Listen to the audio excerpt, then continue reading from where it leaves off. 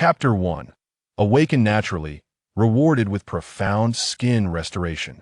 The rhythmic sound of waves gently caressing the shore, accompanied by the system's notification, flooded into Shu He's mind. Ding.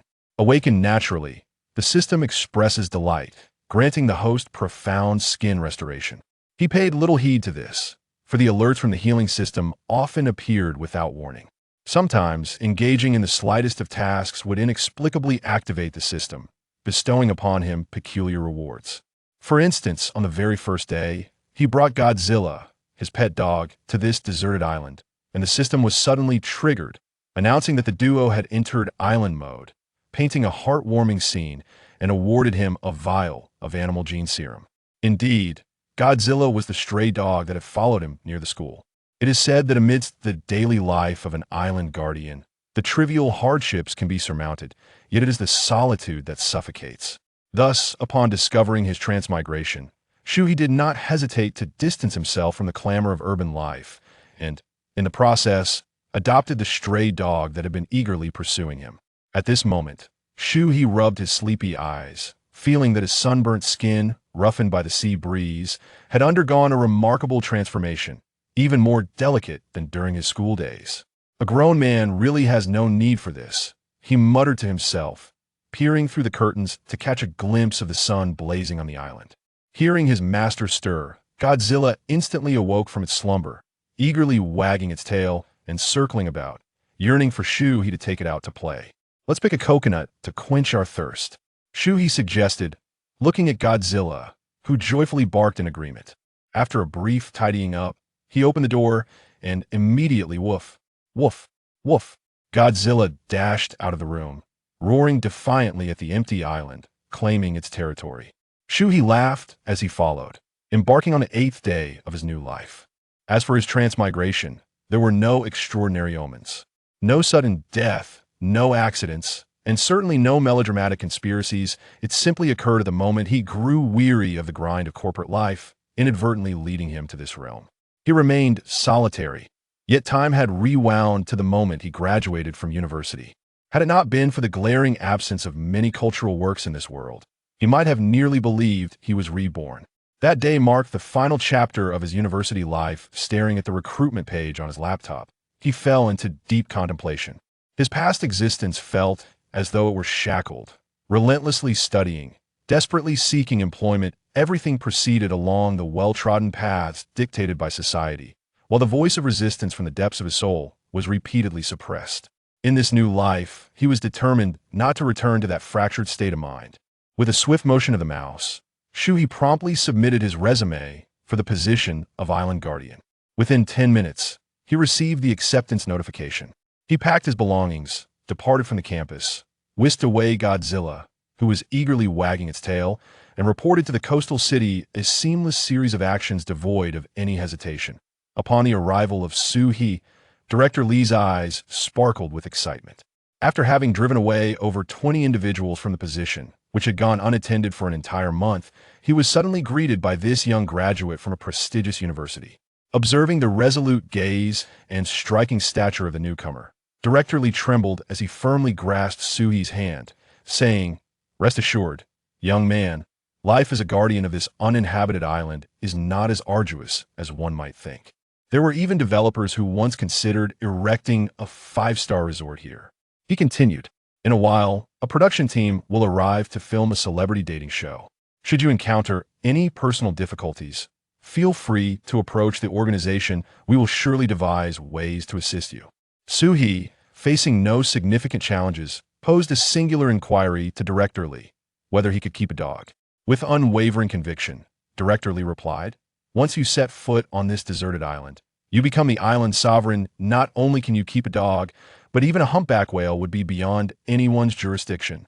Amused by Director Lee's enthusiastic humor, Shu He chuckled. After all, a humpback whale is a first-class protected species in China. If he were to actually keep one, wouldn't the state reward him with an exquisite silver bracelet? Thus, with ease, Shu He embraced his new role as the island's guardian. The uninhabited island, though modest in size, could be traversed in just over 2 hours on foot.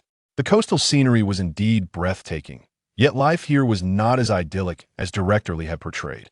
The five-star hotel had only 8 independent sea view rooms before the owner absconded with the funds.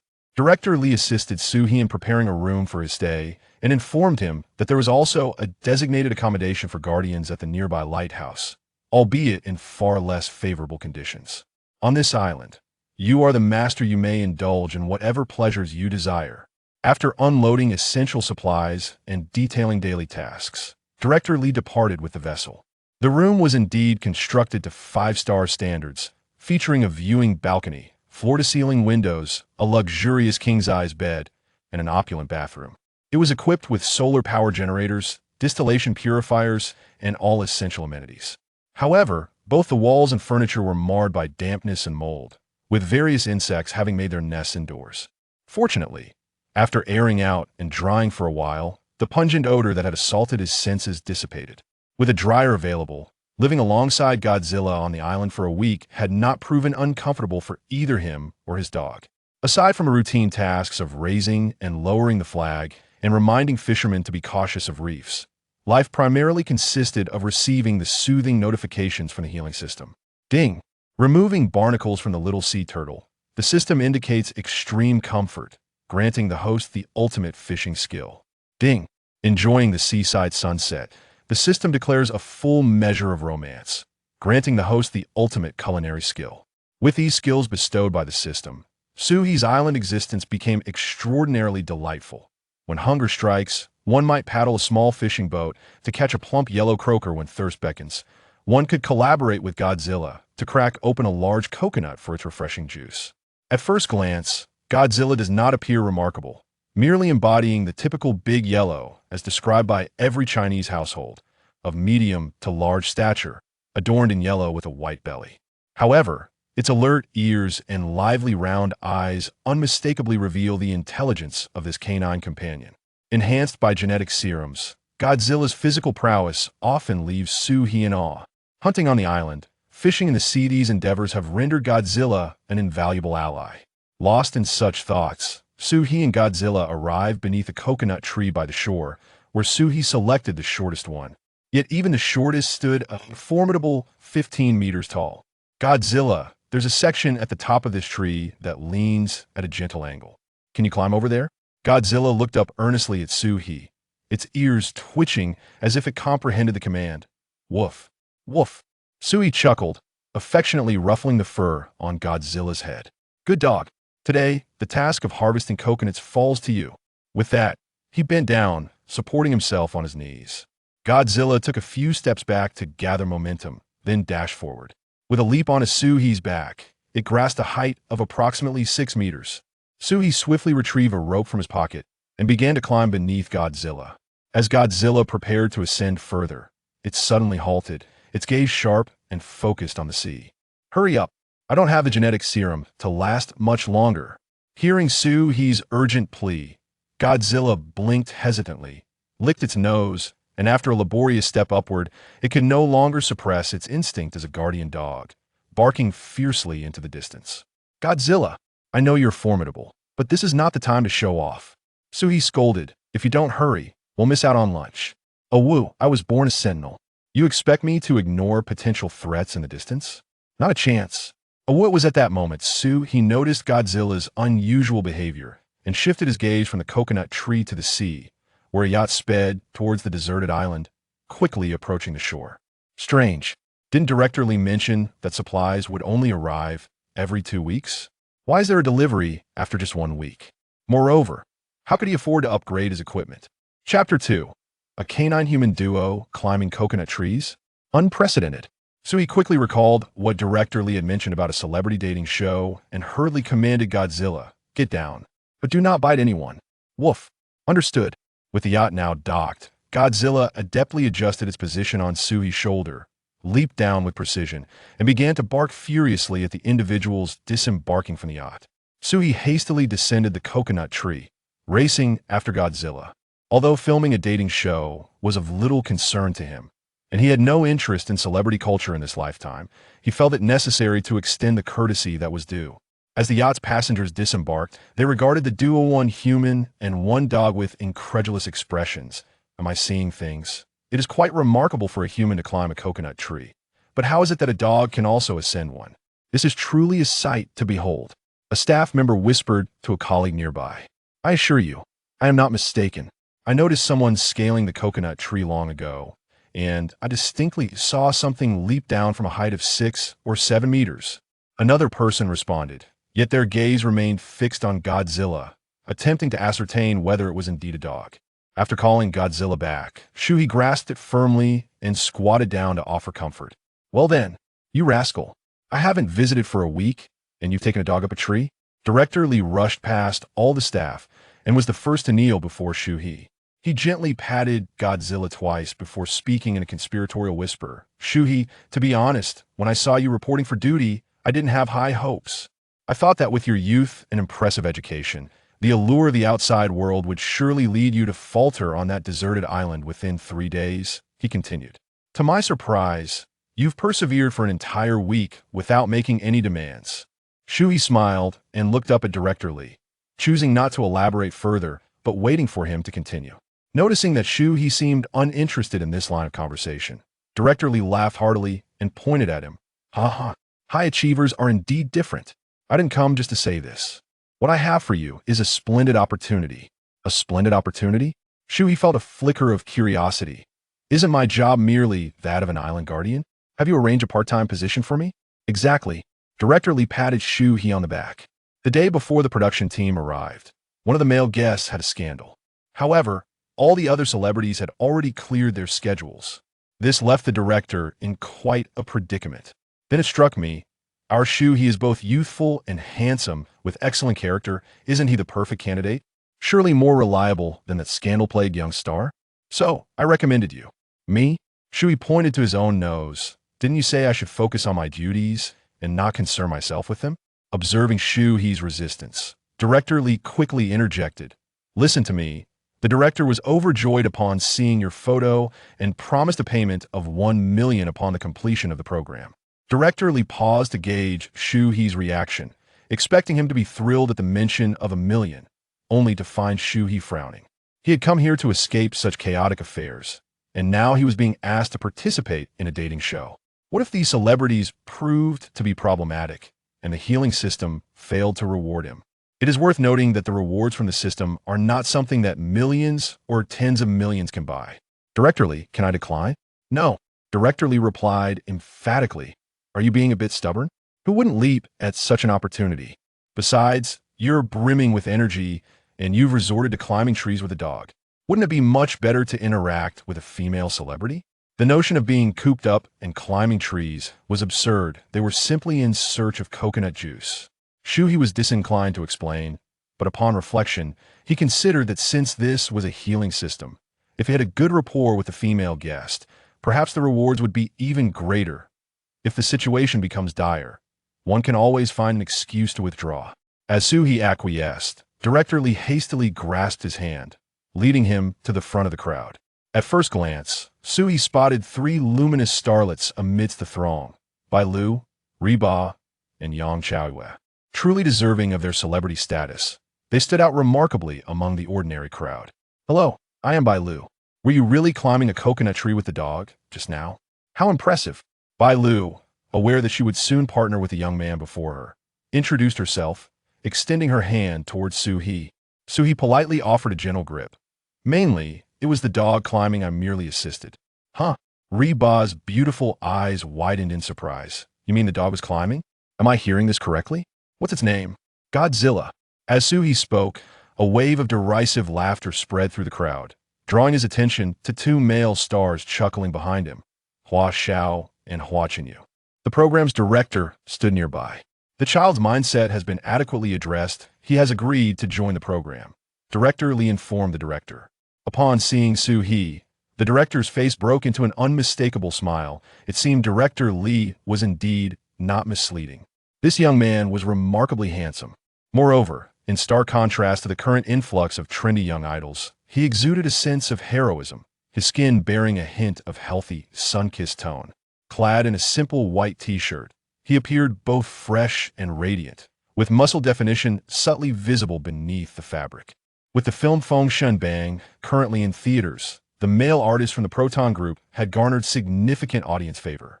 The young man's physical attributes perfectly aligned with the latest aesthetic trends, making him universally appealing. Coupled with his identity as an island guardian and his ability to climb trees with a dog, he was undoubtedly a walking embodiment of viral potential. Upon seeing Shu He for the first time, the chief director emerged from the disappointment of the previous male guest's downfall, his grin stretching from ear to ear. "You've done well, young Sue. At such a young age to become an island guardian and now assisting us in filming a romantic reality show." Sui nodded slightly and smiled. "You flatter me." Polite, of good character, and freshly graduated without any scandal, the chief director felt 100-fold satisfaction towards Shu He. "Our program is quite simple. The guest groupings have already been determined, and there are no complex game rules. You will be partnered with Bailu, guiding her through your daily life as an island guardian. I believe that would be delightful. Should you encounter any difficulties during filming, feel free to contact us at any time. We will also be closely monitoring the live broadcast from backstage." It truly seemed straightforward, and Shu He replied, "I understand. Is it really necessary for such a prominent director to be so courteous to this young man? Is it merely because he is handsome?" The staff whispered among themselves while observing the two converse. Moreover, this opportunity would leave any ordinary person overjoyed, yet he requires the leadership to persuade him. What a display of false modesty. You clearly cannot be a great director. This young man is not only handsome, but can climb coconut trees and has a pet. He is, after all, the island's guardian, another remarked, shaking his head in disbelief. Consider the current artists. Which of them would be more suitable than he? Let us commence. Director Wong concluded his conversation with Shu He and clapped his hands to rally the team. The cameras are set to cover the entire island. Both the drones and the specialized underwater drones are ready for deployment.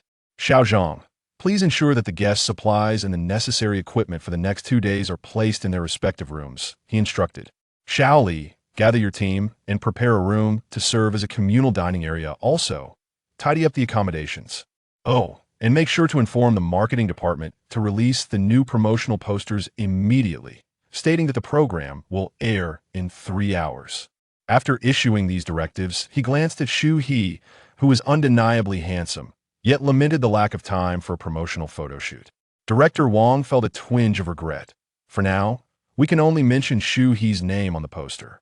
At this moment, the live broadcast channel was already activated, divided into 4 rooms, though the screen displayed only the promotional poster and a countdown to the airing. Eager viewers, having waited patiently, engaged in lively discussions via the barrage of comments. Chapter 3. The production team withdraws from the island. Is this for real? At last, the long-awaited broadcast has commenced. I had thought this show would be postponed due to the unfortunate incident involving a certain individual yesterday. Is the dating show scene truly this competitive now? A full 24-hour live stream, devoid of a script, and set on a deserted island? Anticipation mounts. I wonder if these precious celebrities can manage the rigors of wilderness survival. Who is the enigmatic Shu He mentioned on the promotional poster? Could it be that in light of my brother's misfortune, they have hastily enlisted an ordinary person as his replacement? With my brother's fall yesterday and a seemingly random individual emerging today, does the production team not feel a pang of conscience? The team seems eager to utilize your precious dove. Alas, it appears your dove is likely busy in navigating the island alongside the developer, perhaps stitching together a new tale. It must be a unique twist of fate. In any case, I refuse to accept Shu He, Riba Bailu, and Yang Jinli, each a top-tier star. How can they simply pair a random person with them for a dating show? Who do they think they are looking down upon? I sincerely hope Riba is not grouped with that ordinary individual. It would be utterly disgraceful. As the broadcast time draws nearer, the frequency of comments increases dramatically. The sudden appearance of an unfamiliar name on the poster has not garnered much enthusiasm for netizens. Director Wong, upon grasping the situation, can empathize. What the audience desires is to see celebrities, much like how web novels gain meager traffic by appealing to fandom. However, Director Wong still harbors high hopes for Shu He. For in this age of clichés, an underdog captures attention far more effectively than the established elite. At this moment, the staff on the island are wrapping up their preparations, with Godzilla proudly assuming the role of overseer. Director Wong, is this level of tidiness sufficient? I fear the artists may find it overwhelming. He stepped into the communal dining area, observing the weathered walls, unable to suppress a frown. After all, this was once a five-star hotel, and we have provided ample resources. It should be maintained to a certain standard, having invested so much to host them. We cannot afford to lose the wilderness survival aspect. As Director Wong's hand brushed against the cobweb, his tone softened involuntarily. Let us take care of those nesting insects. Given these conditions, I truly wonder how that young man has endured. Time has surpassed noon, and the shadows of the trees on the island begin to stretch. The white sandy beach is devoid of litter, save for scattered, glimmering seashells. Nearby, waves crash against the rocks on one side of the deserted island, sending sprays of water into the air. In the distance, the horizon meets the sky, a radiant azure hue that instills a profound sense of tranquility within. However, apart from Shu He, the other guests are disinclined to appreciate this picturesque scene. Though they have engaged in some mental preparation, the reality of their living conditions still leaves them feeling disheartened. Seizing the moment while the staff remain present, the guests hastily begin to organize their accommodations for the month ahead. Shu He and Godzilla's stomachs grumble in unison, and upon seeing Director Wong and the staff departing from the communal dining area, he surmises that matters have been settled. The dining utensils that I had previously placed in my room were also collected by Director Lee and moved to the communal dining area. According to him, this was done not only to help Shu He integrate into the group, but also to take advantage of the high-quality ingredients provided by the production team. His level of concern rivals that of a parent. Just as I entered the dining hall with Godzilla, Director Wong was outside, holding a loudspeaker announcing, "Everything on the island is nearly prepared. The live broadcast will commence in 10 minutes. Everyone, please gather." Reluctantly, Shu He led Godzilla, who was clenching a dog bowl in his mouth, to the shore for assembly. Hua Xiao and Hua Chenyu were still complaining to Director Wong about the environment, while three female artists, upon seeing Godzilla, rushed over to pet him, much to the dog's delight. The conditions here are far superior to what was outlined in the contract. You all agreed wholeheartedly back then. If it were truly as dreadful as you claimed, how could Shu He have endured it? He is even younger than all of you.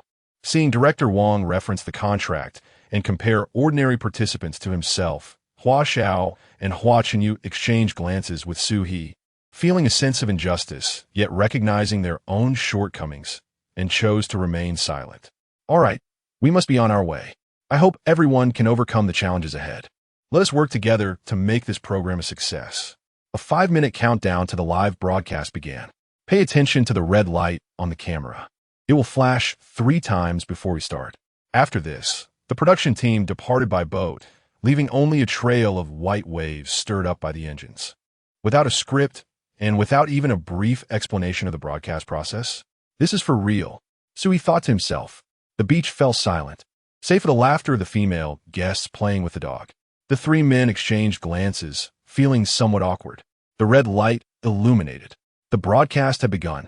Hua Xiao was the first to notice the camera, immediately donning a warm smile alongside Hua Chenyu.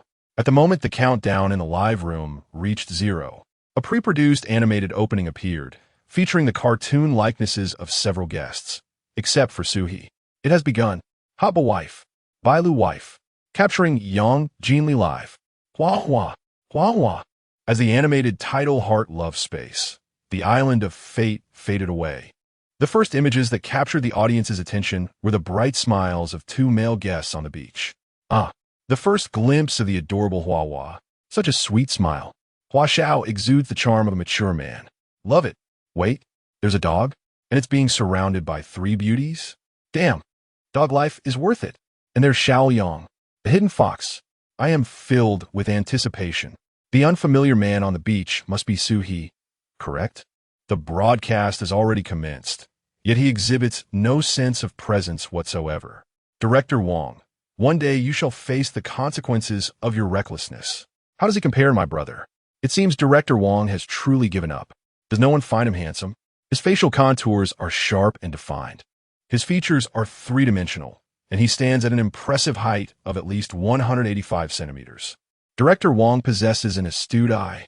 The more I observe this ordinary person, the more charming he becomes. I shall express my admiration first.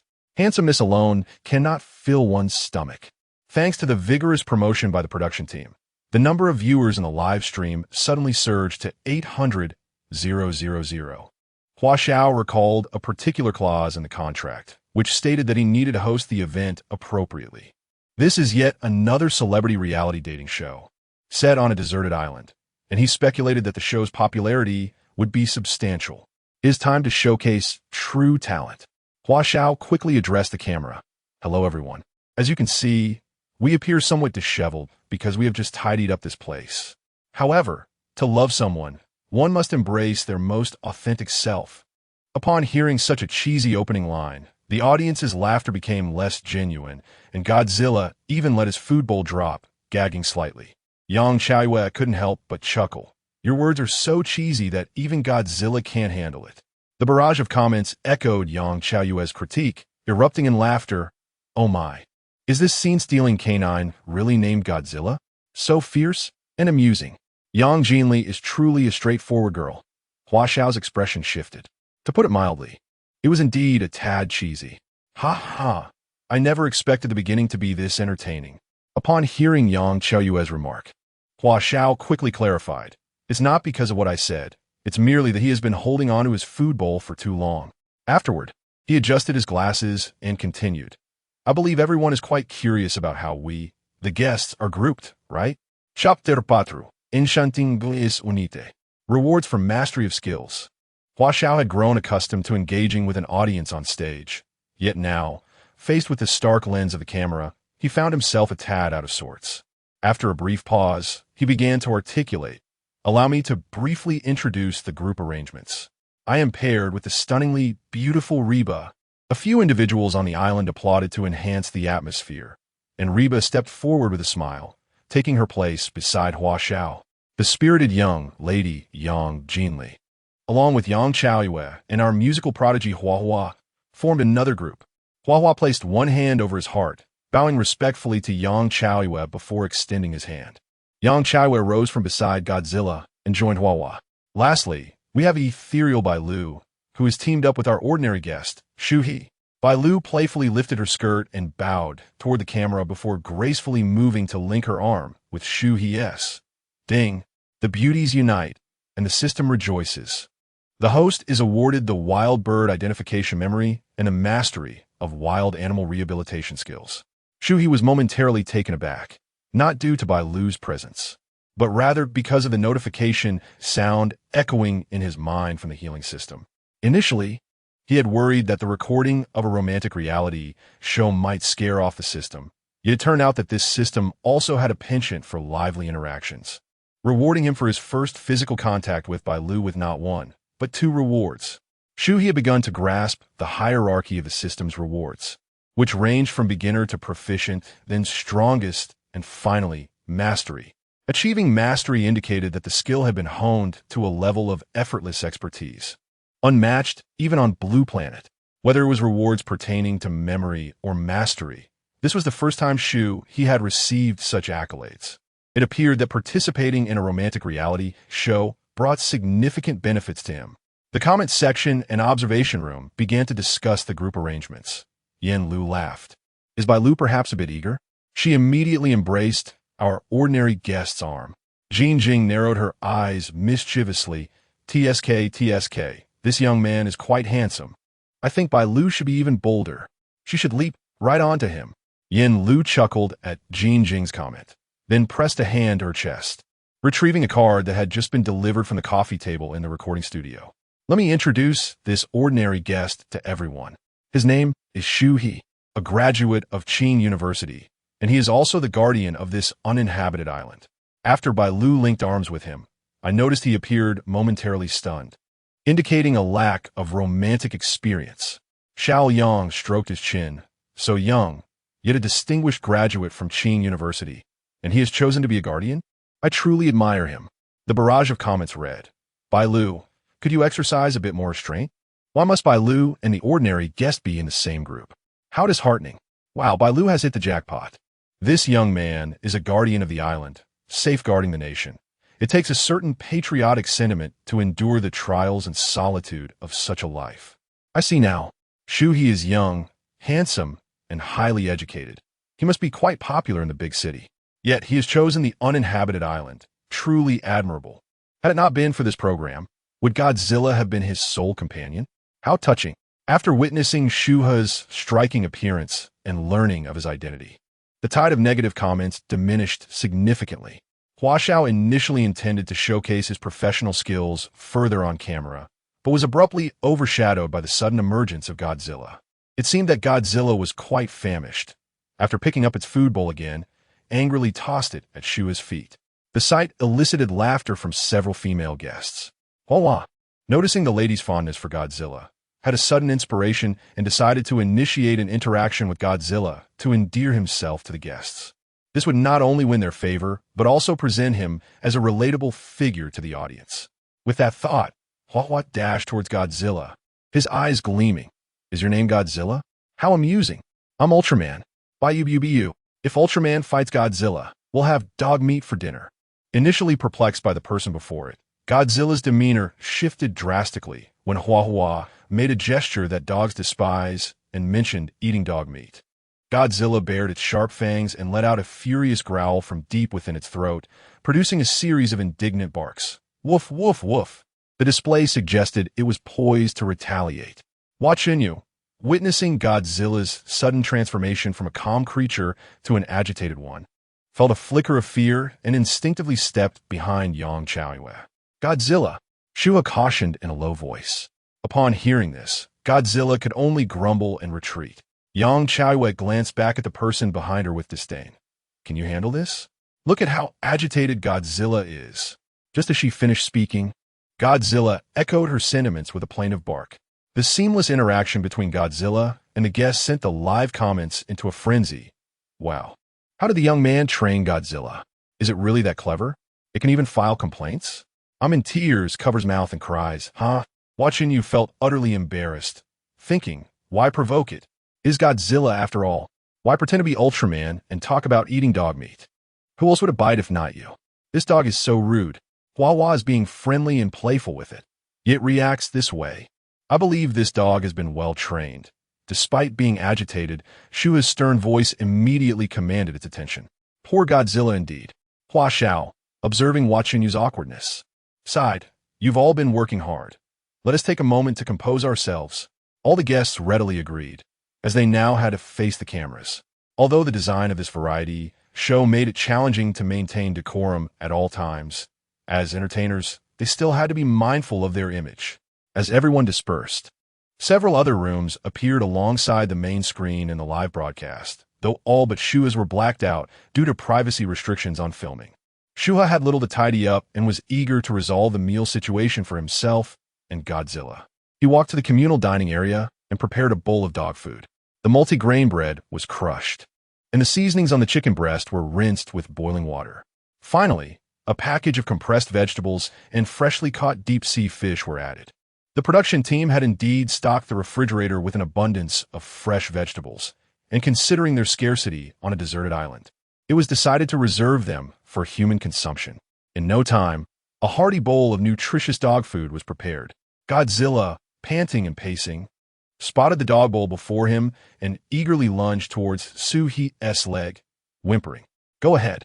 Following the command, Godzilla inhaled the food with fervor, while Shu He began to prepare his own meal. It was already afternoon, and hunger gnawed at him, leaving him with no choice but to whip up something simple. At that moment, a knock echoed at the door. May I come in? Turning around, Shu He saw Bailu standing at the entrance in a refreshing white dress, her fair skin seemingly radiating light.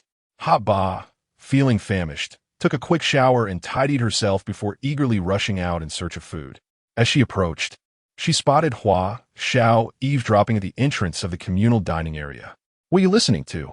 You could just push the door and go in, she remarked. Sure. Hua Xiao pressed his finger to his lips and whispered to Ba. There are people inside, and I'm not sure what they're up to. Listen. Ba regarded him with suspicion, yet her curiosity was piqued. Imitating Hua Xiao, she leaned in closer. Woman, aren't you moving a bit too fast? Going too quickly can create foam. Man, it might at first, but it's fine afterwards. Woman, really? Ba and Hua Xiao exchanged glances, both intrigued by the conversation. Chapter 5. Yangshan Noodles versus Premium Steak. What does the gap mean? The audience in the live streaming rooms of He and Xiao were somewhat perplexed upon overhearing the conversation within. Who are they inside? What are they discussing? Is the action that leads to foam the one I'm thinking of? I seem to have discerned another layer of unspeakable meaning. Otherwise, why would there be foam? You all have such dirty minds. Many things can lead to that, like brushing one's teeth. Brushing only increases the foam. It is impossible for it to start with some and then diminish. Is the live dating show this sensational? They dive straight into the topic. He and Xiao exchange glances, completely bewildered about what the two were doing inside. If they just walked in, what if they stumbled upon something inappropriate? Yet, if they didn't enter, both were starving, their eyes glimmering with hunger. Just as they hesitated, the door swung open from the inside. There stood Bailu, her cheeks stuffed full, holding a bowl of noodles, gazing blankly at them. I was just about to call you," she exclaimed, hastily chewing and swallowing. Shu He's Yangshan noodles are absolutely divine. They surpass all the delicious foods I have ever tasted combined. You must come and try. He and Xiao simultaneously exhaled a sigh of relief. But recalling what the two had just mentioned about cooking noodles, they felt a slight alleviation of tension. Realizing she had overthought the situation, He's face even flushed a bit. "So, you were just cooking noodles?" Bailu, puzzled, replied, "Yes. It smells so good, really." So he said that stirring the noodles makes them more chewy. "Come in and eat." With that, she lifted her chopsticks and took another bite. He comprehended entirely. It was merely the act of stirring the noodles. Gulp. Seeing Bailu eat with abandon, she couldn't help but swallow hard herself. "Shu He, is there any more? May I have a taste?" With that, she and Xiao stepped into the dining area. "Of course. It's in the pot. Serve yourselves as much as you like." Upon noticing that Shu He also held a bowl of noodles, the online comments expressed disappointment. "What? I've thrown away my pants. And you tell me they're just eating noodles inside? I thought I was finally going to witness a sensational twist. We must have overly vivid imaginations. The netizens are quite the characters, haha. Even with a moment's thought, it's unlikely for things to progress so quickly on the show. Such impulsiveness." Hiba rushed to the pot to take a look. The light broth was sprinkled with scallions and a drizzle of oil, appearing just like ordinary Yangshan noodles. How could Bailu find them so delectable? Perhaps she was simply too hungry. Xiao approached, casting a disdainful glance into the pot. "Hiba, you're quite vigilant about managing your weight, aren't you? I brought premium imported steak for you, and I've even prepared some fine vintage wine." With that, he shot a glance at Shu He, feeling incredulous that this young man was being compared to himself. "I serve the female guests premium steak and fine wine, while he serves them plain noodles. Today, I will show everyone the true meaning of disparity." Upon hearing Xiao's words, the barrage of comments erupted in praise. Xiao has truly put his heart into this. He has brought so much food. This is the charm of an older man. Who wouldn't want to savor steak and sip red wine while enjoying the scenery? The spring noodles seem rather humble in comparison. There's simply no contest. Shu He, being the guardian of the island, wouldn't even spare fresh vegetables for Godzilla, let alone procure steak. Bailu, following this ordinary person, is likely to endure some hardships in the coming days. Reba is so fortunate, simultaneously graced by both the goddess of beauty and the goddess of fortune. Upon hearing Xiao's suggestion, Reba felt elated. But as a foodie, she didn't believe that a mere slice of steak could satiate her. "I eat steak. And I eat noodles too." With that, she proudly placed her bowl of noodles on the table, sitting upright in anticipation of the steak. Xiao was momentarily taken aback, feeling a twinge of irritation. Was it too much to ask for these people to appreciate quality in their lives? What caliber of dish could spring noodles possibly hold against his steak? However, he soon reconsidered. Perhaps allowing her to compare the two was beneficial. Xiao rolled up his sleeves, unwrapped the imported steak, and busied himself with heating the oil. In a moment, when it's done, you two must also have a taste. This steak costs over 800. Shu He said nothing, setting down her bowl and preparing to leave the communal dining area. Bailu, with noodles hanging from her mouth, anxiously inquired, "Where are you going?" Shu He patted the dog's head. I'm going to join Godzilla to pick a few coconuts to chill for the afternoon heat. Wait for me.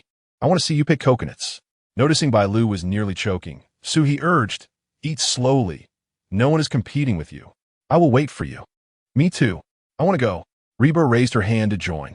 Shu He nodded, reluctantly sitting back down. Godzilla, observing the scene, let out a long sigh and lay back down. Hua Xiao plated the steak, sprinkled some black pepper, and finally added a sprig of herbs for flavor. Proudly, he brought over 3 portions, distributing them to Bailu, Reba, and himself. Shu He, you don't want any, do you? As he spoke, he opened a bottle of red wine. Shu He scoffed internally, thinking, you don't even bother to make any for me. Yet you pretend to ask if I want some? Although she had already filled up on noodles, she felt compelled to put Hua Xiao with his pretentious demeanor. In his place, I didn't say I don't want it. I also want to eat steak. Watching Hua Xiao's action to pause while opening the wine, his face stiffened, leaving Shu He amused. After all, Hua Xiao had previously extended a generous invitation to Bailu and Shu He to taste the meal, and now he had no choice but to return and prepare a premium steak for Shu He. I would like it medium rare. Upon hearing Shu He's bold request, Hua Xiao inwardly cursed. I've just washed the pan, and now I have to cook for this ordinary person. And to top it off, I have to open another bag of steak. Medium rare, really? You'll be leaving blood on my plate. However, with both female guests before him, he could only begrudgingly serve a steaming plate of steak to Shu He. Reba, eyeing the delectable dish, eagerly dug in. She cut a piece of steak and placed it in her mouth. This is truly delightful. I never expected Hua Xiao to possess such culinary skills. Upon hearing this, Hua Xiao's lips curled into a subtle smile as he approached the dining table, swaying the glass of red wine in his hand while gazing at Bailu. Sensing his gaze, Bailu made an effort to set down her bowl of noodles and hastily sampled a piece of steak, exclaiming, "It's good." Afterward, she resumed her indulgence in the noodles. Hua Xiao placed his wine glass on the table with a serious demeanor, inquiring, "What do you mean by good? Is it not palatable?" Bailu hurriedly clarified, "It's delicious, truly. It's just, I'm not accustomed to it." Not accustomed to steak? Hua Xiao scoffed incredulously. Bailu, do you even understand gourmet food? Look at Reba. He turned to Reba, only to discover that she had taken just one bite of her steak, her entire face buried in her bowl of noodles, savoring the broth with great delight. In less than 2 minutes, her bowl was nearly empty, and with a contented burp, she exclaimed, this is extraordinary. To transform such a simple bowl of noodles into this. Is it even scientific? Shu He, you must teach me. Reba was taken aback, realizing that the noodles made by Shu He were indeed as delectable as Bailu had described, surpassing all the delicious dishes she had ever tasted combined. What appeared to be plain was, in fact, rich with flavor and freshness. Each strand of noodle was infused with the essence of the broth, while the accompanying ingredients were exceptionally refreshing. In contrast, the flavor and texture of the steak seemed rather monotonous. I wasn't lying to you, was I? Bailu observed Reba's expression, knowing they shared connection. Shu He, how on earth can you make such simple noodles taste so fresh? Eating a bowl is simply blissful. Is it really that exaggerated? Shu He, casually feeding Godzilla snacks, replied nonchalantly, typically, you should mix the seasonings in the bowl before adding the noodles. But I was too lazy to prepare several bowls, so I just tossed all the seasonings into the pot. If we're talking about freshness, it's probably due to my homemade shrimp roast soy sauce, she added. Reba, wiping her mouth, chimed in, you even make your own shrimp roast soy sauce? It tastes this good just by throwing it in a pot? You must be the culinary genius everyone speaks of. At that moment, Bailu joyfully clasped her hands together, exclaiming, so, I can enjoy Shu He's delicious cooking for the next few days. I am so fortunate. Thank you, production team. Meanwhile, Hua Xiao, feeling neglected, frowned, his eyes betraying a palpable sense of restrained dissatisfaction. Chapter 6. Is it very cold? Why Shu He wore pants? As the individuals in the restaurant harbored their own private thoughts, Yang Chaoyue and Hua Chenyu entered, clutching their stomachs.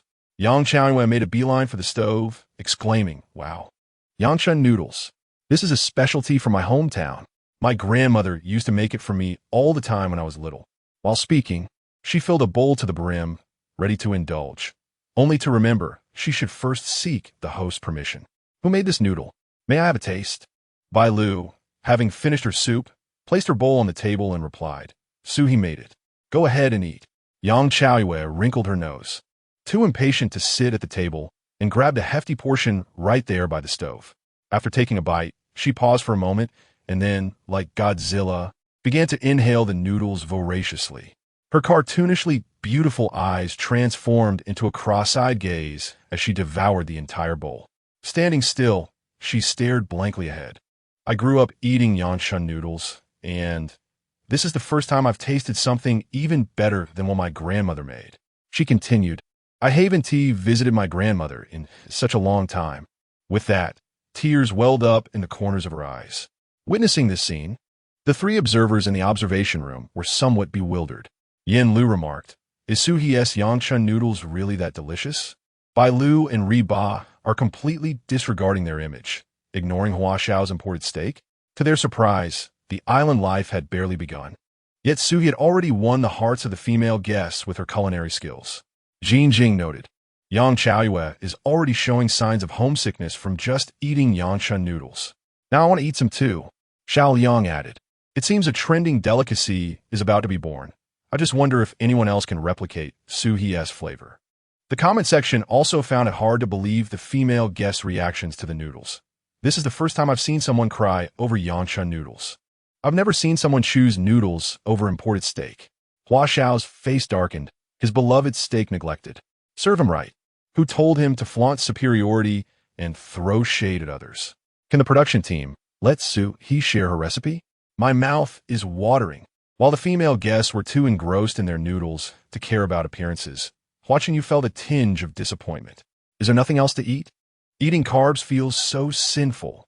After saying this, he noticed the leftover steak from Shu He, Bailu, and Ba on the table. Wow, there is steak? I want to eat steak. Shu He, with a plate of medium-rare steak untouched, directly pushed it toward Hua Chenyu. I just remembered you hadn't eaten yet. So I reminded Hua Xiao to cook an extra plate for you. Seeing someone help themselves to the steak, Bailu and Ba quickly pushed their plates toward him as well. You can have it. We're going to watch Shu He pick coconuts. I'll go too. Yang Chaoyue e greedily volunteered.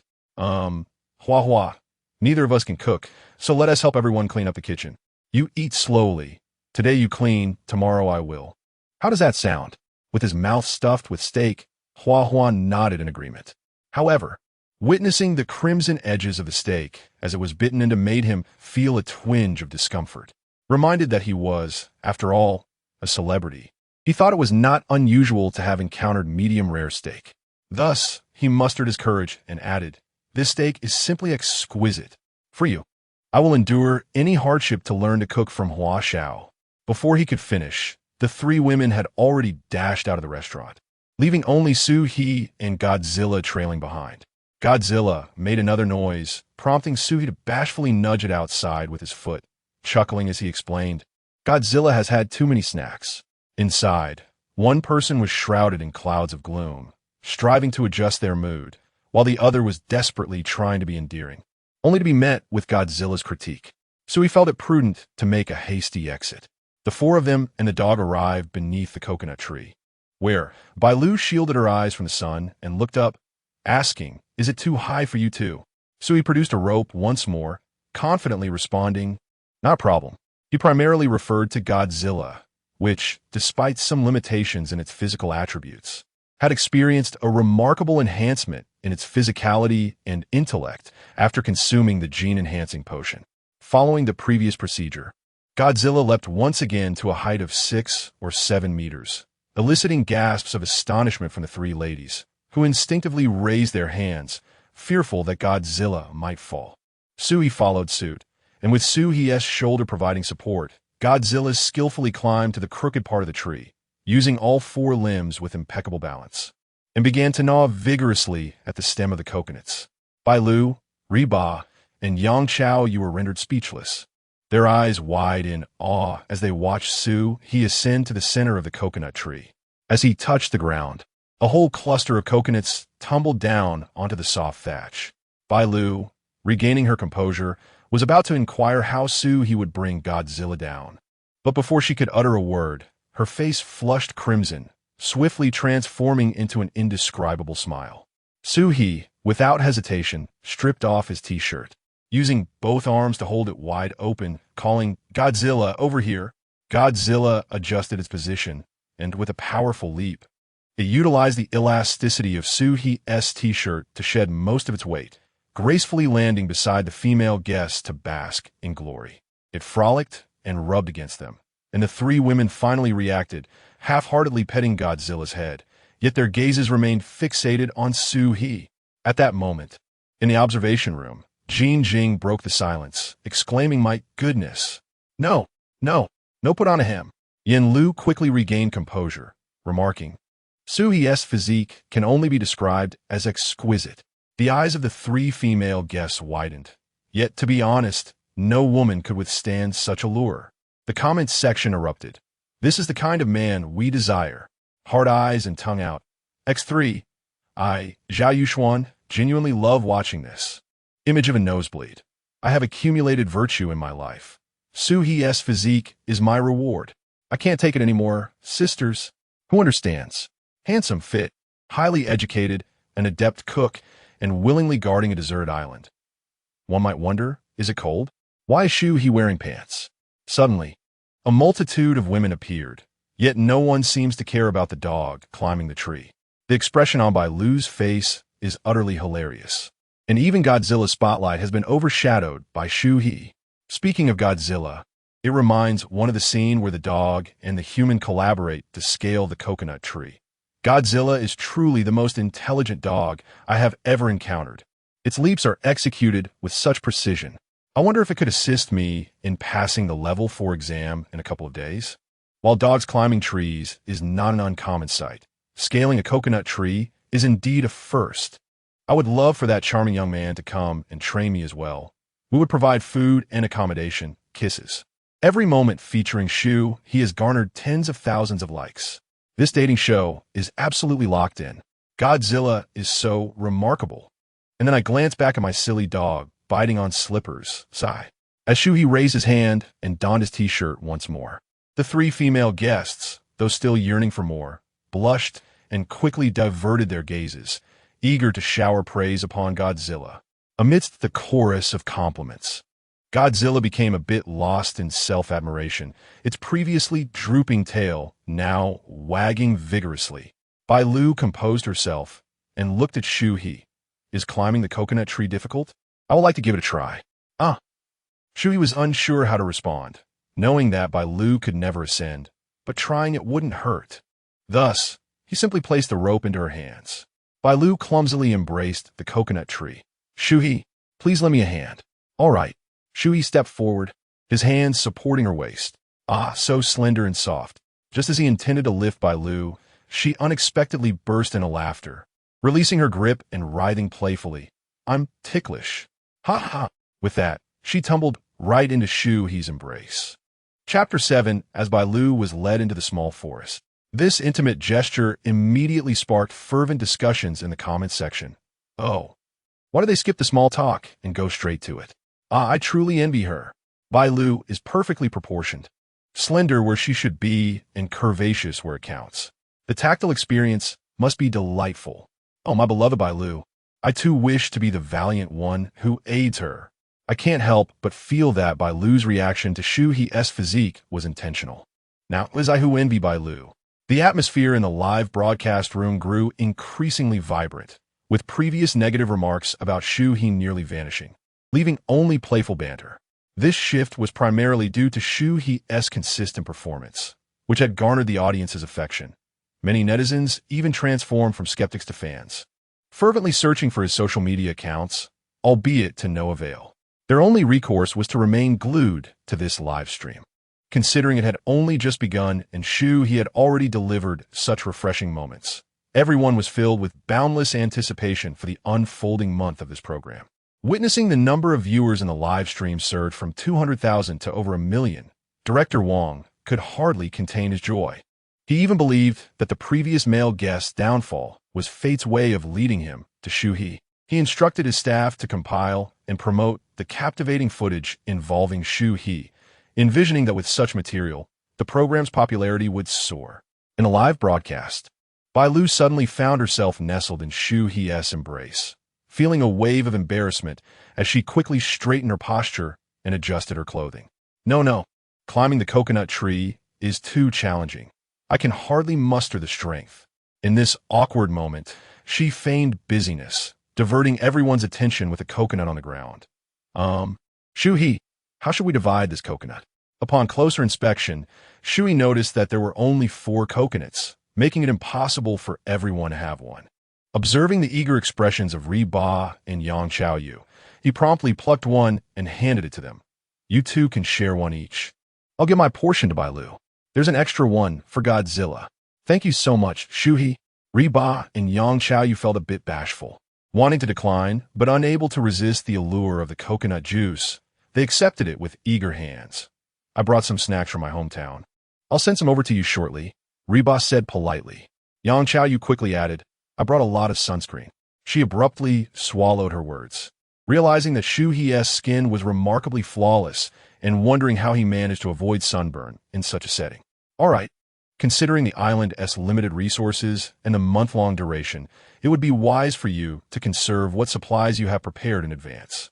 After distributing the coconuts, Shu He continued, according to what Station Master Lee informed me, the production team will not provide any supplies in the interim. That is the case. However, it's all right. Shu He, we can share one. Bailu proposed. Let us put these in the refrigerator right now. Everyone readily agreed. On a sweltering day, the prospect of sipping chilled, fresh coconut juice filled their hearts with unparalleled joy, prompting them to merrily stroll towards the dining hall. Reaching the entrance first, Ba pushed the door open and turned back with a smile, saying to the others, the fridge is stocked with plenty of food. I wonder if we can fit the coconuts in. However, upon stepping inside, she was taken aback. There, she beheld Hua Chenyu and Hua Xiao busily rearranging the items in the fridge, neatly placing each dish on the dining table in an orderly fashion. Seeing the group return, Hua Xiao rubbed his hands together and began to explain, You see, I believe that knowing how to cook is a crucial element for survival on a deserted island. Coincidentally, Hua has expressed a keen desire to learn, and I learned that none of you female guests are proficient in cooking. Thus, we meticulously prepared a culinary training session this afternoon, with me as the instructor. What do you think? Observing the 4 individuals and a dog rendered speechless, Hua Xiao shyly chuckled. The inspiration for this idea had come from Hua's insistence on learning to cook and not wishing to share a room with a man. He decided to include the female guests as well. This would not only allow him to cultivate the image of a revered teacher, but also compensate for the previous culinary display that had fallen short. With nothing else planned for the afternoon, he envisioned seizing the opportunity to engage in animated discussions while effortlessly showcasing his skills. Surely, the female guest would be utterly charmed. I know Shu He can cook, so she need not participate in the training, he stated. Shu He sighed in relief. But upon hearing this, Bailu quickly interjected, Well, if Shu He doesn't need to, then I am in her group, so I won't participate either. This also helps us conserve our ingredients, right? After saying this, she nudged Shu He with her elbow. Shu He, bewildered, thought to herself, why drag me into this if you want to skip class? However, considering they were in the same group, she played along. I'll guide Bailu in understanding the geographical surroundings. I want to learn about the geography, too, Yang Xiaoyu exclaimed, raising her hand eagerly.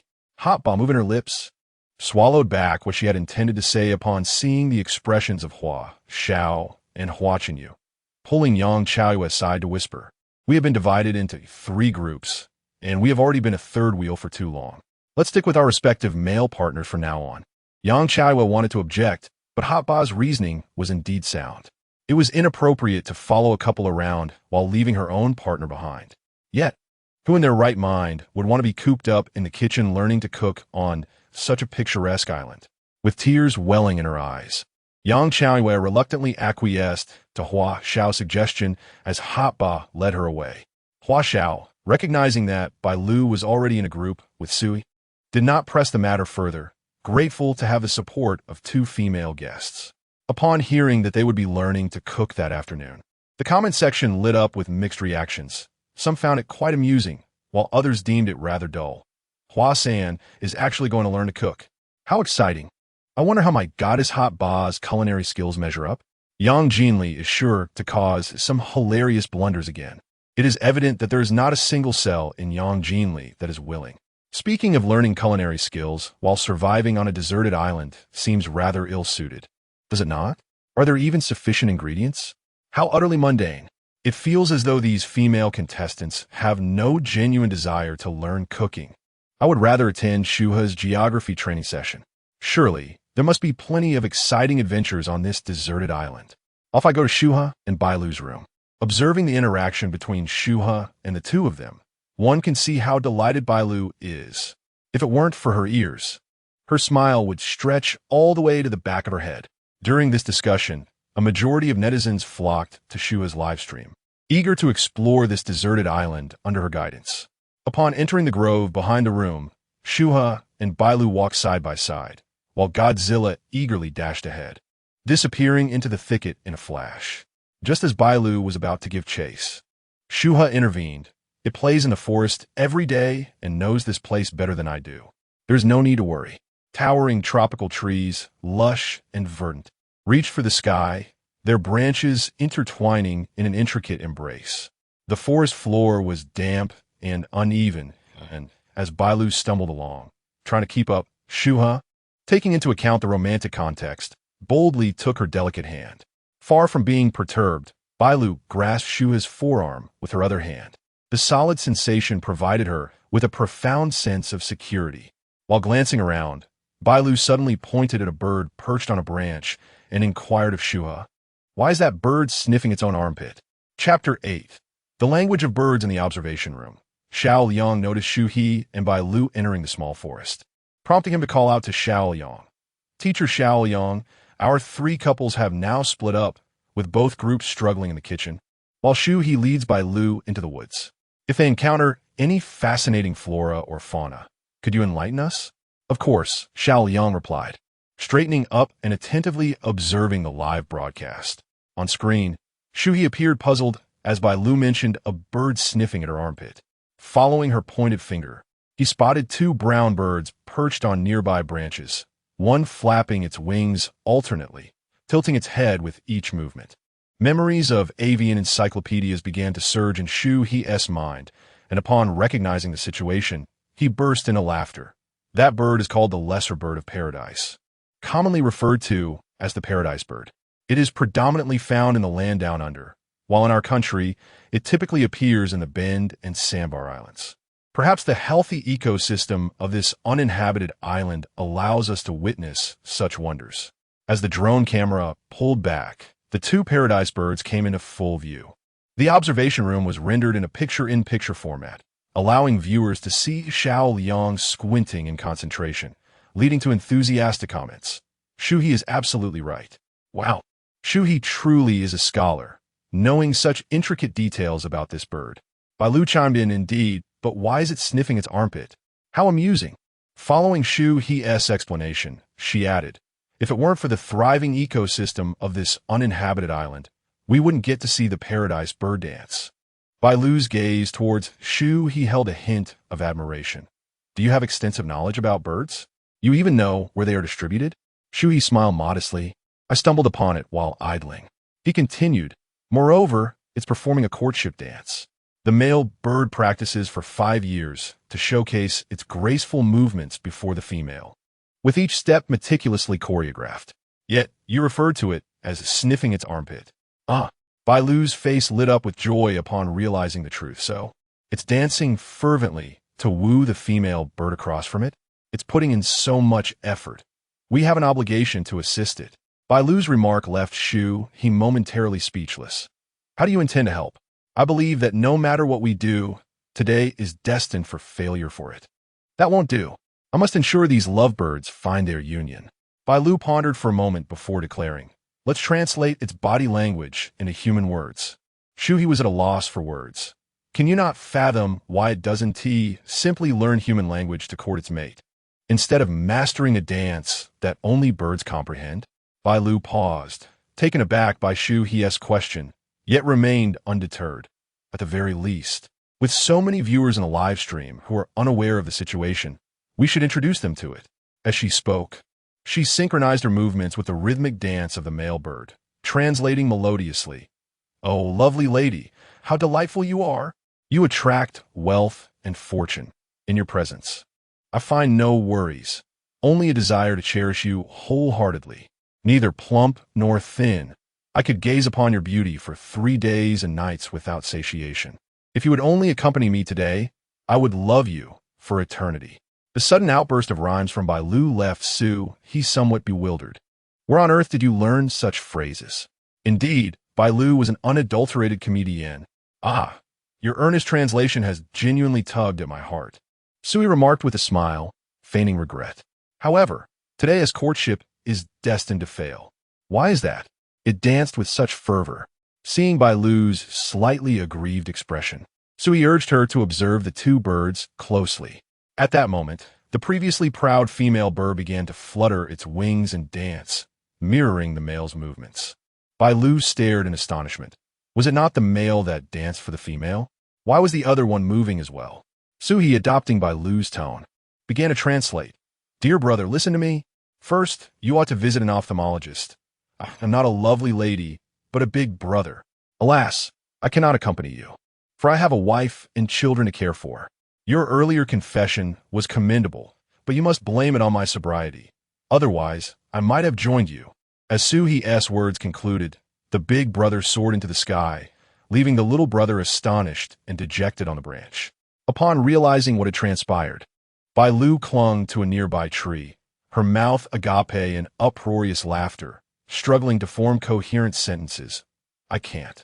I'm dying of laughter. It's too much for my stomach. Are there two male birds?" Sui nodded earnestly. Bailu collapsed to the ground in fits of laughter, unable to rise. "No wonder you said it wouldn't work out. Ha ha!"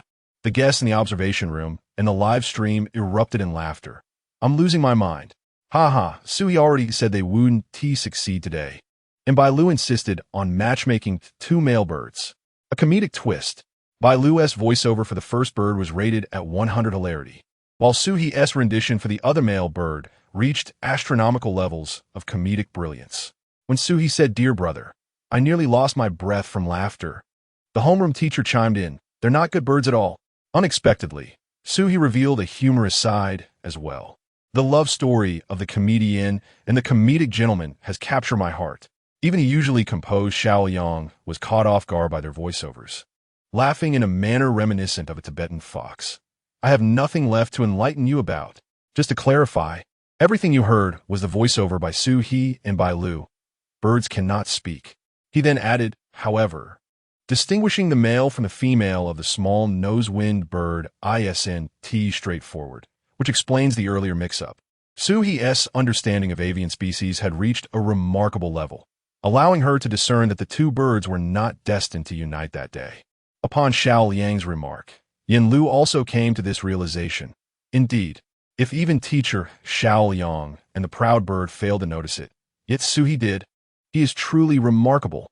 As she spoke, she brushed away the tears of laughter from the corners of her eyes. "Oh dear, these two are simply delightful. I truly feel a flutter in my heart, having someone to share laughter and madness with. Could this not be the finest embodiment of love?" Jean Jing nodded thoughtfully, pursing her lips. "Quite right. Although they are merely playing, I can perceive the affection. This group is so joyful. I wonder how those learning culinary skills are faring over there." The observation room switched the feed to another room, revealing Riba and Yang Chao, you both pouting, with Ri drenched in sweat and both covered in various sauces.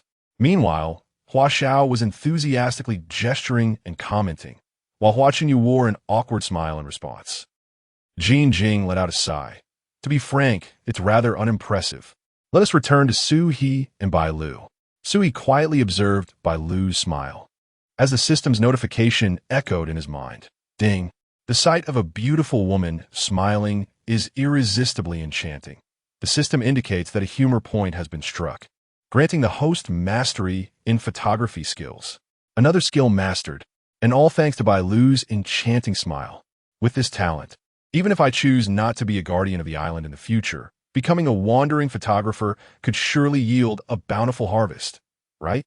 While lost in thought, Bailu's smile gradually faded as she looked earnestly at Shu He. "Being with you brings me such joy." The unsuccessful courting bird is still there. Shall we take a picture with it? With that, she retrieved a mirrorless camera from her skirt pocket. Chapter 9. A memorable photograph. Mastering photography. Upon hearing Bailu's suggestion, Shu He leaned slightly closer to her. Bailu flipped the screen, raised one hand to hold the camera, and gestured a peace sign with the other, inadvertently resting her head against Shu He's shoulder. Yet, despite their efforts, the bird of paradise behind them remained elusive to the lens. It's your turn, Shu He. Your arms are a bit longer. I want to capture the bird of paradise, Bailu urged, handing the camera over to him. Taking the camera, Shu He began to adjust its settings using the photography skills awarded by the system. The bird's unpredictable movements and swift speed necessitated the manual adjustments that Bailu's mirrorless camera allowed. To ensure the bird of paradise remained in sharp focus, Shu He activated the burst shooting mode, increased the shutter speed, and adjusted the aperture and ISO to meet the exposure requirements. Finally, he turned on the flash to enhance the lighting. All right, Shu He announced, and the two readjusted their poses. Click, click, click. The once exuberant bird of paradise now appeared somewhat dejected, its head drooping, perhaps contemplating the earlier scene. Suddenly startled by the camera's flash, it realized that the humans were attempting to take its picture. I didn't even get a mate, and you want to capture this moment? How rude. In a fit of exasperation, the bird of paradise spread its wings and flew toward the camera. As Bailu noticed it approaching the lens, her expression shifted from a charming smile to one of surprise. She pointed at the flip screen, turning her face toward Shu He. It's coming. The picture is so clear. The camera continued to shoot in rapid succession. Suddenly, a chilling sensation reached Bailu's fingertips. Fresh bird droppings had accurately splattered onto the camera lens, with some even landing on her outstretched fingers. Seeing this, Shu He quickly grasped a corner of the camera and began to wipe it down with tissues and disinfecting wipes he had on hand.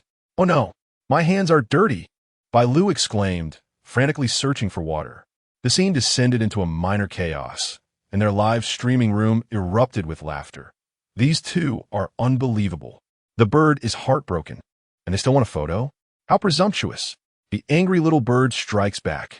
I can't stop laughing. The bird of paradise had certainly been playfully tormented by them today. It even knew to aim for the camera. The animals on this deserted island have become quite clever. How amusing.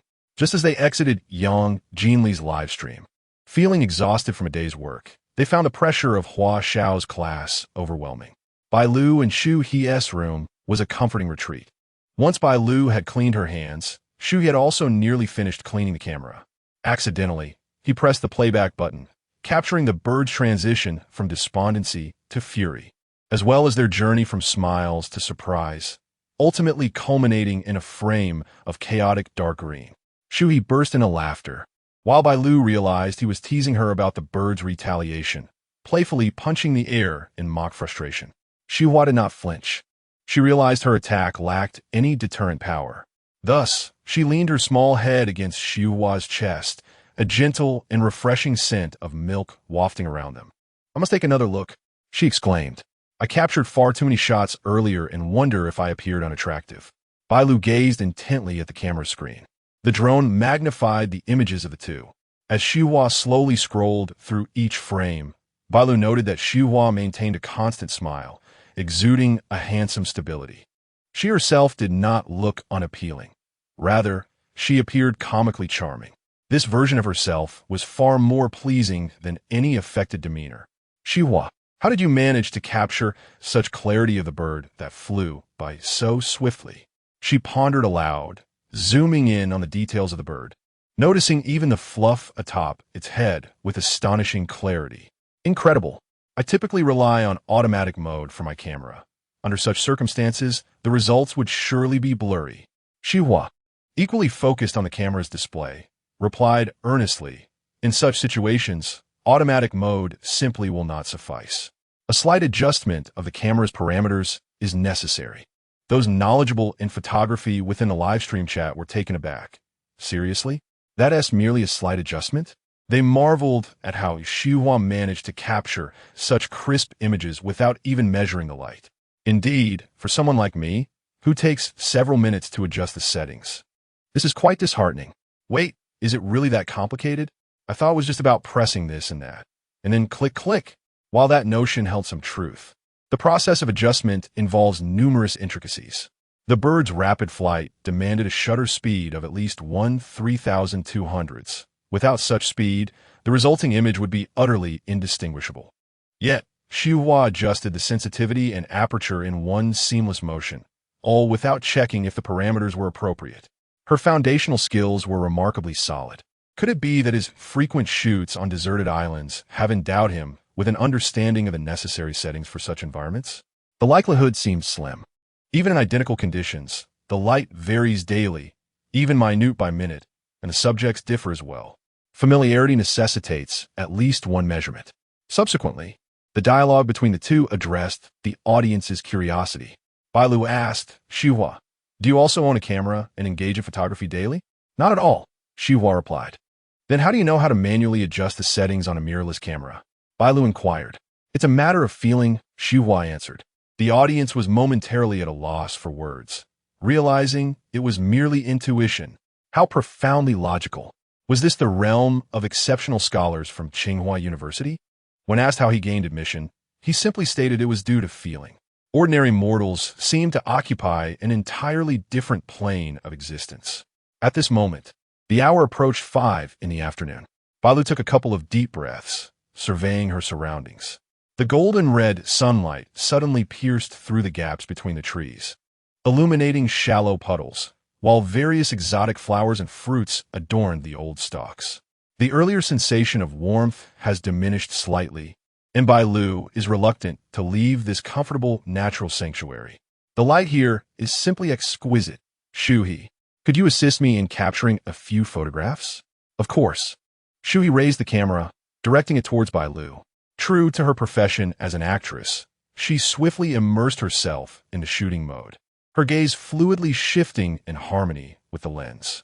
A gentle glow of twilight enveloped Bailu, rendering her adorned in a flowing white dress, akin to a woodland sprite. Shu He quickly adjusted the settings, capturing several frames without measuring the light. All set. He handed the camera back to Bailu.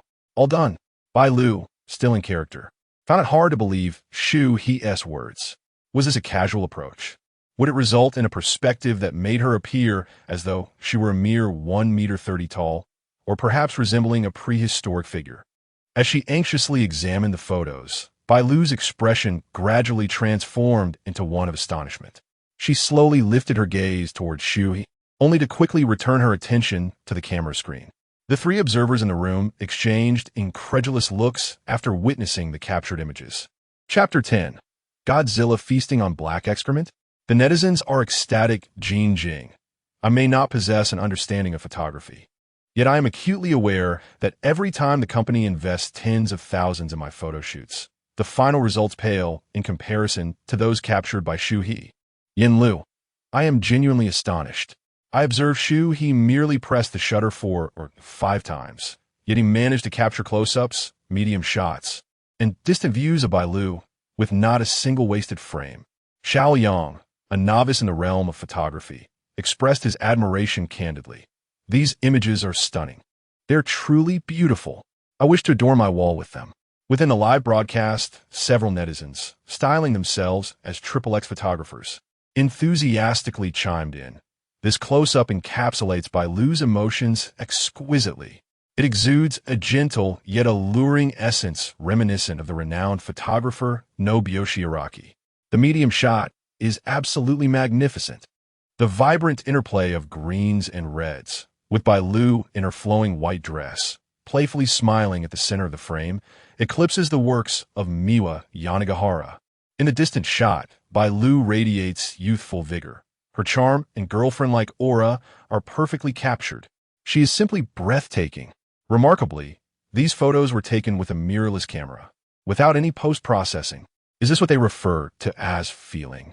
I am truly impressed. It is no exaggeration to assert that each image is worth at least 100,000.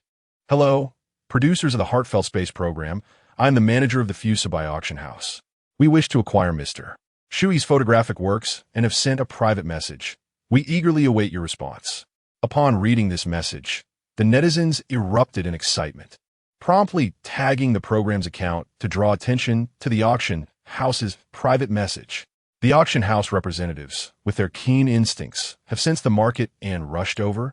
It appears that Shu He, with his feeling, has casually taken photographs that have attracted the interest of an auction house. It seems the young man is not lacking in funds. His role as a guardian of the island is purely for passion.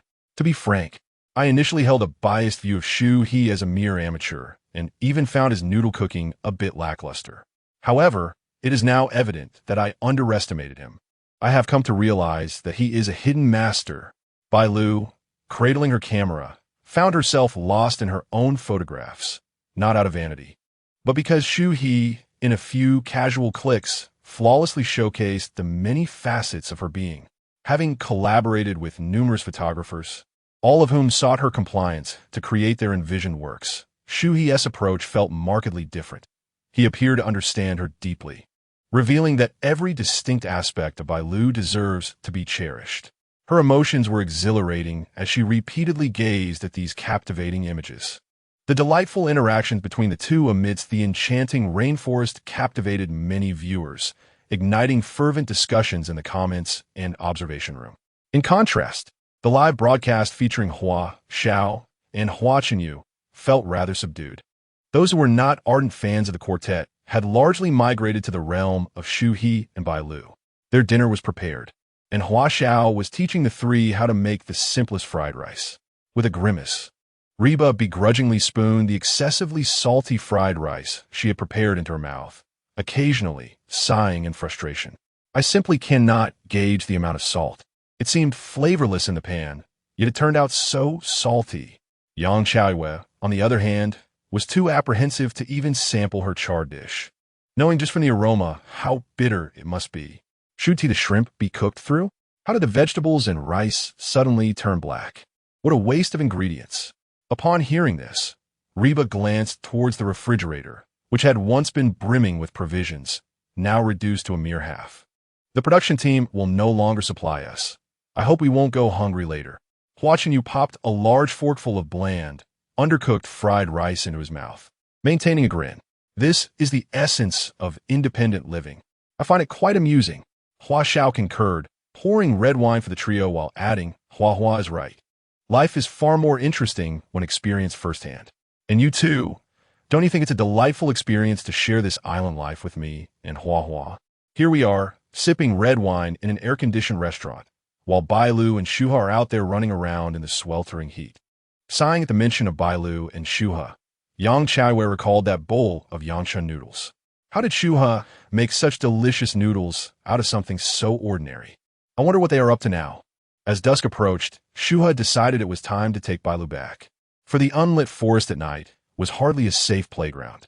He whistled loudly into the distance, prompting Bailu to curiously inquire, "What are you doing?" "Calling Godzilla." "We should head back to prepare for dinner," he replied, whistling again. Bailu tapped her forehead, realizing in her excitement that she had almost forgotten about Godzilla. Can whistling really bring it back? That is so cool. Let me help you.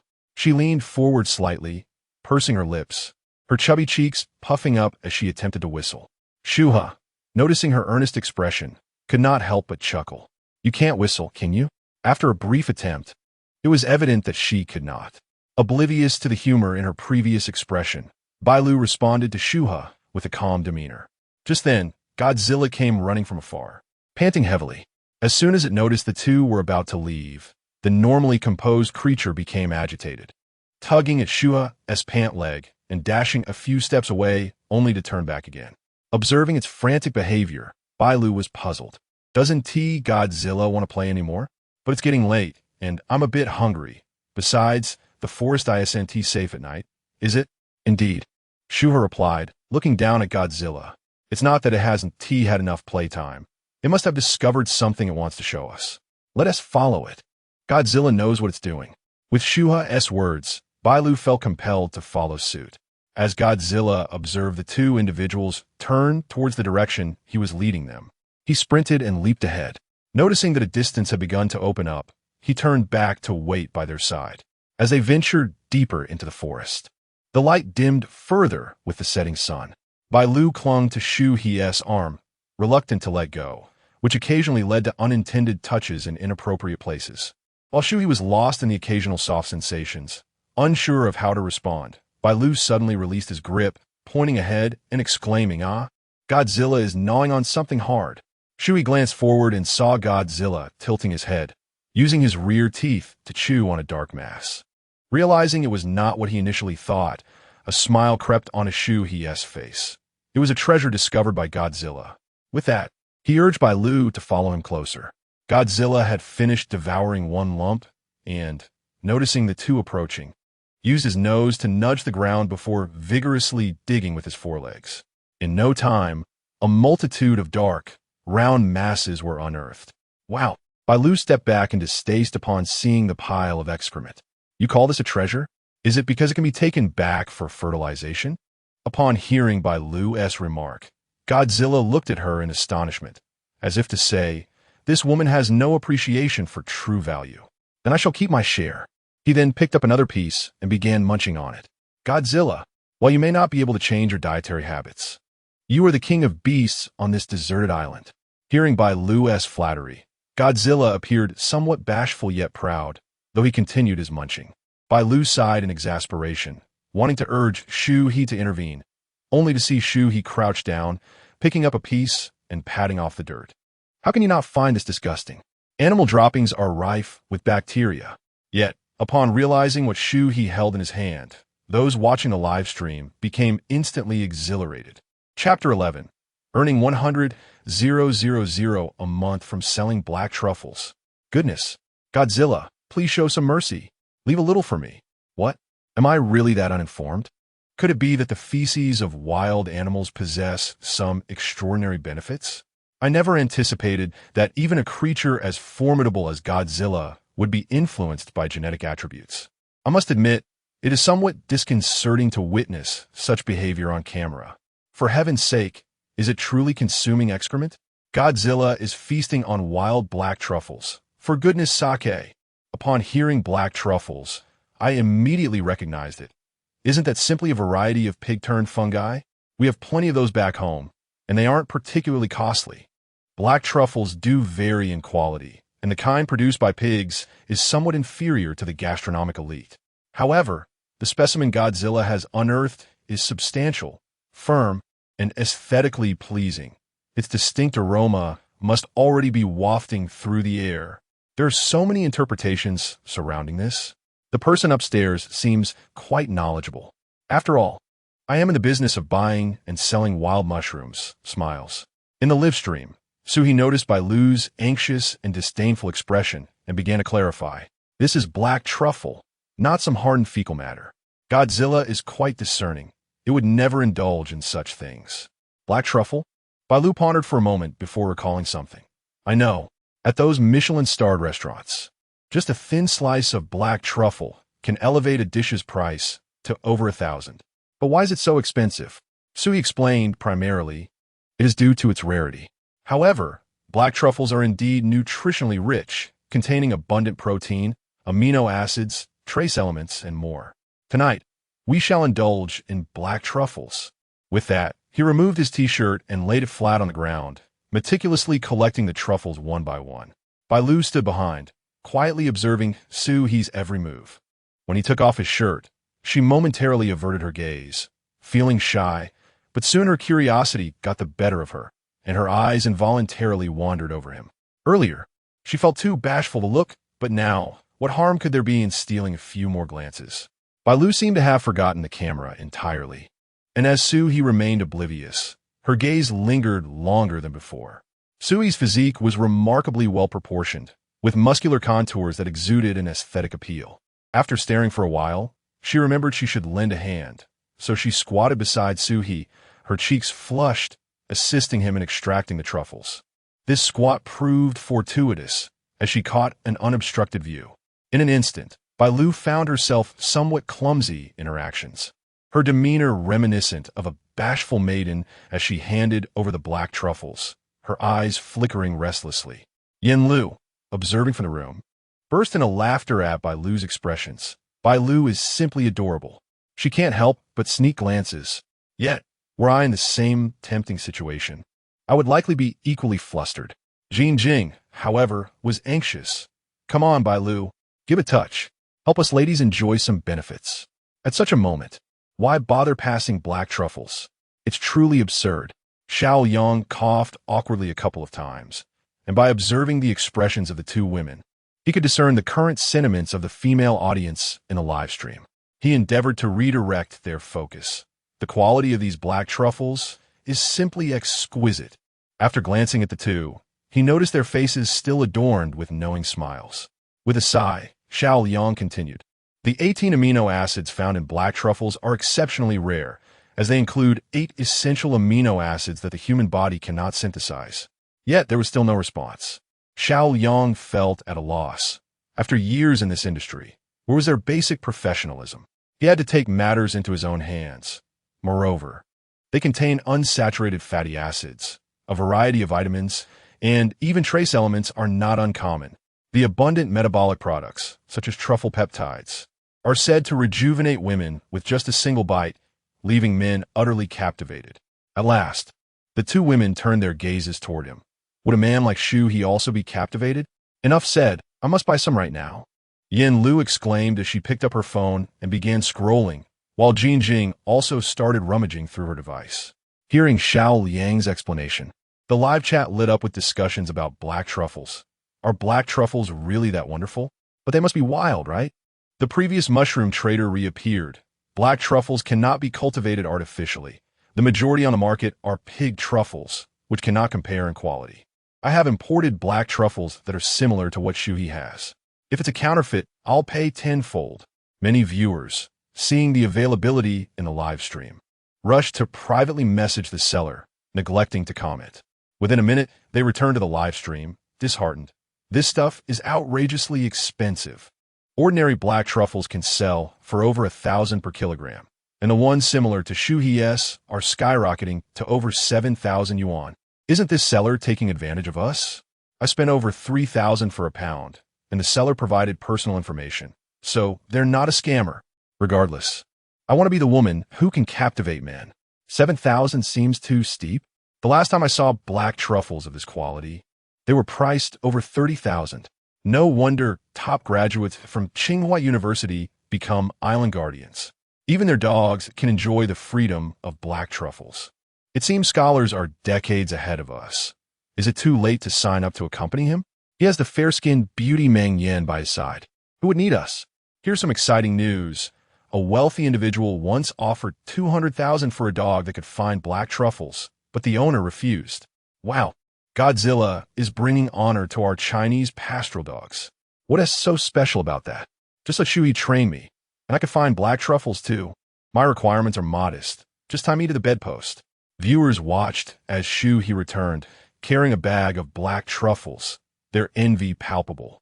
Regrettably, all that remains is envy.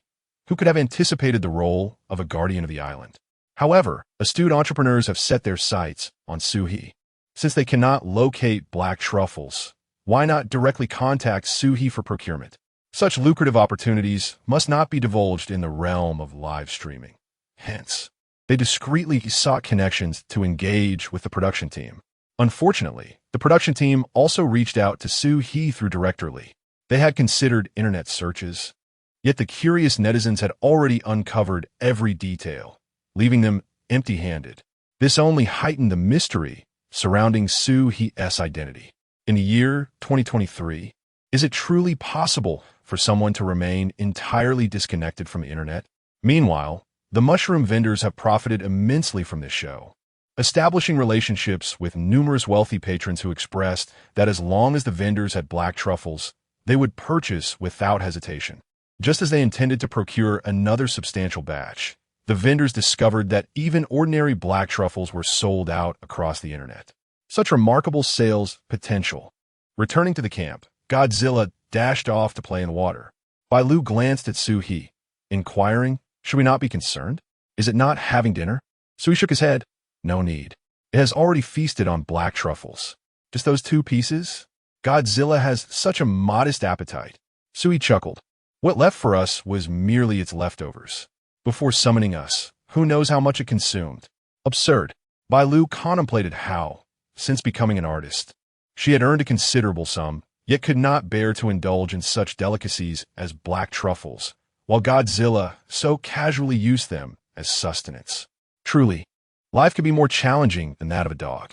Yet, the thought of indulging in a similar feast that evening brought her instant joy. She eagerly quickened her pace, wishing to share her afternoon experiences with Reba and Yang Chaoyue. Observing her excitement, Shu He handed over his t-shirt along with the carefully wrapped black truffles, saying, "You go ahead to the communal dining hall and wait for me. I'll return after changing." Bailu pondered whether it was necessary for him to change at all. The image of the handsome young man cooking shirtless was tantalizing. Bailu, yet, she refrained from voicing this thought, and instead asked Shu He if she could first attend to the black truffles, merely needing to wash off the soil with a soft brush at the sink. Bailu agreed and hurried into the communal dining hall. Chapter 12. Sharing experiences, everyone's jealous. As Bailu stepped into the communal dining hall, she was greeted by a scene of chaos. Ba and Yang Chaoyue looked at her with expressions of utter despair, while Hua Xiao and Hua Chenyu knelt on the ground, struggling to open coconuts with knives. The moment they spotted Bailu, the two girls' faces brightened. "Where's Shu He? He must have returned as well." Bailu poured a handful of black truffles into the sink, feigning annoyance. "What do you mean by this? I hurried back to see you both, and you immediately inquire about Shu He?" Ba, blushing with embarrassment, rose and approached her. "We had a cooking lesson this afternoon, but it was a disaster. We're so hungry now and remembered that Shu He picked coconuts for us. However, these coconuts are proving to be quite a challenge. Just look at them. They've been at it for ages and still haven't succeeded." Upon hearing this, Bailu glanced at the two bewildered men on the floor and then surveyed the chaotic kitchen. "Goodness, have you two been busy with the ingredients all afternoon? What are we to do if there's nothing to eat in a couple of days?" Yang Chaoyue, feeling guilty, chimed in. After all, the food belonged to everyone, and their culinary endeavors had inadvertently created quite the mess. "We haven't wasted anything. Although some things got burnt, we still managed to eat. But since I'm Ba and Hua are rather inept, let us eat less over the next few days, and you and Shu He can have more." At this moment, Hua Xiao stood up and adjusted his glasses. "The ingredients provided by the production team were never meant for us to feast on for an entire month. Besides, Shu He is the island's guardian, and Director Li will surely send him more food." Though he spoke with bravado, a twinge of guilt gnawed at his conscience. Even if Director Li could send provisions to Shu He, they would likely be mere rations, far inferior to the fresh vegetables, meats, and grain supplied by the production team. He anticipated that teaching someone to cook would be so challenging. Not only had he failed to showcase his mentoring prowess, but he had also inadvertently dampened the spirits of the two female guests. Regretting his decision to take up cooking now served little purpose. However, he surmised that Shu He and the other two must have had a rough time outside as well, so he swiftly changed the subject. "You two must be hot after running around all afternoon. This island is so barren. Aside from the beach and the forest, what could possibly be entertaining? And learning geography." He turned back with a smirk towards Hua Chenyu, who stood up and brushed off the dirt from his hands. Although we didn't perform well, the process of learning to cook was quite enjoyable. Plus, sipping red wine while enjoying the air conditioning was truly delightful. "Look at you. Your face is flushed. So he doesn't even know how to take care of the female guests. He should come over to open coconuts as an apology." He. Upon hearing their remarks, Bailu's expression darkened. Not only was it wasteful to squander ingredients, but they also expected Shu He to assist with the coconuts without a proper request. Noticing her displeasure, Ba quickly stepped forward, gently fanning Bailu with her delicate hand. "Hua is quite foolish for joking about not being able to open the coconuts, but it must have been sweltering on the island this afternoon, right? Please take a moment to rest. If there's anything you need to do, I'm here to help." Shu He escorted me into the rainforest, where the atmosphere felt slightly oppressive yet invigorating. Overall, the air was exceptionally fresh, accompanied by a gentle, refreshing breeze. Bailu, treating the occasion as a jest, momentarily set aside her feelings of annoyance towards Chun Yushu, exclaiming, "We discovered so many delightful things." As she spoke, she picked up her camera, eager to share her rainforest adventure through pictures. This bird is called the little something nose bird. It's the bird of paradise. To attract a mate, it practices its dance for many years. While recounting her attempt to pair two male birds, complete with Shu He's voiceover, the two young women erupted in laughter. Ha, I didn't know Shu He could be so amusing. This is too entertaining. A little bird dancing? I've never witnessed such a thing in my life. With that, Bailu declared, let me show you how, and began to mimic the bird of paradise. Laughter erupted sporadically from the communal dining area, and the live stream saw Bailu being humorously possessed by Meng Yan, igniting even more merriment. Reba, chuckling, lifted her head to gaze at Bailu while flipping through the photos on her camera. Oh my, Bailu, is this you in this picture? When was it taken? Yang Chaiwa hurriedly leaned in as well. Wow, this is stunning. I think I might be falling for you, Bailu. Which photographer did this? No matter the cost, I must find them. Reba scrutinized the surroundings and the image of Bailu. Isn't this the white dress Bailu wore today? And the background resembles the one from the Bird of Paradise photo we just took? Bailu, brimming with pride, snatched the camera. This was taken by Shu He. I can never get enough of it. Shu He. The two girls echoed in unison. Yang Chaoyue swiftly reclaimed the camera from her grasp. Shu He is a professional photographer. His skills are unparalleled. Of course. Bailu's eyes sparkled as she continued. He manually adjusts the settings on his mirrorless camera. And here, he clicked the shutter multiple times without wasting a single shot. Hua Xiao and Hua Chenyu, intrigued, took turns examining the camera and indeed found the photos surpassed those they had spent thousands on. This is the best photo shoot of you I have ever seen. Bailu, Hua Xiao exclaimed, overwhelmed with admiration. Yet, Yang Chaiwa detected a hint of something amiss. What is this? Have you secretly viewed all of Bailu's photos behind her back? Oh no. Bailu is so popular. I can see her photos just by scrolling through my phone. Hua Xiao hurriedly explained. Yang Chaiwa huffed. I envy you, Bailu. You've had such a joyful afternoon and have beautiful photos to remember it by. Unlike us, who spent the entire time in this restaurant without knowing what we were busy with. Reba nodded in agreement, both regretting their initial dismissal of Yang Chaoyue's suggestion. Regardless of anything else, even a single photo taken by Shu He made her feel that a lifetime of culinary ineptitude was inconsequential. Hua Xiao, sensing the grievances of the female guests, felt somewhat uncomfortable. At the very least, we were comfortable and well-fed. Hua Chenyu chimed in, and we had that exquisite wine. That was Hua Xiao's precious collection.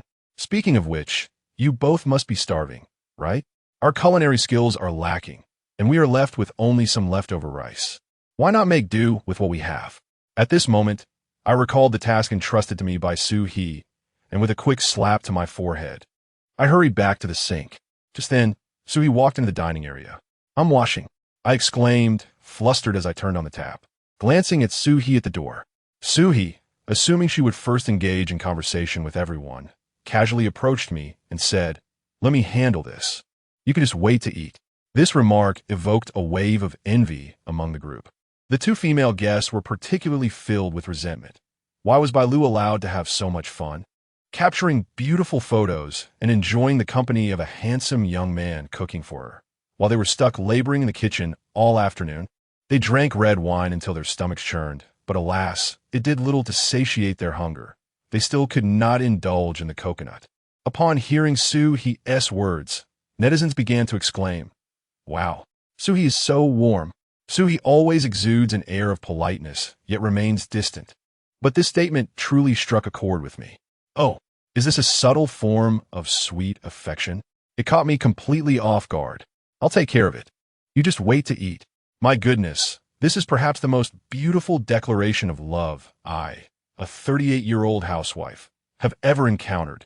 Which direction should I bow to seek a boyfriend like Shu He? Bailu's eyes sparkled at the mention of Shu He. She was so anxious about not washing the black truffles.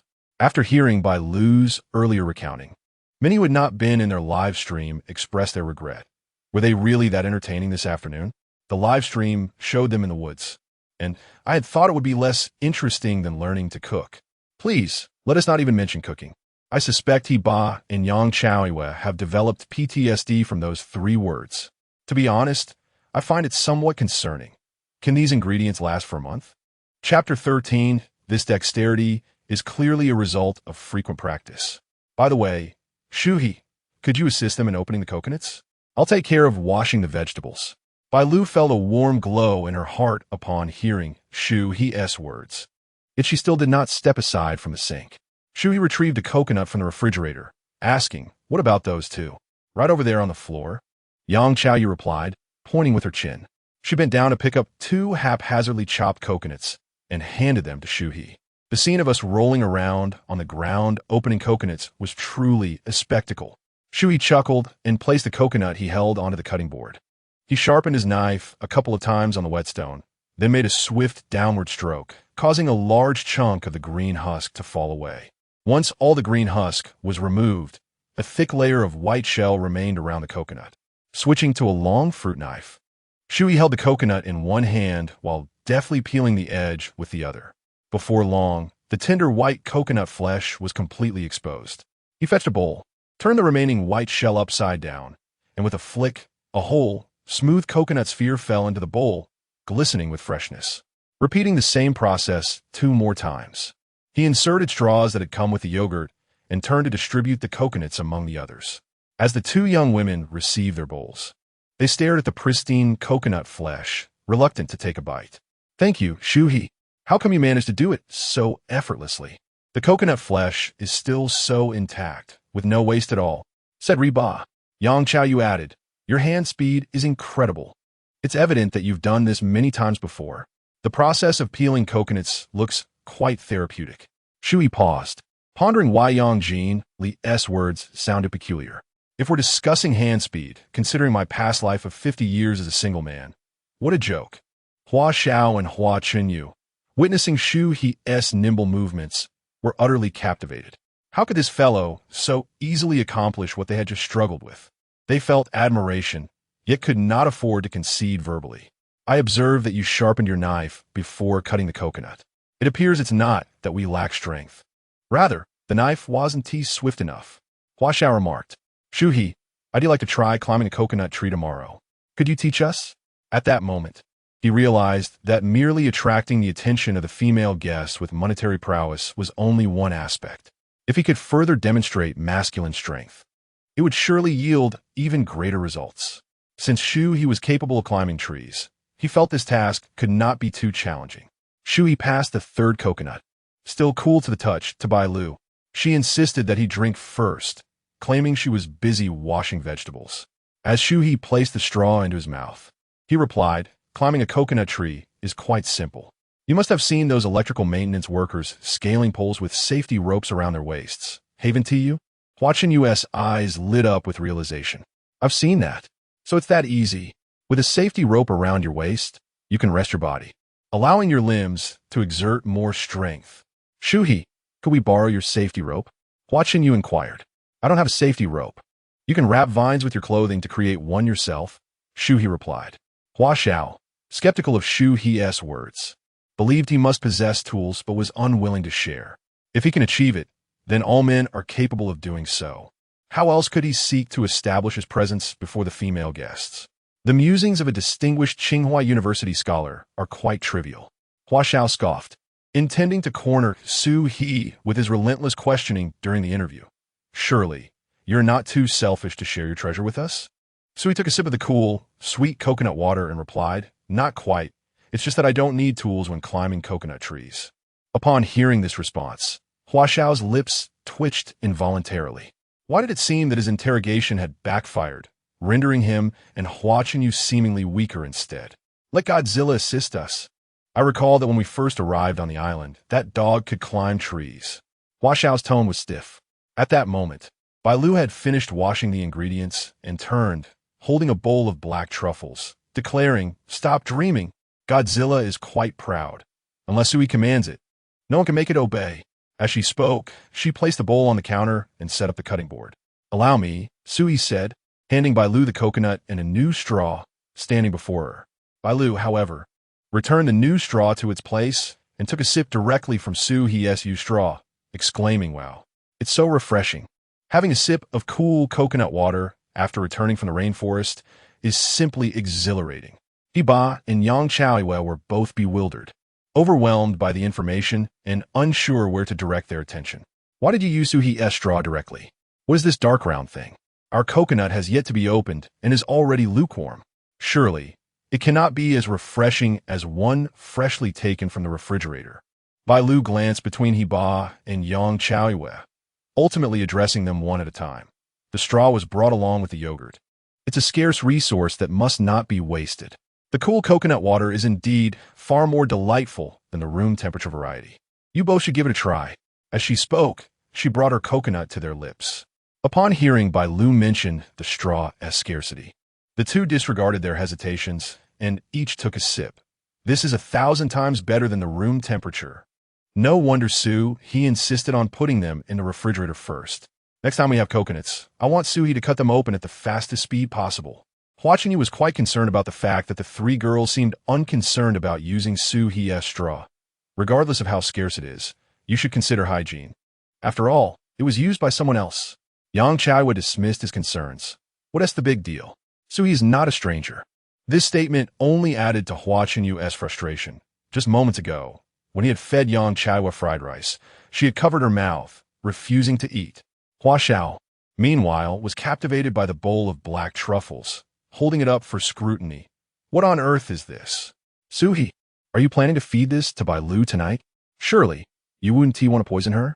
Bailu swiftly snatched it from him. This is black truffle. Only Godzilla can find it.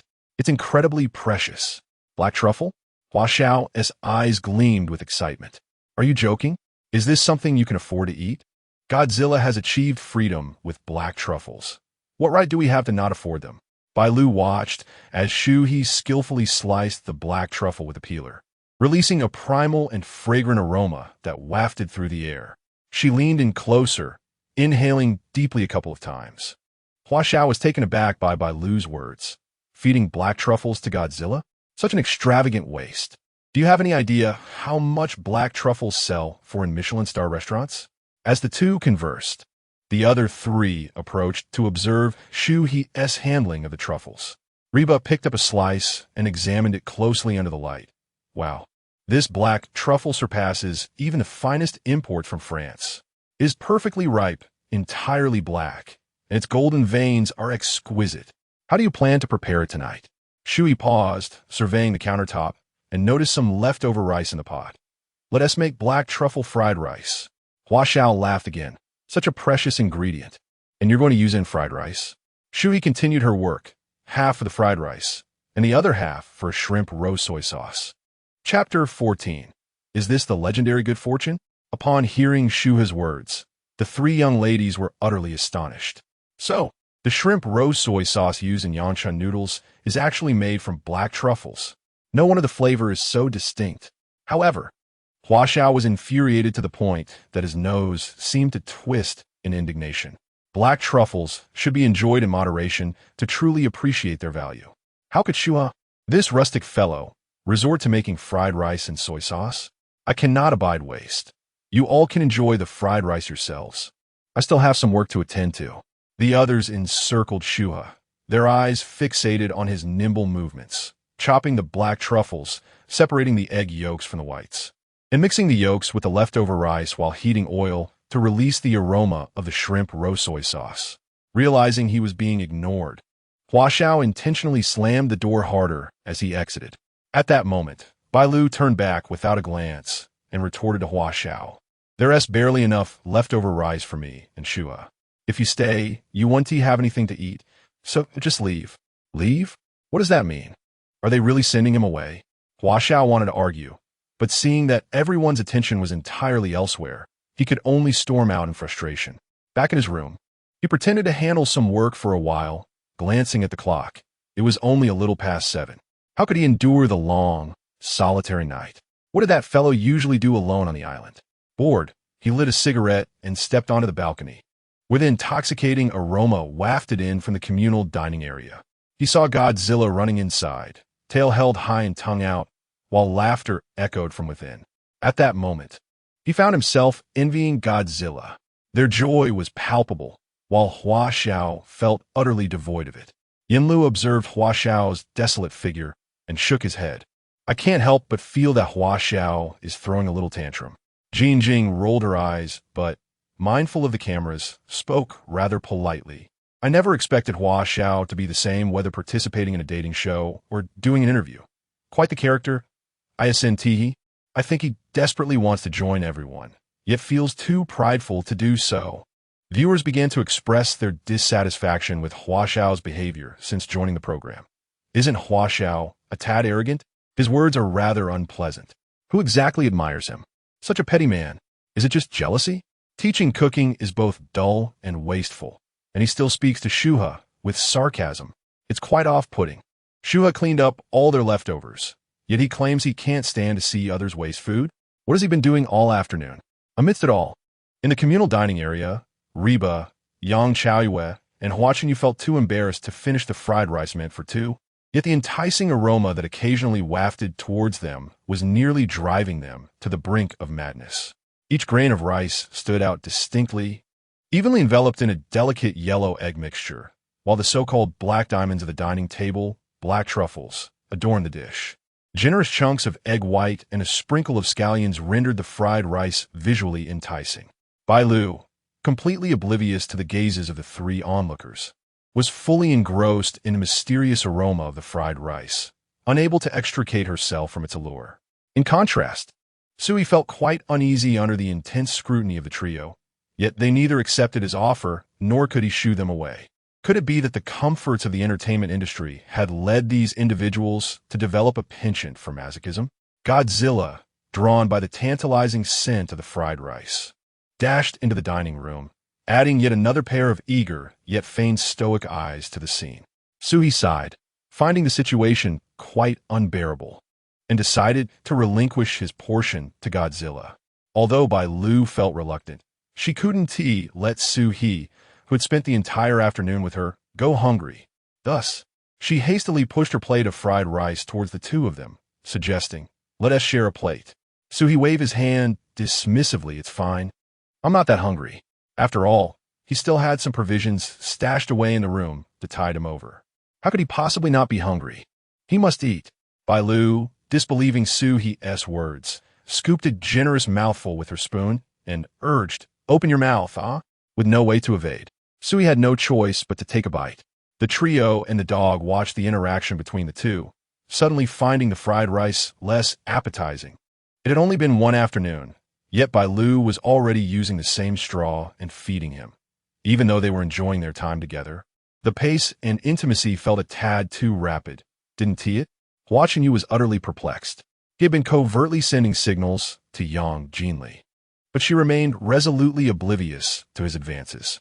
No matter what he did, they maintained a certain distance. Yet Shu He had managed to capture Bailu's attention in just one afternoon. How could he make her disregard the cameras and openly engage in such intimate feeding? He too longed for such treatment, with most of his admirers being female fans. His inability to win over Yang Jinli left him questioning how he could convince his fans of his charm. It seemed time to serenade Yang Jinli, to conquer her with his talent. Although this plan was slightly premature, if he didn't act swiftly, they might only interact as friends in future episodes. Shu He, momentarily stunned by Bailu's spoonful of rice, was still reeling from the tenderness of her actions and the urgency in her tone when the system notification chimed. Ding! Public display of affection. The system, grinning mischievously, rewards the host with a set of luxurious fishing gear worth 300,000 Mashi coins and grants the ultimate wilderness survival skill. Is this what they call a prosperous spouse? Another top-tier skill. Shu He felt a surge of joy within, though he had to conceal it lest others think he was flustered solely due to Bailu's feeding. As for the extravagant fishing gear as a reward, its practicality fell somewhat short for Shu He. Previously armed with the most formidable fishing skills, he had fashioned an exceptionally useful fishing rod from bamboo. However, with a price tag of 300,000, it could serve as a collectible or be liquidated later, promising a substantial return on investment. Turning his gaze to Bailu, Shu He couldn't help but feel she appeared even more radiant. The two of them shared the fried rice, each taking turns to scoop it up, while the comment section erupted in lament. If you're dating, just make it public. It's no big deal. Tears, sister, I'm hungry too. I want some food. Bailu, You are the irreplaceable moonlight in my heart. Let Shu He go hungry for a night. What does it matter? Heartbroken, seeing Bailu's expression when she feeds him, why is it not me?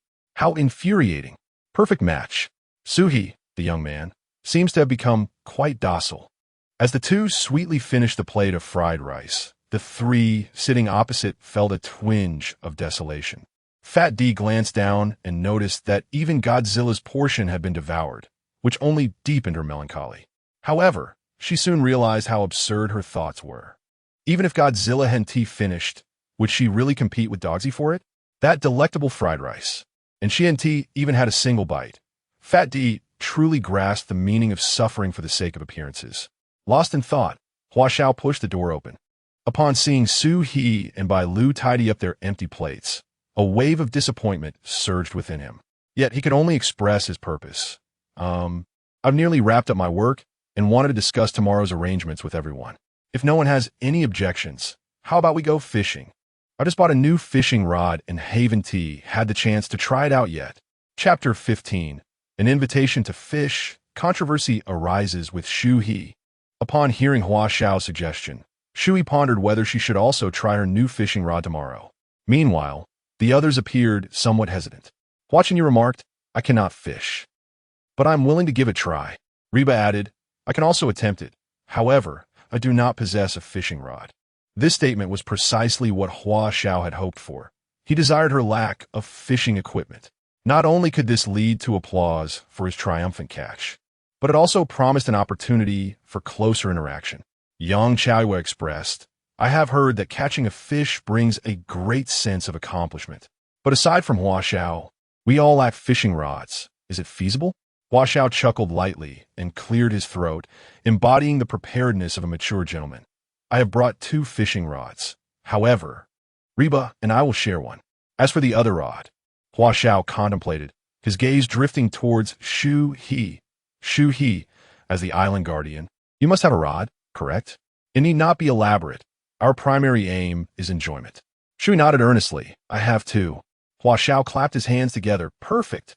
You and Bailu will each take one, and I shall lend mine to Hua Chenyu and the others. With that, he signaled to Hua Chenyu. Hua Chenyu quickly understood. To his surprise, Hua Xiao was quite supportive of him. Sharing a rod with Yang Chaoyue would surely enhance their interaction and connection. As for Shu He and Bailu, allowing them each a rod seemed wise, given their closeness exceeded that of Hua Xiao and himself. Maintaining a bit of distance would help avoid any awkwardness for Hua Xiao. Chaoyue, shall we use Hua Xiao's rod? Hua Chenyu's eyes sparkled with affection. At that moment, you can fish while I stand behind you to assist and help you grip the rod. Hua Xiao, arms crossed and nodding in satisfaction, acknowledged that while Hua Chenyu might not always be the sharpest tool in the shed, he certainly was quick to charm the ladies. The other 2 male guests finally launched their advance, allowing the female guests to fish while they embraced them from behind. Oh dear, the implications are all too clear. Hua Xiao continued to showcase his prowess. I was in awe. What does it mean when he claims that a simpler fishing rod is inconsequential, while his is of superior quality? To be fair, his gear is indeed impressive. I seem to recall Hua Xiao once boasting about his fishing equipment, each piece starting at 10,000 yuan, with 2 rods in tow. The total cost must easily exceed 200,000 yuan. Goodness, fishing gear is that expensive? Another dream has been shattered. I find Hua Xiao quite commendable. Although his words can be harsh at times, his gesture of bringing steak and fishing rods for other guests shows a kind-hearted nature. Kind-hearted? Is that an appropriate term? Is he not merely intent on flaunting his wealth at every opportunity? Putting aside other matters, Hua Xiao's fishing skills are genuinely commendable. I am truly looking forward to it. He has finally proposed a sensible suggestion. With such luxurious fishing rods and impressive angling techniques, it seems he intends to overshadow Shu He entirely. Is Shu He truly so oblivious as to merely confess that she possesses a single rod suitable for catching mere scraps? Sigh, he won't even copy the answers. The netizens are quite curious about the fishing situation for tomorrow, and coupled with the program storyline, everyone is eagerly anticipating the arrival of the next day. Shu He glanced at the date and quietly calculated in his mind. Tomorrow is the first day of the lunar month, the optimal time for fishing. Moreover, tomorrow at 10 in the morning is also the best time for beachcombing. Not wanting to miss this opportunity, he spoke to the others about his plans. I have some other matters to attend to tomorrow morning. How about I take you all fishing in the afternoon? No objections. The four of them replied in unison. After returning to their rooms, it was the only time they could avoid the cameras. No cameras meant no work. Although the mobile signal on the island was not very good, it was sufficient to satisfy their cravings and enjoy a bit of personal space. Only Bailu was reluctant.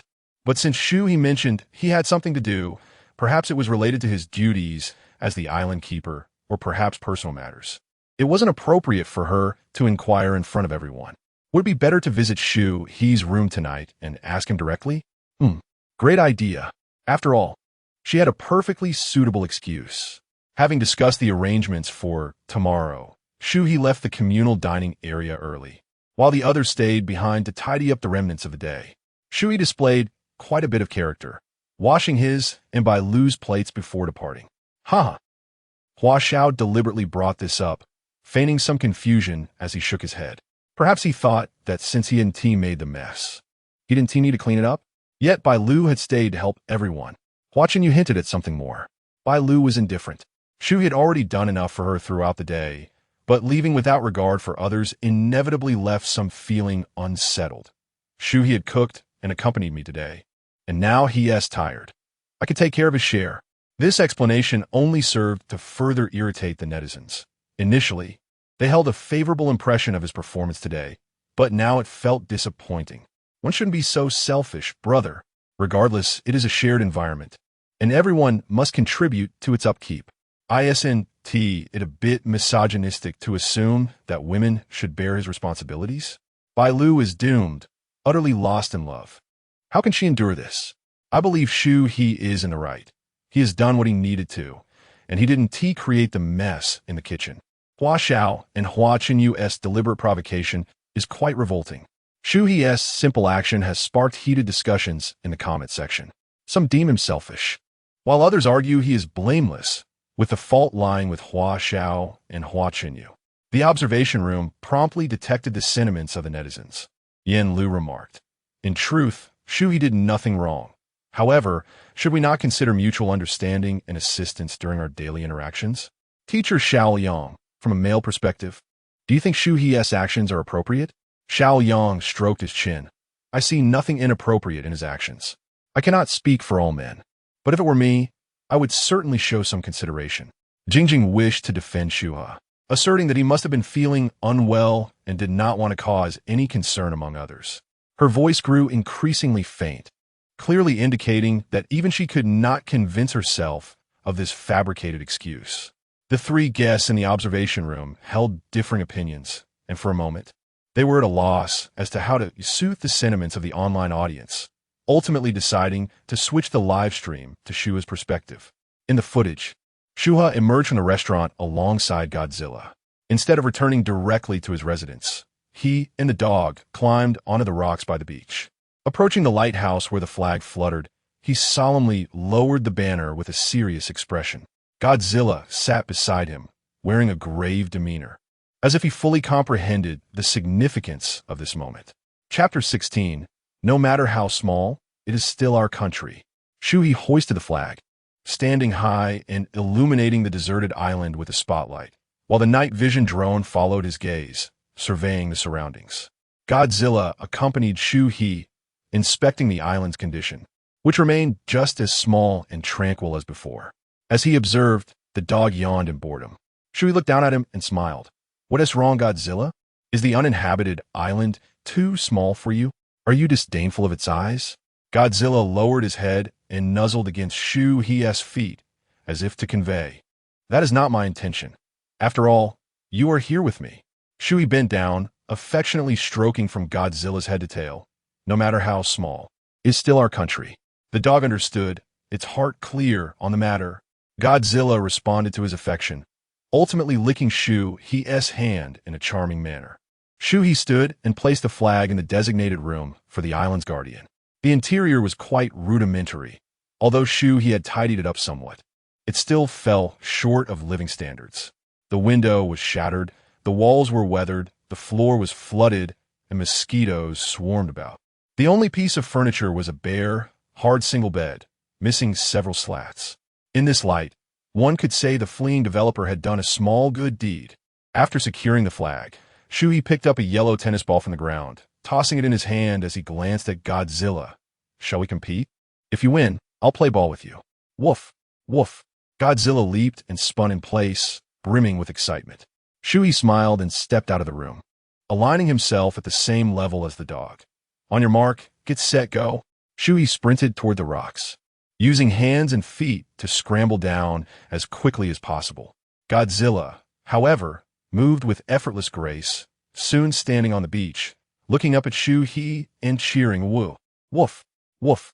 When Shu He reached the ground, he laughed heartily. You little rascal. You've won with ease again. With that, he hurled the tennis ball far away. Godzilla leaped into the air, twisting mid-flight, and unleashed all its muscle power, racing towards the direction in which the ball had been thrown, while Shu He remained in place.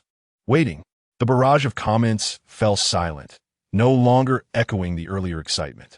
Instead, it was Jin Jing who first broke the stillness in the live stream. I told you. Shu He cannot be a selfish man. He is here to lower the flag. Yin Lu nodded earnestly beside her. I find it quite moving when he says, no matter how small, it is still our country. When the Heartlink space production team invited Shu He to participate in filming, they had to go through numerous approval processes. This was indeed part of his work. From this perspective, Shu He had completed his duties and had not forgotten his responsibilities as the island's guardian. Xiao Yang watched the playful scene between Shu He and Godzilla, feeling a sense of reflection.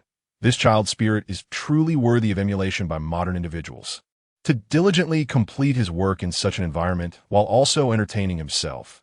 Without Godzilla, one wonders if he would feel lonely.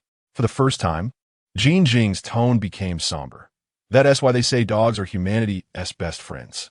Accompanying the master without leaving. We have just misunderstood Shu He. Yin Lu expressed deep regret. I should not have jumped to conclusions. Shu He has taken good care of Bailu and has completed all his tasks. As the last rays of sunlight by the seaside faded, he lowered the flag. I can only extend my apologies to him through the live stream. Upon hearing Yin Lu's words, those who had previously criticized Shu He in the comments began to express their remorse. After watching the variety show all afternoon, we forgot that he also had to fulfill his duties as the guardian of the island. I retract my earlier comments. I am truly sorry, young man. No wonder he hurried out of the restaurant. If he had delayed any longer, the sun would have completely set, hindering the flag-lowering ceremony. How could I have been so foolish as to speak ill of Shu He? Such a dashing young man with a sense of patriotism has indeed captivated me. Apologies, dear family. Indeed, no matter how small, it is part of our nation. Without dedicated individuals like Shu He guarding our border islands, our territory would be continuously encroached upon. Now, a question arises. Are there weapons on the uninhabited island? Goodness, it seems some do, and some do not. Why am I fixating on the fact that Godzilla has seemingly come to life? Climbing trees like a cat, searching for truffles like a pig, scaling mountains like a monkey, and thinking like a human. Even Captain America, having consumed a genetic serum, would have to bow before Godzilla. I am utterly enamored by the life Shu He leads, serious, responsible, serene, and filled with joy. Godzilla has retrieved the ball and placed it in Shu He's hands, excitedly bouncing towards him. As Shu He threw the tennis ball again, the others emerged from the restaurant just in time to witness this scene. Oh, not helping us clean up, but playing with the dog instead. Hua Xiao remarked, brushing off the grease from his clothing. Ba felt that Hua Xiao's tone carried a hint of provocation, so she sought to redirect the conversation. It's completely dark now. If it weren't for the beam of the searchlight, it would be quite disorienting. Her comment drew everyone's attention to the searchlight illuminating the rocks. Bailu noticed that the flag, which had been flying high earlier, was now absent. Shu He, did you just lower the flag? Indeed. Shu He replied without turning back, remaining poised to greet the returning Godzilla. Yang Xiaoyu also stood on her tiptoes, gazing in the direction of the searchlight. So Shu He wasn't fleeing in the face of danger. He not only lowered the flag, but also activated the lighting for us and entertained Godzilla. Shu He was nearly toppled by the exuberant Godzilla as it bounded back. Once steady, he clarified, I didn't T-turn on the searchlight for you. It was to warn fishing boats of potential grounding. But what do you mean fleeing in the face of danger? Hua Xiao and Hua Chenyu appeared quite uncomfortable at Shu He's question. Shu He, having left the restaurant to fulfill his duties as the island's guardian, was mischaracterized by them as selfish. This scenario had already been broadcasted, leaving me to wonder whether netizens were criticizing the two. Hua Xiao rubbed his hands together and approached Shu He. I truly apologize. A minor misunderstanding just occurred. We initially thought you had fled to avoid cleaning the dining area. Hua Chenyu found Hua Xiao's demeanor rather peculiar. How could a veteran who should command the entertainment scene be apologizing to an ordinary person? However, after years in the industry, he quickly discerned the truth. Sacred work must not be subjected to malicious speculation. They had inadvertently stepped into a sensitive area. A true gentleman knows when to bend. For the sake of preserving this lucrative job, what is a mere apology? Shu He, I sincerely apologize. I misjudged you earlier. Hua Hua's smile remained radiant. Shu He waved dismissively, for he had no time to dwell on trifles. I thought it was something of great consequence. Godzilla scrutinized the trio. His curiosity piqued, but he was somewhat displeased. He retrieved the tennis ball from Shu He and approached Hua Xiao and Hua Chenyu, gazing intently at them. The two men felt a bit strange under Godzilla's gaze. Could it be that Godzilla wished to engage them in play? Is the sun rising from the west? A smile instantly illuminated Hua Xiao's face. Is this Godzilla's way of accepting our apology on behalf of Shu He and expressing it through play? I am utterly flabbergasted. Ha! Come on, Godzilla, I will play with you and Hua Hua. With that, he extended his hand towards Godzilla's mouth, attempting to retrieve the tennis ball. Yet, Godzilla not only refused, but also made an exceedingly provocative gesture. Chapter 17. Should the sister handle the brother, or take the initiative? Behold, Godzilla vigorously shook its head, sending the tennis ball soaring in a direction entirely unexpected. Everyone stood there bewildered. Shouldn't playing tennis involve a human throwing the ball for the dog to retrieve? Godzilla, however, seemed to defy convention, as if assuming the role of a human. Who would have thought that Godzilla could be so ruthless, typically so considerate? When faced with Hua Xiao and Hua Chenyu, it insisted that they fetch the ball it had tossed. While the action might not be overtly harmful, the humiliation was palpable. Yet, if these two could indeed venture out to retrieve the ball, I would forgive their earlier slander against the island guardians. I have made up my mind. I shall also raise a Hua Xiao rural dog when confronted with unpleasant occurrences before I even have a chance to react. My dog will take it upon itself to seek vengeance. The Hua Xiao rural dog is indeed delightful. It possesses abundant stamina, is perceptive, free from hereditary ailments, and is both loyal and intelligent. Its only flaw is that it is exceedingly easy to care for. Let us not deify Godzilla. What malice could a dog possibly harbor? It merely desires a companion with whom to play ball. While this is undoubtedly true, the expressions on Hua Hua and Hua Xiao's faces were utterly comical. The dog employed a cunning strategy, and one must wonder how the gentleman would respond. Faced with Godzilla's expectant yet taunting gaze, the two men fidgeted, unsure of where to place their hands. To refuse would make them appear petty, yet to comply seemed utterly absurd. Historically, it has always been humans who walk dogs. When has a dog ever walked a human? If the situation were to be scrutinized, how could they maintain their dignity? Hua Xiao, usually composed, now awkwardly scratched the back of his head, forcing a strained smile.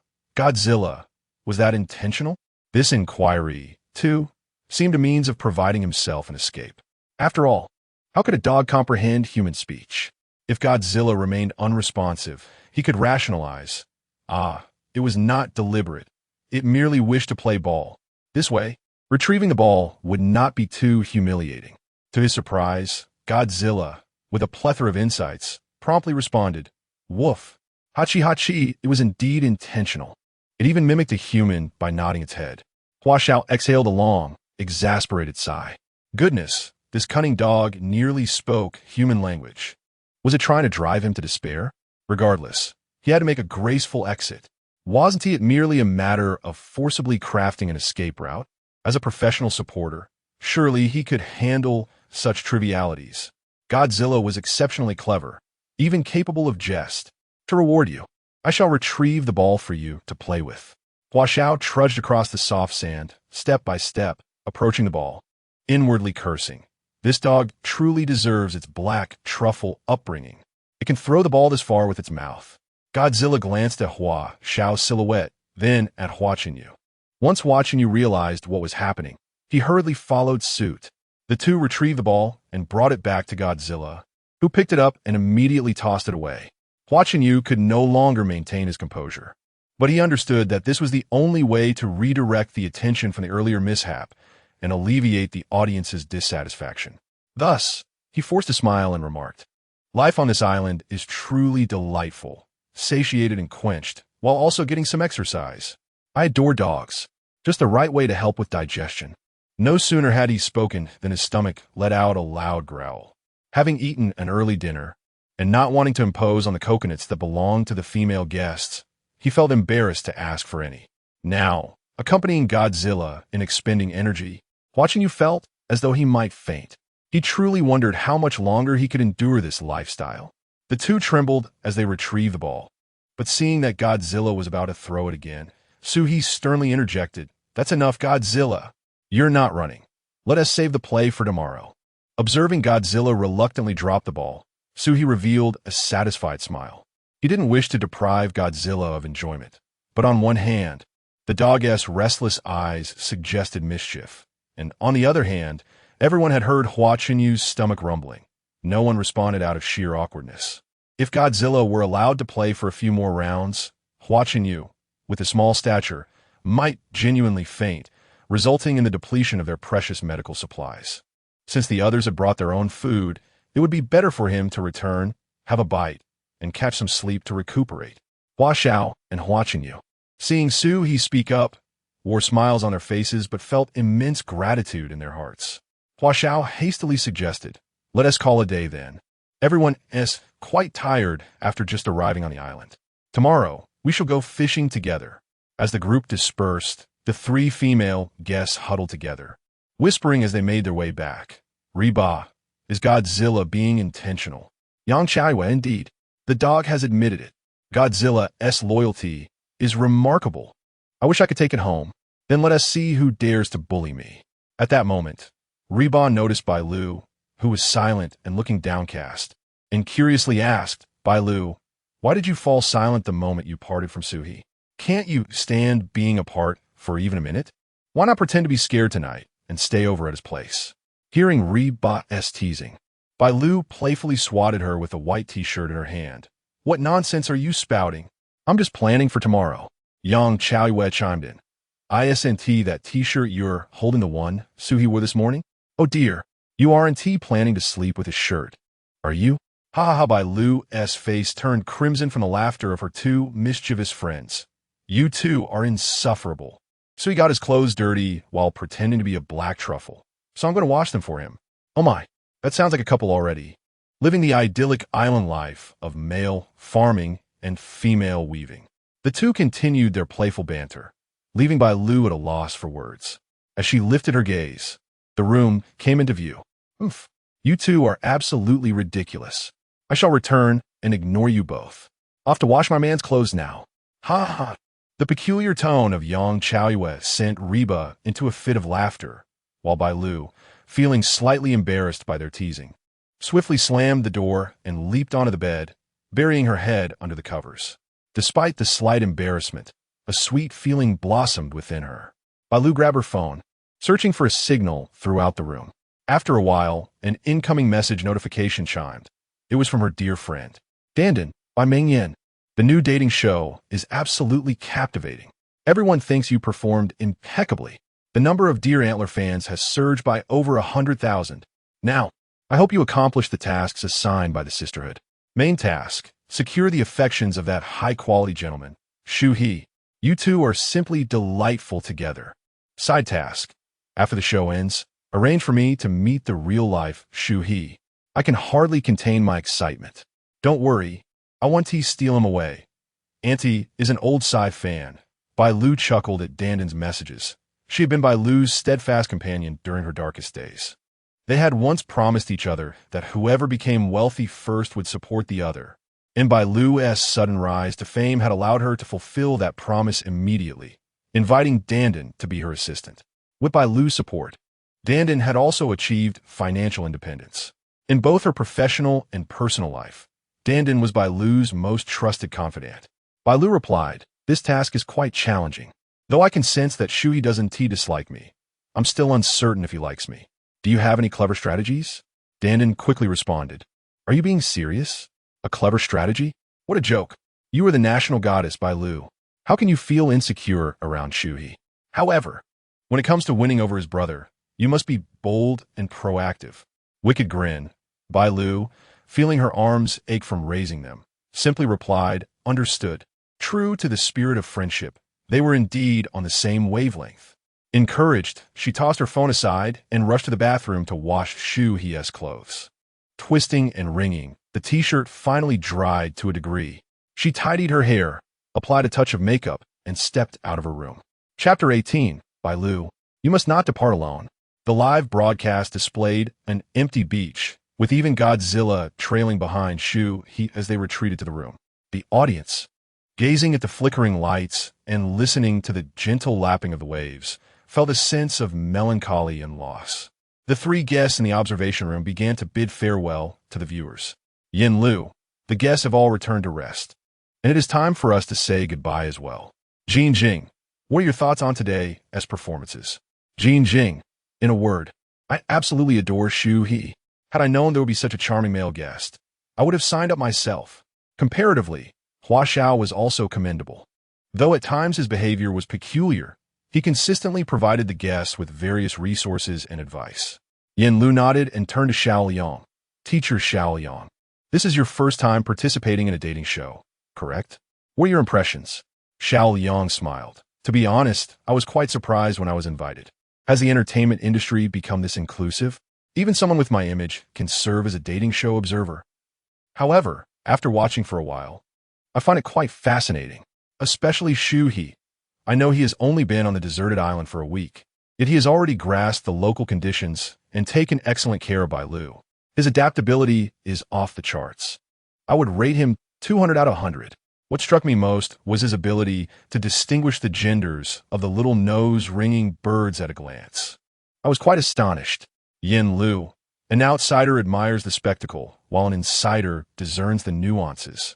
Without teacher Xiao Liang, we would have never known Shu He's profound understanding of avian species. Now, let us discuss Hua's performance. Jin Jing shifted her gaze, struggling to recall what Hua had done today. Xiao Yang, Hua, well, he was okay, quite endearing. Upon hearing Xiao Liang's words, Jin Jing stifled a laugh. You say he doesn't understand the entertainment industry, yet he knows how to be a master of water serving. You say he does understand. But this response is less informative than saying nothing at all. Jin Jing deftly sidestepped any direct commentary on Hua. I believe all three female guests performed admirably today. In such an environment, they exhibited no complaints, enjoyed their meals, remained unpretentious, and often helped one another. Chao Yu is adorably straightforward, Ba is very understanding, and Bailu, needless to say, is practical, genuine, and humorous. Who would adore such three lovely girls? Yin Lu wholeheartedly agreed with Jin Jing's sentiments. However, you all seem to have overlooked a dark horse that emerged from our show. Its performance was, in my opinion, far more striking than that of the guests. And that is, the three chimed in unison, Godzilla, ha ha. The observation room gradually faded to black amidst their light-hearted laughter, signaling to everyone that it was time to bid good night. Yet the viewers were reluctant to leave the live broadcast. Is this day really over? It was so thrilling, I haven't had my fill. Fear not, everyone. This is a 24-hour live broadcast. I plan to keep vigil in the live room all night. Who knows what undisclosed wonders might unfold this evening? How intriguing. I shall wait as well. Listening quietly to the sound of the waves is indeed quite soothing. However, they are not set to begin fishing until tomorrow afternoon. Must we endure a languid morning in anticipation? Let us engage in conversation to pass the time. Thus, The live stream remained occupied by over 1 million night owls, exchanging sparse comments. Something is afoot. My dear friends, the decision to remain in the live stream proves to be most fortuitous. Is this the arrival of the white dew? What is that furtive figure up to? I had presumed that only the male guest would be restless throughout the long night. Yet, unexpectedly, we are graced with the presence of white dew. Oh, the goddess of white dew, still radiant after a day of toil. The remarks from the upstairs gentleman are clearly meticulously crafted. What is her intention? Did you not hear the previous conversation with the third lady? Naturally, she seeks to approach Shu He. White dew, retreat at once. You are meant to be pursued, not to initiate the chase. Sobbing, upon seeing a guest appear on screen, the viewers instantly perked up. There was white dew, tiptoeing out of her room, gently closing the door behind her, taking a couple of deep breaths before heading toward Shu He. Having just finished exercising and taken a shower, the fatigue of the day had significantly faded for Shu He. When might the system finally provide the gene serum for human use? Each day, the struggle for survival compels one to strengthen their physique, somewhat contradicting the initial vow to reject the pressures of competition. Yet, there is no alternative on this desolate island. Even a mere cold could be life-threatening. Godzilla, that creature, must have accrued some considerable fortune in a past life, for his initial skills are unparalleled. Contemplating Godzilla, Shu He towel-dried his hair while searching for the creature's presence. The little rascal was unusually quiet, surely up to some mischief. Upon entering the living room, he found Godzilla quietly sniffing along the door crack, occasionally letting out soft whimpers. Shu He felt a twinge of curiosity. Typically, if there were any commotion outside, Godzilla would bark loudly to sound the alarm. If all was still, he would never be so intent on the door crack. Did I not provide you with a private door below? Why not venture out instead of making such noises? Whimper, whimper. Godzilla turned to look at him, and Shu He understood. Previously, it had only been the two of them on the island. Regardless of the sounds outside, Godzilla would always sound the alarm at the first sign of disturbance. Now that other guests had arrived, Godzilla had detected their scent, and since they were all familiar, there was no need for alarm.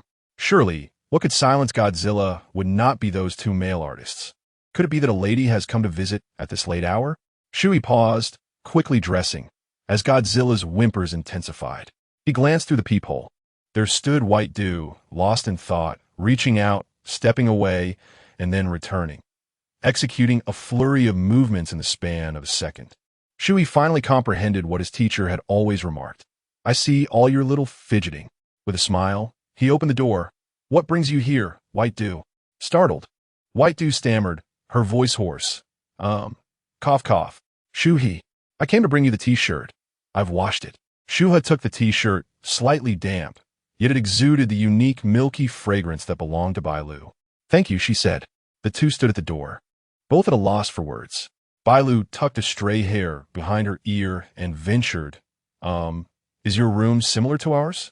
Instantly, she regretted her choice of words, feeling as though she had just slapped herself twice.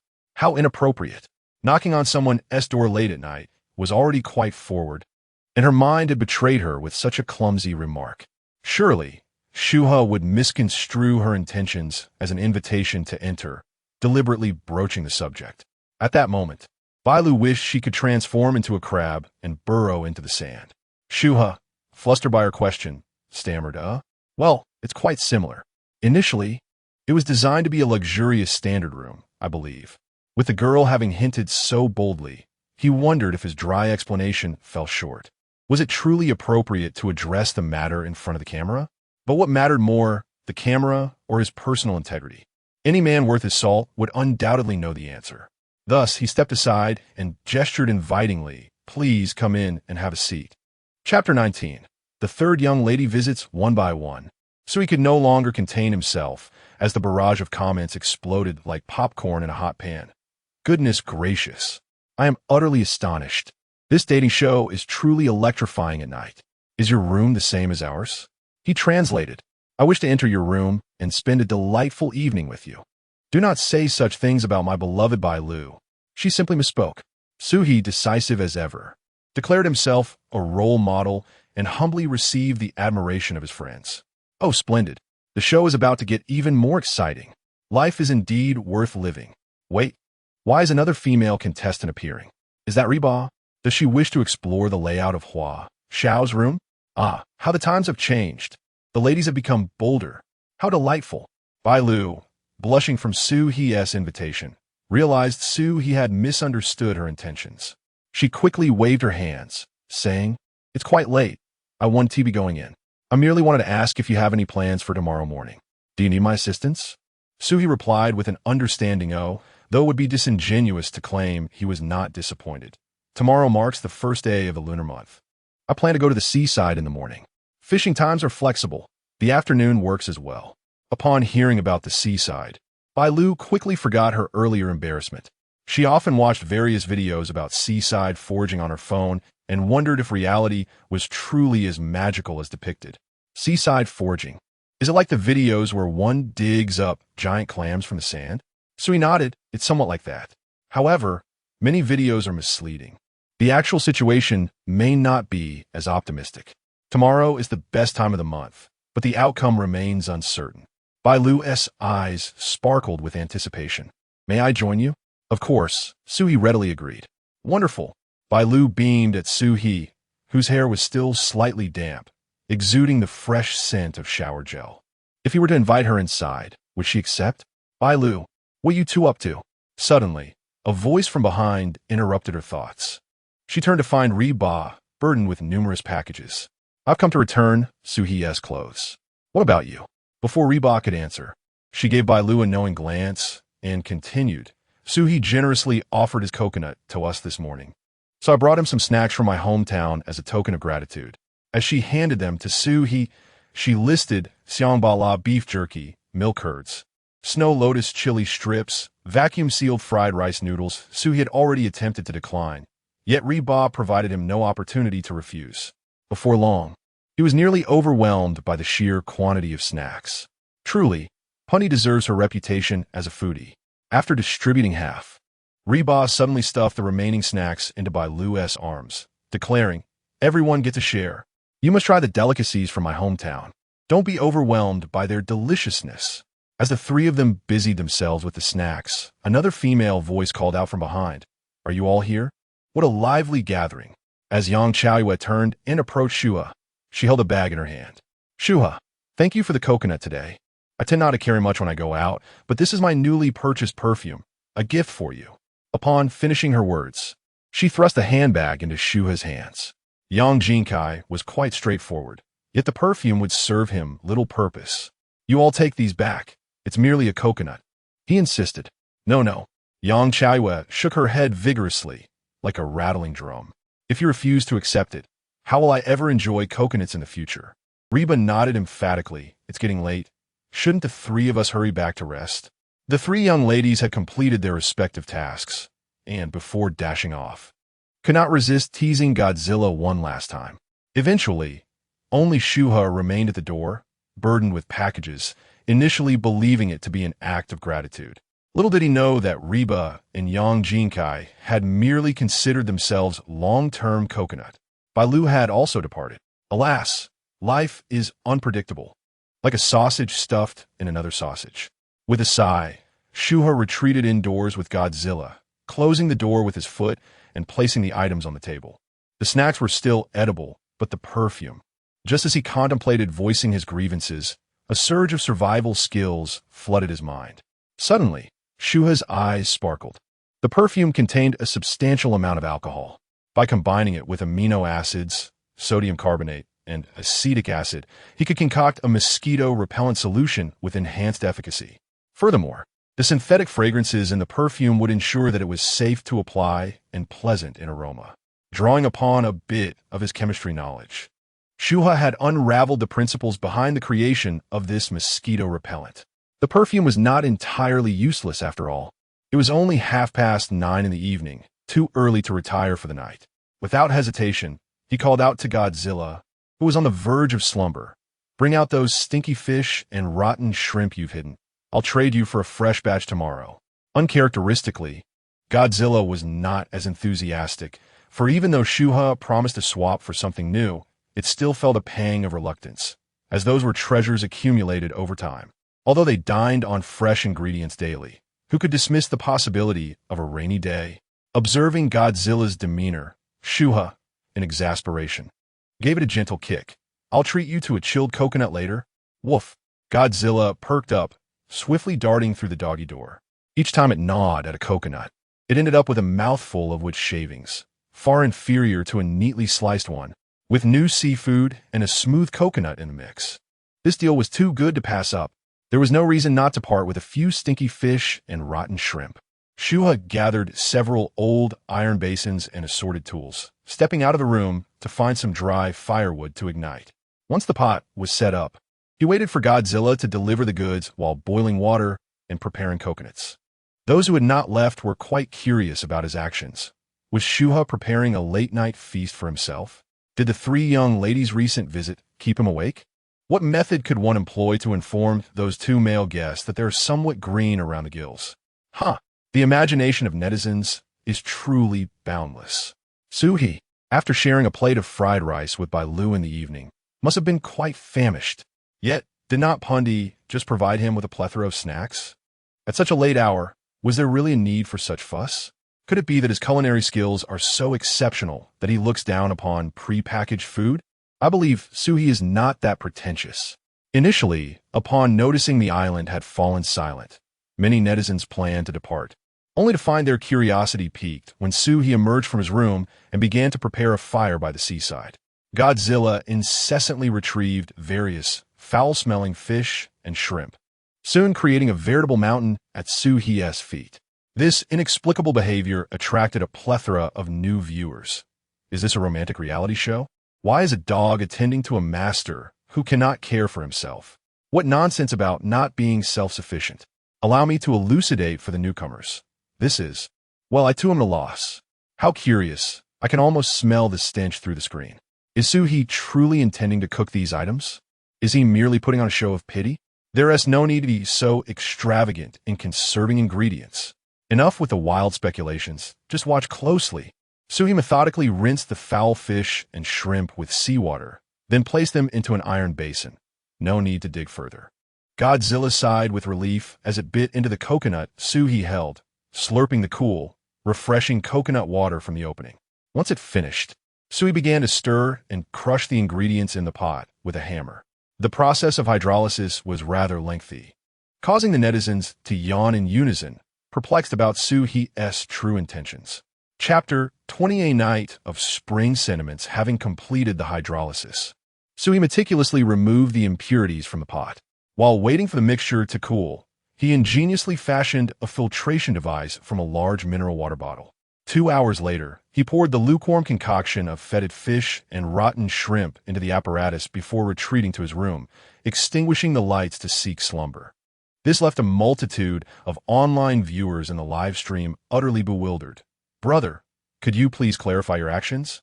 What exactly are you doing? How are we supposed to sleep with this uncertainty? At that moment, I found myself yearning for the presence of Tsang-Hu.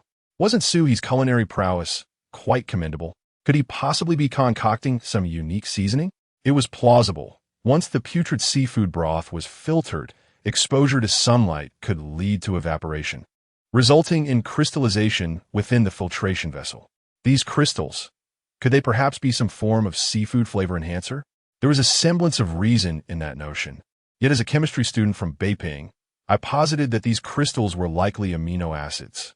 Did one really require a degree to comprehend a live stream? The emergence of amino acids? Even after a decade since graduation, dreaming of such chemical compounds would surely be a nightmare. Even if I were to be reborn, I would still fail to grasp the world of academic elites. Alas, after a considerable wait, the viewers eventually discerned that the 6 lights in the row of rooms had all gone dark, leading them to conclude that the evening's entertainment was likely at an end. Disappointed, yet intrigued, they departed the live stream to investigate the day's program snippets on the official account. A total of 20 clips had been released, 13 of which featured Shu He cooking, climbing coconut trees, capturing beautiful photographs of Bailu, and even bringing his dog to lower the flag.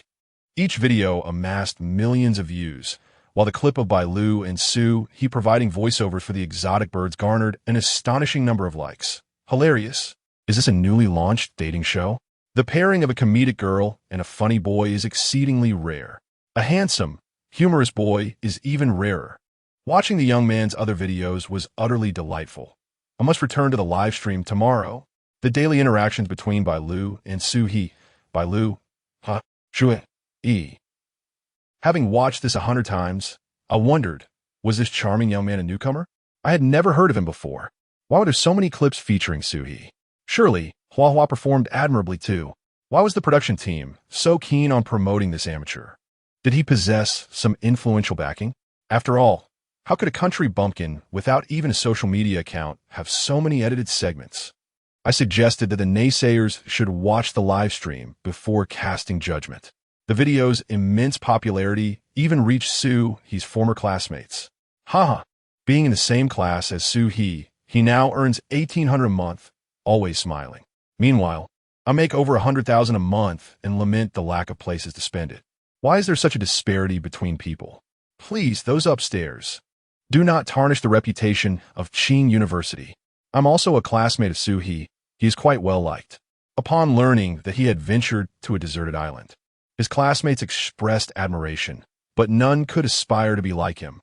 Shu He and I shared a dormitory. We were all bachelors. Yet he chose to partner with Bailu on a dating show. How infuriating. Goodness, what a stir it has caused at Qing University.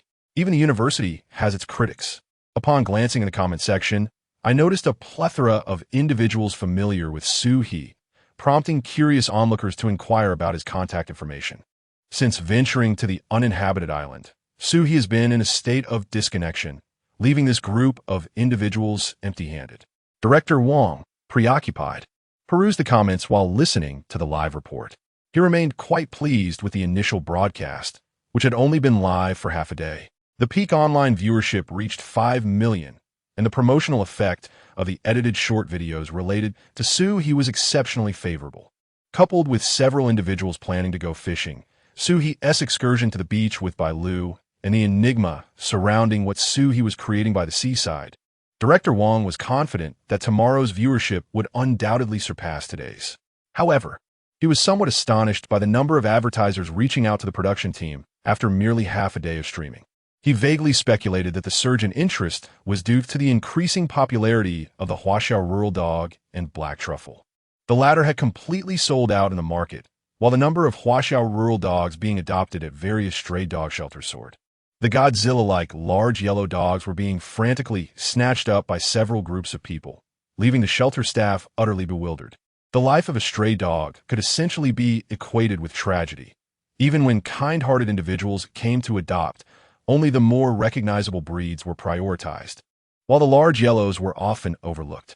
In the eyes of many, their existence merely served to highlight the nobility of imported pedigree dogs. Now, however, numerous people were coming forward with photos of large yellows, specifically requesting to adopt them. At this rate, would these large yellows eventually find themselves in an auction house? At 6 in the morning, Shu He, who had been peacefully asleep, suddenly opened his eyes wide. This dream was exceedingly stimulating, yet the face of the female lead remained elusive. Who could it be?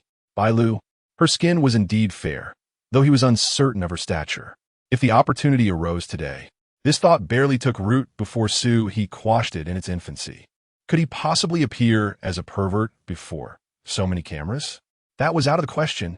Perhaps it was Bailu's inexplicable words from last night, or perhaps the incessant chatter of the third girl outside his room. Nevertheless, such occurrences were entirely normal for a healthy and appropriately aged man.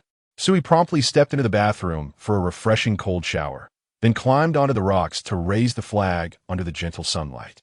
In fact, the daily act of raising and lowering the flag was not a mandatory task for an island keeper. However, barring any special circumstances, Shu He endeavored to synchronize the flag's ascent and descent with that of the sun. The uninhabited island was already the most remote part of the homeland. Each day, facing the vast ocean and the familiar rainforest and beach, he inevitably felt a twinge of melancholy. Yet, seeing the flag fluttering added a vibrant splash of color to the uninhabited island, allowing him to feel more deeply that the island was home, the island was the nation, and he could not help but feel a sense of peace. The viewers in the live stream, who incessantly flooded the comments. Seemed to be either night owls or early risers. Regardless, the barrage of comments never ceased. At this moment, all eyes were solemnly fixed on Shu He as he slowly raised the flag, with not a single word of frivolity uttered within the room. It was only after the ceremony concluded that the atmosphere lightened. "Good morning, young man. Listening to the sound of the waves while accompanying you in flag raising. What a splendid way to commence the day. I stayed up all night, and witnessing the flag raising on the deserted island still invigorated my spirit. Brother Shu, he has finally risen. Can we unveil the truth about that pot of soup?" "What soup?" "It has all evaporated into dry powder. Yesterday, someone educated us that this is amino acids, and even black truffles contain 18 varieties. Does Shu He truly need to go through such elaborate efforts to extract a single component of amino acids? The concentration may differ, and while impurities are unavoidable, one could argue that it is not the same as black truffles. However, to be fair, Shu He's approach does come off as somewhat pretentious. For if one wishes to supplement their diet with amino acids, black truffles would suffice. Is complicating a simple matter his way of showing off? At this moment, Shu He approached the bottle of filtered water from yesterday, allowing it to slowly seep, nearly evaporating as it dripped down the sides of the bottle. Seeing that the quantity seemed adequate, he temporarily set aside the unfiltered portion. He returned to his room and retrieved a bar of soap, cutting and grinding it to create a soapy solution. He mixed this with a bottle of perfume gifted by Yang Chaoyue, ultimately pouring it into yesterday's iron basin to heat it. My CPU is about to overheat. Even Baidu Encyclopedia has no clue what he is doing. If he intends to eat, he has just thrown soap and perfume into the mix. The observers in the lab, along with several other stars on the island. If the viewers are awake, how can you dare to sleep? Hurry up and get up to inquire what Brother Shu He is up to. I feel like I'm going to burst. Chapter 21. A girl's perception of time. Once again, she brought a pot of soup to a boil, allowing it to cool before adding a few drops of acetic acid, which she then poured into a small mineral water bottle and took back to her room. The live broadcast returned to a desolate state, leaving viewers utterly bewildered. I have given up the struggle. Whatever happens, happens. It seems the academic elite truly exist on a different plane from the ordinary. I am now convinced he is conducting some sort of mysterious experiment. Earlier, that individual named Xiao Xian, an alumnus of Tsinghua University, had the audacity to ridicule Shu He. If you are so impressive, why not enlighten us? Xiao Xian, don't feign ignorance. I see you in the chat. If you have the courage to disparage Shu He, surely you can voice your thoughts. Xiao Xian remained silent, but a viewer who claimed to share a dormitory with Shu He interjected. "Shu He, we are all software development majors, not chemistry majors. However, combining amino acids with alkaline substances and sodium carbonate at boiling point should yield sodium amino acid carbonate, which might be used for everyday cleaning, right? Yet, he added acetic acid afterwards, and Shu He has soap, rendering cleaning agents unnecessary. Apologies. I truly do not comprehend. Am I unworthy of watching the live broadcast? Perhaps we should collectively urge the production team to have Shu He clarify what he has been experimenting with all night." Agreed. We beseech the production team to reach out to the guests. We stand in line pleading. Unbeknownst to Shu He, the viewers were on the verge of madness, tormented by his spontaneous little experiment, as he hummed a tune while affixing the small mineral water bottle to the blades of the room's ceiling fan with tape. The bottle whirled rapidly with the spinning blades, soon describing a blurred circle in the air. Scattered across the floor were various fan components. He had observed on television that children dismantling appliances in such a manner would receive a stern reprimand from their parents. Yet he had never experienced such familial discipline.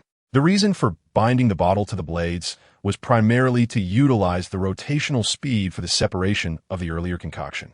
He was uncertain if the blade speed would suffice, but maintaining purity was essential. Given the current conditions, an abundance of impurities was unavoidable. To enhance the efficacy of the mosquito repellent, adherence to the proper production procedures was imperative. Upon glancing at the clock, he noted it was barely 8 o'clock. He ventured into the communal dining area to prepare himself a fried egg and mix Godzilla's dog food before retreating back to his room. Contemplating a brief nap while listening to the satellite broadcast on his phone, According to the monitoring district of Haicheng, as of the 16th, staff members have repeatedly captured footage of spotted seals in the waters near Haicheng. This marks the first recorded sighting of spotted seals in Haicheng.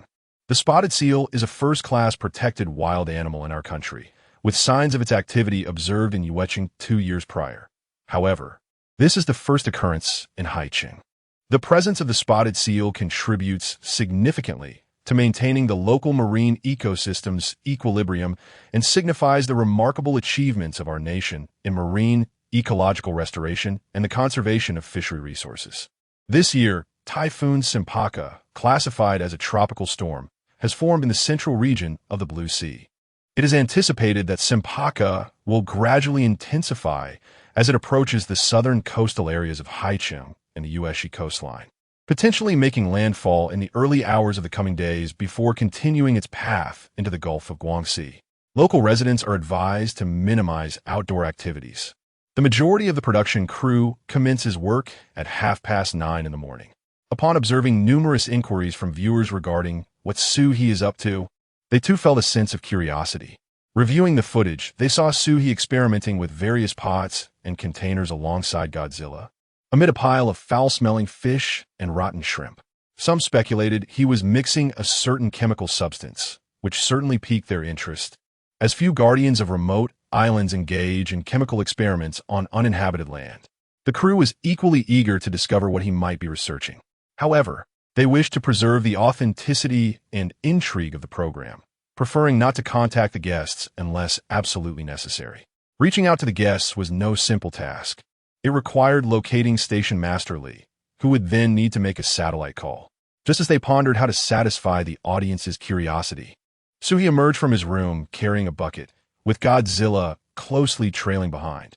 Dressed in khaki shorts and a lightweight black sun-protective shirt, topped off with a fisherman's hat and canvas shoes, he was the first to arrive at Bailu's door.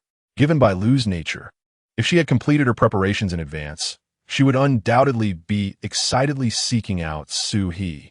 However, 5 minutes passed, and the curtains in Bailu's room remained tightly drawn, causing Shu He to worry that she might still be asleep. To avoid delaying their beachcombing time, he resolved to take the initiative and knock on the door. It seemed that the girl's perception of time was uniformly standard across the nation. Knock, knock, knock. A voice from inside shouted, "Just a moment. I can't find my mosquito repellent." Thankfully, she was awake. So he called out, "I brought the mosquito repellent." Bailu replied, There's still things to prepare for beachcombing." Shu He reassured her, "I have brought the bucket and other essentials." Bailu responded, "But I see that gloves are also needed for beachcombing, and I don't have any." Shu He replied, "I brought those too." Bailu teased, "Now, let's see how you'll dawdle this time."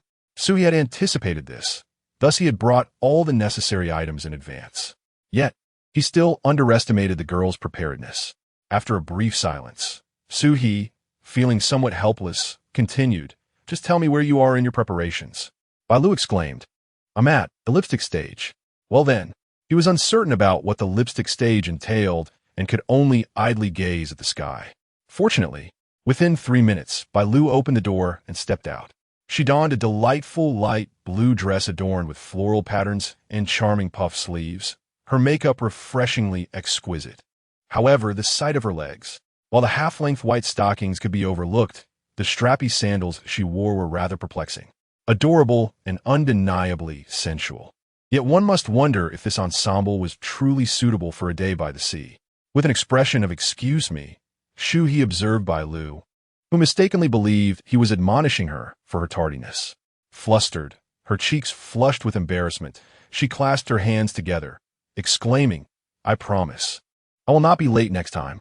In contrast, Shu He extended a pair of rubber-soled shoes and gloves towards her, stating, "These shoes were newly purchased for me by Director Lee and have yet to be worn. They may not fit perfectly, but they are certainly better than nothing. If sand gets stuck in your sandals and you step down, the discomfort will be more than just a mere sensation." After placing the rubber-soled shoes on the ground, Bailu gingerly withdrew one small, delicate foot, wrapped in white stockings, from her sandals. Gripping Shu He's arm for support, she awkwardly attempted to slide her foot into the rubber shoes. Blushing as she remarked, "My feet don't smell at all. What will you do if I wear these?" Shu He reassured her, It's all right. These canvas shoes will suffice for me. After slipping her feet into the oversized rubber shoes, Bailu waddled like a little duck. Her feet turned outward as she clung to Shu He's arm for balance, cautiously making her way forward. Fortunately, the elastic at the shoe's opening held them securely in place. Otherwise, she feared she might inadvertently hinder Shu He's progress. Chapter 22. Is this what you call a little one? At precisely 10 o'clock in the morning, the observation room made its timely appearance in the live broadcast. The three guests once again included Yin Lu, Jin Jing, and teacher Xiao Yang.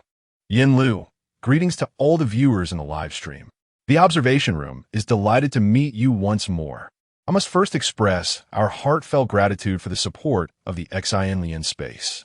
This morning at 9 o'clock, our live stream reached an impressive audience of 10 million. Thank you all. The trio applauded in unison.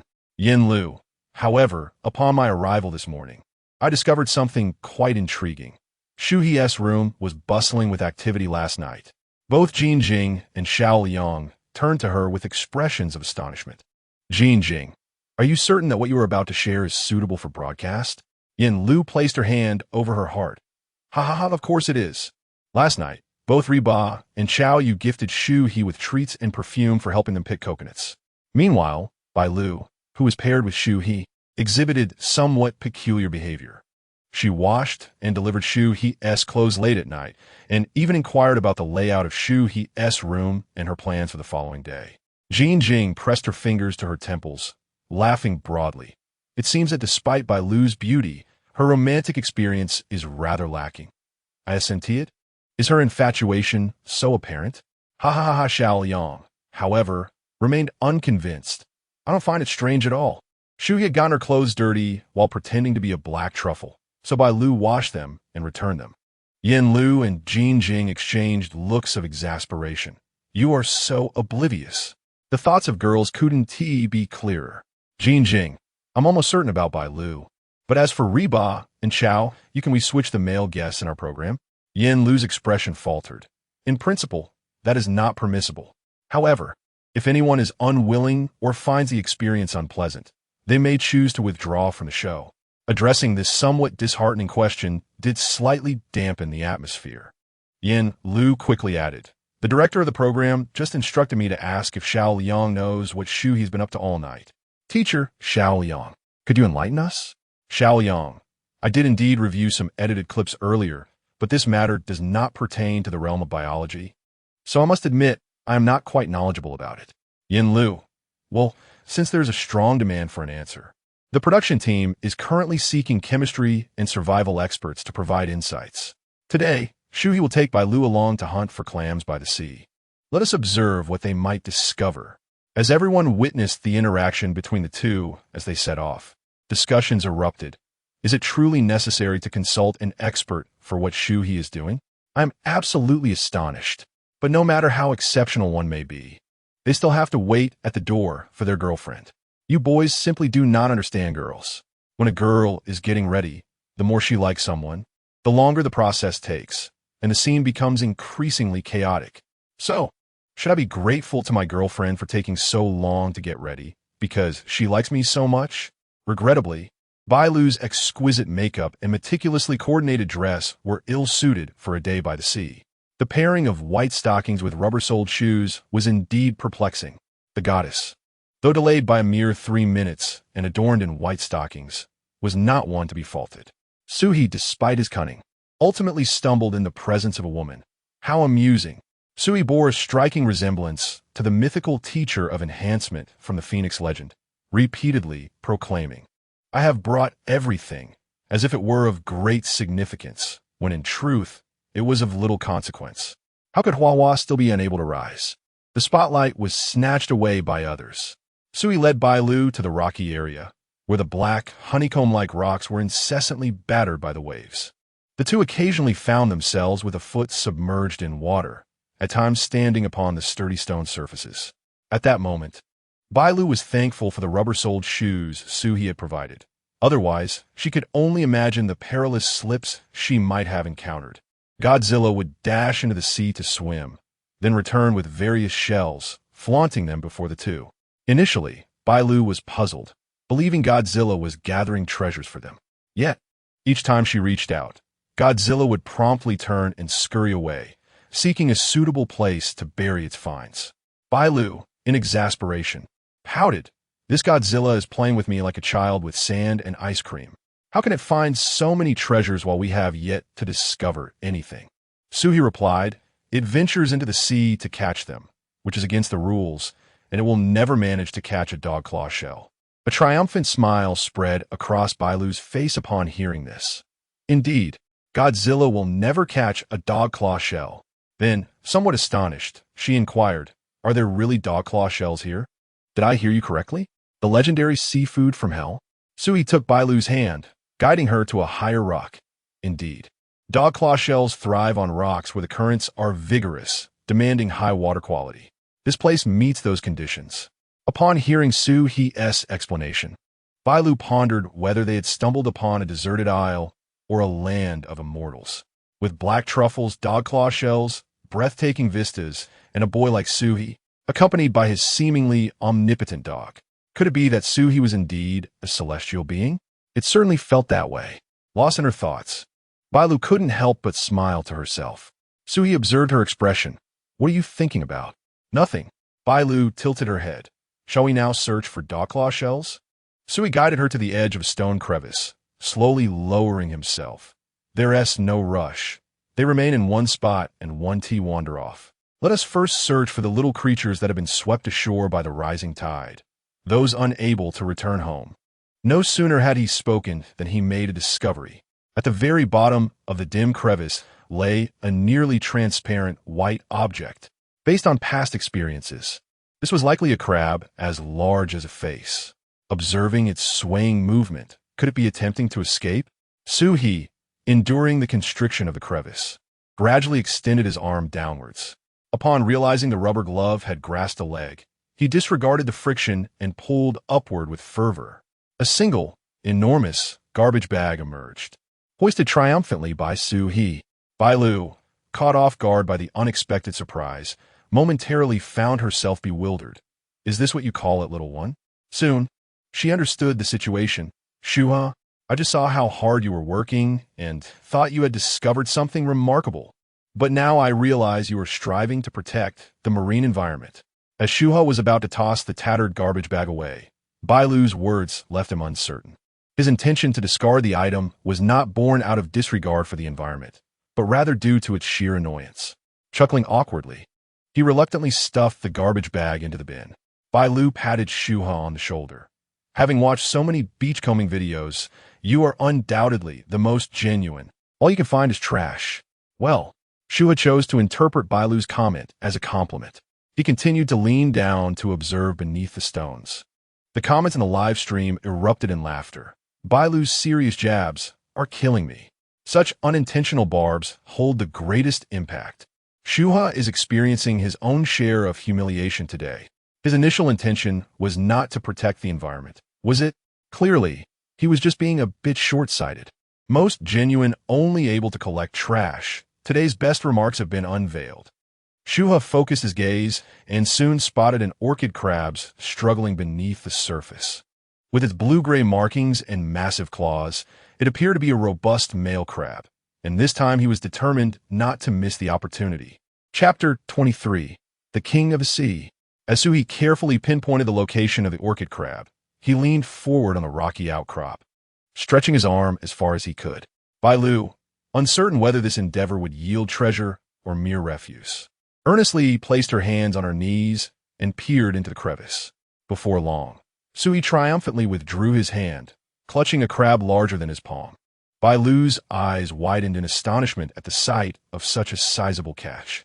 As Shu He extended the creature towards her, the crab brandished its formidable claws and glared defiantly, compelling her to timidly shake her head. Without hesitation, Shu He deposited the crab into the bucket, where it immediately engaged in a fierce struggle with the plastic bag. A crab of such considerable size promised an abundance of meat. There was no need to seek another. Shu He remarked as he turned to descend from the rocks, placing the bucket securely before raising his hands to shield Bailu.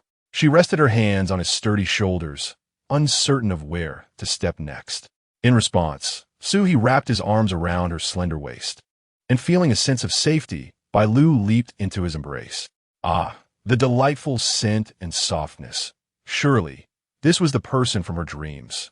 Experiencing the thrill of foraging for sea life alongside such a strikingly attractive companion was indeed delightful. Their faces were close enough to feel each other's warm breaths.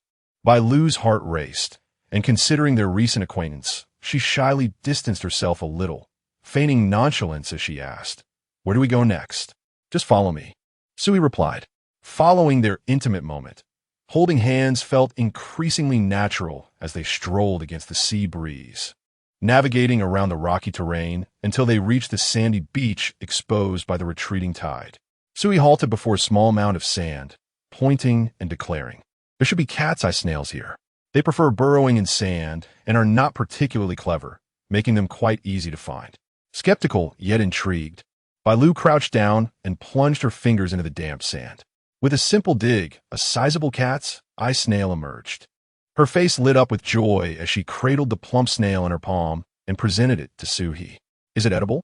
"Absolutely," he affirmed, taking the snail and pressing his thumb against the soft flesh, causing a spray of water to form a circular arc as the succulent meat gradually shrank into a compact ball. Bailu clapped her hands in delight.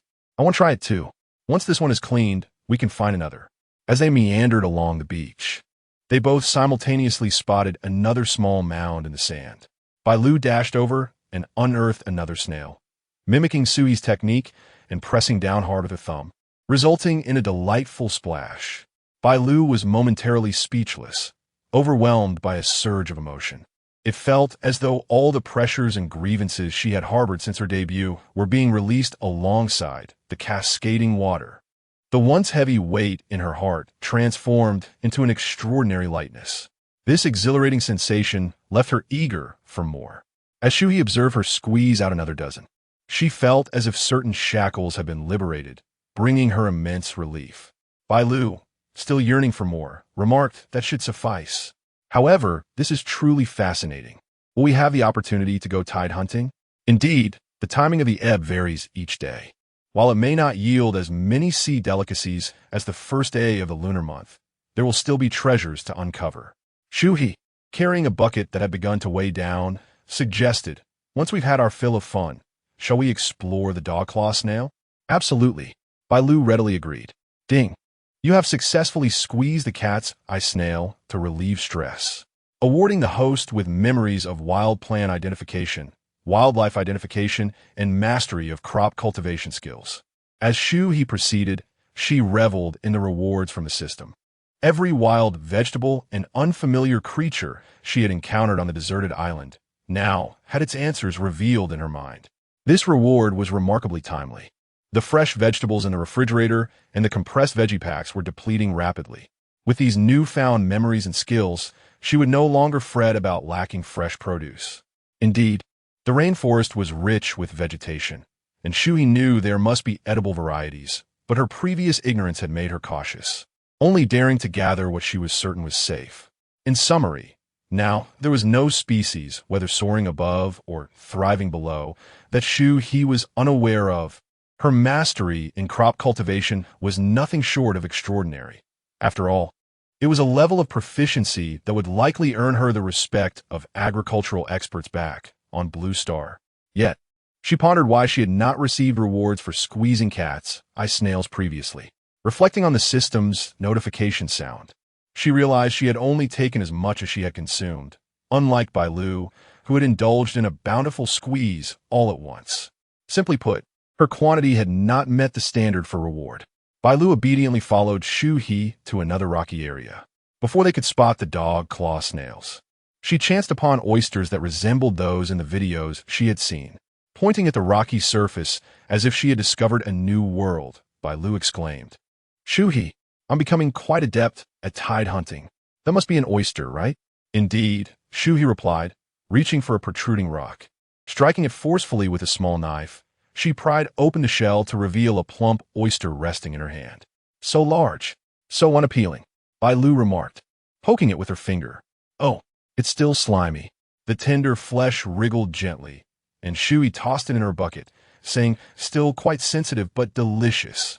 Bailu gathered a few more, and before they knew it, they had arrived near the gathering of dog claw snails. However, due to the dense vegetation, she initially mistook it for eroded rocks, realizing her perspective had been somewhat narrow. "You should stay back. It's rather perilous." After handing her bucket to Bailu, Shu He retrieved a screwdriver, a small knife, and a slender iron rod. Bailu gazed at the frothing and roaring waves with a hint of trepidation. If one were to slip, it could be easy to fall into the sea and be engulfed by the waves. "Perhaps we should refrain from eating them." "Not to worry," Shu He said, tightening her shoelaces and carefully stepping across the rocks.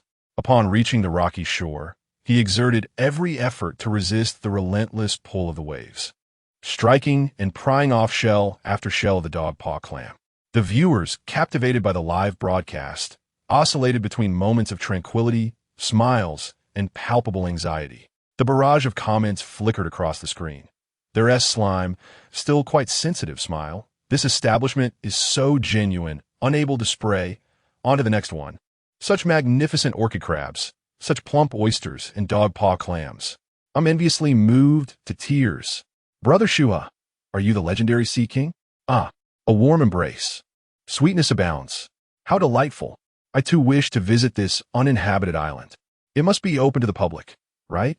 Oh, Yang Jinkar's room is opened, and another guest is rising. Hua Hua's taken her guitar. Yay, my beloved Hua Hua is finally going to sing. Wow, listening to Hua Hua sing by the seaside is simply too romantic. Yang Jinkar is bound to be enchanted this time. The production team is fortunate. Hua Hua has only been here for 2 days and is already singing. I timidly suggest, perhaps it's better if he doesn't sing after all. Awkward. Chapter 24. The Harbor Seal Pup. The 3 individuals in the observation room gazed in awe at the bucket brimming with treasures from the sea, their expressions mirroring a shared envy. Jin Jing, lost in reverie, fantasized about the most delightful ways to savor these seafood delights. Such plump oysters, best enjoyed raw, and the blue crabs. I absolutely adore crab meat. Perhaps a steaming preparation? The difficulty in gathering dog whelks explains their high price. I am utterly curious about their flavor. I long to taste them. Xiao Yang, swallowing hard at Jin Jing's words, seized the moment to enlighten the group. Dog whelk refers to the goose-necked barnacle, named for its resemblance to a ghostly claw. While the flesh inside is tender and pale, the exterior is rather intimidating. One wonders what prompted the first person to consume it. He continued, as for the blue crabs, the distinction between male and female is significant. The male crabs possess a sweet, succulent meat that commands a higher market price, exceeding that of their female counterparts by over 10 yuan. These two are quite fortunate. He shared a laugh with his beloved companion, the husky, exclaiming, "Our favorite delicacy is the blue swimming crab." Yin Lu, seizing the opportunity to interject, quipped, "So, you and your friend, one a fox and the other a husky?" Xiao Yang replied, "Indeed, true companions." In the scene, Shu He and Bailu continued their endeavors until the bucket could hold no more. In addition to the previously discovered marine bounty, they stumbled upon sea urchins, large octopuses, and abalones. Bailu struggled to articulate her exhilaration, merely repeating, "Hunting for sea treasures is such fun." Resolutely, she insisted on personally carrying the bountiful bucket, contentedly following Shu He back. Woof, woof, woof, woof, woof. Having not walked far, an urgent alarm from Godzilla echoed from the other side of the rocks. A special situation. Shu He glanced at Bailu, releasing her hand to signal his intent to investigate the source of the commotion. "I will accompany you." Bailu's expression turned serious as she tightened her grip once again. Meanwhile, Yang Chaiwa had been awake for some time, reluctant to rise from bed after finally escaping the camera's gaze. The gentle, rhythmic sound of the waves served as a lullaby, granting her the most blissful slumber she had ever experienced. If only she could wish for this program to continue indefinitely. There were no rules, no rigid schedules, and no need for her to forcefully portray a persona.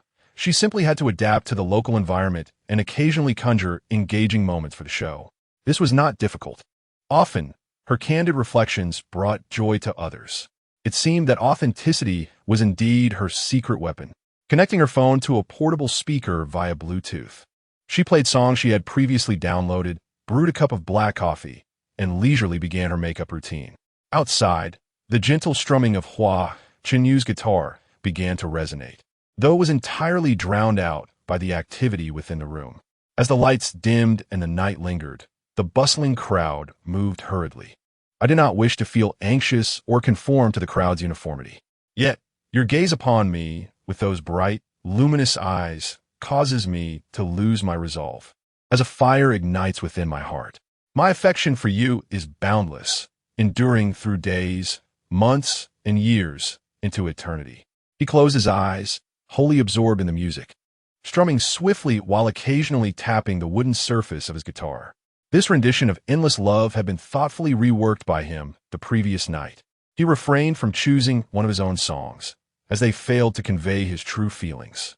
This particular piece, however, encapsulated the sentiments he yearned to express to Yang Jinli. At that moment, Huahua's fans were in a frenzy, exclaiming how incredibly talented he was for his adaptation of Endless Love. It was delightful, yet some detractors dismissively commented, questioning how one could deem it enjoyable, noting that without the chorus's lyrics, they would not have recognized it as Endless Love. Silence, naysayers. Huahua gracing you with his performance is a privilege. If you cannot appreciate it, kindly leave. The commotion escalated, with an unseen figure, Godzilla, making a ruckus that echoed even through the screen. Some critics, unable to appreciate the artistry, were urged to find something else to occupy their time. Meanwhile, there were whispers about Yang Chuyue's perceived rudeness.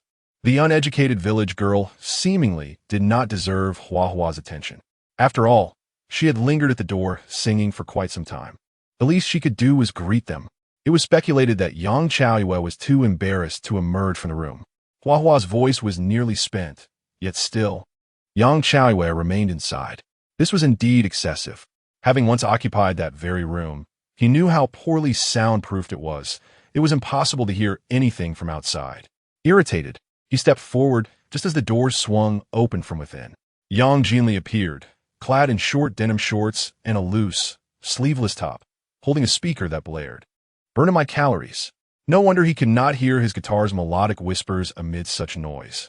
Upon seeing Huahua, who stood close to the door with his guitar, Yang Jinli's expression turned quizzical. What are you doing? Practicing or eavesdropping? With that, she switched off her speaker. Huahua shyly smiled. I just sang for you. He spoke softly, lowering his gaze, making Yang Chaoyue strain to hear. Oh, with the speaker on, I couldn't hear anything outside. The situation was undeniably awkward. How about you sing?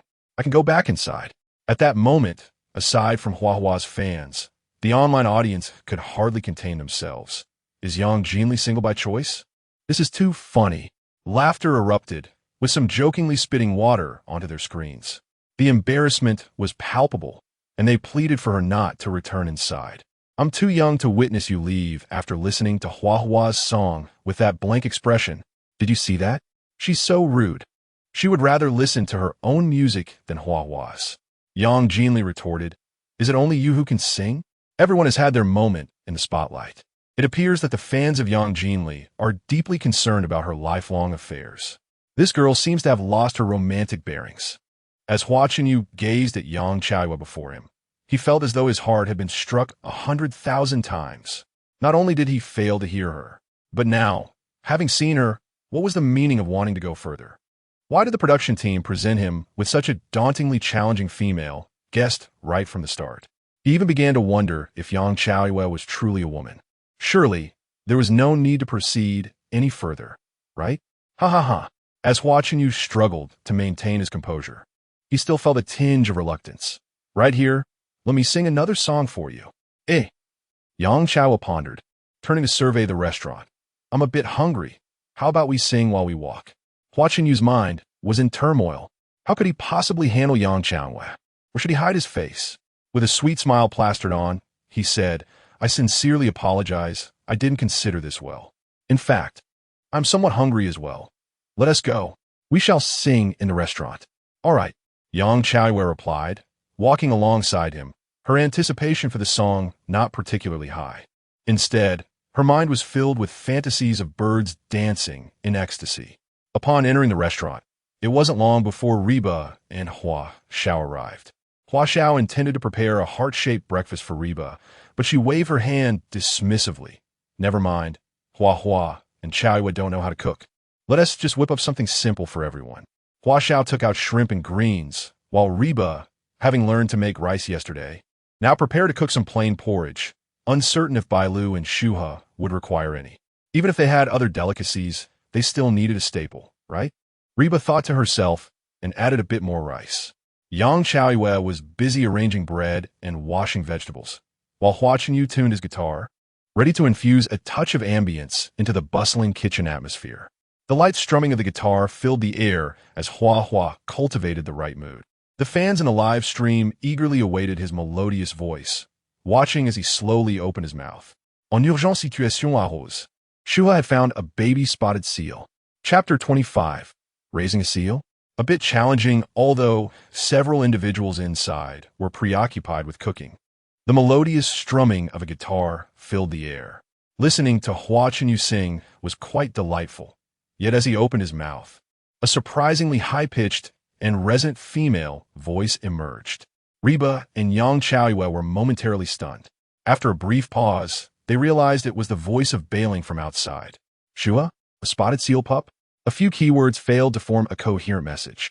Driven by intense curiosity, they rushed to the door, only to see Bailing shout into the room before hurriedly darting towards Shua's bedroom. Yang Xiaoyue exited the dining area, questioning, "What is happening? What is wrong with Shua?" Reba inquired, "Where is the spotted seal pup?" Watching you cast a sorrowful glance towards the entrance, bewildered by how these two girls could only speak of Shua. Even if they could not sing today, it shouldn't detract from his moment. He leaned his guitar against the wall. Rising to address the group, Bailing's reaction is rather exaggerated. Is discovering a seal by the seaside truly that unusual? Wouldn't this qualify as an emergency? I believe the real emergency here is that Hua Xiao is still cooking for us while our stomachs are growling. Why not eat our fill and then all go see? No one responded, including Hua Xiao, as the three individuals craned their necks, gazing into the distance. Ultimately, Reba and Yang Xiaoyue could not contain their excitement. Upon seeing Bailing and Godzilla racing out of Shua's room, they immediately followed in hot pursuit. After a moment of contemplation, Hua Xiao trailed behind. Hua Chenyu, witnessing the departure of the others, wore a sullen expression. It was merely a seal. He had seen them countless times on television and mobile devices. Did this creature hold more value than his singing? Was it more significant than love? Yet, seeing himself alone in the room, he had no choice but to follow. At that moment, the number of online viewers in the live stream surpassed 15 million, with 13 million spectators hearing Bailing's exclamation, all shifting their attention to Shua's live stream. Meanwhile, Shu He and Bailing found Godzilla, who was perched upon a rock, alternately barking in alarm and whimpering softly. Its behavior was quite peculiar. Shu He had never witnessed it like this before. "Wait here for me. I'm not sure if there's any danger, but I'll be quick." Hearing Shu He's words, Bailing, fearing to be a burden, reluctantly released his hand. In a few swift strides, Shu He reached Godzilla, but before he could bend down, he heard a woeful cry. Could it be a puppy on the island? Sensing Shu He's confusion, Godzilla leapt off the rock and dashed away, sending splashes of seawater in its wake. Finally arriving at the spot where Godzilla halted, Shu He discovered a small, disheveled animal trapped between two rock walls, covered in gray fur and unable to move. The creature was choking on seawater, sneezing and gasping for air. Upon noticing Godzilla, it emitted a series of sorrowful, high-pitched sounds as if signaling for help. At first glance, Shu He mistook the creature for a mere little stray dog. However, as memories of wildlife encyclopedias surged in his mind, he came to realize that the stout, rotund body covered in dense fur, with a smooth round head, large eyes, a short and broad snout, long and stiff whiskers, and lacking external ears or a distinct neck, belonged to none other than a harbor seal pup. Without a moment's hesitation, he swiftly leaped off the rocks and made his way closer. As he approached, the plump little creature blinked its large, round eyes like grape orbs, gazing at him with a sense of grievance, emitting soft whimpers. Chirps. Bailu, witnessing Shu He's descent, was so startled that she rushed back to the spot where Godzilla had just been, searching frantically. when she discovered the round head. Covered in grayish-yellow fur, nestled between the rocks, she exclaimed, "A polar bear!" Godzilla, overhearing Bailu's outcry, cast her an admiring look as if she were a genius. The live broadcast shifted with the drone to the side of the harbor seal, sending viewers into a frenzy. What the heck? Is that really a harbor seal, pup? No, Bailu insists it's a polar bear. Is there truly someone who believes Bailu's words? Firstly, they are not in the Arctic, and secondly, polar bears have ears. A quick search confirmed it was indeed a harbor seal. The fur covering its body is the natal coat it was born with. Typically found in frigid regions where these seals give birth, the fur serves to keep the pup warm. Yet, it was unclear why this one ended up here. Trapped between two rocks, it was in grave danger. If it had gone unnoticed, it could have starved. Newly born seal pups are unable to swim, and rising tides could easily drown them. Oh my! The poor little creature is stuck here. Does Shu He know how to rescue it? The observation room's footage shifted as they failed to comprehend what Bailu was gazing at from the rocks. They moved back from Huaqinyu and Yang Chaoyue's room to this side. When the camera followed Bailu's line of sight to the rocks below, the three of them were nearly left speechless. Xiao Yang even forgot about the camera, exclaiming, "Wow, isn't that a harbor seal?" Yin Lu, realizing an inappropriate exclamation had slipped out during the live broadcast, quickly attempted to redirect the conversation. Is it really a harbor seal? I see that viewers are passionately discussing this little baby, and Bailu even claimed it's a polar bear. Xiao Yang's attention remained glued to the live footage, and he merely brushed off Yin Lu's comment. It cannot be a polar bear. It's clearly a harbor seal pup. How it came to be here, I'm not sure, but I just heard on the news today that signs of harbor seals have been spotted near our coastal waters. I was contemplating whether to check it out locally when I unexpectedly encountered one on this dating show. After saying this, Xiao Yang wore a perplexed expression, furrowing his brow. Harbor seals typically give birth in extremely cold regions. The fur on the little seal is also for warmth. I surmise that the mother may have been en route to a frigid locale and, unable to resist, gave birth prematurely. One impatient mother. If it is possible to reach Shu He, it would be prudent for him to seek out the presence of the seal mother. Upon hearing Xiao Yang's words, Yin Lu's expression transitioned from initial shock to a growing concern. If the mother is absent, does Shu He possess the capability to rescue the young seal, or, indeed, to rear it? Xiao Yang regretfully shook his head. The pup has not been weaned, presenting a considerable challenge. The rehabilitation of marine creatures is the responsibility of specialized organizations.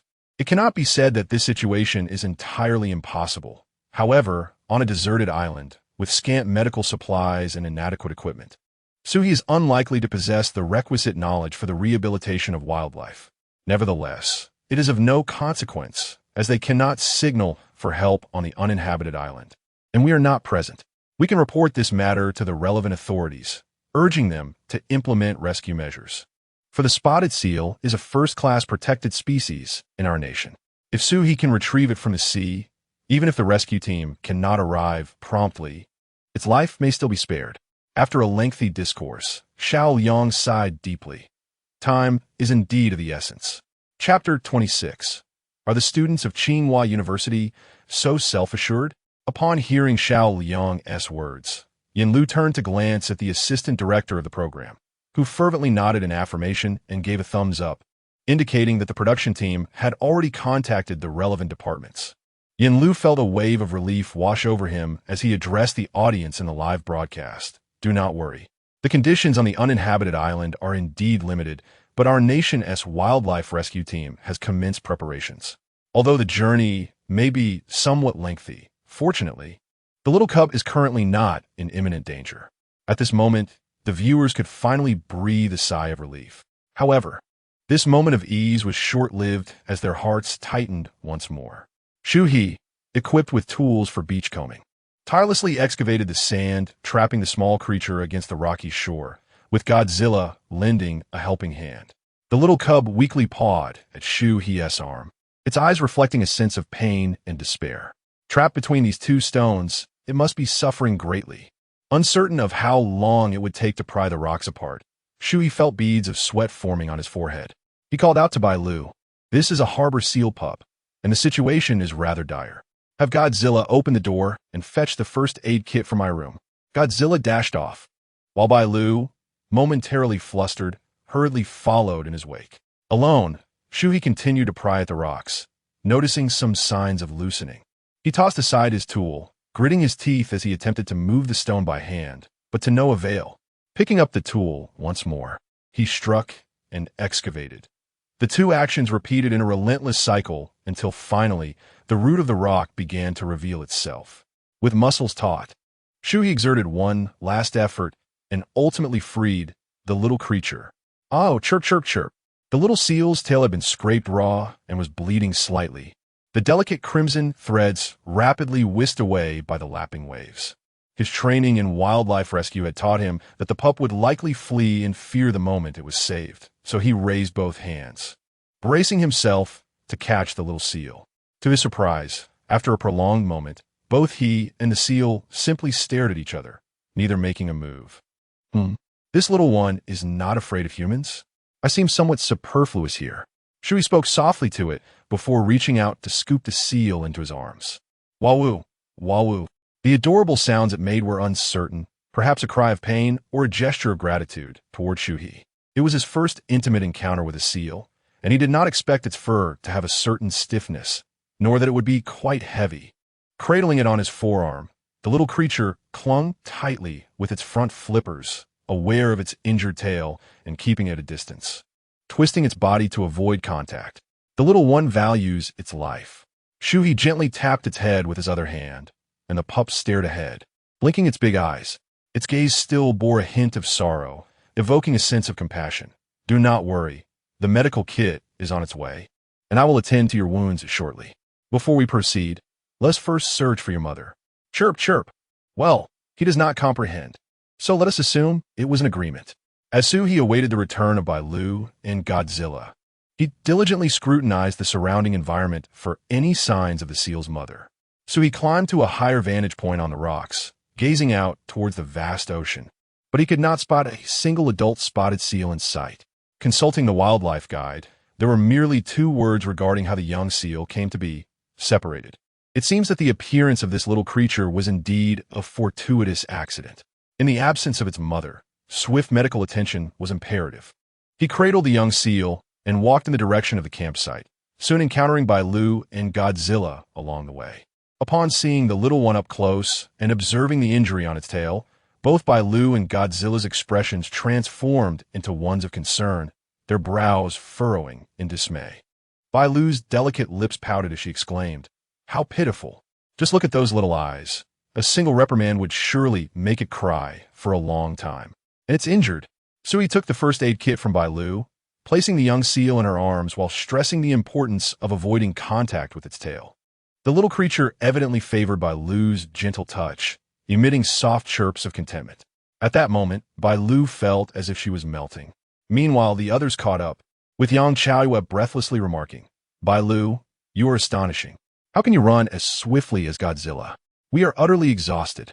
Hoppa, with her exotic and captivating eyes, beheld the spotted seal in Bailu's embrace and momentarily lost her composure. Her mouth agape in astonishment as she playfully flicked the little creature's head. "Do not be afraid, little one. Brother Shu, he will save you." Hua Xiao, impeccably dressed in formal trousers and a shirt, was slightly out of breath, and upon hearing Hoppa's words, he straightened himself, exuding a sense of superiority. "Shu He is not a doctor. At this juncture, we should return to the base and await the rescue team." With a professional smile, he then stood upright. "Hello, production team. I have discovered a protected wild animal. Please dispatch a rescue team immediately. We are mere entertainers. And Shu He is just a recent graduate with no medical expertise."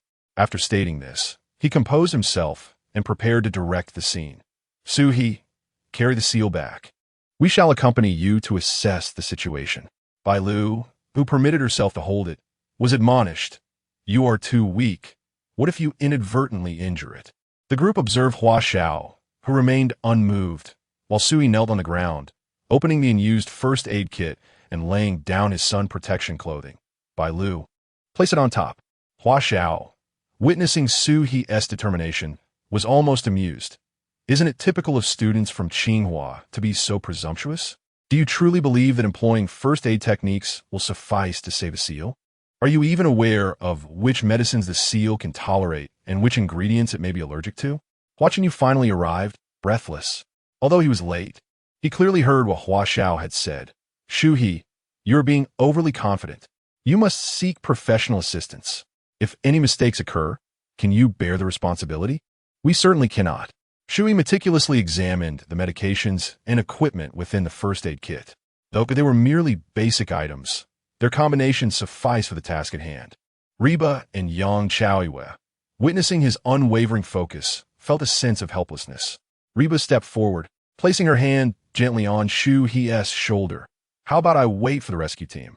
What if things go awry and it encounters danger? Immersed in his thoughts regarding the treatment plan, Shu He remained silent. At that moment, Bailu cradled the small creature in her arms and stepped forward. Please, let us not continue this discussion. From my understanding of Shu He, he would never embark on a task without certainty. The little seal's skin is exposed, and it is indeed perilous. Allow Shu He to tend to its wounds. It is not an insurmountable issue. She delicately placed the small seal onto the sun-protective clothing that Shu He had prepared. The little creature, believing it had been abandoned by Bailu, stretched its tiny paws in search of comfort. This scene melted the hearts of the three young women. Meanwhile, the observation room and comment section did not concur with their decision. Chapter 27. Perfect treatment of the wound. Named Juju Jinjing remained silent. But when she observed Shu He preparing to tend to the young seal's injury, she could not help but inquire, since the onset of the program. My observations of Shu He have led me to believe he is indeed a highly capable individual. However, treating wild animals must require a certain level of expertise. Does it not? Xiao Yang nodded in agreement. In our coastal cities, there are numerous specialized rescue organizations. Generally speaking, upon discovering such situations, one would wait for the rescue team to arrive. Yen Lu added, I just confirmed with the production team that the nearest organization to the uninhabited island is located in Yuan City, and the earliest they could arrive may take a day and a half to 2 days. If we merely wait for the rescue team, does that not pose a risk to the young seal? Xiao Yang responded, Indeed, there is a certain level of danger. We are unaware of how long the young seal has been trapped among the rocks. Setting aside the risk of wound infection, it has been without food for an extended period, and we cannot ascertain how long it can endure. The fat content in a seal mother's milk is substantial. The regular milk we are familiar with would likely be inadequate for its nutritional needs. Upon hearing Xiao Yang's remarks, netizens began to question Shu He's decisions. Experts have stated that an ordinary person cannot successfully rescue a young seal. Why can't Shu He simply wait for the rescue team? He studied software, and even if he has acquired some knowledge about wildlife due to his time on the uninhabited island, it is a different matter altogether when it comes to rescue efforts. He is still so young and impetuous, taking himself far too seriously. Bailu, after spending a few days with Shu He, seems to have had her mind thoroughly influenced. At this moment, she still supports him, with only Bailu backing him. Shouldn't they at least consider everyone's opinions? Yet Xiao Yang insists that not treating the wound promptly will also pose a danger. What should be done? Shu He, at this moment, was indifferent to the discussions around him. He gently turned the little creature over to ensure its wound did not come into contact with the ground. Having familiarized himself with the treatment plan, he had a clear understanding of the medications and dosages required for the injury. He first utilized hydrogen peroxide and cotton swabs to clean the wound and surrounding area. Subsequently, he employed a medical sponge soaked in iodine to disinfect. And after confirming that no bacteria capable of inducing infection were present, he sprinkled anti-inflammatory powder onto the young seal's wound and bandaged it with sterile gauze. Throughout the process, the seal pup only flinched slightly due to the sting of the sand, as if it understood that Shu He was aiding it, behaving quite obediently. Once the wound treatment was complete, Shu He rummaged through the first aid kit for suitable anti-inflammatory medication for the young seal. Shu He, do you know the specific medications it requires? Now is not the time to be stubborn, Hua Xiao remarked, fidgeting with his hands and adjusting his glasses. Unsure if his irritation stemmed from Shu He ignoring his instructions or genuine concern for the young seal. I understand the necessary ingredients it requires, so do not worry. Shu He took out a box of ciprofloxacin and continued. Long ago, when treating marine creatures, practitioners primarily relied on quicklime, bleaching powder, calamus, and gallnuts. At that time, there was no concept of specialized medications. It was only with the subsequent introduction of agricultural, veterinary, and human pharmaceuticals that medicines specifically for marine organisms emerged. In truth, these are merely the most fundamental ingredients. It is widely believed that they are less precious than human remedies, and the production of anti-inflammatory drugs is rather crude and simplistic. Ciprofloxacin, on the other hand, is not only more meticulous and effective than those specialized medications, but it also prevents infection and can fully meet the internal treatment needs of the young seal. Its wound is merely a scrape. There is no need for such alarm. As Shu He spoke, he smiled to Hua Xiao, who remained unconvinced. Do you know the dosage? He inquired. Shu He split the tablet in his hand into 2 halves. Yes, half a tablet will suffice. Saying this, he swiftly pried open the young seal's mouth, and with remarkable speed that left everyone present, both human and animal, taken aback. He placed the pill deep within its oral cavity. Cough! Woof! The previously docile creature was startled, letting out an unexpected bark. Godzilla paused momentarily before approaching to smooth down the seal's fur, offering comfort. Seizing the moment, while the little creature was dazed by Godzilla's affection, Shu He produced a syringe and administered a rabies vaccine. Several guests were astonished by his swiftness, with watching you exclaiming, Shu He, you are too cruel. Your actions are too rough. After wiping the medicine residue from his hands, Shu He lifted the young seal. There's no other option. Can you expect it to willingly receive injections and take medication? In fact, seawater is quite beneficial for their wounds, but this little one is too weak to swim, so we must expedite its recovery in this manner. After all, every medicine has its side effects. This one will be fine. He turned to the astonished Bailu, his tone gentle. Don't worry. We'll return and feed it some food. I assure you, the young seal will be lively and frolicking by tomorrow. I believe you, Bailu affirmed with a nod. With a protective layer now over its tail injury, the young seal no longer strained its flipper. After a sigh of relief, its large round eyes regained some vitality. Why don't you give it a name? Shu He suggested as he stood up, addressing Bailu. Since it always makes a chirping sound, let us call it Chirpy. With her anxious heart calmed, Bailu felt a surge of happiness after naming the little creature, further solidifying her trust in Shu He. Picking up Shu He's sun protection garment, Bailu suddenly recalled something. Wait, I almost forgot about our harvest from the tide pools. With that, she turned and ran back to the rocks. Shu He instructed the others to return first while he waited with Godzilla for Bailu. The guests walked back in silence, their unease still unresolved. Yang Chaomei remarked, Is this really sufficient? I don't quite understand, but Shu He's rescue techniques appear very practiced. Reba added, Bailu trusts him so much. We should support Shu He as well. He is not the type to feign knowledge. I fervently hope that little Jiao recovers swiftly so that I may shower it with affection. At that moment, both male guests exchanged knowing smirks. Watching you remarked, Is this what you call proficiency? Did you not observe his utter lack of compassion towards the little seal? Hua Xiao chimed in. This young man, Shu He, possesses many admirable qualities, yet he is somewhat arrogant. Relying on his elevated education, he acts on impulse. I wonder how he intends to nurture the little seal. Upon returning to the dining area, Hua Xiao noticed that none of the guests were in the mood for music. He could only patiently await the meal. Hua Xiao cooked swiftly, while Reba served a bowl of well-prepared porridge to each person, leaving the remaining portions for Shu He and Bailu in the pot, which she set to keep warm. As the group neared the end of their meal, Shu He entered the dining room, cradling little Jiao, with Bailu trailing behind, accompanied by Godzilla. Yang Chaomei exclaimed, Your entourage is growing larger. It resembles a family of 4. Reba was the first to rush over, gently touching the seal pup's tiny paws. How is little Jiao faring? I've saved some porridge for you. Shu He expressed his gratitude. It's merely hungry, nothing more. Yang Chaomei joined them. Is it still nursing? May I hold it? Shu He carefully placed little Jiao into her arms. You all entertain yourselves for a moment. I shall fetch it some food.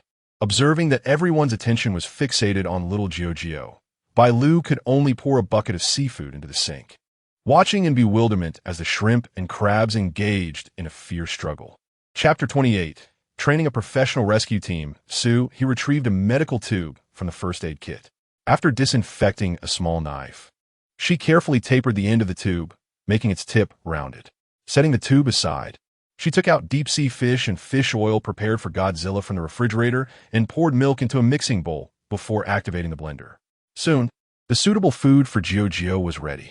Reba looked curiously at the bowl of silvery gray paste. Is this what Jiao will eat? Indeed, Shu He replied, attaching a funnel to the other end of the tube. The fish oil is rich in fats, lecithin, omega-3, and DHA, while the fish and milk provide protein and calcium. This will ensure the little one receives all the necessary nutrients. Reba observed intently as Shu He gently inserted the tube into Jiao's mouth, while Yang Chaoyue held it still, hesitant to move. Suddenly, Hua Chenyu interjected loudly, Shu He, is it really okay to treat it so roughly? I can't bear to watch. Yang Chaoyue, slightly irritated by Hua Chenyu's outburst, replied, keep your voice down. Can't you see Shu He is being careful? There must be a reason for her actions. Once Shu He confirmed that the tube had reached Jiao's stomach, she cautiously began to pour the prepared mixture into the funnel. Jiao only drinks milk, and even if it goes to the rescue center, it will need to be fed through a tube. Her movements were incredibly gentle as Jiao raised its head, its large eyes filled with trepidation, yet its body obediently complied. As the tube was gradually withdrawn, Jiao let out a satisfied burp. Such a good and understanding little one, Yang Chaoyue exclaimed, pressing her face against Jiao's head. Jiao squinted its eyes in contentment before tilting its little head and drifting off to sleep. A bubble of mucus emerged as it snored, eliciting laughter from the group. Reba intermittently pinched its little flippers while joyfully glancing at Yang Chaoyue. What shall we do next? She murmured, lowering her voice upon seeing Jiao asleep. After 3 to 6 months of artificial rearing, we will allow Godzilla to train it for survival in the wild. Once it is capable of fending for itself, we will release it into the ocean, Shu He explained as she approached Bailu, who was focused on feeding a small seal with a sea urchin spine in her hand. Shu He gently patted Bailu's slender shoulder. I'll take over. You keep an eye on Jiao's condition. Bailu nodded in response, joining the other 2 female guests as they circled around Jiao. Hua Xiao, with a stern expression, addressed the camera. What has transpired is solely Shu He's personal action. If there are any consequences, we shall not bear the responsibility. Turning to the 3 girls, he added, you all should take a break. Don't let a seal interfere with your afternoon fishing plans. It's named Jiao. We understand. The 3 girls, mesmerized by Jiao's peaceful slumber, spoke absent-mindedly, their minds elsewhere.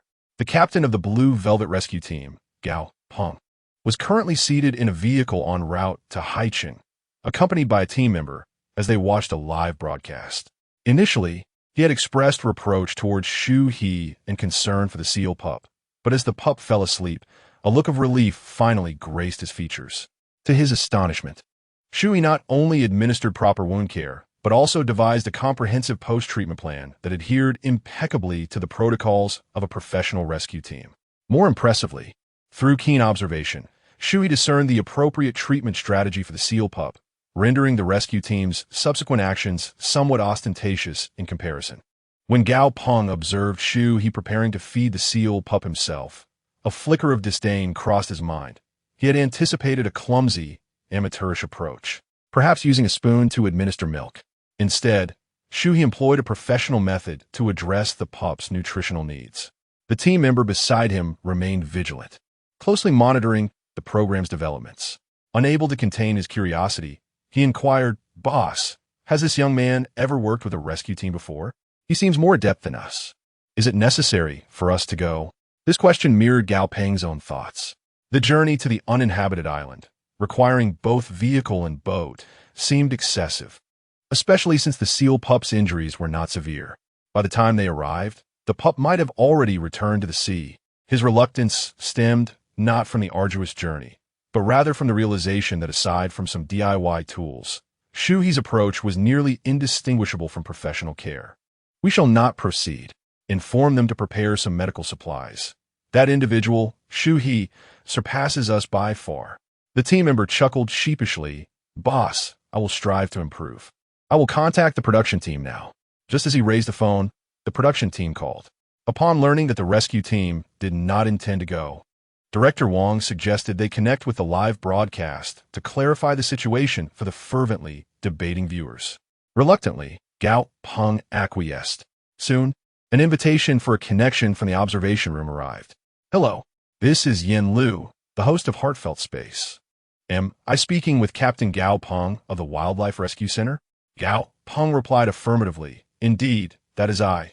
Yin Lu continued. Captain Gao, are you on your way to Haicheng? He confirmed. Yes, we have cages and emergency medical supplies on board, but they are unlikely to be of use now. From the live feed, I can see that the seal pup, Gio, has fallen asleep. This indicates its vital signs are stable, its health is improving, and it appears to be in good spirits, calm and content. By the time we arrive, it is likely to have already swum away. Upon hearing Gao Peng's response, Yin Lu's face lit up with surprise. So, this means our guest, Shu He, has utilized an entirely correct treatment protocol? Gao Peng affirmed, not only correct, but remarkably professional. The medication was precise, the dosage is appropriate, and his bandaging and feeding techniques far exceed those of the team members I have trained. After a brief pause, he added, even I would find myself somewhat at a loss in such an environment. Shu He utilized locally sourced materials to provide the most suitable care for Gio, who appeared to thrive in that environment. In the program, Shu He outlined the forthcoming rescue plans, which aligned perfectly with our standards. Their surroundings are more attuned to nature, allowing the young seal to adapt with greater ease. My suggestion is to refrain from imposing unnecessary interference. Yin Lu smiled and nodded before the camera, inquiring, what do you think we should do here?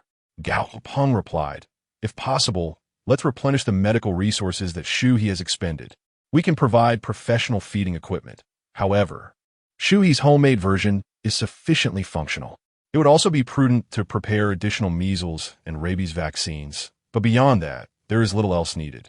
By the way, once your program concludes, could you kindly inquire whether Shu He would be willing to join the Blue Velvet Marine Wildlife Rescue Center? If he is not inclined, would it be possible for him to train my team on how to reach his level in the event of similar rescue situations? This question left Yin Lu momentarily perplexed, as the original plan was merely for Captain Gao to explain why the rescue team could not be present. Little did they anticipate that he would be attempting to recruit someone on air. Nevertheless, this request further elevated Shu He's stature in Yin Lu's eyes. All right, Captain Gao, if we manage to contact the guests, we will certainly pose this question. Thank you for clarifying our doubts. Farewell. Gao Peng responded goodbye.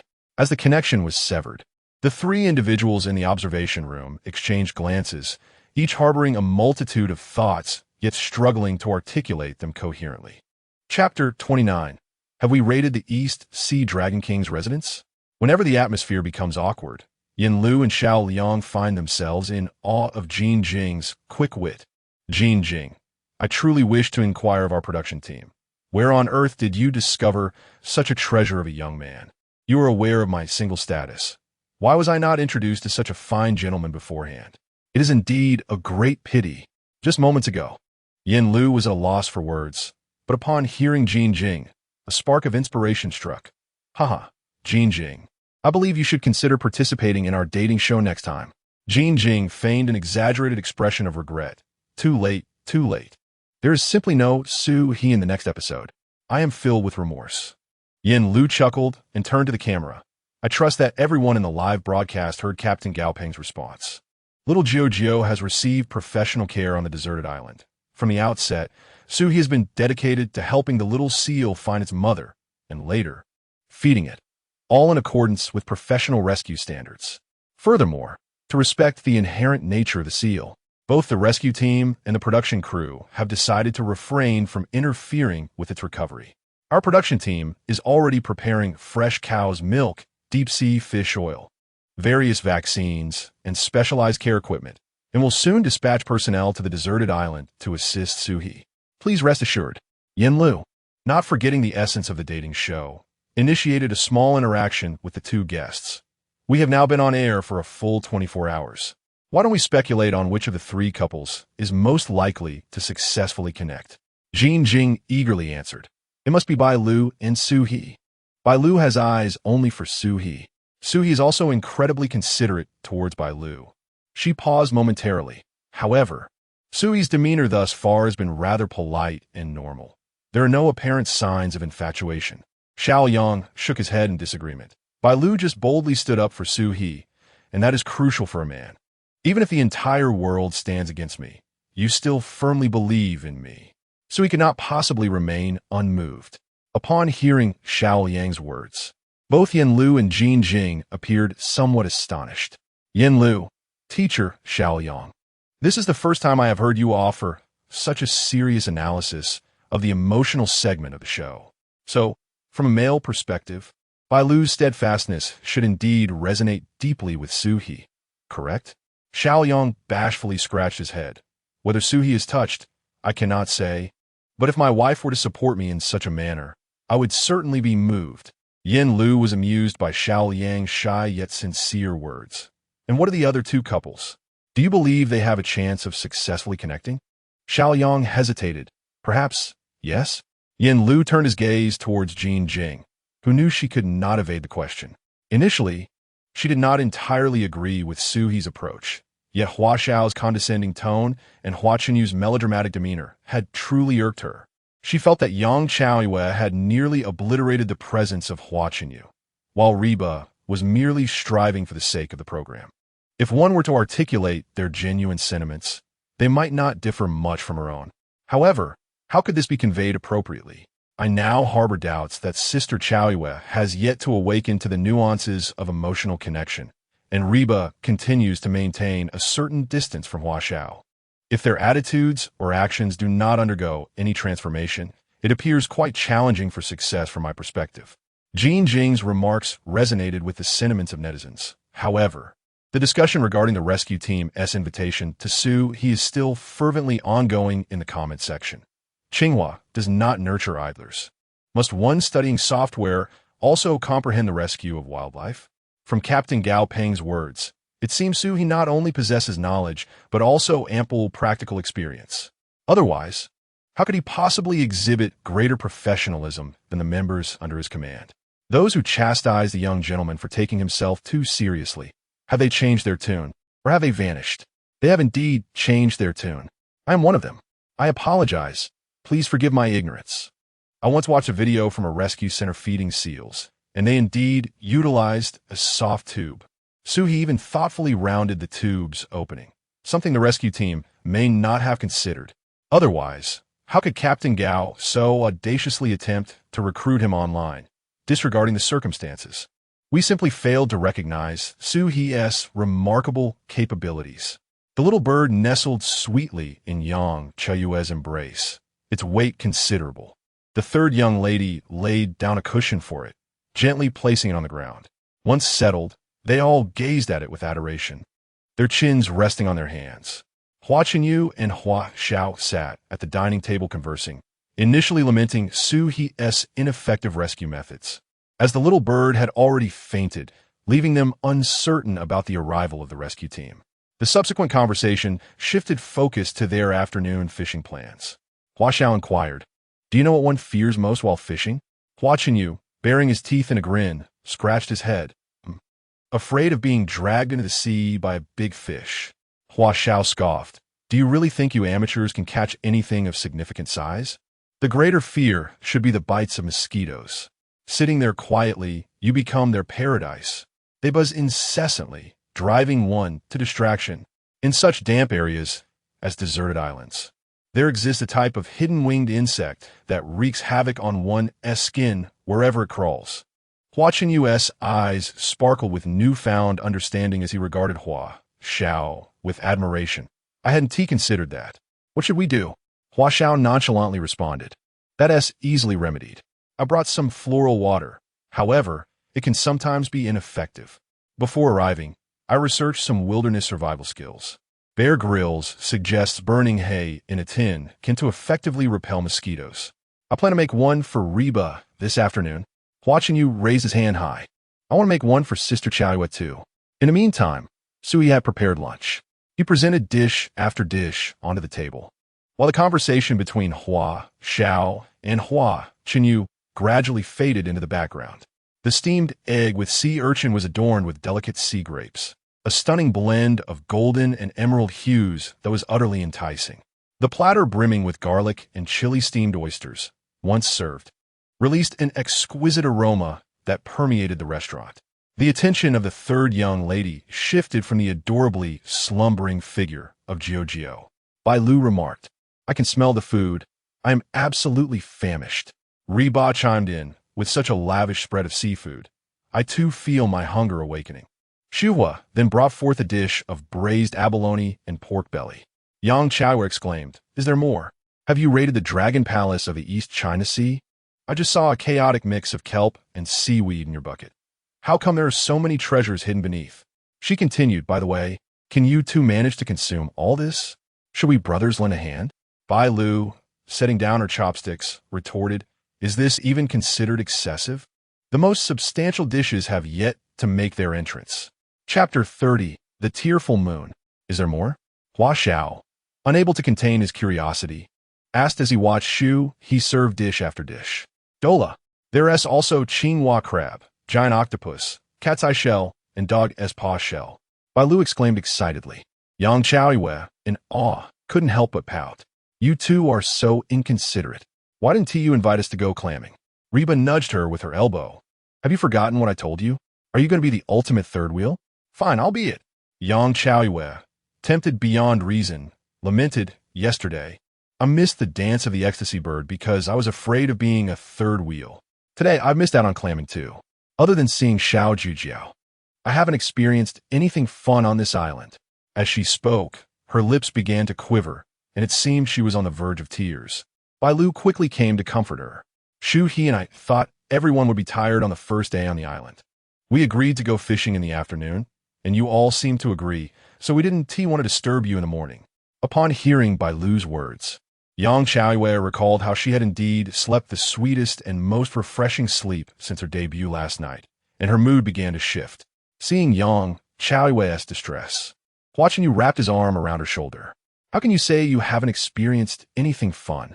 I sang a song for you today. You just didn't hear it. How about we host an artistic evening gathering tonight, where everyone can sing and dance together? What do you think?" Upon hearing this suggestion, Yang Chaoyue's previously calmed mood quickly soured again. She was, after all, a black hole of singing and dancing. Such an artistic event would only serve to embarrass her. She had thought participating in a dating show would mean she could simply be herself, but it seemed she was being coerced into performing. Memories of being bullied online for her lack of basic skills in her girl group still haunted her. She pretended not to care, but the pain from those violent verbal attacks was something only those who had experienced it could understand. Yet, she knew that as a public figure, despite the emotional toll it took, she had to endure. Before she could voice her protest, Hua Xiao had already stood up first to agree. "Hua, that's a splendid idea. We'll go fishing in the afternoon and have a seafood barbecue party in the evening. Everyone should showcase their talents to liven up the atmosphere. After all, we are all artists. I'll host. I'll sing." Watching you exclaimed. After their high five, they turned to Bailu and Reba. Bailu said, I'll dance, I suppose." Reba chimed in then, "I'll dance too." Yang Chaoyue tried out, "Wah. I despise artistic gatherings. I only know how to eat." As Yang Chaoyue released her pent-up grievances and sobbed uncontrollably, the others were momentarily taken aback. Hua Chenyu, in particular, stood aside, utterly perplexed by the fragility of the girls. Bailu suggested, "Perhaps we should forego the artistic gathering and just enjoy the seafood barbecue and play some games instead." Hua Xiao felt a tinge of disappointment. He genuinely hoped that Hua Chenyu would showcase his formidable vocal prowess, capable of overshadowing Shu He's prominence. Moreover, the joyous atmosphere of the seaside, with barbecues and performances, should have facilitated a deepening of their emotions. Yet, witnessing Yang Chaoyue sobbing in a corner, he could only relent, saying, "All right, Chaoyue, don't be so sensitive. As Bailu suggested, let us forego the artistic showcase. How about we play some games, and if we lose, we can engage in a game of truth or dare." Yang Chaoyue continued to sniffle while making an effort to rein in her emotions. Hua Xiao's fragility saddened her, but considering the concessions made by the others for her sake, she nodded earnestly, declaring, "I choose truth. We, Chaiyue, are not sensitive. We are the universe's strongest and most beautiful girl." Bailu smiled as she wiped away her tears, saying, "Our game hasn't even started yet. There's no rush in your choice. No more tears." Chaiyue, understanding and compliant, nodded again and then glanced at the dining table.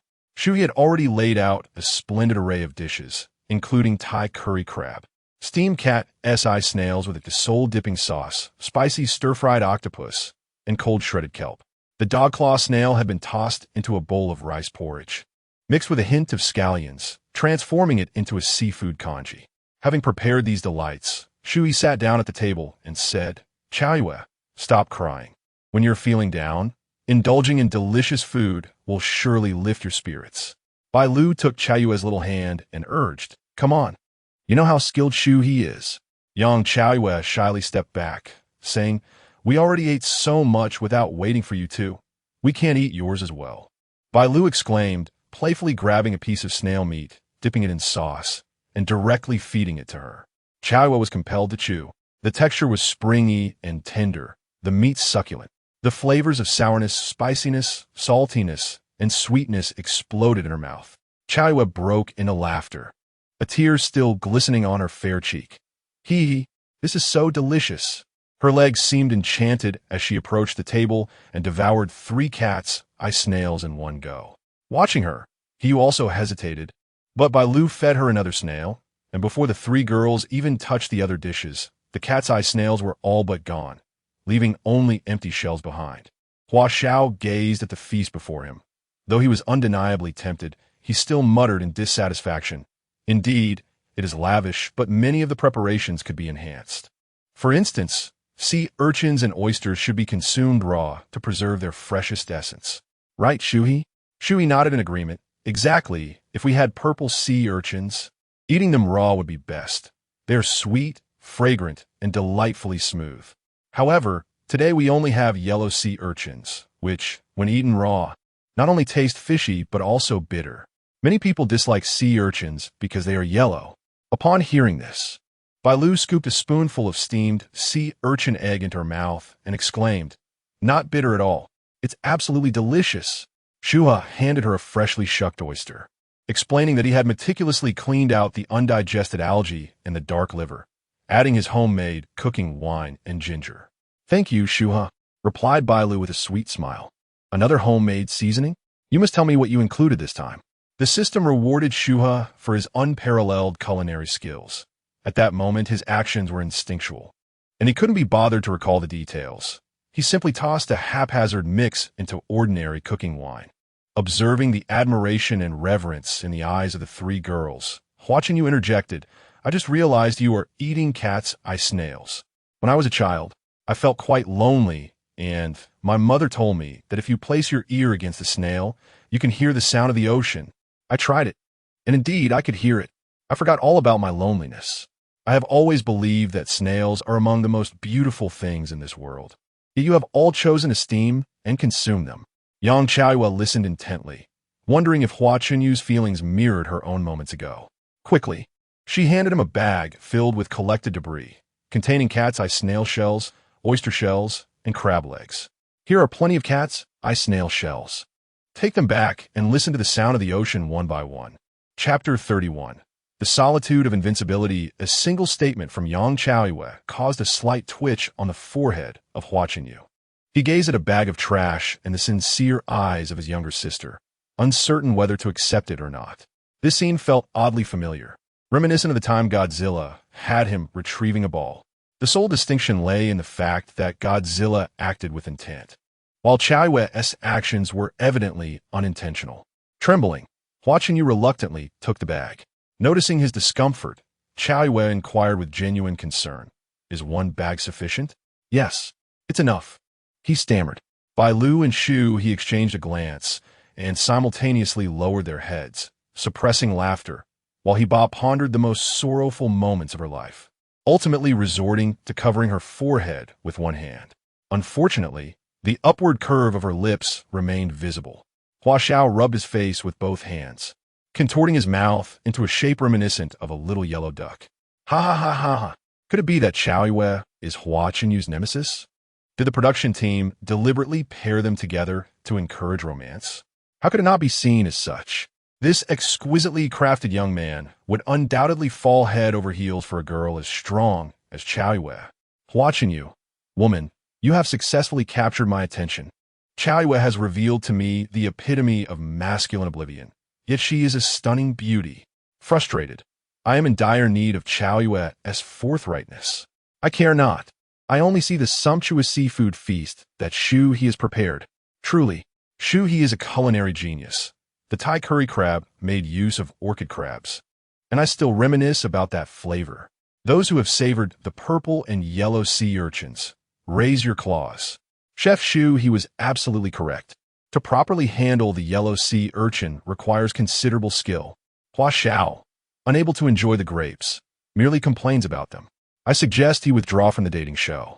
The more he participates, the more he tarnishes his reputation. Hua Qinyu also exhibits a degree of pretentiousness, which I find grating. I cannot abide the sight of Hua being overshadowed. Only those who harbor genuine affection can appreciate the minutiae of life. TSK. I fail to sense any affection here. Perhaps he should host a literary soiree, merely to showcase his vocal prowess? Which of the other 3 female guests would be inclined to join him? Xiao Yue was particularly sensitive and moved to tears, and yet Hua Xiao dares to call her fragile. Among the 3 male guests, I still favor Shu He the most. However, the upcoming arrangements do not bode well for him, as Hua Xiao appears quite adept at fishing, and the evening's game will involve performances for those who lose, which suits Hua Qinyu perfectly. Yet, what can be done? They are merely leveraging their strengths against Shu He's weaknesses. Such cunning old foxes. The observation room initially sought to capture popular comments and interact with the live audience, but who would have anticipated that a single lunch could yield so many captivating moments, making it challenging for them to focus amidst the barrage of comments. Nevertheless, Yin Lu did notice a subtle detail during the interactions between the male and female guests. Did you observe that everyone found Xiao Yue's forthrightness amusing? It was only Bailu and Shu He who exchanged glances. Upon her joyful declaration, she glanced at Jin Jing and Xiao Yang, who were still fixated on the table laden with delectable dishes, their mouths watering. Hearing her words, they appeared momentarily bewildered. Yin Lu felt compelled to elucidate. I once encountered a psychological technique that suggests when one is uncertain whether another harbors feelings for them. Observing their reaction to amusing occurrences can be revealing. In any given setting, we tend to focus on those we cherish most. Emotional fluctuations naturally lead us to be more attentive to them. Notably, when all the guests were stifling laughter, only Shu He and Bailu exchanged glances. Jin Jing's eyes widened in realization. So, Yin Lu, are you implying that these two have already developed feelings for one another? Yin Lu vigorously nodded.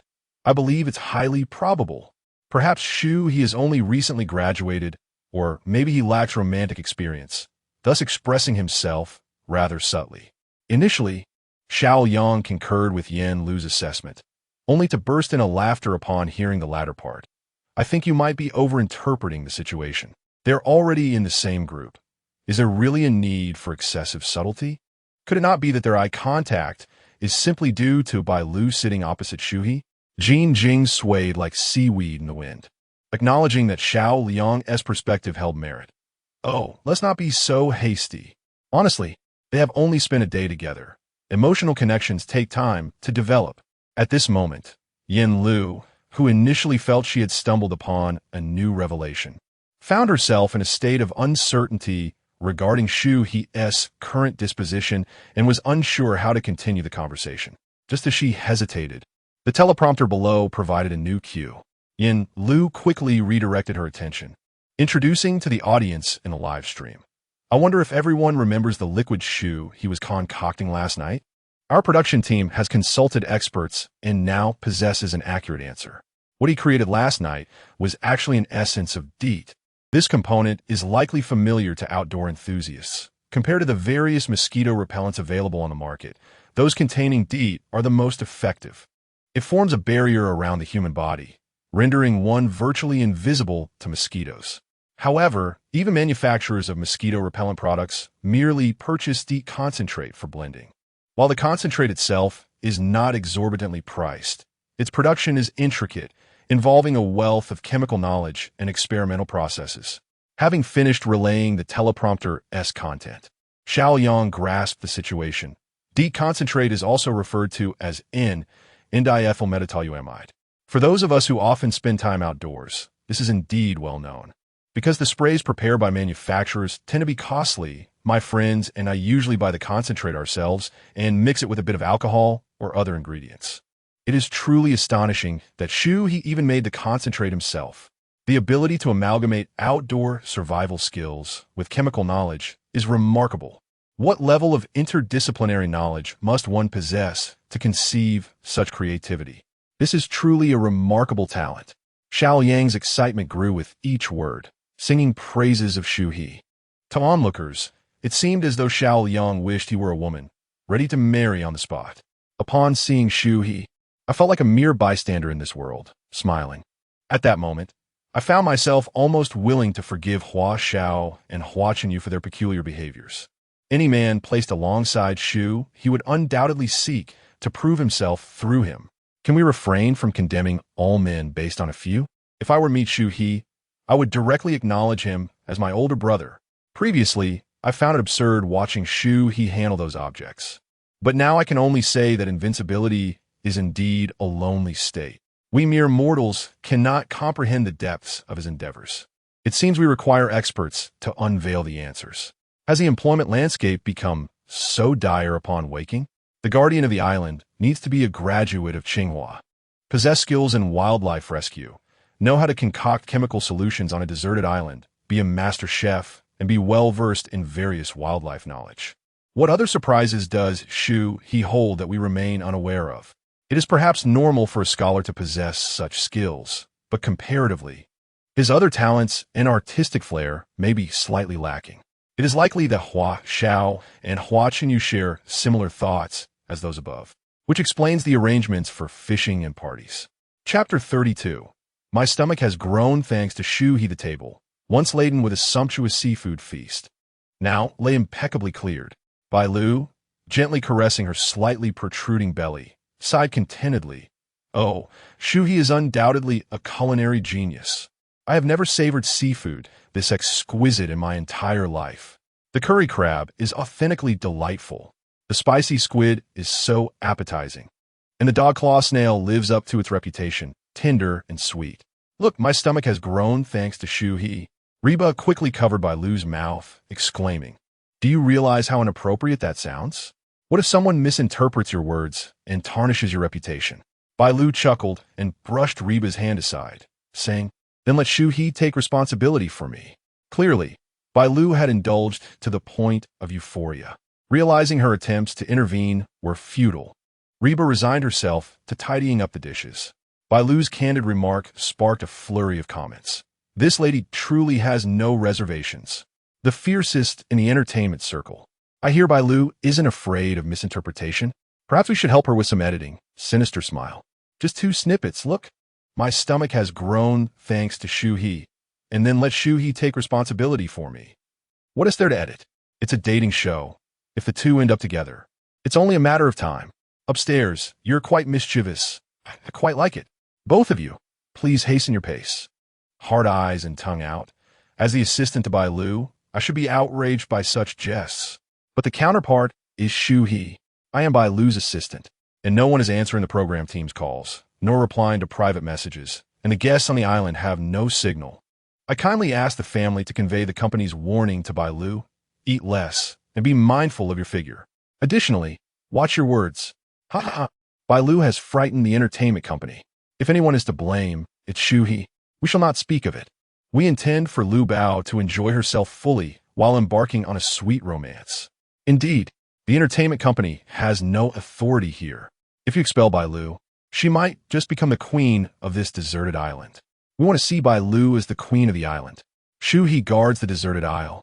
while Bailu watches over Shu He. The CP fans are going wild. The queen of the island, the conquering lady, grabs popcorn, quite intriguing.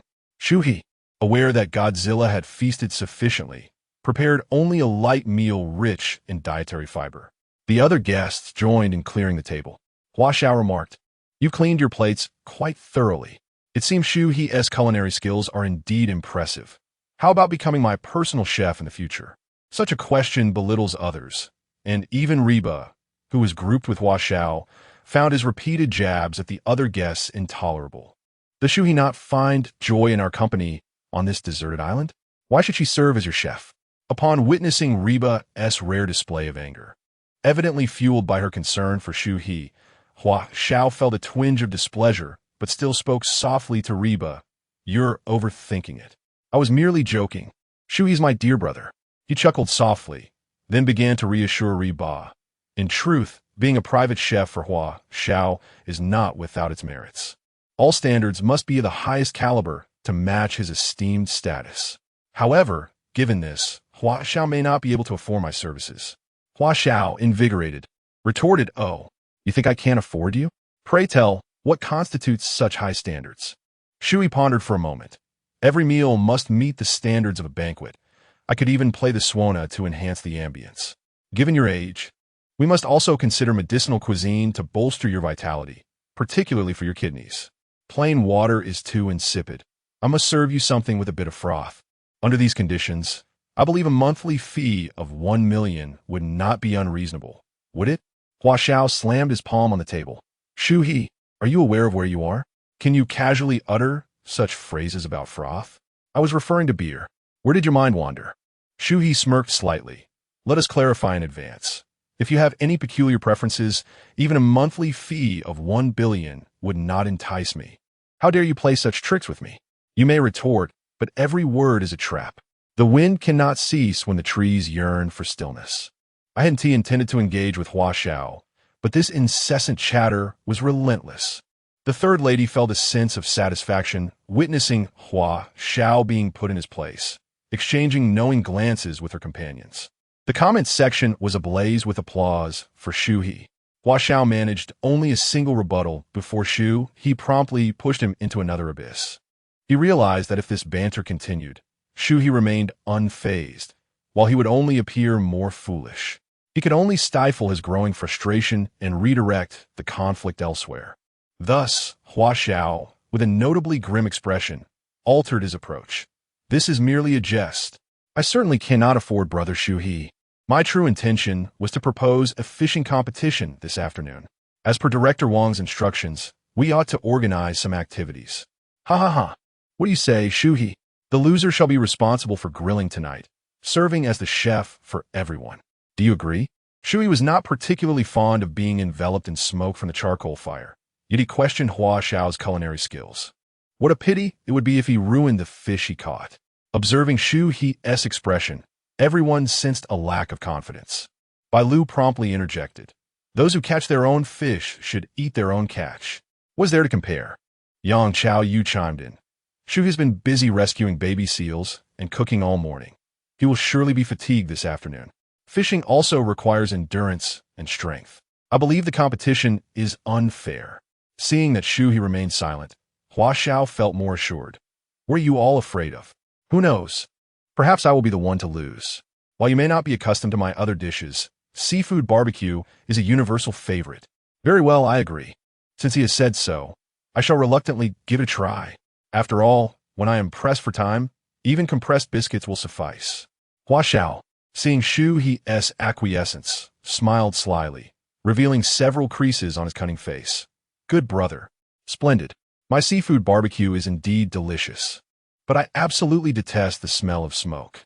In a moment, I shall not hold back while fishing. I fear that tonight's chef will have to be you." At this moment, Bailu's disdain for Hua Xiao has reached its zenith. "If Shu He loses, I shall consume all that he cooks, not permitting you a single bite."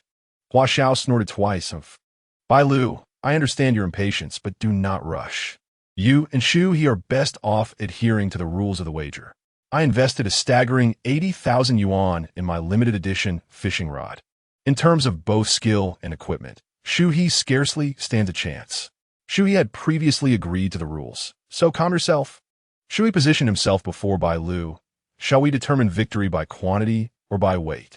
Hua Xiao furrowed his brow, taken aback by the boy's audacity. Let it be based on your strengths.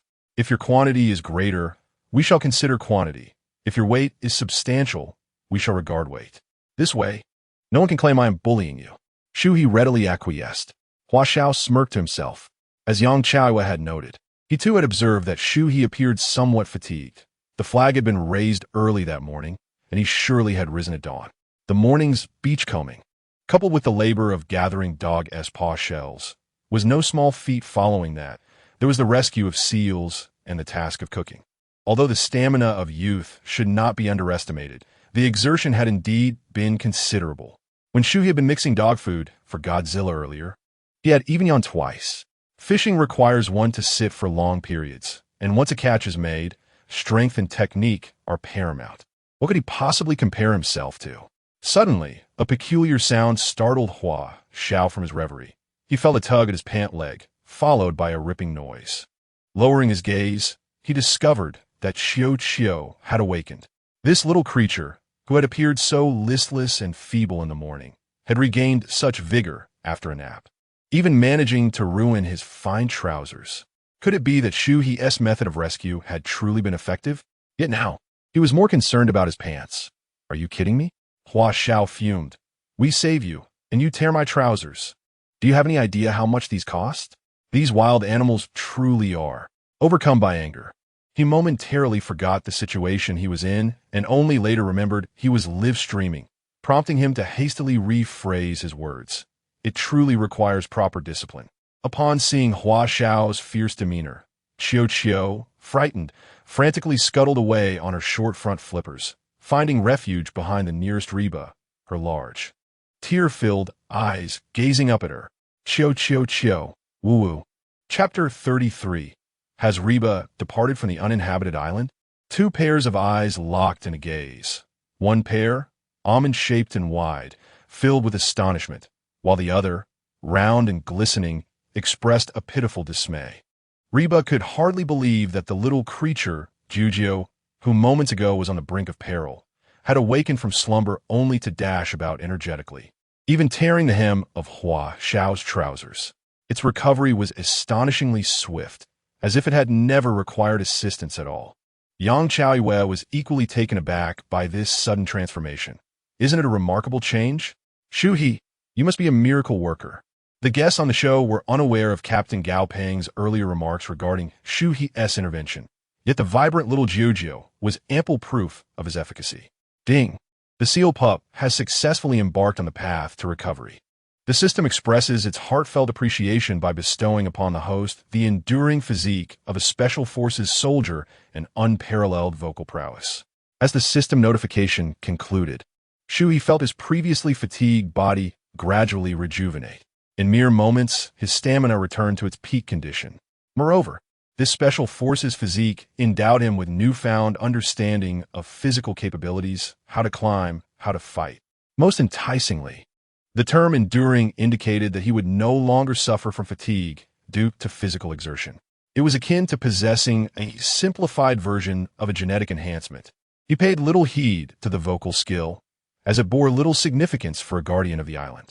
Besides, he had no aspirations to enter the entertainment industry. Reba gently cradled the timid Jujio, seeking to offer comfort, yet the words of solace eluded her, especially considering it had damaged Hua Xiao's trousers. And Hua Xiao's remarks were rather harsh. While she thought to commend its spirited bite, she nonetheless preserved some dignity for him in front of the camera.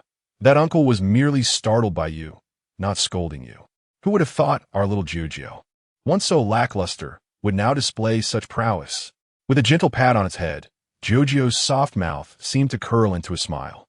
Bailu and Yang Chaoyue, having finished washing the dishes, hurried to Jujio's side to examine it closely. Yang Chaoyue noted, Jujio appears to be in perfect condition aside from its injury. Bailu added, doesn't this prove that Shu He's treatment and care, both in administering medicine and providing food, were indeed correct? As Yang Chaoyue placed her hand on its small flipper, Jujio playfully nudged her hand in response. Wow, This little one is still in the mood to play with me. Shu He's rescue plan was undoubtedly flawless. To the production team, she declared, "You need not send anyone else. Do you hear me?" She gestured earnestly toward the camera, explaining, "Shu He is truly remarkable. He seems to understand how to care for little animals.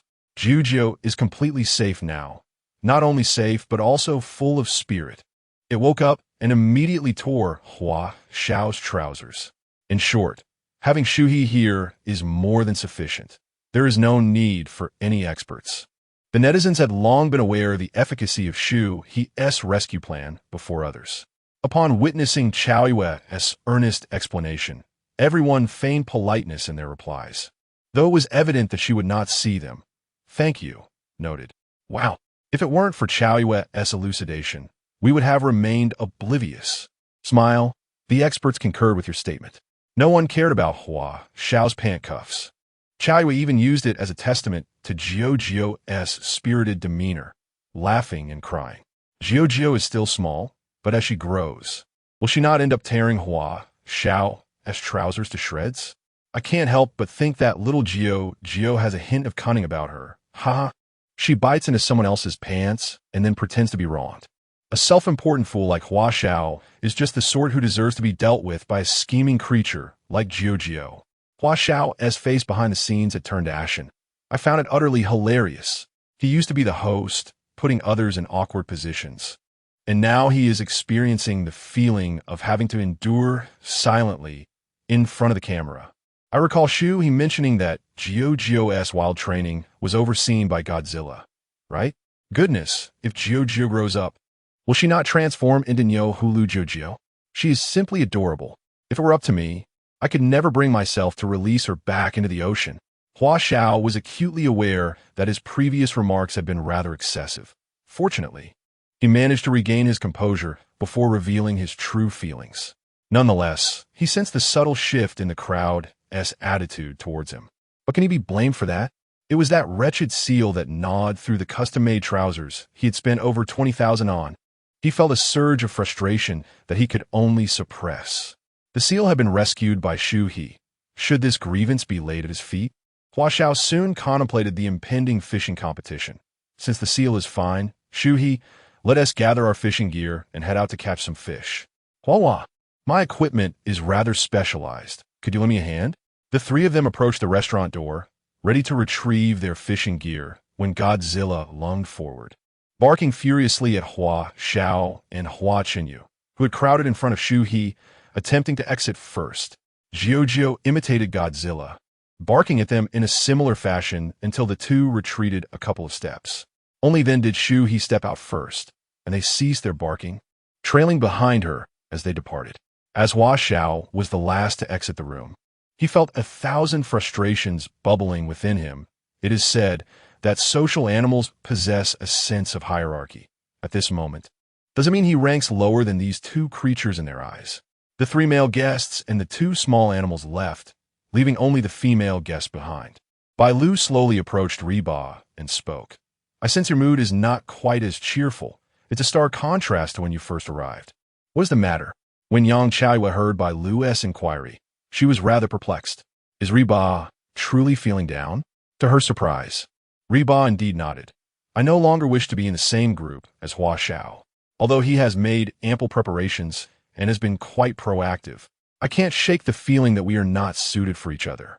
If it comes to that, I might just leave the deserted island." The words of Reba plunged the listeners into silence. The program adopted a grouping strategy with the intent of fostering mutual assistance and understanding among the guests on the deserted island. Yet, merely a day into this endeavor, Reba found herself utterly exasperated by Hua Xiao.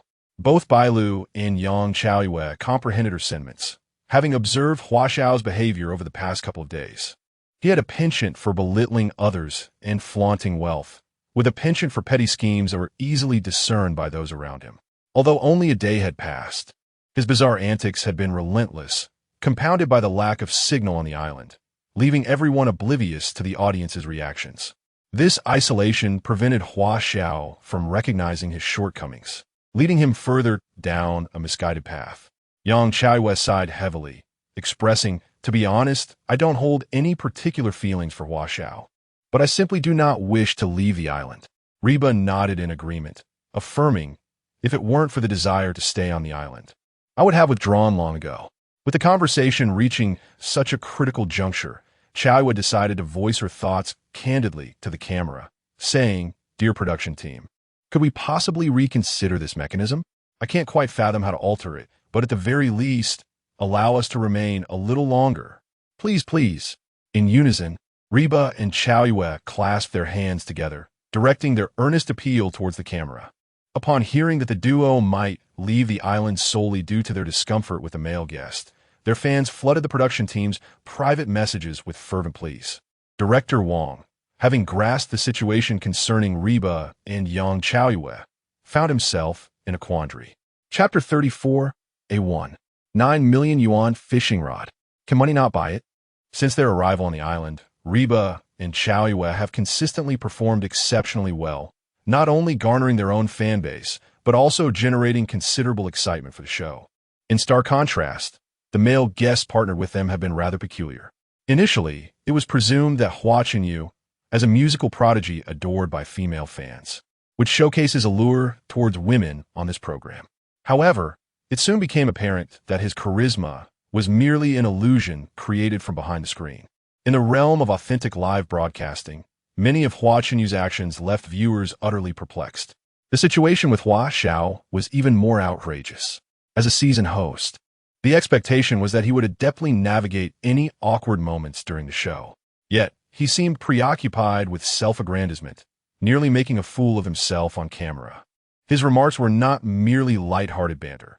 Should he exhibit any derogatory behavior towards animals during the live broadcast, it could very well lead to a scandalous fallout.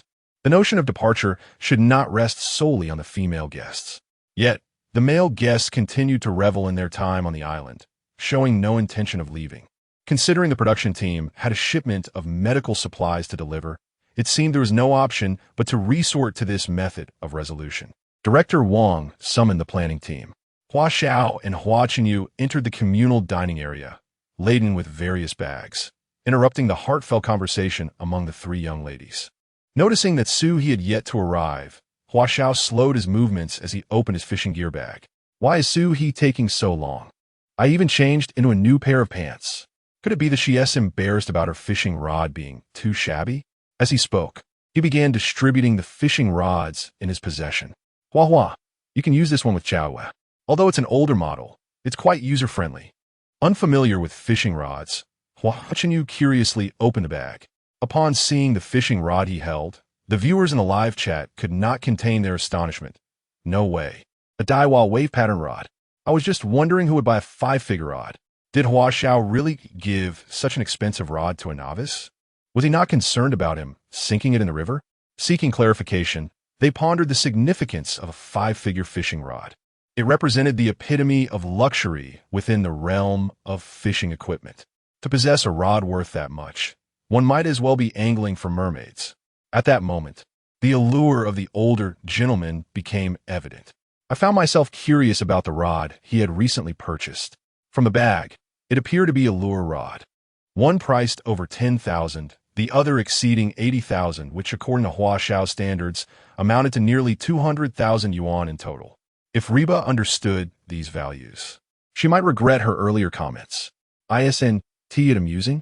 Would Reba truly be captivated by fishing gear worth over 200,000? Does she lack funds herself? However, one must admit that a well-off gentleman is often more pragmatic than a struggling young man, especially considering the daily expenses of a female celebrity. Does that imply she would need to support him after they became a couple? Alas, it seems a superficial gold digger persona has inadvertently surfaced. At that moment, Shu He entered, shouldering his fishing gear, and Hua Xiao immediately noticed the bamboo resting on his shoulder. "Shu He, surely you haven't regressed to the Stone Age. Fishing with bamboo?" he exclaimed, bursting into laughter, wiping tears from his eyes as he adjusted his glasses. Shu He handed a jet-black bag to Bailu, weighing the bamboo in his hands. "Since you're the one grilling tonight, I'll just catch a few. I'll focus on quantity, while you can handle the weight." His words left both Hua Xiao and Bailu momentarily stunned. Bailu opened the bag. "Can I catch big fish?" Shu He replied, "With such a fine rod, why not?" Hua Xiao still recovering from his astonishment, laughed even harder. You think with a bamboo rod you can make me lose? Haven't you heard that taking big steps can lead to trouble? Ha ha ha. However, his laughter faltered upon seeing the fishing rod in Bailu's hands, turning into a stutter of disbelief. Cough cough, hee hee. The rod, adorned with rubies, was a rod's tanner. He could scarcely believe his eyes and approached slowly to examine it closely, his smile vanishing entirely as he mouthed, "What the hell?" The comment section erupted with similar exclamations, leaving bewildered netizens in a frenzy. What is so special about this rod? Can someone explain? Rod's tanner? What is that? What is Shu He's real identity? What is a rod's tanner? Please clarify. Forget it, I'll look it up myself. After a quick search, all he could muster was an incredulous, "What the hell? I don't think I've seen this rod's tanner model before." Could it be that everyone else is just unknowledgeable? If it's true, then what a revelation. It is indeed true. To enter China, the designer of rod's tanner personally crafted this model. The materials are aerospace grade, and it boasts a total of 18 rubies, with the rod tip made of gold. The reason you don't recognize it is that it belongs to the Not for Sale series. Only brand partners and core members can apply to purchase it. This is truly a rod for catching mermaids. Compared to this, Hua Xiao's rod is merely for catching lowly green tea fish. So unbelievable? Can someone just give a straightforward price? $300,000, smiling, or 1,900,000 RMB, smiling. What the hell? Now I understand why everyone is exclaiming in disbelief. With such a rod, he gives it to Bailu while he uses bamboo. My mind suddenly feels light. It must be a sign of cognitive decline. Allow me to express the sentiments of fellow fishing enthusiasts at this moment. We just want to kneel and watch Shu He fish. How could a freshly graduated student acquire such a rod? This statement sparked rampant speculation about Shu He's true identity. Is he an invisible rich second generation? Did he come to this deserted island just for fun? Is it possible that he skipped classes for 4 years just to earn enough to buy this rod? If the sole purpose is to earn money, then when would he acquire knowledge about wildlife rescue, chemistry, and outdoor skills? The only certainty is that he has never truly engaged in his studies at Tsinghua University. Nonsense. Shu He has never skipped class. He is the one who assists us with roll call. Moreover, the entire class is aware that he is an orphan, and his ability to complete university is solely due to scholarships and financial aid. The logic simply does not hold together. I am genuinely perplexed. Shu He's fishing rod has undermined the efforts of all who are knowledgeable, and Hua Xiao's plan to showcase his financial prowess has been ruthlessly crushed by Shu He. The exorbitant price and difficulty in obtaining such a fishing rod is utterly outrageous. The reason Shu He arrived so late is that he was meticulously examining this rod in his room. Before the production team arrived, he would fish daily, and one day he encountered a gigantic swordfish that took the bait. After a prolonged struggle, just as he was about to land it, the bamboo rod snapped, and the swordfish viciously retaliated, nearly resulting in disaster. He is unfamiliar with fishing rod brands. He simply believes that with his current strength and the rod provided by the system, successfully catching that once arrogant creature should pose no challenge. Chapter 35. Is there a fish biting the hook? Hua Xiao fondled Shu He's fishing rod with an almost reverent touch. Even a successful individual like him would wince at the thought of purchasing such an exquisite rod, one that was not available for public sale. What right did a freshly graduated youth possess to acquire it? Reflecting on how many of Lao Si-Dan era styles were custom-made, Hua Xiao measured the rod's length against Shu He, curious to ascertain its true ownership. Yang Chaoyue, perplexed by Hua Xiao's peculiar antics, interjected, "Stop measuring. I think this rod suits Shu He's temperament perfectly. I may not know much, but with those few red stones alongside him, the air of opulence is unmistakable." Through Hua Xiao's comparisons, Shu He also sensed that the rod's length and intricate design harmonized with his physique in every aspect. Had even ergonomics been taken into account? Truly, it was a commendable product of the system. Hua Xiao, left without further words, finally placed the rod back into Bailu's hands. "Shu He, do you possess much knowledge about fishing?" "Sort of," Shu He replied, uncertain how to respond. If he claimed ignorance, it contradicted the system's bestowed skill of the ultimate fisherman. Yet, If he asserted that he understood, without the system's rewards, he would be nothing more than a novice. Hua Xiao lifted his chin. How long have you been fishing? So he pondered for a moment. Since the deserted island. About a week? Humph. Hua Xiao shook his head in a feigned lamentation, embodying the voice of experience. This is precisely why young people are so enamored with vanity. Using such a rod would be a sheer waste. What if it snaps? You'd be heartbroken. Moreover, we disdain the equipment fanatics. To be fair, so he interjected, you needn't worry. I am only bringing a bamboo rod to compete with you today. The new rod is for Bailu. Upon hearing Shu He's words, Hua Xiao's face turned an irate shade of green. He could hardly tolerate Shu He's indifferent and reckless demeanor. The essence of a country bumpkin would diminish even the finest possessions. Everyone heard that. Just remember, if I get serious, don't blame me for bullying you. Bailu, growing impatient, urged, let us hurry. Fishing is the main event. As everyone packed their belongings, Shu He reminded them to be cautious of sun exposure. The female guests were well prepared, armed with an array of protective gear for both physical and chemical shielding, while the two male artists, concerned about their appearances on camera, refused any form of protection. Hua Xiao, seemingly an avid fisherman, appeared oblivious to such basic knowledge. Or perhaps he had never fished at sea and did not truly grasp how harsh the island's sun could be. Shu He refrained from further admonishing the two. After all, they were all adults. Exiting the restaurant, Godzilla and Jojo trailed closely behind Shu He.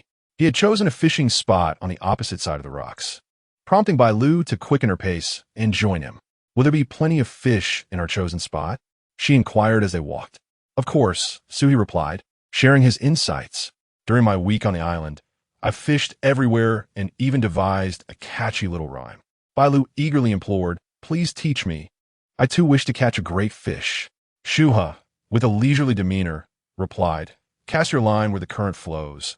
Worry not about the catch. Fish amidst the waves when the wind stirs, and select the calm shallows when the sea is still. At the stone embankment, the black kite often frequents, while the deep trenches and hidden reefs are prime haunts for the bass. In truth, there was much more, but these were mere figments of his idle imagination. Remember these lines, and you shall surely reel in a catch. Bailu treated Shu He's words as sacred edicts, reciting them repeatedly and occasionally glancing up to recall forgotten phrases. Shu He found her earnest efforts endearing and remarked, there's no need for such strain. With so many lines to remember, just hold on to one. Wherever the hook falters, that is where you fish. Understood. Bailu, though uncertain of the meaning, resolved to remember it nonetheless. Shu He, Reba, and I plan to fish here. Hua Xiao had selected his fishing spot, and Hua Chenyu, believing Hua Xiao to be an expert, decided to join him, placing his fishing gear down. May we fish beside you? He inquired. Certainly, but please keep the noise to a minimum. Hua Xiao's thoughts were consumed with his competition with Shu He, as he aimed to outdo him in both quantity and weight. It was time to teach him a lesson. We need to venture a bit further, Shu He declared, leading them onward. Little Jujio, despite her slight hindrance from her tail fin, had managed to keep pace with them. Shu He guided the group to a spot not far from Hua Xiao, first spraying himself and Bailu with insect repellent made from DEET solution. Hua Xiao, on the other hand, prepared a small iron bucket filled with hay to create homemade mosquito coils. After igniting the hay in the bucket, he swung it a few times, releasing a wisp of smoke from the top, and placed it on a nearby rock close to the four of them. He then began to bait the area, scattering bait into the sheltered crevices of the rocks, effectively attracting schools of fish. While Hua Xiao's preparations were still underway, Shu He briefly taught Bailu how to cast her line. The two of them then stood quietly, rods poised, waiting for a bite. This scene left the fishing enthusiasts in the live stream speechless. Shu He had spoken with confidence, yet his execution seemed quite amateurish. Although Hua Xiao struggled with baiting, at least he understood the importance of creating a fishing spot. Why had Shu He brought Bailu to cast without any preparation? It was a pity for Bailu to be wielding such fine equipment. One could understand Hua Xiao using bamboo, but alas, everyone has their own areas of expertise. Yet, being a scholar, he possessed ample theoretical knowledge. The couplets he shared with Bailu were indeed worthy of practice. Previously, upon seeing the plethora of fish in the refrigerator. One might have thought him quite skilled. However, it now appeared to be the result of gradual accumulation. Could it be that a poor student merely hoards supplies? Fishing demands patience. Who would waste time with a bamboo rod without sufficient skill?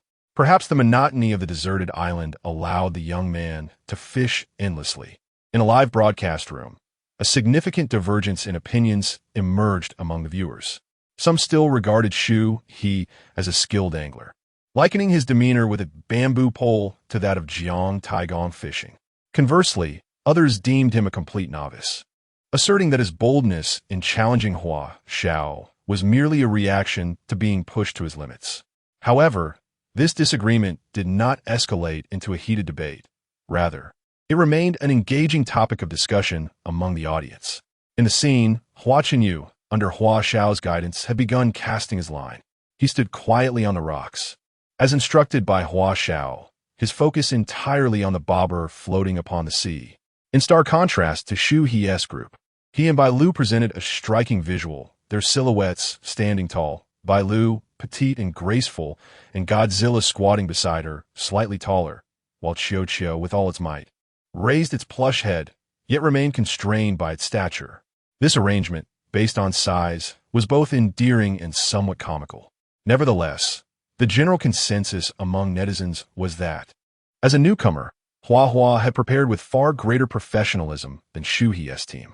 Just as the viewers were about to send their comments, they were taken aback to see that Shu He's crude wooden bobber had inexplicably sunk beneath the water. Could it be that a fish had taken the bait? Chapter 36.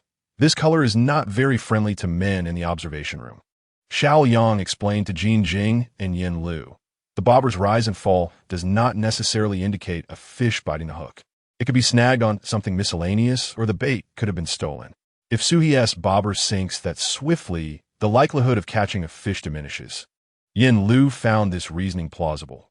Otherwise, amidst the bamboo and the criticisms from netizens, it would be quite strange to actually catch a fish. Does teacher Xiao Liang enjoy fishing regularly? Xiao Liang replied, indeed. I once came across a survey report stating that the joy fishing brings to men is akin to the thrill experienced by gamblers. Jin Jing seemed to grasp something. So, it appears I am beginning to understand the allure of fishing. That uncertainty, coupled with a sense of bliss detached from reality. Hence, Sui focuses on the experience so as not to be concerned with the outcome, adopting such a zen-like approach to fishing. Well, Xiao Liang scratched his face. Perhaps Shu He is a member of the Air Force Brigade? Air Force? Yin Lu, not particularly versed in fishing, responded, that term sounds rather cool. Does it describe someone like Shu He who can face the outcomes and processes of fishing with equanimity? Then I too hope that all our fishing enthusiasts in the live stream will join the Air Force Brigade. Upon hearing this, the fishing aficionados in the live stream immediately sprang into action. Thank you. If you can't articulate well, just don't say anything. A pretty girl. If she can't keep her mouth shut. Xiao Yang's expression froze. The Air Force refers to those in the north who return empty-handed from fishing. Do you realize how your well-wishing has chilled the hearts of many friends? Yin Lu quickly clasped her fists in apology. I adore Shu He so much, thinking that all words used to describe him would be commendable. My apologies to everyone. Saying this, Yin Lu rose and bowed, her eagerness causing her to forget to place a hand over her heart, a gesture that endeared her to the live stream audience. Love for Shu He can render one foolish. I forgive you. The dimensions of her reasoning were rather lacking. Please refrain from using stereotypes to describe women. Bailu has a wonderful physique, and she possesses intellect as well. Which of your eyes can discern Bailu's intellect? Currently, her mind is merely occupied with Shu He. Yin Lu's minor slip caused many viewers to forget about the guest's fishing progress. Once the commotion subsided, they noticed Shu He's bamboo rod had bent. Is there truly a fish? The speed was astonishing, practically striking everyone's faces with disbelief. Shu He's eyes sparkled as he pulled on the rod, the intensity of his movements causing the fish to leap from the water in a struggle. Bailu, hearing the commotion, turned her head towards Shu He's direction. Before she could finish her rhyme in thought, Shu He had already caught the fish. How is this situation so different from what she had previously heard about fishing? Wasn't it said that one could sit idly for an hour or two without any yield? Could it be that Shu He's fishing skills are genuinely remarkable? Or perhaps he has chosen a spot so abundant with fish that the quality of equipment becomes inconsequential. Bailu gazed in astonishment as Shu He effortlessly hoisted the fishing rod. A large silver fish flailing wildly before being unceremoniously tossed onto the rocky surface with a splashing thud. Godzilla, this is for you. Yet Godzilla seemed utterly indifferent to the thrashing fish, swiftly clamping it in his jaws and departing triumphantly. The speed at which both the fish was caught and the embarrassment was inflicted was rather astonishing. The fellow anglers barely had the opportunity to formulate their jests regarding Shu He before the fish was whisked away by Godzilla. This is difficult to assess. The young man beside them, employing a limited edition lure, must have felt utterly disheartened. At this moment, it would be more appropriate to consider the plight of all anglers using lures rather than just hua xiao, wouldn't it? Was that a large base? It appeared to weigh at least 4 or 5 pounds. Logically, a bamboo rod should lack the strength for such a catch. It seemed too flimsy. How could Shu He manage to land such a sizable base? If the rod's strength was insufficient, then surely Shu He's physical prowess compensated for it, right? Shyly, up above, the excitement generated by Shu He's earlier actions reignited the enthusiasm of the anglers. They began to engage earnestly in commentary. The key lies in selecting the right position. Shore fishing for sea bass requires attention to the tides. A stagnant current won't do either. I believe Shu He's handmade bamboo rod played a significant role, despite its crude reel and bobber. He wielded it with unrestrained vigor. Ultimately, it is Shu He who deserves the accolades. He truly indulges Godzilla. The price of wild sea bass in Haicheng has soared to 130 per pound. Huh, that fish, if estimated at 4 pounds, meant Godzilla absconded with over 500 yuan? Goodness, that's more than my daily wage. The commotion was quite lively, and naturally, Hua Xiao, not too far from them, could hear it all. Annoyed, he continuously hissed through clenched teeth, perspiration soaking his short sleeves. His makeshift mosquito repellent was rendered ineffective by the sea breeze, failing to provide any protection against the pests. The sound of Hua Qinyu's incessant slapping echoed around, striking his arms and face intermittently. Keep it down. Didn't I say not to make a fuss? Hua Xiao was weakly exasperated. Hua Qinyu, responding with a resigned "oh," could only modify his slapping into a futile fanning motion. Whether it was due to the blazing sun or his own dizzy spell, he felt increasingly lightheaded. Yang Chaoyuan noticed his pallor and inquired, Hua, are you all right? You should really listen to me and wear a sun hat. Watching you feign resilience, I'm fine. Shu He has already caught a fish. I'll surely do the same in no time. We must remain quiet now. Quiet? What a joke. Chaoyu no longer heeded his advice and instead rushed over to Shu He and Bailu. I feel that Hua is about to faint. Is there any way to help? From a distance, Shu He noticed that Hua Qinyu, standing on the rocks, indeed appeared unsteady. If he were to truly faint and fall, it would be no trivial matter. He handed water to Yang Chaoyu, saying, wait for me to create a shade for him. He should stop fishing and sit on the rock to drink some water. All right. Shu He set down his fishing rod and walked towards the thicket behind the rocks to prune some branches. Before long, he had crafted 2 verdant rings from the foliage. He returned and handed one to Yang Chaoyu, instructing, make sure Hua Xiao and Hua Qinyu wear this. Otherwise, I shall have to terminate this fishing expedition in my capacity as the island guardian. This was the first time Yang Chaoyu had seen Shu He so serious, and she too became earnest. She took the ring and hurried back to the 2 male guests, earnestly persuading and firmly commanding them until they finally donned the rings Shu He had made. Hua Qinyu was also urged by Chaoyu to set down his fishing rod and sit against a rock to drink some water. Seeing their condition gradually improve, Yang Chaoyu finally breathed a sigh of relief. While swatting away mosquitoes, she remarked to Reba, although this ring isn't particularly attractive, it is quite effective. Reba, still somewhat tense, was immediately amused by Chaoyu's comment. So you are aware that this color is not very flattering for men. Yang Chaoyu lifted her chin defiantly, saying, who told them to prioritize style over comfort. She glanced at Shu He, noting his fisherman's hat and face shield. Taking care of oneself prevents trouble for others. Just then, as they looked towards Shu He, they witnessed him pulling up a second fish. No way. Another one so soon. Chapter 37. The fragrance of Bailu. The rapidity of the connection took Shu He by surprise. It can only be said that his initial judgment was indeed correct. Beyond factors such as tides and currents, the location he chose was precisely where Hua Xiao had previously baited, allowing the lure to drift towards him. However, Hua Xiao remained oblivious to the fact that the bait he had so diligently prepared had already floated to Shu He's side. As before, Shu He lifted his fishing rod, observing that the splashes created by the struggling fish were not particularly large, indicating that this catch was likely not as hefty as the last. Indeed, a small base, barely half the size of the previous one, was soon landed.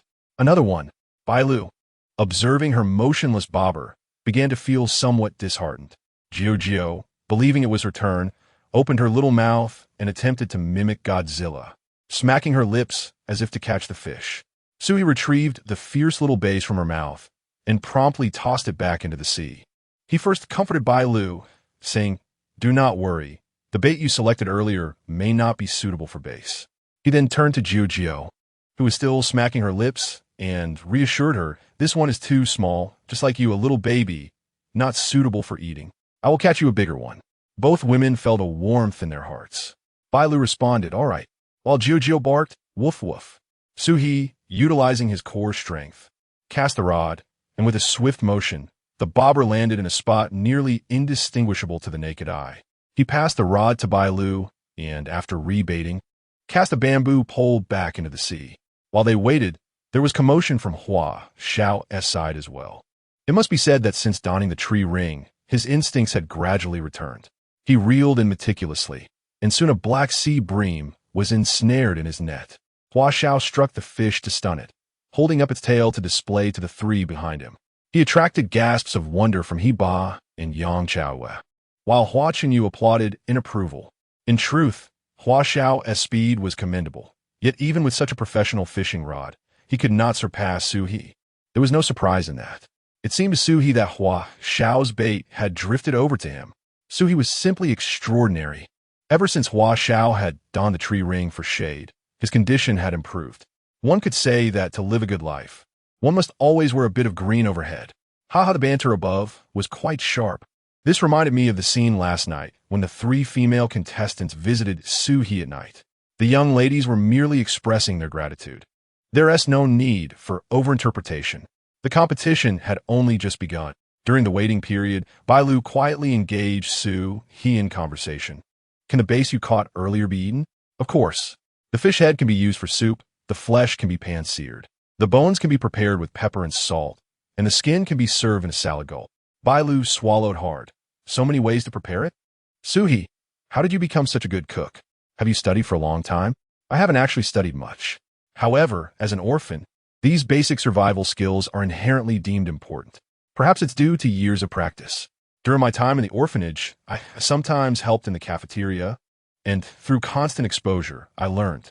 Bailu, taken aback, turned her gaze towards Shu He, discovering for the first time that he was an orphan. When they came to participate in the program, Director Wang had merely informed them that the guest was a graduate of Tsinghua University and a guardian of the island, offering no further details. No wonder Shu He possessed such a diverse array of skills. It appeared he was indeed a resilient child striving to thrive amid adversity. As Shu He noticed the affectionate and admiring look in Bailu's eyes, he felt a rare sense of embarrassment, which was quite unusual for someone so composed. Clearing his throat, he shifted the subject. "Now, it's my turn to ask your question." "Me?" Bailu tilted her head slightly, pondering how, as a public figure, there could be any secrets left to uncover. After a moment of thought, Shu He inquired, "Why do you always smell so delightful?" Bailu lowered her head and smiled coyly. It was endearing to see Shu He, usually so self-reliant, pose such a somewhat naive, yet charming question. "I don't think I smell of anything in particular. However, back in school, my deskmate would often ask if I was wearing perfume. But as a student, who has the money for that?" Understanding dawned on Shu He, the fragrance reminiscent of osmanthus. Soft and creamy, must indeed be Bailu's natural scent. During their conversation, both of their fishing rods trembled simultaneously. Shu He expertly reeled in his line, and Bailu mimicked his actions. On Shu He's side, a sizable bass weighing around 5 pounds flopped onto the shore, which he swiftly dispatched with a couple of firm strikes before tossing it to Jiu, who eagerly pinned it down with a tiny fin and began nibbling at it. On Bailu's side, the commotion was significant, but when she reeled in her catch, she initially believed she had hooked a bobber. A pufferfish, no larger than her thumb, wiggled vigorously beneath the line. Upon Shu He removing it with 2 fingers, Bailu expressed her disappointment. "Huh? Is this it? This tiny thing wouldn't even satisfy my appetite if I ate 10 of them." Shu He chuckled. "It can grow bigger." He then cradled the pufferfish in his palm, gently rubbing it, and soon afterward used it to polish his shoes. In no time, the little pufferfish puffed up, its belly round and taut. Bailu burst into laughter. "What an intimidating balloon. It's too adorable. Won't you accidentally make it explode by polishing your shoes with it?" "It needs to be angry to inflate," Shu He explained, presenting the fish's upright fin to Bailu. She grasped the other side, scrutinizing the irritable little creature under the sunlight. "Nevertheless, I am so tempted to kick it like a shuttlecock." Shu He joined her laughter. A female celebrity ought not to display excessive affection for small animals in front of the camera. One must feign a cuteness that surpasses the cute creature itself, right? Bailu certainly wasn't following the conventional path. She even contemplated kicking the pufferfish. This sister was refreshingly genuine, far more entertaining than any top beauty he had encountered in school. Just as her words faded, the pufferfish expelled a jet of water, as if to say, "You're so irritating. If you're so brave, why not eat me?" This action delighted her immensely. Her gaze was fierce, yet regrettably. It seemed rather dim-witted. "I recall this little creature is venomous, correct?" "Indeed. Let us return it to the vast ocean." "Wait, this is the first fish I have caught. I must capture its image." Bailu retrieved her mirrorless camera, snapping a few photos of the irate pufferfish, satisfied as she signaled to Shu He that she was done. Shu He, smiling, gently tossed the little pufferfish back into the sea, causing only a ripple on the surface. Though the pufferfish Bailu caught was small, it sparked her enthusiasm to continue. "Shu He, could you help me cast my line again?" Shu He's bamboo rod was already in the water, and to assist Bailu in casting, he would need to reel it in first. "Just do it like I did earlier." Bailu shook her head. "No. The way you cast is so impressive." With a blend of playful charm and flattery, her girlfriend prowess would surely be hard for any man to withstand. However, Shu had a fish biting on his line again. "Wait for me to reel this one in." Engage in sweet exchanges, and yet still catching fish. The fishermen could only lament their misfortune. Even those unfamiliar with angling would be left in awe at the relentless bites. Chapter 38, GT Popping. The Aesthetics of Violence. The exhilarating fishing journey of Shu He. How can one possibly contact this deserted island? My hands and heart are itching with anticipation. Isn't it said that sea fishing is an expensive endeavor? Without considering the fishing rod of Bailu, does Shu He's fishing cost even 100? I can only say that Shu He's approach is rather novel, and it is not recommended for the average person to attempt. Another 4 to 5 pound bass? If I had caught it myself, it would be enough to keep me thrilled for a long time. However, the speed at which Shu He catches fish makes me feel somewhat bored. I urge everyone not to be misled by Shu He. Fishing is not as simple as it appears. The previous commentary lacks persuasiveness. Shu He scoops the freshly caught bass into a net. "Bailu, bring me the bucket." Bailu replied promptly, hurriedly moving the bucket to Shu He's feet, while the dazed bass remained relatively calm in the water. After setting it down, Shu He said to Bailu, "Now we have our dinner sorted. Let's catch something more entertaining." What does entertaining mean? Shu He picked up the new fishing rod, attaching the large surface lure provided by the system. There's a type of shallow water tyrant in the sea, a bit aggressive in nature. And the fishing technique is also one of aggression. Would you like to give it a try? Bailu recalled the earlier bass, which had been quite intimidating. Yet the thrill of catching fish made her eager to try. "I'm a little hesitant. Could you assist me?" Shu He nodded, tightening his core muscles and biceps once more, casting with force, then using the lure to imitate a small fish fleeing the surface. "Come here." He held the rod with one hand while the other opened wide. And Bailu carefully slipped in, her hands gently resting on the rod. They quickly attracted a fierce-looking large fish that leaped up to attack the lure, creating a huge splash on the surface of the water. Bailu felt an inexplicable surge of excitement and exclaimed, "It's so big!" However, almost at the moment the fish bit the hook, she lost her balance and nearly fell off the rock. Shu He, quick-witted, swiftly caught her with one arm while simultaneously reeling in the line with determination, ensuring Bailu's safety with his body. Chao Yu and Ri Ba were also drawn to the commotion, unknowingly gravitating towards the two to witness the spectacle. Watching you, sitting in the shade and feeling slightly weak, quickly removed the tree ring from his head that Chao Yu had found distasteful upon seeing him leave. The color was hardly worth mentioning.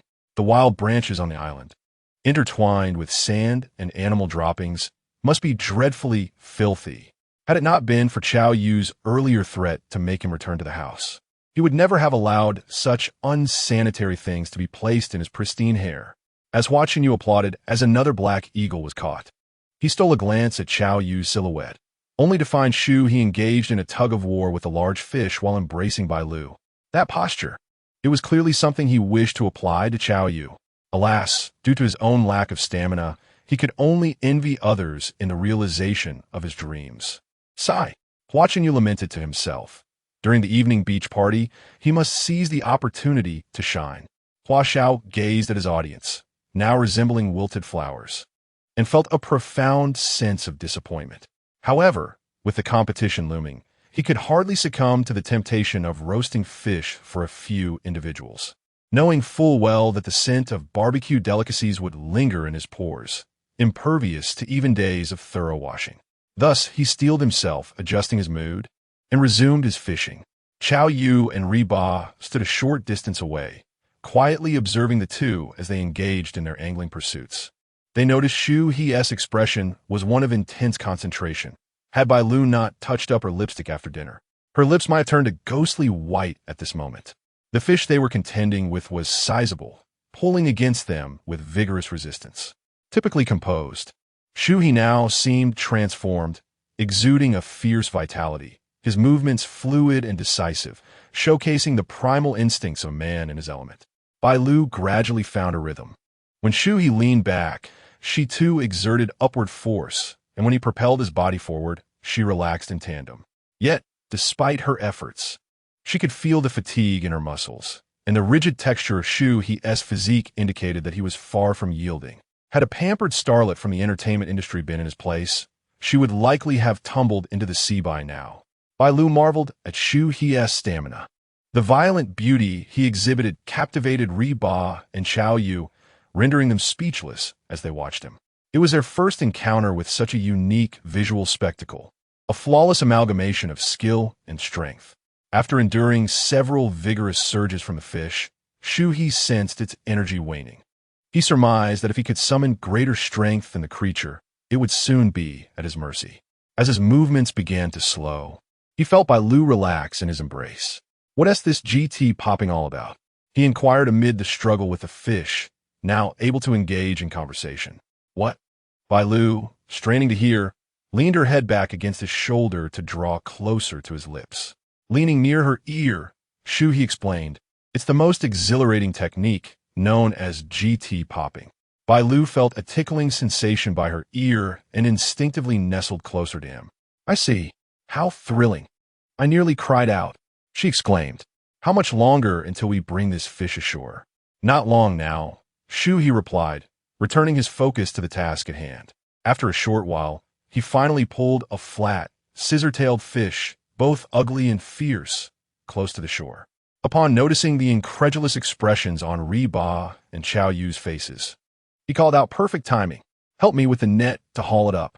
The two girls wiped their mouths in anticipation, hurriedly picking up the net and racing over, excitedly covering the fish's head with the netting. Shu He stepped forward to seize it, successfully bringing the creature ashore. As the fish thrashed on the ground, the three girls exclaimed in exhilaration. Yang Chao Yu gestured to the fish's size, remarking, "This fish weighs about as much as I do." Shu He, slightly dazed from a lack of oxygen, lifted the hefty creature and remarked, "It must weigh around 60 or 70 pounds." The viewers in the live stream were filled with exhilaration, exclaiming, "Incredible! Absolutely astonishing!" Even through the screen, I could sense the audience's fervor. A GT weighing 60 or 70 pounds, without any line breaks? My brother Shu, he is certainly not short on funds. Utilizing a rod worth over $1 million. He truly has no fear of it snapping. With such strength, who needs a gym? One might wonder if Shu He, after catching such a fish, still has any energy left. The three young ladies were so moved that tears streamed from their mouths. Just moments ago, they claimed Shu He wasn't skilled in fishing. Surely anyone could try their hand at this GT? To the person above, I advise caution. This fellow is dubbed the Ferrari of the sea, ferocious and formidable. It is best not to meddle unless one is a professional. I wonder if Xiao still has the spirit to compete? Shu He is far ahead. Due to her recent experience, Bailu's hands trembled with excitement as she hastily retrieved her camera. Shu He, hold still. I played a part in this too. I want a photo with you all. He and Yang Chaoyue quickly gathered around, exclaiming, "We want to be included too.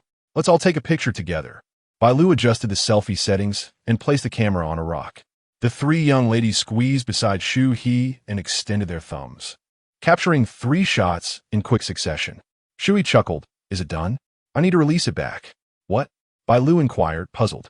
"After all the effort to catch it, why release it?" Shu He approached the shore and tossed the fish back with force. "GT meat isn't palatable and contains toxins.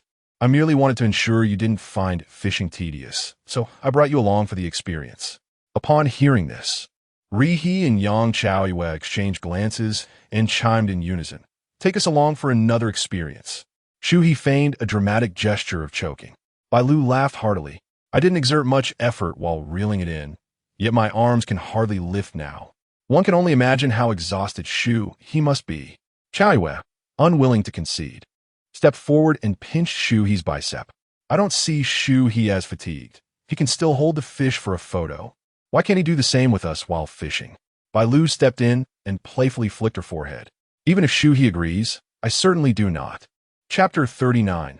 The Great Battle with the Giant Swordfish. Bailu's wish comes true, Yang Chaoyue exclaimed, clutching her forehead. "Bailu, after just one day of acquaintance, you're already feeling jealous." Reba added fuel to the fire. "You're even fighting your sister over a man. This is unbearable." Bailu, her earlobes blushing furiously, attempted to cover Chaoyue's mouth while pulling at Reba's hand. "Can you two keep it down? Can't Shu He just hold you both?" Shu He interjected. "Does no one care about my perspective?" He continued, "All right, Bailu must be tired after that fishing attempt. You two take a rod each, and I'll take you to catch some ornamental fish." As he spoke, he swapped the bait on the 2 rods. Chaoyue leaned closer to Shu He. "Will you hold us?" "Enough already, Chaoyue." Reba pulled her back. Bailu, feeling both angry and helpless, could only mutter quietly to herself, "Brat, you're clearly up to something." Once the bait was set, Shu He busied himself finding a spot, casting the rods, and assisting the 2 girls with reeling in their lines. It was more exhausting than fishing for himself. Fortunately, their efforts yielded a good catch. The 2 girls, carrying several brilliantly colored coral fish that Shu He had caught, claimed them as their own as they returned to where Hua Xiao and Hua Chenyu were. Noticing Bailu perched on a rock, exhausted, Shu He asked, "Shall we call it a day?" Bailu smiled brightly and nodded in agreement. Just as he finished gathering the bamboo rod, a flock of circling birds caught Shu He's attention. The presence of birds indicated small fish beneath the surface, and the swordfish would surely be lurking below, attacking them. Initially thinking he would have no encounter with the swordfish that day, it appeared he had prematurely reached that conclusion. Indeed, a massive creature leaped from the water, its length reminiscent of the one that had nearly wounded him before. Regardless of whether it was the same fish, the opportunity to fish was too enticing to resist. Shu He swiftly grabbed a new fishing rod, affixing a crooked hook, and baiting it with a sizable piece of raw fish. Bailu observed his actions, sensing he was not ready to pack up just yet. "Are you still going to fish?" she inquired. With determination, Shu He cast his rod into the sea, declaring, "I seek vengeance." Vengeance? What could have happened? Bailu pondered. bewildered. Typically, Shu He was engrossed in his own pursuits, indifferent to external distractions. It was unusual for him to harbor animosity towards a fish. Setting her small fish aside, Bailu placed the base next to it to continue nibbling while she decided to approach Shu He. "Don't come over. Last time this beast nearly ruined my leg." Shu He's serious warning instilled a sense of fear in Bailu. It was understandable why he sought revenge. Obediently, Bailu returned to her spot, watching Shu He with bated breath. He felt a tug on the fishing rod, but remained still, waiting for the swordfish to swallow the bait. Only when the fish had consumed the morsel did he suddenly take 2 steps back and jerk the rod upward. Startled, Bailu and the little fish darted backward as they both witnessed a lengthy fish leaping out of the water. "My goodness, it's even bigger than the last one." Bailu could no longer remain seated. Instinctively, she clasped her chest and rose to her feet, while Xiao Jiu gazed vacantly at the sea. Shu He darted back and forth in the direction of the fish, reeling in the line, exhilarated to see the swordfish drawing ever closer. Yet he dared not let his guard down. The last time, he had relaxed his vigilance as it approached the shore, resulting in that creature leaping directly onto the bank to strike. Had he not dodged swiftly, being pierced by its sharp sword could have been considered a mild fate. So he held his breath and focused intently, noticing that as this fish leaped vertically, a piece of paint flaked off its body. Wasn't that the very spot where the last creature had jumped and got stuck between the rocks? Could it truly be the same one? It seemed this fish was reluctant to leave this bountiful area. Shu He felt a surge of joy. Last time, it had taken advantage of his inferior equipment. This time, he would demonstrate the ingenuity of humankind. The fishing rod bent nearly to its limit, causing anguish among the seasoned anglers. Observing Shu He's current stance, it was evident that whether the swordfish leaped in attack or the rod would snap, there was no way he would relinquish his grip. Bailu kept exclaiming in awe, unable to discern how many times her adrenaline had surged. As the swordfish drew nearer, she caught sight of its sharp blade and recognized the impending danger, thus cradling Jiu and retreating once more. Shu He guided the fish toward the shallows, calling out, "Bailu, sit tight. Grab the camera." "Huh?" Bailu was momentarily bewildered, but complied obediently.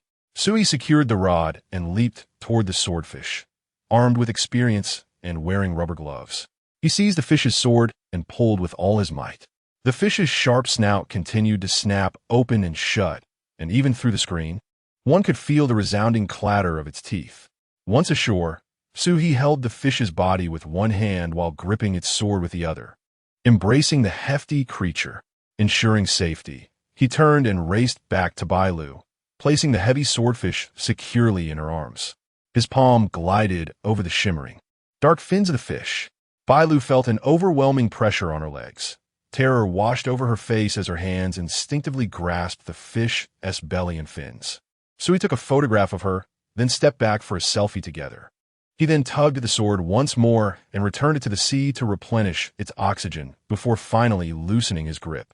Breathing heavily, he sat beside Bailu, removing his rubber gloves, and exclaimed with excitement, "Revenge accomplished." Noting Bailu's dazed demeanor, he lowered his voice, "Fear not, I've got it all under control. I won't let you get hurt." Bailu leaned her head against Shu He's shoulder, her cheeks flushed, her voice trembling slightly. "This is truly exhilarating." The sunset cast a radiant glow across the sea, weaving gold and red into an ever-changing tapestry upon the waves. Even the usually austere rocks were enveloped in this gentle hue. Shu He wrapped his arm around Bailu's still somewhat rigid shoulders. As her heart gradually calmed, she softly murmured in his embrace, "Half the river is dark, half is red. We have half the sea dark and half the sea red." The sunset over the ocean was simply breathtaking. Shu He echoed her sentiment. Indeed, the sunset over the sea embodies a multitude of beauties that I never tire of witnessing each day. A multitude? What are they? Bailu turned her head to gaze at Shu He, noticing that his hair was drenched in sweat. Shu He stared into the distance. "It may seem somewhat pretentious, yet it is my genuine sentiment. There exists a beauty that is utterly captivating, a grandeur that is awe-inspiring, and a tranquility that soothes the soul." Bailu wholeheartedly agreed. Shu He had articulated her innermost thoughts. She leaned her little head against Shu He's shoulder once more. I have always harbored a desire. This desire, in itself, is not difficult to fulfill. However, since my debut, it has drifted further from my reach. What desire? Shu He inquired with curiosity. Bailu hesitated for a moment. I have always wanted to experience a pure romance. With a sigh, she continued. In my childhood, I lacked the courage. And as I grew older, I found myself even more hesitant. The environment we artists inhabit renders pure love a treasure more precious than luxury itself. Shu He understood this well. Those without the means dare not pursue it, while those with the means squander it. Yet, it is not only artists. Pure love is elusive even for ordinary people. However, Bailu's eyes sparkled with longing. Her youthful visage turned toward Shu He.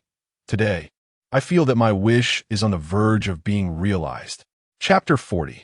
The Reward of a Sport Yacht. Shu did not respond to Bailu's words. His attention was entirely captivated by the system's notification echoing in his mind. Ding! Successfully battled 2 colossal creatures.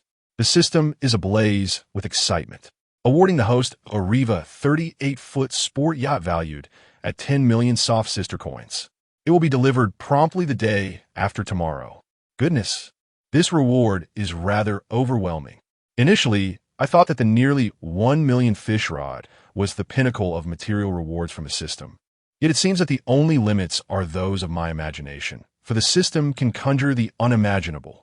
Owning a sport yacht will undoubtedly make sea fishing both convenient and exhilarating. In the future, I could enjoy a glass of red wine while diving or simply relish the life of a guardian of the island. What a blissful existence. Shu He, why are you lost in thought? Bailu waved her hand in front of him, uncertain if her previous remark had sent Shu He into a reverie. However, the atmosphere was indeed conducive to such sentiments. It's nothing, just pondering some matters. You mentioned that your wish is about to be fulfilled? Shu He redirected the conversation, and this time, Bailu appeared thoroughly embarrassed. Well, it's nothing much. I just feel that the bonds between people are often decided at first glance. She stood up and extended her hand towards Shu He. The sun is about to set. Shall we pack up? All right. Just as Shu He grasped Bailu's hand, he noticed Xiao Jiao gazing vacantly at the sea. He approached and gently patted the little creature's head. Don't worry. I'll teach you to swim tomorrow, and soon you'll be able to return.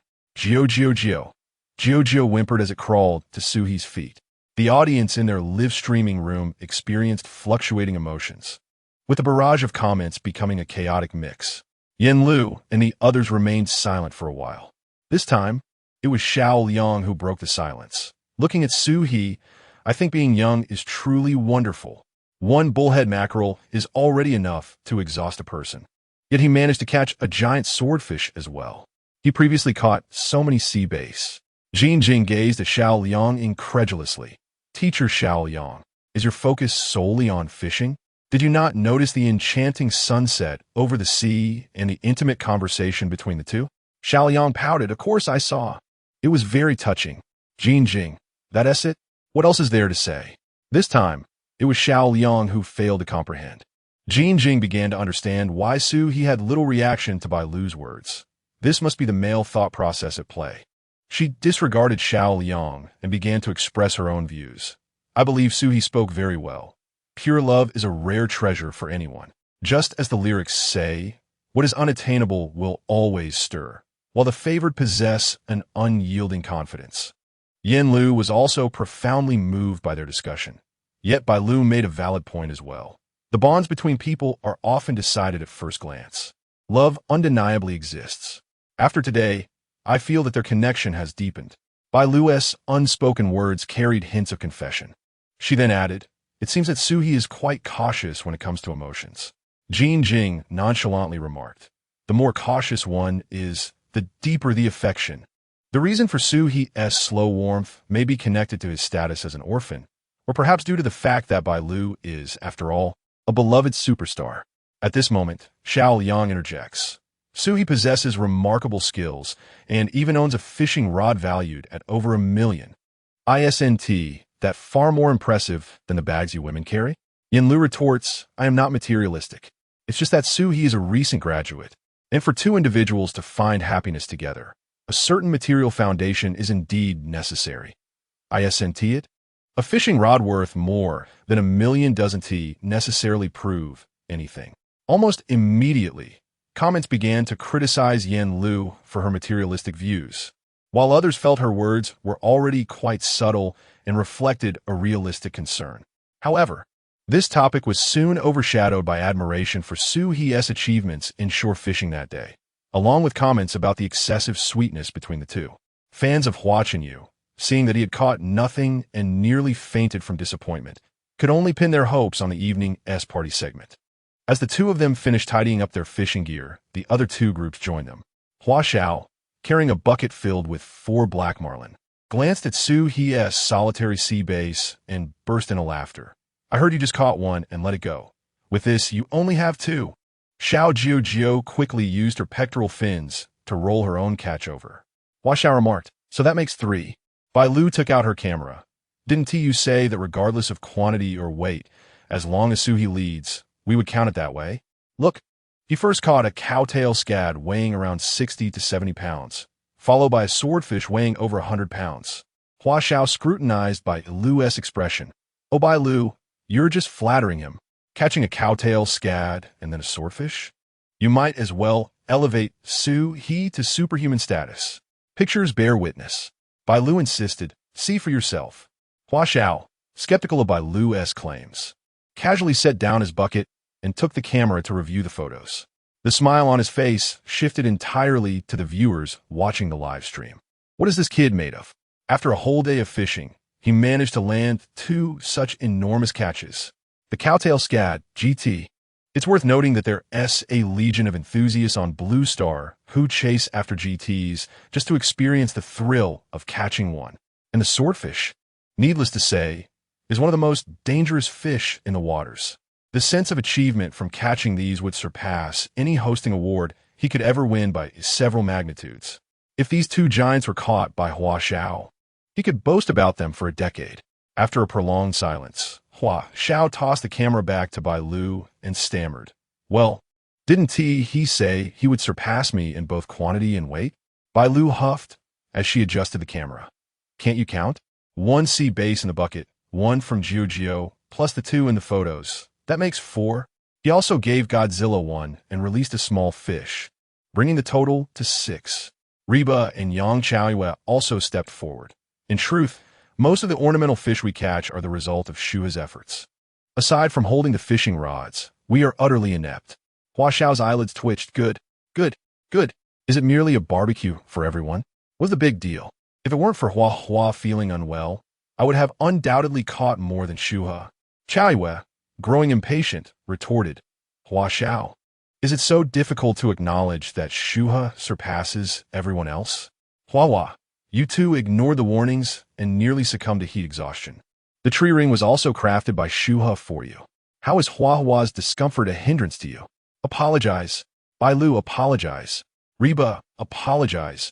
Chiu Woof, the third girl, hands on her hips, vowed not to relent, while Chiu exchanged her front flippers, her gaze fierce yet adorable. Hua Xiao adjusted his glasses, refusing to yield. Yet it was Hua Chenyu who stepped forward. I am sorry. I wish I weren't feeling this way.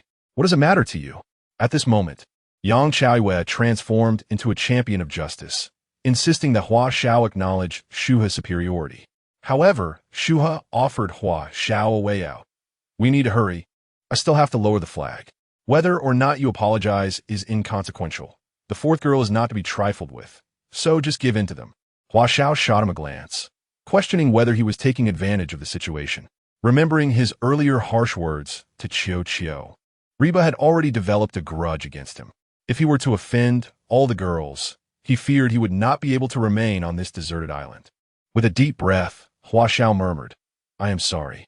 The 3 girls, we can't hear you. Chiu Woof. He inhaled deeply, his face flushed red, and proclaimed loudly, I am sorry. I should not have lost to Shu He and resorted to excuses. Please do not be angry, my 4 sisters. Now, that is more like it.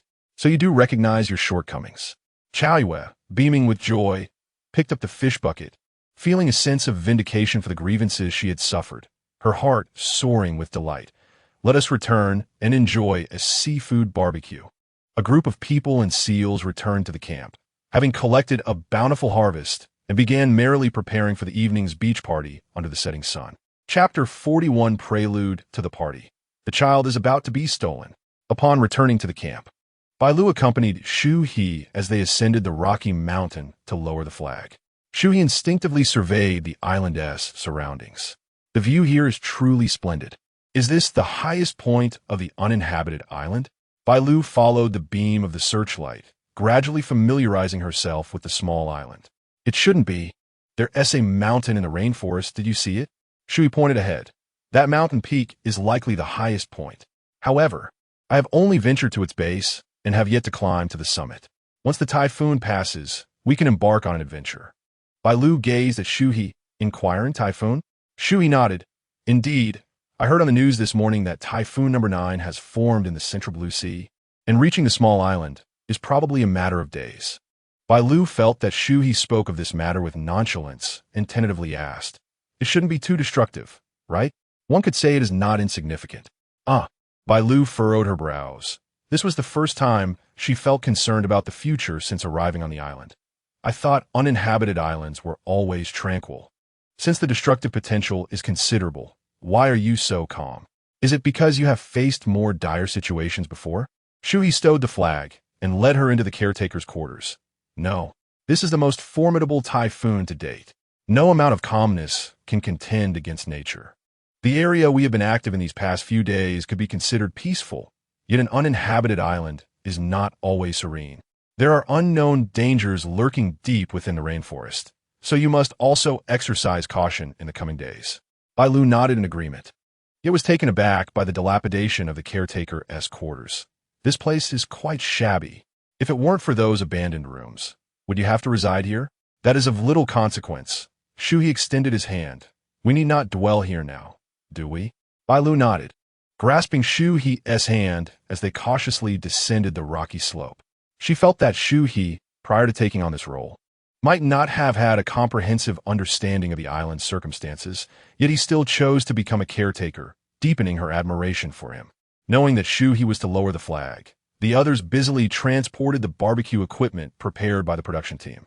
Two gentlemen lifted the makeshift dining table from the restaurant to the beach, while Heba gathered a few small flowers nearby to place in a bottle for decoration, along with a half bottle of red wine. Though modest, illuminated by the remnants of the setting sun, it exuded a hint of romance. Yang Chaoyue lavished attention upon Godzilla, at one moment offering it beef jerky, and, at another, providing a full-body spa. Little Jiao imitated Godzilla, rolling onto its back. Both creatures sprawled languidly on the sand. Yang Chaoyue playfully tugged at Godzilla's leg. Is this comfortable for you, sir? If you were to follow me, this would be your daily treatment.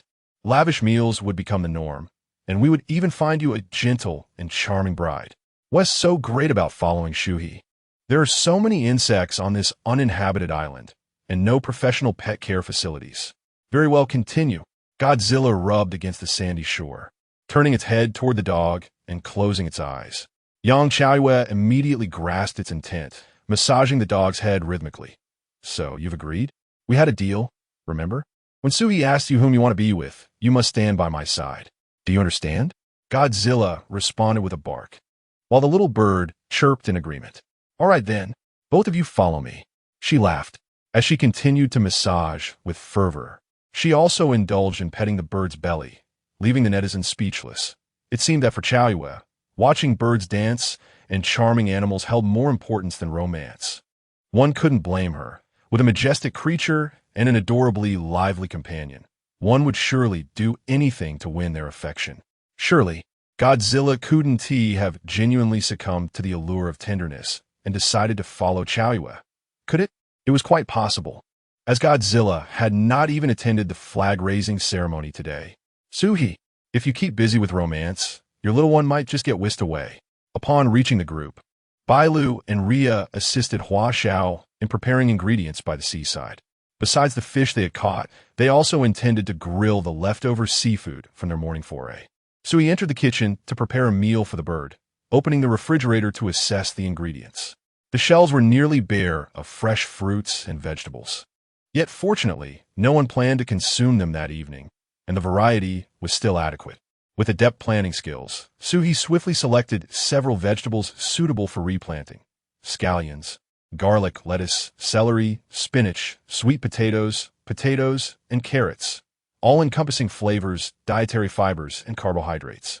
Only 2 lemons, a handful of strawberries, and half a watermelon remained in the fruit section. As planting seeds demanded considerable time, Shu He was grateful to possess numerous methods to hasten growth. The immediate priority was to gather some containers. With a plan in mind, Shu He retrieved a box of milk, activating the blender to prepare a meal for the bird. As darkness enveloped the sky, a few stars began to twinkle. The grill on Hua Xiao's side was now set up, and the aroma of grilled seafood wafted across the beach. Shu He also administered medication to the bird and fed it. The group gathered around the dining table in anticipation of their meal, though the abundance of mosquitoes plagued their enjoyment.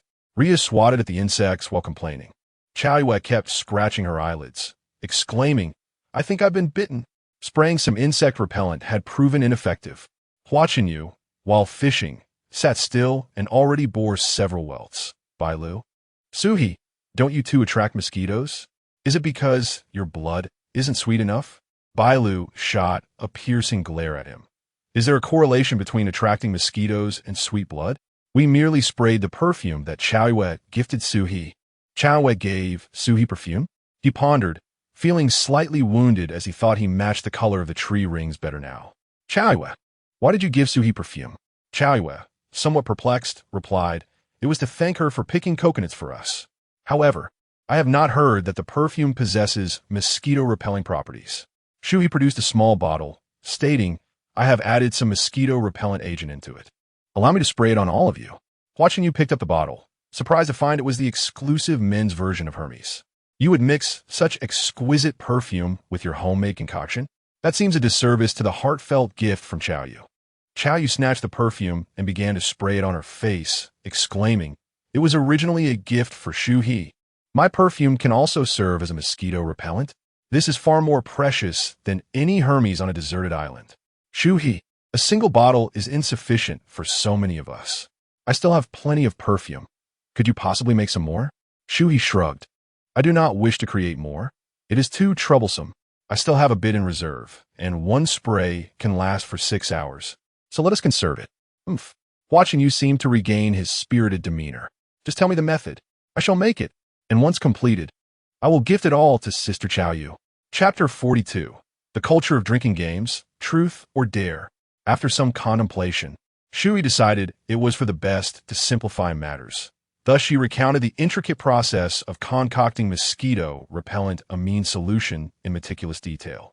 As Yang Chaoyu listened, her reluctance to continue spraying grew, while the others felt their mental faculties were nearing depletion. "Wait a moment, what do you mean by amino acids, sodium carbonate? And reaching boiling point before separation? Are we really on a dating reality show?" Reba interjected, cradling her head with both hands. Bailu methodically counted on her fingers, her expression akin to that of a preschool child. "First, it's rotten fish and shrimp, then soap water and a fan. This is exceedingly complicated." Despite having prior knowledge of Shu He's homemade mosquito repellent, upon learning the entire procedure, netizens could not help but marvel at her ingenuity. Many professionals, observing the group enjoy a leisurely barbecue by the seaside, felt a day's worth of pent-up frustration dissipate into the air. Hua Chenyu maintained a stoic silence. After listening, he could only recall Shu He mentioning boiling fish and shrimp. How infuriating! It seemed he had once again been outdone.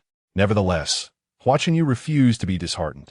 After all, he was a musical prodigy with substantial resources, and any girl who accompanied him would experience a life of genuine happiness. This fresh graduate, no matter how capable, would inevitably bow to reality one day. Moreover, he possessed no particular talent, merely being an academically inclined individual devoid of romantic flair. With this realization, a broad smile graced his face. "This is far too difficult. I shall learn it another time. Shall we commence our celebration?" Just then, Hua Xiao brought the perfectly grilled seafood to the table. 3 large fish, abalone, and small octopuses. "Let us begin." he declared, pouring a modest amount of red wine into each paper cup before raising his glass, one hand poised with the wine while the other rested on his belly. Well, let me say a few words. I raise this cup to celebrate the connections we formed through the Heart Connection platform. The fact that we can sit together today is truly serendipitous. Wouldn't you agree?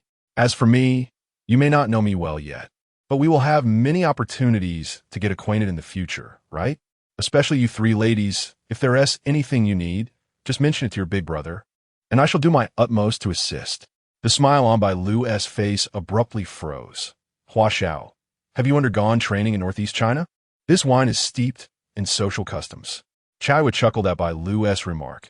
I feel so helpless. I can't even drink anymore. It's as if I've truly found myself in a barbecue restaurant past 10 p.m. Should I stand up? Reba felt as though she had been transported directly from a romantic beach to a drinking party. Initially indifferent to her aversion to alcohol, she now felt hesitant to voice her thoughts. I don't wish to drink. Is that inappropriate? Shu He laughed heartily, mimicking Hua Xiao's tone as he rose to speak. Not being able to drink is no matter. Come, pour me a drink. As long as there is affection, anything could be a toast. As Shu He imitated him, the atmosphere, which had begun to wane, suddenly brightened with amusement. Bailu stood up. All right. Since we're all acquainted now, feel free to visit my home often. I'll prepare delicious dishes for you. Spare ribs and green beans. Chao Yu rose as well. Well, I'm quite happy today too. So here's to you, little sister. Hua Chenyu, embracing local customs, suggested. Afterward, let us play some games for fun. I'll join in this toast. Hua Xiao, with his lips twitching, was at a loss for words. Was it really such a problem to initiate a toast himself? How had the vibe shifted so dramatically with these young people? Seeing everyone raise their glasses and drink, he could only follow suit. The netizens watching this spectacle erupted in laughter. Oh my. The dread of being dragged into a drinking session by the boss after work has returned. Ha ha ha. Shu He, you're quite the supporter. Shu He, you must pamper him. I've recorded this. These lines are worthy of 20 years of frame-by-frame study. Hua Xiao leading the glory of the ancestors. Reba, what are you doing? Raising fish. Ha ha. So relatable. When Shu He appeared, I thought it was a different show altogether. Setting aside everything else, the atmosphere was indeed delightful. Ever since Hua Xiao apologized and got to work, I find him more agreeable. With a drink warming their spirits, Hua Xiao proposed. Let us eat while playing games, shall we? This morning, we mentioned truth or dare. I think the simplest would be the game of passing the flour while drumming. I'll turn my back and strike a pot. When I stop, whoever has the flour gets to choose. How's that sound? Good. Everyone readily agreed. With Xiao Jiu lying on the ground, patting her belly, Reba took off the lace flower from her skirt. Let us use this, shall we? No problem. Ready, set, go. Hua Xiao turned around and commanded dong, dong, dong. The sound of the pot echoed. Reba hurriedly tossed the flower towards Xiao Yu, who, caught off guard, threw it back to Reba. The drumming abruptly ceased, and Reba, holding the flower, looked at Xiao Yu in confusion. Xiao Yu, didn't you understand the rules? It's supposed to pass clockwise. I see now. Next round, quickly decide. Truth or dare? Without hesitation, Xiao Yu leaned towards Reba. Irritated, Reba flicked her. Then I'll choose dare. Hua Chenyu clapped. I remember you said you wanted to dance this morning. Just dance. What bad luck. Reba grumbled as she stood up, moving to the rhythm of applause, twirling and bending, performing a dance from the western regions. Her lively expressions, delicate fingers, and supple waist left the men present mesmerized. The comment section erupted in praise. Reba is stunning. Goddess. Truly beautiful. Can her waist bend like that? Professional. This game is exceedingly entertaining. I wonder if the Truth or Dare segment will unearth some guest private matters. Did Shu He and Chao Yu not find themselves at a disadvantage? Chao Yu claimed she would only choose truth. Shu He, lacking any remarkable talent, would surely opt for truth as well to avoid embarrassment.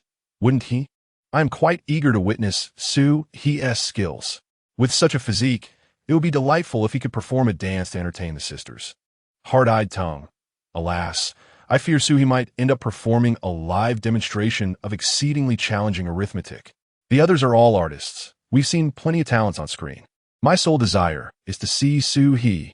The clanging of the iron basin continued, and it seemed that Hua Xiao had calculated the moment perfectly. As he halted when the flower pin reached Hua Qinyu's hands, Hua Qinyu feigned an expression of great dismay. "Ah, why is it me?" The crowd rolled their eyes. Xiao Yu exclaimed, "Stop pretending. Haven't you been clamoring to sing since this morning? The opportunity has arrived." Hua Qinyu's face flushed with a mix of red and white. "Well, I haven't brought my guitar, so I'll sing a song a cappella, which doesn't require much accompaniment. It's also my favorite song. It conveys an exquisite pain. I dedicate this song to myself, who has endured the darkest moments." After speaking, Hua Qinyu sniffled a couple of times, closed his eyes, and began to prepare sigh. "Oh dear. Oh, wow. Oh wow. That. Chapter 43. An Unexpected Favor. Hua Qinyu wrapped his slender arms around himself, his expression initially contorting before evolving into an intense bodily pain. Eventually, he sank to one knee, his back arching like a shrimp, tears cascading down his cheeks. The others watched in a mix of grimaces and involuntary laughter. While online spectators unleashed a torrent of criticism from the moment, he opened his mouth. "What on earth is this nonsense? Someone, please, remove this person. My ears cannot endure this. I dare not speak, lest he cast a spell upon me. No wonder, Sister Chow, you would rather take a dog than him. This is utterly ghastly. My goodness, this is truly painful. I feel as though I'm being sent away. I am beyond dead." However, Hua's fans were fervently passionate upon hearing the song. If you don't understand, then refrain from speaking. The melody is exquisitely crafted, and Hua's rendition is simply magnificent. I cannot fathom why some individuals are so vicious. I immediately grasp the profound pain that such dark moments inflict. Hua has bravely persevered. Well done. The rising star dares to explore experimental music. Do you not recognize the contribution this makes to the arts? I advise you against your forced praise. Art can be abstract, but it must not descend into the abyss. Watching you disrespects the older generation of singers, claiming parity with them, while failing to safeguard talented newcomers, dismissing their capabilities. And yet, his singing is reduced to this. Who bestowed upon him such audacity? Ha. Teacher Xiao Liang is embodying my state. Within the observation room, Jin Jing and Yin Lu exchanged awkward smiles, while teacher Xiao Liang covered his ears tightly, his face a portrait of despair. Only when Yin Lu informed him that the performance had concluded did Xiao Liang release a sigh of relief, lowering his hands. "Phew, I do not disrespect art. I am merely a simple man." Yin Lu nodded vigorously, wearing an expression of understanding. This song nearly sent everyone away, and Yin Lu found himself at a loss for words. Our observation segment in the Heart's love space is nearing its conclusion. Today, Shu He and Bailu have grown closer in their understanding of one another, while Hua Xiao and Hua Qinyu's groups seem to drift further apart. To alter the current state of affairs, tomorrow's program will surprise everyone. The games continue, and the guests have showcased their talents through the show. As she spoke, she was suddenly reminded of Hua Qinyu's singing, causing her to shudder. I wonder how the ordinary Shu He will perform. Do either of you guests have anything to add? Jin Jing. I think I need to go home and recuperate. Teacher Xiao Liang. I still have to evaluate a few videos of aquatic monkeys. Yin Lu. All right then, I hope the castaways can have fun moving forward. Good night to all the family members in the live stream. The observation room was engulfed in darkness, and the netizens began to express their discontent. Hua Qinyu's song possesses an overwhelming impact. It has frightened all three love observers away. Meanwhile, Hua Qinyu, having completed his performance, stood up with a smile and said, "Thank you, everyone." The applause was sparse, and Riba was too intimidated to meet his gaze. Hua Qinyu had initially believed that this bold endeavor would sufficiently distinguish him from ordinary singers, and that the profound pain he conveyed would evoke a sense of protectiveness among the audience present. However, he was taken aback to find that this group of amateurs was utterly unimpressed. No matter, this was merely the debut of his song. He was confident that soon the program's edited video would be widely circulated, and his fans, along with those who appreciated his music, would surely marvel at his talent. At that moment, the individuals present would realize how they had undervalued such precious artistry.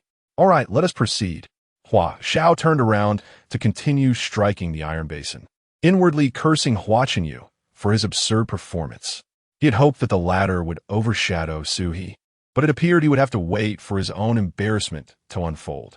Before turning, he exchanged a knowing glance with Hua Chenyu. They had previously agreed to signal each other to cease the drumming at the appropriate moment, a method that had successfully landed Hua Chenyu's cue. Understanding Hua Xiao's intent, Hua Chenyu nodded slightly. The sound of the iron basin resumed, and the flower from Hua Chenyu's hand was passed to Bailu. Just as Bailu was about to toss it to Shu He, Hua Chenyu cleared his throat, abruptly halting his voice. Bailu, still munching on grilled fish, was a tad slow in her delivery, but this inadvertently made it easier for Hua Xiao to manage the next round. I'll choose a daring challenge. Bailu stood up, awaiting her companions to present her with a dilemma. After a moment's contemplation, Reba quickly suggested, "Did you not post an adorable gesture dance on a short video platform before joining the show? Please perform it for us again." Bailu pondered for a moment. "Is it the little white rabbit?" Reba clapped. Yes. It's incredibly cute. We want to see more." Fortunately, it was not too daunting, and Bailu readily agreed, beginning to sing and dance. Little white rabbit, white and nimble, with 2 ears standing tall. Bailu delivered this newly arranged children's song with a cheerful vigor, complementing each word with charming expressions and simple dance moves. This scene undoubtedly became a delightful spectacle, capturing the attention of male viewers who previously had no interest in romance variety shows. Their presence in the live broadcast surged instantaneously. "Bailu, forget about dating. Just be my wife." The goddess comes with her own BGM. I can't help but join in the dance. I thought I was tired of this song, but Bailu has given it a refreshing twist. Shu He was indeed fortunate to be paired with such a goddess who was both sweet and lively. He genuinely felt envious. Due to his proximity to Bailu, Shu He found his focus locked onto a particular aspect of her, igniting boundless imaginings within this spirited young man. Her bouncy, playful demeanor was indeed charming, though replacing Little White Rabbit with Big White Rabbit would have been even more fitting. Shu He opened her eyes wide, forcibly restraining herself physically. Otherwise, she would be unable to stand today. The crowd erupted in cheers and applause, exclaiming how delightful and charming she was. Her spirits were lifted, rescued from the performance of Hua Chenyu by Bailu. All right, let us continue. Hua Xiao struck the iron pot once more, and the moment the flower pin reached Shu He's hand, the sound ceased immediately. Shu He raised her hands and exchanged glances with Hua Xiao, wondering if the entrapment was too overt. Hua Xiao shrugged. "Brother, I truly did not anticipate this. Surely, you will choose a truth, right? I have always wanted to ask you, among the 3 female guests, who do you think possesses the most allure for the opposite sex?" Upon posing this perilous question, Hua Xiao and Hua Chenyu exchanged amused glances. He hoped Shu He would name but one person. Mentioning too many would suggest he was fickle, while naming any one of the female guests would surely displease the other 2. The 3 ladies also directed their eager gazes towards Shu He, expecting her to ponder her answer carefully. However, Shu He decisively declared Bailu. This candid response caused Bailu, who had been resting her chin on her hand, to cover her face with her palm. Her eyes narrowing in surprise at the unexpected affection, she found herself at a loss for how to respond. Wow!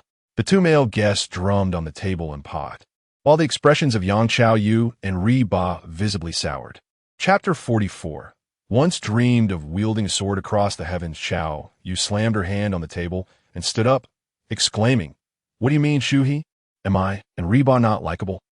Ha ha! Shu He was too straightforward. It was amusing to see how he would respond. Xiaoyu's little face puffed up with indignation. Even Ri Ba could not muster a smile. Ha! Bailu, on the other hand, seemed to be in high spirits. Oh my, for the first time, I truly felt the joy of the CP fandom. This is exhilarating. What does Shu He mean? Ri Ba is both adorable and gentle. How could she possibly be less attractive than Bailu?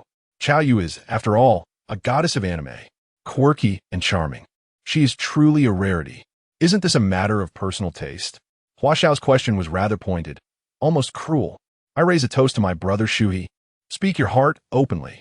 Why dance around with emotional intelligence? truly a promising youth from Tsinghua University. In the variety show, he is not just a master of serving tea. He is the one and only Shu He. Observing Chao Yu's audacious demeanor, Shu He replied with a smile. Chao Yu, you are a woman akin to an eagle. Do you really need to care about whether you attract the attention of the opposite sex? This explanation sent everyone at the table into fits of laughter, and Reba even forgot that she, too, had not received a compliment from Shu He. Ha ha, a woman akin to an eagle? That carries a certain implication. Hua Xiao pounded his thigh in approval. Spot on, spot on. How wild. Ah ha ha. Shu He's description was so apt. Uninterested in romance. Eager to sweep away the valiant dog. Upholding justice, crying heartbreakingly.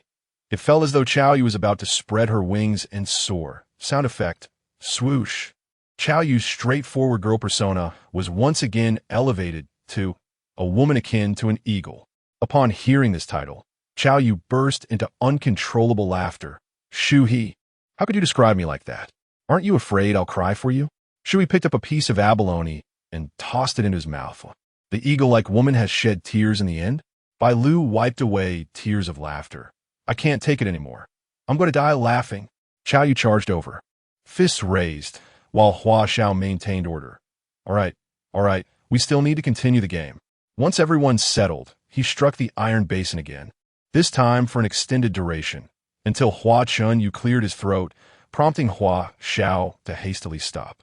Turning around, he found it was indeed Shu He. He felt quite pleased. This time, you can't blame me. I've been banging for so long. Shu He remained skeptical, but stood again, and Hua Xiao gave him a thumbs up. I have another question for you. Given your handsome appearance, you must be quite popular among the girls at school, right? Which girl claimed your first kiss? Wow. Several people gasped softly. They were delving into emotional histories. Chao Yu had not anticipated that the heartfelt questions would be so probing, and she was relieved that the floral brooch had not been claimed by her. Bailu pursed her lips, her expression tense, wondering if Shu He had an ex. She was uncertain if he had moved on from his past relationship, if he could truly articulate his memories of his first kiss. Would it not signify that the kiss remains vividly etched in his mind? Hua Xiao observed Shu He, who did not respond immediately, and confidently remarked, Do not tell me you are still a stranger to your first kiss. Having graduated from university, if that experience is a mere blank, it would be utterly preposterous. Shu He smiled at him, replying, I never claimed I would choose truth, did I? Hua Xiao was taken aback. Oh, what do you mean? Are you opting for dare? He thought to catch Shu He off guard, only to discover that this fellow had willingly walked into the trap. I know you are not an entertainer, and I do not wish to put you in a difficult position.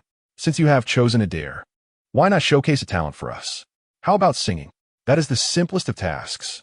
All right. Shu He acquiesced, seated himself, and placed his elbows on the dining table, bowing his head in preparation. His exceptional vocal prowess made singing as effortless for him as breathing. The three ladies fell silent, uncertain of Shu He's vocal abilities. After all, he was not a performer. At best, he could only be somewhat enjoyable to listen to. Hua Chunyu held a deep disdain, pondering how Shu He could sing before him. Was it not akin to brandishing a sword before Guangong? He surmised that the previous song was too intricate for the average listener, and Hua Xiao intended to use Shu He as a stepping stone to elevate his own stature. It was also an opportunity for everyone to discern the disparity in their talents. Hua Chunyu sipped his drink, awaiting Shu He to commence. As night fell, the stars began to twinkle more abundantly, and the slender crescent moon of the first night of the month ascended, veiled by translucent gray clouds, while the silver beach was caressed by the rhythmic waves. Once I dreamed of wielding a sword and traversing the world to behold the splendor of existence. In youth, one's heart is often reckless, yet now you roam the four seas as your home. Though he sang unaccompanied, Shu He's voice seemed to emanate with a reverberation, merging flawlessly with the sound of the waves and his rich, clear tones, captivating everyone from the very first note, and gradually drifting away with the sea breeze. Hua Xiao and Hua Chunyu exchanged their expressions of mere spectatorship for a more earnest demeanor, while the three ladies seemed momentarily electrified, gazing at him in a trance as he began to sing. In times of sorrow, I gaze upon the vast ocean. always recalling the friends who walked beside me. How many are in the throes of healing? As Shu He reached the chorus, the audience in the live stream erupted with fervor. Is this not the very essence of Shu He's heart? He has just graduated. How can he possess such profound insights into life? Surely, he graduated from Tsinghua and not a music conservatory? Let's raise our glasses. A true man's heart is as vast as the ocean, having traversed the myriad experiences of life, embracing both warmth and chill. And this smile is pure and radiant. The lyrics struck deep chords within the listeners. Is he singing about me? I once dreamt of wielding a sword and roaming the world. Yet I am now burdened with a debt of 38,000. For days, I have wavered on whether to resign for the highlands. And this song has suddenly bestowed upon me the courage. Let's take action. This afternoon, while watching Shu He's fishing, I was inspired to contemplate a full-time life as a fisherman. Later that evening, I was uplifted by a particular song. Without hesitation, I resolved to resign and explore the splendor of the world. Is this song by Shu He a resignation letter?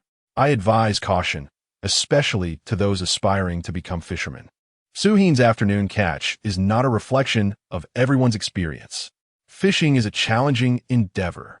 It is solely his exceptional singing that resonates so profoundly. Shu He's voice is unpretentious and soothing, with heartfelt emotion and technique perfectly executed.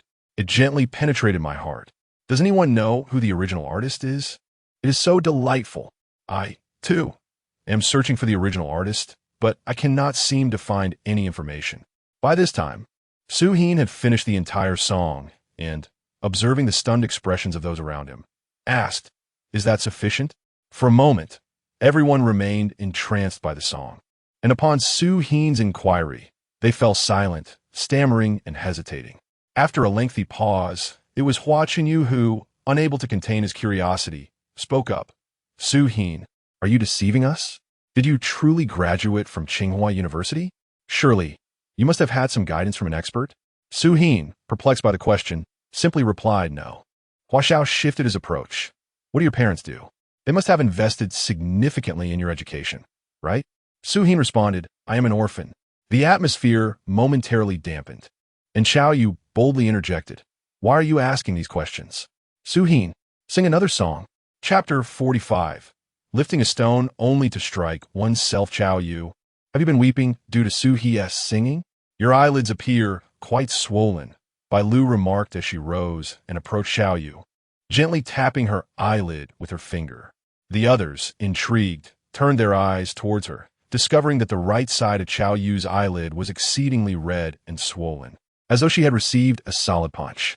With both hands, Xiao Yu pushed Bailu away, exclaiming, "I was indeed moved.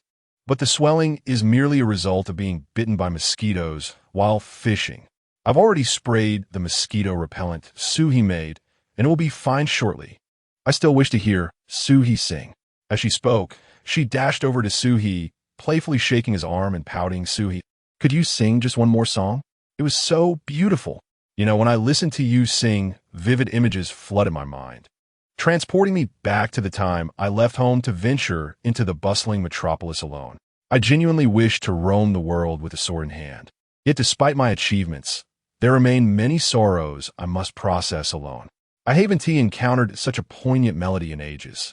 Could you please sing one more?" Watching you interjected, "What do you mean? I've sung for you the entire day." Shu He glanced at her, relieved that he had concocted the mosquito repellent. For if the female guests had sustained such bites over the past few days, the difficulty of the live broadcast would undoubtedly escalate. While it was generally enjoyable to indulge in playful banter, Xiao Yu's current demeanor was quite difficult to behold. The others, though aware they shouldn't, could hardly suppress their laughter. Viewers online were equally amused, lamenting that their good deeds had been overshadowed by laughter. "I shall not sing," Shu He declared firmly. "You refuse to sing? Then do not blame me for utilizing your weakness against you," Xiao Yu retorted. With that, she clapped her hands, and the giant dog, Godzilla, came bounding over. "Oomph! Did you see that, Shu He? Your loyal companion has betrayed you. If you sing another song, I might allow you to see it in the next few days.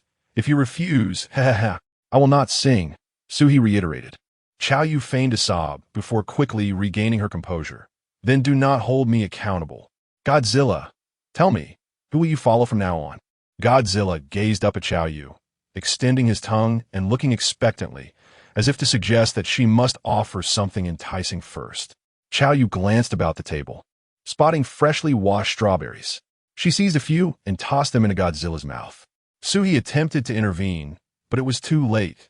Godzilla munched on the strawberries, wobbling over to Shu He and even spat one out towards him. I shall not eat, Shu He protested. In a couple of days, there will be no fruit left. We cannot indulge in fresh food, you understand? Woof. Xiao Yu, exasperated, pointed at Shu He before gesturing to Godzilla. Godzilla, are you playing me? You tricked me into a massage, and now you are deceiving me about fruit. Shu He once he even let you have strawberries. Why are you siding with him? At last, the group burst into hearty laughter. Reba approached and took Xiao Yu's hand, saying, All right, Xiao Yu, do not be upset. Godzilla is thriving and enjoying freedom on the deserted island, and he has a good relationship with Shu He. How could he possibly choose to follow you? Don't you simply wish to hear Shu He sing? This time, it's your turn to strike the iron basin. How does that sound? Xiao Yu's swollen eyes turned towards Reba, who immediately stifled a cough and replied, Indeed. After saying this, she coughed lightly in Xiao Yu's direction. Xiao Yu suddenly realized, exclaiming, Oh, this tactic again. Shu He felt utterly exhausted. Did they not notice the collaborative dynamic between Hua Xiao and Hua Chenyu just moments ago? Observing Shu He's impressive singing, Hua Xiao recognized that continuing to cling to him would serve no purpose. As Xiao Yu approached, he willingly relinquished the iron basin and settled beside Shu He. Xiao Yu, brimming with excitement, began to clang the ladle rhythmically. At the moment Reba coughed, Shu He tossed the corsage onto Hua Xiao, and the three girls were instantly filled with disappointment. Hua Xiao, dumbfounded, grasped the corsage and remarked, Shu He, your hand speed is astonishing. This was the second time he had received such a comment about his quickness. It appeared he truly was rather swift. Feeling somewhat embarrassed, Hua Xiao stood up, twirling his wristwatch as he declared, I think I shall choose a daring adventure instead. However, I truly cannot sing or dance. You could, however, allow me to kiss a female guest, and that I would dare. He found his own words quite humorous, chuckling into his fist, while the three girls rolled their eyes in unison. Such a juvenile joke to make. Since you're the host, why not compose a poem? Shu He suggested from aside. Hua Xiao nodded in agreement. No problem. He turned to Reba and began slowly, heat like the midsummer sun. Banana leaves respond to the sound of rain. Cherish the heart that blooms. Your feelings are deeper than mine. Godzilla, inappropriately, made an exaggerated gag, and this time the little chirp imitated its older brother. Shu He scolded the two for consuming too much fruit, yet inwardly felt that it was truly not their fault this time. A hidden acrostic poem professing love for Reba, only to conclude with the sentiment that her feelings surpassed his. Was this what they called emotional intelligence? One could hardly commend it. Hua Chenyu applauded enthusiastically. Hua Xiao, you are exceptionally talented. For the next song, I wonder if I might be fortunate enough to have you pen the lyrics? Reba turned her head, pretending to be engrossed in eating fish.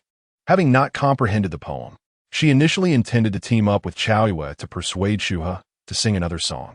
But since Shu He had so swiftly tossed the corsage to Hua Xiao, she was left to endure the awkwardness of that rather lackluster poem. Truly, she had shot herself in the foot. Bailu awkwardly clapped. This seems to be an acrostic poem, doesn't he it? Only then did Xiao Yu react. Reba loves you? Ah!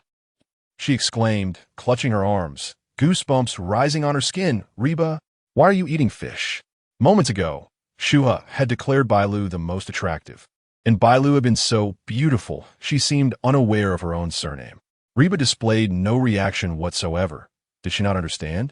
Perhaps Hua Xiao should explain it to her? No need. Reba interjected. Reba reached out to halt the conversation. It is getting late. Perhaps we should take a rest. What are your plans for tomorrow, Shu He? Shu He glanced around the dining area and suggested, if you have nothing else to attend to, why not join me in planting some vegetables? The supply of fresh produce is dwindling, and with a typhoon approaching in a couple of days, it is likely that Captain Li's boat will not be able to reach us for a while. Upon hearing Shu He's words, the group lost their enthusiasm for play. The production team had explicitly stated that supplies would only be delivered once, and with Captain Lee's vessel unable to arrive, their previously stored food was nearly depleted. It seemed that self-sufficiency was indeed the only viable path ahead. What kind of typhoon is approaching, Shu He? Chow Yu set the iron basin aside, no longer insisting that Shu He sing. Perhaps you might witness a spectacle of Godzilla soaring through the skies. Shu He stood to clear the table, remarking, by the way, I hope everyone can refrain from consuming the remaining fresh produce in the refrigerator for now. Once I finish sorting through the roots and seeds suitable for planting, it will be ready. At that moment, Chow Yu realized why Shu He had prevented Godzilla from eating the fresh strawberries earlier. He had assumed it was a form of strict discipline, but it was actually to preserve the seeds. Hua Xiao, however, dismissed Shu He's words with indifference. Who knows when the typhoon will actually arrive? By the time the fruits and vegetables are ready, we will have already left the island. Are you hoping to take advantage of the supplies sent by the production team to satisfy your future needs? Chapter 46. Director Wang's frustration. Bailu, clutching a stack of dishes, squeezed in front of Hua Xiao, declaring, I advise everyone to follow Shu He's guidance. My experience over the past day and a half is that he is always right. Reba nodded in agreement. Previously, we were worried about Jojo's treatment, but following Shu He's suggestions, little Jojo is now full of vitality. Moreover, I find the idea of planting rather intriguing. I'll assist you tomorrow. Chow Yu also raised her hand. I want to grow vegetables too. Anyone who doesn't participate in the planting shall not eat. Hua Xiao gazed at the three girls, shaking his head unconsciously. Have they been bewitched by Shu He? If they choose not to eat, so be it. I still intend to go fishing tomorrow. Even if we are cultivating crops hydroponically, it will take at least a month to harvest. I fear you might tire yourselves out in the morning and end up with nothing to eat. Chow Yu and Reba were about to argue further, but Bailu restrained them. We can arrange our plans freely. Hua, which side are you on? For the first time, Hua Chenyu did not side with Hua Xiao, as his stamina was ill-suited for fishing. I will accompany Chow Yu and help her with the planting. Choosing the sister over the prospect of fainting from dehydration, he resolutely stood by her side. Shu He concluded, then it's settled. Everyone should rest early tonight. Tomorrow, let us see what unnecessary plastic items we have around, like mineral water bottles, which we can collect. After tidying up the party waste from the night, the guests returned to their respective rooms. Shu He took out a toolkit and stepped outside. What experiments was Shu He conducting at such an hour? Was he contemplating creating a mosquito repellent for everyone? His homemade repellent had proven remarkably effective. Since applying it, several guests hadn't been bitten at all. Alas, Chow Yu had applied it too late and ended up with a swollen eyelid.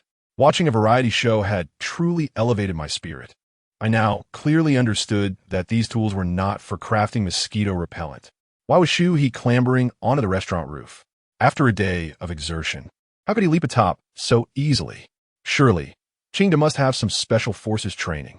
It turned out he was reinforcing the solar power generator and water purification system. Was Shu He preparing for a potential typhoon? I found myself siding with Hua Xiao. Whether a typhoon would arrive was uncertain, and the growth cycle of crops is lengthy. It seemed unnecessary to scavenge ingredients from everyone's teeth. Furthermore, why reinforce the solar and water systems at night? I felt he was overthinking. However, Shu He's singing was truly enchanting. I scoured the internet for the song Wielding a Sword to Traverse the World, which seemed to be an original by Shu He. An original? Composed and written by himself? That was indeed impressive. The song, much like Shu He, left no trace on the internet. It was undeniably original. Even the strongest body could not withstand such exertion. After repairing the restaurant's roof, the generator, and the water purifier, Shu He, while not feeling fatigued, finally sensed a hint of drowsiness. It seems that enduring physicality pales in comparison to the thrill of genetic enhancements. Fortunately, with this reward, even without intensifying my exercise regimen, my physique will remain intact and my health will not decline. This indeed contributes to a life free from relentless competition. He summoned Godzilla back to the room, only to discover that little Jojo had already fallen asleep on Godzilla's favorite cushion. Godzilla circled around it twice, unable to bring himself to disturb the peaceful scene, and finally rested his head on Jojo's belly, gradually succumbing to slumber. Observing this heartwarming tableau, Shu He was reminded of the system's notification. Ding. The family is harmonious. And the system is exceedingly pleased, awarding the host with a large capacity plant growth potion. When planted correctly, a single drop can accelerate growth by 3 to 4 times. A large barrel of growth agent materialized on the table in the room, and Shu He lifted it with effort. It must weigh at least 30 pounds. With such volume, it is likely to last until he reaches the age of 80. However, the effectiveness of this reward hinges on the correct planting method, which poses no challenge for him, as he possesses the skill of expert cultivation. Even if he were to err, his capabilities would not allow it. The various fruits and vegetables were relatively well preserved, and with the system's rewards, ensuring a steady supply of fresh produce on the island is merely a trivial matter. It might even evolve into a small-scale farm. As he contemplated these future plans, Shu He gradually drifted into sleep. Meanwhile, Director Wong tossed and turned, unable to find rest, not due to insomnia, but rather the incessant vibrations of his phone, which greatly vexed him. He dared not silence it, fearing unforeseen emergencies involving the guests that might hinder progress. Yet leaving it unmuted was equally frustrating, especially as it approached 11 o'clock at night. Where was their sense of propriety? Initially, he symbolically answered a few calls from entertainment moguls, all of whom were eager to sign Shu He, with Boss Yang leading the charge. Reba, as the most resource-rich artist in her company, and also a dear friend, had participated in the reality show on the deserted island and was grouped with Hua Xiao, which had her quite concerned. Fortunately, Reba was not overly sentimental, and the ordinary guest on the show proved reliable. Her attention was first captivated by Shu He when he removed his short-sleeved shirt to assist Godzilla with the coconut tree.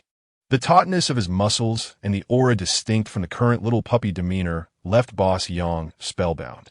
Coupled with Shu He's astonishing performances thereafter, the desire to sign him had been steadily growing within Boss Yang. However, Shu He had no intentions of mingling in the entertainment industry, and, as a scholar, Boss Yang worried that his talents might not shine through. Yet, tonight, Shu He performed Wandering with a Sword, not only showcasing a melodious voice and profound emotion, but crucially, it was an original composition. Even the senior songwriter in the company, dedicated to crafting songs for artists, sang Shu He's praises. At this juncture, any hesitation on her part would render her unworthy of the title of Boss Yang. Regardless of Shu He's willingness, she was determined to acquire what she desired. Boss Yang clutched the phone, entangling Director Wong for nearly an hour. Initially, she suspected that Director Wong harbored ulterior motives, perhaps concealing Shu He for some undisclosed introduction. The conversation oscillated between tales of misfortune and discussions of collaboration. Eventually, Boss Yang concluded that Director Wong was genuinely incapable of making a decision on the matter. Beseeching him was less fruitful than seeking the reliability of Reba. With a sense of resignation, she hung up the call. Having just bid farewell to an elderly lady, Director Wong received yet another call, this time from General Manager Shun of DU Media. Without any preamble, Shun reprimanded Wong for breaching contract stipulations and tarnishing the reputation of Hua Chenyu, whose performance at a party had drawn the ire of netizens. Initially, Director Wong maintained a respectful demeanor, explaining that Hua Chenyu's actions were his own and that he had no knowledge of the artist showcasing a self-composed experimental piece on a dating reality show. However, Wong's patience waned, and he asserted that Hua Chenyu's performance had not met his expectations. If he did not wish to participate in the show, he was free to leave. At this point, Shun adopted a more congenial tone, expressing his understanding of the challenges Wong faced in producing the program. But ultimately, he was overly eager to sign Shu He. Internally cursing, Wong feigned poor reception and abruptly terminated the call. These cunning old foxes always seem to play their games. While Shu He, as the guardian of the island, required nurturing and support, leaving no time for him to assist in signing others. Ultimately, these so-called executives were no match for the straightforwardness of Boss Yang. Chapter 47. Breaking the Circle of Top Influencers. After receiving 2 phone calls, Mr. Du dialed a third. Director Wong had come to witness the prowess of these individuals and was resolute in his decision not to answer any further calls. At this moment, he could scarcely manage the calls from his financial backers, let alone assist these people with signing Shu He. However, he could empathize with the urgency of these executives. After all, creative singers are a rare breed nowadays. Shu He's South temperament and background place him in the ranks of dark horses, and coupled with his extraordinary performances, any company that fails to seize him would indeed be foolish. His program has greatly benefited from Shu He, with online viewer numbers stabilizing around 10 million. Even outside peak hours, during prime time, the figures soared past 30 million. This statistic eclipses even that of the central government as broadcasts. The official account of Shu He in space has garnered over 20 million followers in a single day, thanks to their highlight reels of Shu He's performances. Such a growth rate is simply unprecedented, even surpassing that of the legendary De Fei upon his entry into Douyin. Before wrapping up his workday and heading home, the young director showcased several videos of trending influencers, all of whom had, without exception, capitalized on Shu He's popularity. Billy science popularizer, potato. Everyone is curious about how challenging it is to create homemade mosquito repellent. Today, I will explain in conjunction with Shu He's method. In a well-equipped professional setting, the process is rather straightforward. However, Shu He's crafting on the beach requires a certain level of creative thinking and solid interdisciplinary knowledge. My advice is that those with the means should consider purchasing their supplies, much like teacher Xiaoyang. Multi-platform culinary influencer, Old Luo. Today, Ping Jie intends to challenge Shu He by preparing a seafood feast in just 20 minutes. Hey, Ping Jie, why is your technique so different from Shu He's? He's much more efficient than you. Ping Jie, just shut your mouth. If you keep babbling, I'll join a dating show and find a young man like Shu He to marry who will want to see your famished face. Old Luo. He, Ping Jie. You took 30 minutes, and those were pre-prepared seafood ingredients. You can't compare to Shu He. Let me taste the flavor. I must say, I doubt it's as delicious as Shu He's.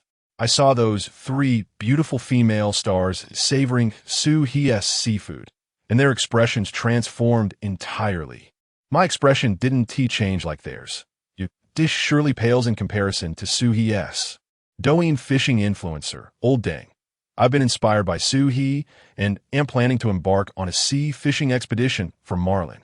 One day, I hope to visit the uninhabited island where Shu He resides and experience shore fishing in the same exhilarating manner. Many friends have privately messaged me asking whether Shu He can indeed fish, and I can assure everyone that not only can he, but he has also developed his own unique style, the art of adjusting the float, preparing bait, and lifting the rod. Shu He exhibited an exceptional level of professionalism, particularly with his casting technique, which even captivated me, a grown man. No wonder Bailu resorted to playful charm just to catch another glimpse. What truly astounds me is his stamina. If I were to achieve success in shore fishing, I would begin my preparations the night before. Yet, Shu He spends his evenings conducting experiments, his days rescuing baby seals, and his afternoons fishing, effortlessly connecting with the fish while engaging in GT popping and catching colossal swordfish. I find myself unworthy even of envy. In addition to these feats, there were enlightening discussions on wildlife, with a meticulous frame-by-frame explanation of Shu He's rescue techniques for the little birds. Shore fishing enthusiasts emulated Shu He in catching orchid crabs, while emotional commentators analyzed the depths of Bailu's infatuation. Various circles inexplicably converged around Shu He, whose popularity has surged to remarkable heights. Many fans, frustrated by their inability to idolize him directly, created false accounts using his image from the show, amassing over 500,000 followers, only to be met with a barrage of accusations of deceit in the comments. Even Qing University has resurfaced videos of Shu He receiving awards during his student days, urging everyone to apply enthusiastically. Netizens humorously quipped, "Do you think I don't want to apply? It's my abilities that hold me back. I admire Bailu, but she adores Shu He, so I want to apply to Qing University. Thank you. By the way, Pingshan University, having produced a Shu He, who will you send to shoulder this wave?" I do not concur with Qing University's educational philosophy. Shu He, being educated, always seems to harbor a sense of urgency, unable to fully indulge in romance. Constantly preoccupied with what to eat next or the unpredictable arrival of a typhoon. Qing University appears to be lowering its standards, resorting to the traffic of youthful celebrities for variety shows. I have no interest in dating shows and am completely unaware of who this young man is. With both intelligence and physical prowess, adept at fishing, wildlife rescue, and singing, how can this be labeled as merely youthful charm? I haven't watched him, but upon learning about him, I find him rather pretentious and somewhat selfish, refusing to let guests eat before the typhoon arrives, engaging in planting activities solely for his future benefit. Perhaps it stems from a feeling of unworthiness as an orphan. He seems to believe that good things will swiftly vanish, lacking confidence. Thus, he hesitates to consume ingredients and wishes to plant more. He is also too timid to express his feelings towards Bailu directly. In contrast, Hua Xiao is far more generous and forthright in his affections. It's true that lacking funds can be quite a hindrance. Can you believe you're criticizing this? I must commend you for that. Another video that gained popularity from the show features Hua Chenyu performing a new song at a party. Numerous content creators have transformed it into various parody videos, such as Mad Scene. The spellcasting warm-up is too long, and the singer perseveres despite electrocution.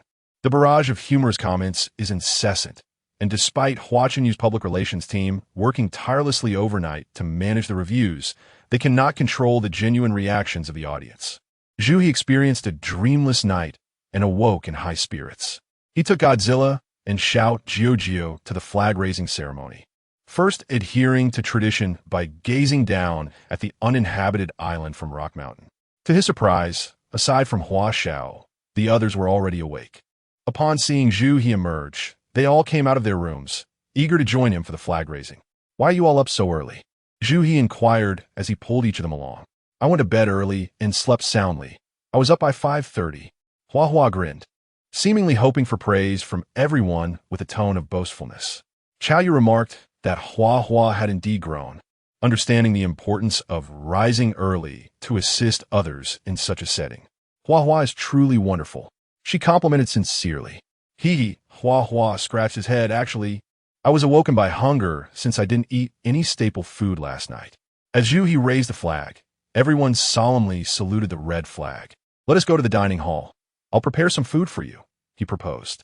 After the flag-raising ceremony concluded, Shu He took the initiative to offer breakfast, prompting cheers of joy from the three young ladies and Hua Chenyu. However, as expected, an unexpected incident occurred. Upon arriving at the dining hall, Shu He opened the refrigerator only to find that, apart from a solitary lemon, all the fruits had mysteriously vanished. Chapter 48. The third method of seed dissemination. Upon witnessing the swift disappearance of the fruits she had been reluctant to consume, Reba felt a wave of dismay wash over her. Who was responsible for this? Just yesterday, they had agreed to wait until the roots and seeds were processed before indulging. Hua Chenyu's voice was barely audible, akin to the buzz of a mosquito. "I was so hungry this morning that I sought food in the dining hall, and Hua Xiao said we could eat the fruits." The moment Yu heard this, her burgeoning fondness for Hua Chenyu evaporated. "You ate everything just because Hua Xiao permitted it? What will we use for planting now?" Shu He sighed in resignation. "When I checked the refrigerator yesterday, there were still some strawberries and half a watermelon left, along with a whole lemon. Did you consume all of it?" Hua Chenyu nodded. Hua Xiao said it was impossible for anything to grow, so it was better to address our immediate needs first. "I used the lemon to make water for, whitening." Shu He found himself at a loss. Even the most skilled cook cannot create a meal without ingredients. Were they truly destined to be fruitless in the coming days? His knowledge from the wild plant compendium reminded him that there were edible wild fruits in the rainforest, albeit in very limited quantities. Moreover, after the typhoon, how many resilient fruits would remain clinging to the trees? The third girl held great trust in Shu He, believing that if he declared it possible to cultivate, there must be a way, yet they were now devoid of seeds and felt utterly powerless. Reba daydreamed of the sweet and tangy strawberries, the juicy watermelon, and now it was all gone. She slumped on a chair, resting her chin on her hand, feeling brooding.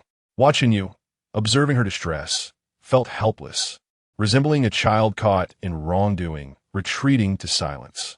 Yet, he couldn't help but think it was a trivial matter. After all, it was merely fruit. If Chow Yu could share with Godzilla, why couldn't she share with him? Upon reflection, one might realize the wisdom in Hua Xiao's words. Watching you began to justify himself. Seeds take 1 or 2 weeks to sprout, and then they bear fruit. By the time we return home, we would have something to eat. Chow Yu, uninterested in his defense, retorted, even if we return, what about Shu He? Besides, we have consumed the fruits these past 2 days. The remainder should rightfully belong to him. Watching you fell silent, pondering why his consumption should concern her. He wasn't a celebrity. It was perfectly normal for a rugged man to occasionally go hungry. As the atmosphere grew tense, the prompt regarding planting skills sparked an idea in Shu's mind. Hua Hua, after consuming so many cold fruits on an empty stomach, aren't you feeling unwell? Watching you placed a hand on his abdomen and grimaced slightly. Indeed, it doesn't feel great. I've been uncomfortable since I finished eating. Shu He smiled. Actually, there's a way to enjoy the fruits we cultivate. The third girl's eyes brightened as they turned towards Shu He, and young Chow Yu exclaimed, but the seeds are gone. Do you possess some magic to conjure them? Shu He then took a seat. In nature, there are various methods of seed dispersal. Some are carried away by the wind, others by flowing water, and yet another method involves seeds being transported within the feces of animals. Hua Hua indulged in strawberries and watermelons, both of which contain seeds imbued with anti-digestive enzymes. Coupled with his discomfort, it was highly likely that he would soon experience diarrhea. In such a scenario, the seeds within Hua Hua's stomach would probably not be eroded by gastric acid in time to be expelled. The third miss and the 2 others simultaneously retched. And upon hearing Shu He's explanation, Hua Chunyu's expression turned an alarming shade of green. Shu He, what do you mean? Do you want me to sift through excrement for seeds? Shu He shrugged his shoulders. This decision ultimately lies with you. After all, enduring a month without fruits means returning to normalcy. There's no need to force consumption. I merely share what I know. Early in the morning, netizens, initially filled with joy as they tuned into the live stream, became unsettled upon hearing Hua Chunyu's words. What? Starting the day with such absurdity? Is this truly happening? I can almost smell it. Ugh. The hamburger I just bought suddenly lost its appeal. Here I am, gnawing on corn on the cob. Wretch, I recall that corn kernels can also be expelled whole. Hua Hua, just give in. After all, you consumed everyone else's fruits. Hua Xiao, scheming behind the scenes, had Hua Hua blindly follow his lead. They should be the ones to seek out the seeds. Hua Hua, do not go. It's not a big deal if we forego fruits, exclaimed one. Shu He is truly wicked. But how could one say such a thing? Had it not been for the third miss's evident disappointment, Shu He would not have divulged his knowledge. Moreover, he never coerced Hua Hua into the predicament of rummaging through refuse. Ha ha! Shu He, sometimes your vast reservoir of knowledge is unnecessary. Fat D, after much contemplation, ultimately found himself unable to resist the allure of fruit. The days without fruit are starkly different from those filled with it. By the way, aren't the fruits we consume reliant on fertilizer for growth? I recall that cow dung can fuel fires. Panda feces can be transformed into tissue. And what about cat poop coffee? Excrement is not as repulsive as we imagine, right, Hua Hua? Hua Hua's stomach churned. Hot Ba, are you trying to pressure me too? Hot Ba quickly waved his hands. I'm not trying to pressure you. I merely thought that since the fruits have been consumed, the seeds being expelled would serve a greater purpose for everyone. Bailu, who had been fuming since she saw Hua Hua devour the fruits, finally spoke up. The fruits rightfully belonged to Shu He. He refrained from eating them, intending to leave them for planting. Yet you, since Hua Xiao was awake when you were, why didn't you simply ask him for something to eat? Compensate us for our seeds. At that moment, Hua Xiao strolled into the room, yawning. What a commotion early in the morning. Hua Chunyu, as if seeing a benevolent savior, rushed to Hua Xiao and recounted the entire saga. Upon hearing it, the veins on Hua Xiao's forehead throbbed. Goodness, these people are truly relentless. Believing that consuming the fruit would deter them from planting further, I was astonished to discover their audacious method of extracting seeds from excrement. Is it truly necessary to go to such lengths? Yang Xiaoyue crossed her arms defiantly. You made him eat it. You should join him in the search. Upon hearing this, Hua Xiao hastily reconsidered. Well, this is, after all, Hua Hua's personal belongings, it would be inappropriate for me to intrude.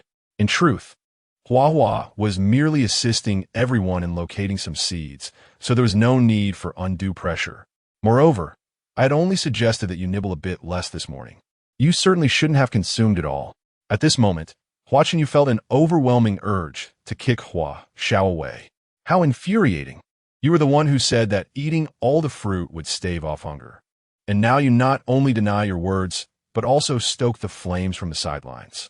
Observing Hua Hua on the verge of tears, Hua Xiao turned to Shu He and suggested, "Perhaps we should let it go, even if we find the seeds. Can you guarantee that the girls will have anything to eat soon?" "That seems unlikely," Shu He replied with determination. "I assure you." Hua Xiao, sensing the boy's newfound enthusiasm, thought to himself that at most he would merely toss the seeds into the soil and water them. How much could that really expedite the growth cycle of the plants? "Fine. I shall accompany Hua Hua in the search for seeds. What will you do if they do not sprout?" Chapter 49. Jiujian's First Swim. Shua's eyes sparkled with determination. "Let's make a bet." Hua Xiao slammed his hand on the table. "All right, if the fruit does not bear before we leave the island, you must withdraw from the show." Shua nodded, pondering that even if she withdrew from the program, her life on the deserted island would remain largely unchanged. Previously, she thought Hua Xiao was somewhat malevolent, but now it seemed he was merely naive. "What if I manage to grow it?" Hua Xiao grasped Hua Hua's arm. "If it grows, we absolutely will not eat it." Shu He shook her head. "I've already been ousted from the show. This wager is fundamentally unequal, don't you think?" Hua Xiao, growing agitated, retorted, "Then what do you propose? Should we withdraw from the show as well?" Shu He shook her head again. "There are plenty of small animals on the island. Perhaps their droppings might contain wild fruit seeds.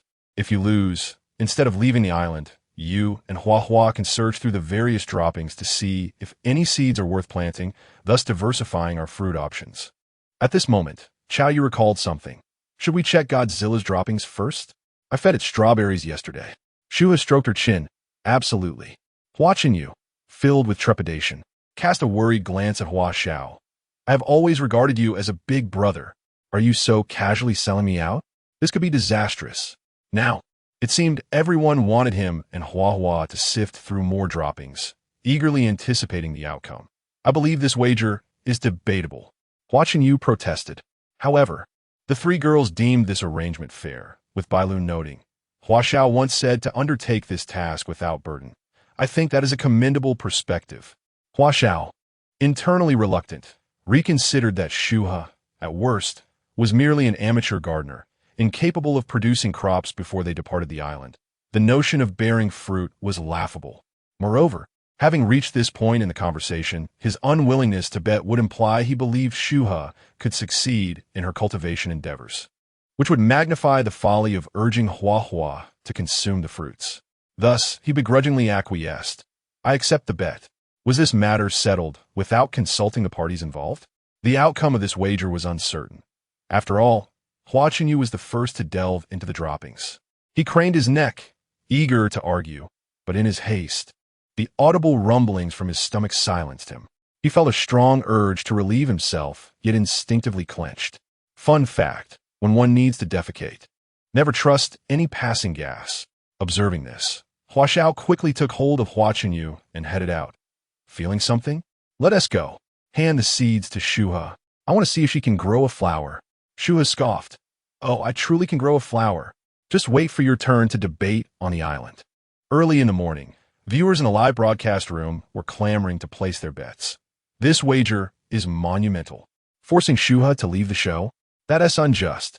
What injustice is there? If Shu He truly succeeds, Hua Hua and Hua Xiao will become the gatherers of the deserted island.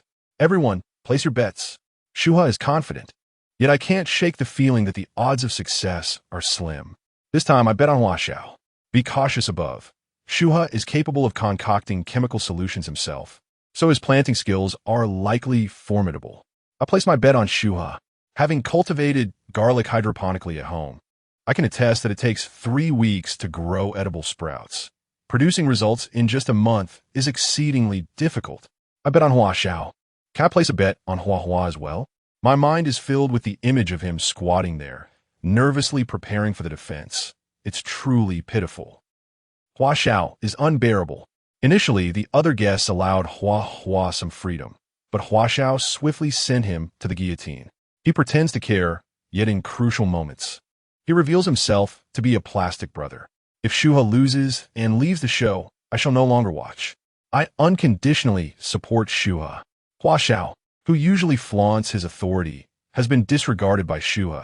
This turn of events is truly satisfying. I hope Hua Xiao and Hua Chunyu can humbly gaze upon our yellow earth. Hua Xiao hurriedly pulled Hua Chunyu away from the restaurant. Thus far, the issue of the seeds has been resolved. Shu He said to the three young ladies, "Let's divide our tasks. Hua Xiao and Hua Chunyu will search for seeds, and Reba and Xiao Yue. You two should see if there are any usable vessels. I will prepare breakfast for you, and later, I will go with Bailu to find soil." Reba and Xiao Yue shook their heads vigorously. "We're not in the mood for breakfast. Let us get to work directly. We'll eat when we feel hungry." Shu He nodded. "All right then, since you're not having breakfast, there is no need to rush. I'll feed Jujo and Godzilla, and then we'll teach little Jujo how to swim." Upon hearing this, Reba immediately picked up little Jujo. "Is Jujo's tail fin ready? Can it swim now?" Shu He gently unwrapped the gauze. Although there were still wounds, they were evidently beginning to heal. "It's nothing to worry about. Jujo is different from us. Its wounds heal quickly. With the seawater's antiseptic properties, it should be just fine very soon." Bailu also approached, joyfully patting the little creature's head. "Jujo, you must do your best. You need to learn to swim to return to the sea." Jujo, the little fellow, was somewhat oblivious to the concept of swimming, but felt blissful being surrounded by the three young ladies. Among them, it adored Bailu the most. Her fair complexion resembled a clean version of itself, her eyes sparkling with innocence, her body soft and gentle. Jujo wondered if it could grow up to be that beautiful. Jujo flapped its little front fins against Bailu, who took it from Reba and pressed her face against Jujo's round, plump head. Seeing that the three ladies had managed to control little Jujo, Shu He gave it a bottle of nutritious milk. This was the last bottle of fresh milk. Seeds can be found, but there is truly no way to procure more milk. Shu He sighed, realizing he could only substitute the nutritional value of fresh milk with other ingredients. Yet nothing seemed quite adequate. After feeding Godzilla, he instructed the third girl to take the little chirping creature to the beach and wait for him, while he returned to his room to retrieve a plastic basin that he had previously used for Godzilla's bath. Although he and T brought many personal items, he had adequately prepared supplies for Godzilla upon his arrival on the island. To his surprise, this canine had acquired a genetic serum shortly after its arrival, becoming completely self-sufficient, resulting in many items being left and used, which were now perfect for the little chirping creature. The remote island boasted crystal-clear azure waters, where one could even discern the sun's reflections dancing on the seabed. Shu He filled a large basin with seawater and had the third girl gently place the exceedingly curious little chirping creature on the ground. They were all eager to witness the little one's first experience in the water. Their anticipation mingled with a hint of trepidation. Shu He lowered the chirping creature into the basin, gently holding its fleshy neck. The little one squinted its eyes and moved its tail fin in the water, exclaiming in delight.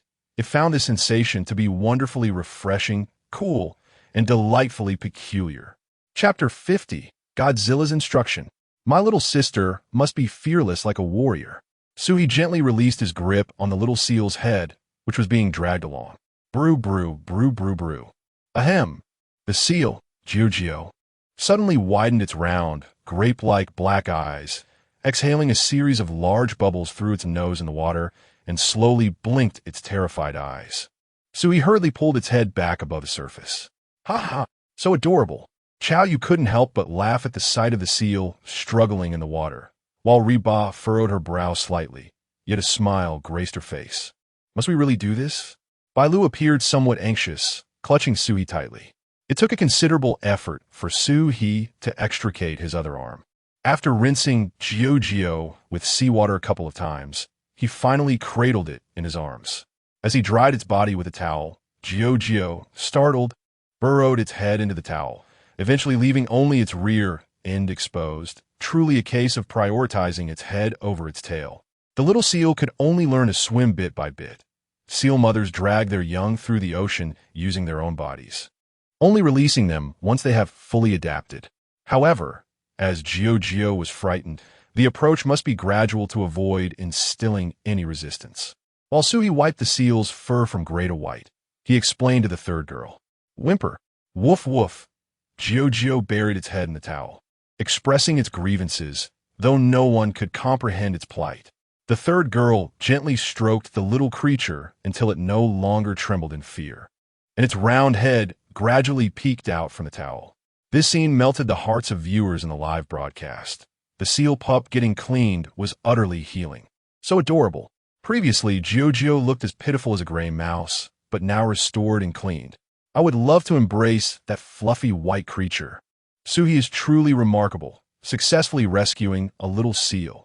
His merits are immeasurable. Not listening to Hua Xiao back, then, was indeed the right choice. Shu He must strive to cultivate fruits and hurry to prepare for his defense. Does anyone else think the same as I do? Those two seem quite suitable for finding seeds, don't you think? Let us not mention that matter during such a healing moment. Each task has its designated person. We shall focus solely on Shu He's live stream, without unnecessary worries. Godzilla observed the entire process of Gio learning to swim, and upon witnessing its timid demeanor, he could not accept it wholeheartedly. My little sister must be as fearless as I am. She must confront challenges like a warrior, unafraid of the trials ahead. If you're frightened by a little water, how will you manage the wilderness training in the future without collapsing in tears at the Great Wall? Godzilla nudged Gio with his nose until it completely tumbled out of Shu He's embrace, landing belly up on the beach. Only then did it bark twice, urging Gio to pay attention. With that, he dove into the sea, executing flips, dog paddles, and dives, and upon returning to shore, he triumphantly brought along a flopping fish.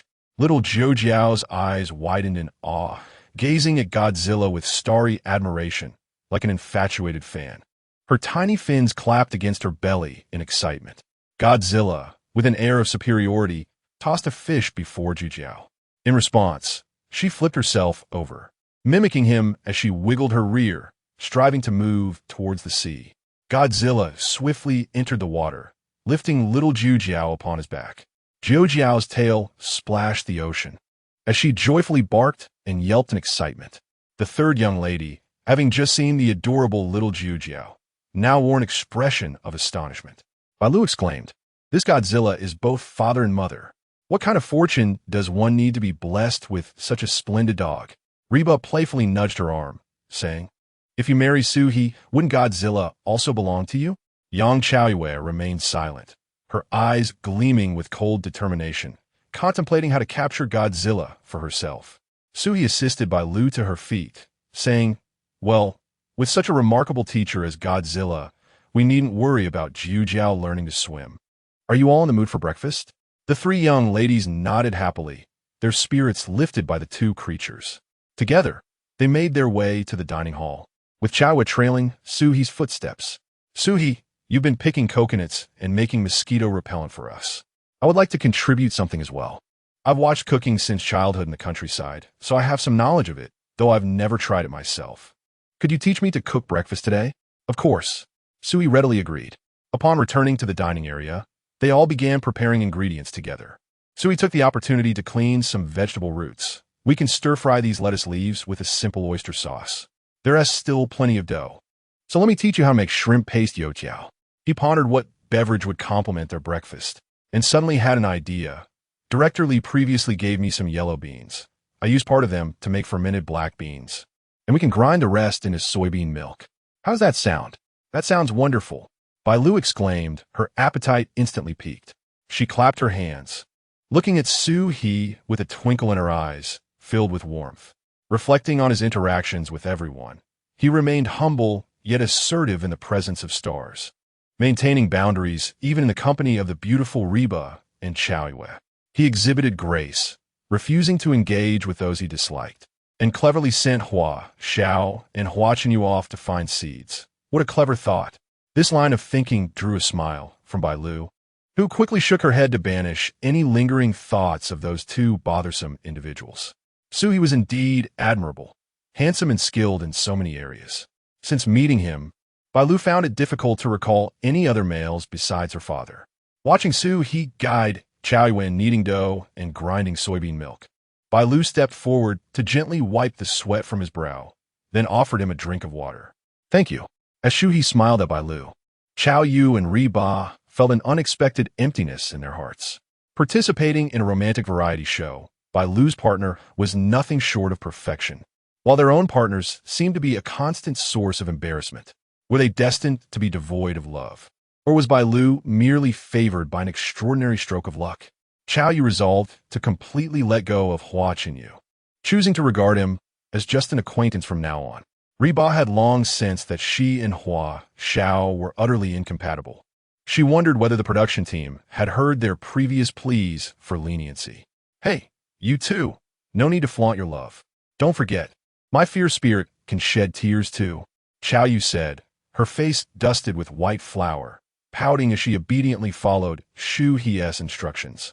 Do we really need to add salt to the dough sticks? Shu He nodded affirmatively. Yes, the salt not only enhances the flavor and enriches the texture, but also contributes to the elasticity, giving the dough sticks a delightful springiness.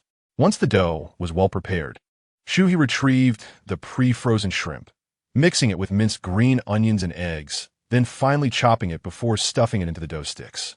I'll save some shrimp roe to make soy sauce, which will come in handy for stir-frying the lettuce later. Ri Ba could hardly contain her saliva, rushing to assist Chao Yu with the shrimp preparation, while Shu He began crafting the shrimp roe soy sauce alongside. Chapter 51. The Ancient Method of Brewing Shrimp Roe Soy Sauce. For those who have risen later in the day, their stomachs are now grumbling with hunger, irresistibly lured by Shu He's shrimp paste and fried dough sticks. Upon hearing that he intends to prepare shrimp roe soy sauce live, everyone's interest is piqued. Soy sauce is a daily staple, yet few know the intricacies of its creation. Today, being Saturday, I'm eager to learn the art of soy sauce making from Shu He. Later, I shall also whip up a simple bowl of spring noodles to astonish my beloved wife. Truly a master, the fried dough sticks filled with shrimp paste, complemented by the fragrance of scallions. Just the thought of it makes my mouth water. The culinary expert is about to commence a live demonstration of soy sauce preparation. This must be done. Over the past few days, watching Brother Shu He cook has left me utterly tantalized. This time, I too shall keep pace and savor the delectable dishes they enjoy. I envy you all. Confined to my dormitory, I can only indulge in a solitary fried dough stick to satisfy my cravings. By the way, do you all have fermented black soybeans and shrimp roe at home? Fermented black soybeans can be readily purchased at the supermarket, but for shrimp roe, perhaps we can make do with shrimp paste. There's a seafood market right beneath my apartment. I shall go buy some shrimp roe immediately. I seem to recall there's another ingredient, but it has slipped my mind. Alas, before Shu He, there are only fermented black soybeans, and the shrimp roe won't be available for a while. Let us get things moving swiftly and not delay the lesson. For the first time, the audience in Shu He's live stream began to dwindle, yet the production team remained unfazed, knowing that these viewers were eager to experience island life firsthand and were off gathering ingredients, certain to return shortly. After all, the audience in Shu He's live stream is notoriously loyal, often reluctant to depart once they enter. Observing the comments from those who, for various reasons, could not leave the show, the production staff felt a small sense of accomplishment, as if they too were part of the spectacle. Gradually, those who had swiftly procured their ingredients returned to the live stream, witnessing Shu He and Bailu engaged in casual conversation while preparing the soy sauce. Bailu delicately pinched a dark fermented black soybean with her tender fingers. Is this originally from yellow soybeans? How did it transform into this? Shu He chopped the fermented black soybeans into bits for later use, simultaneously stirring the salt in the pan while explaining. Yellow soybeans are soaked overnight, cooked, mixed with wheat, coated in flour, then stir-fried to cultivate the bacteria, and soaked in water, stirred daily. The longer the time, the richer the flavor.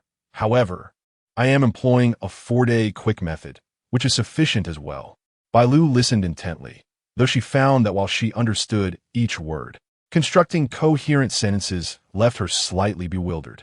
The expressions of the viewers in the live stream mirrored Bailu's. I don't comprehend, but I greatly admire Shu He.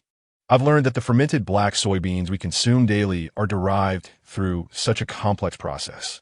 Goodness, Shu He is employing ancient brewing techniques, free from any additives. It is undoubtedly far superior in safety and flavor compared to the hex technology soy sauce of another day. For days? Or is it a quick method?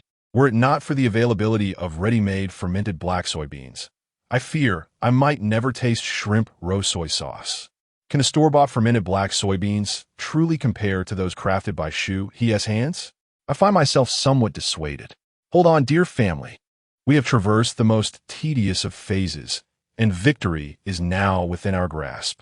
However, the words that Shu He subsequently uttered to Bailu fell upon the online community like a dousing of cold water.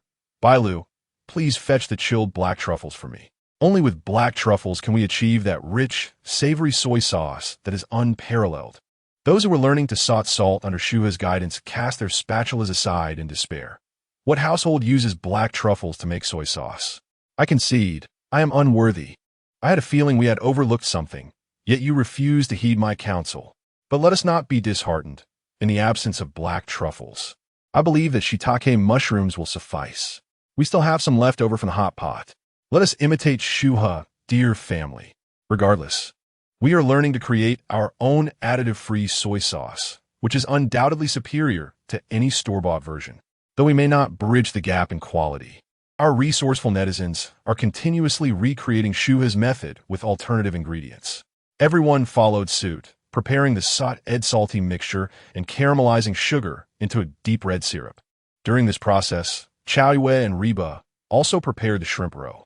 Shu He combined the shrimp roe and black truffles with the syrup to infuse them with fragrance, added water. Star anise, bay leaves, fermented black soybeans, and salt covered the pot and allowed it to simmer on high heat. The three young ladies could not refrain from wafting the enticing aroma toward their noses.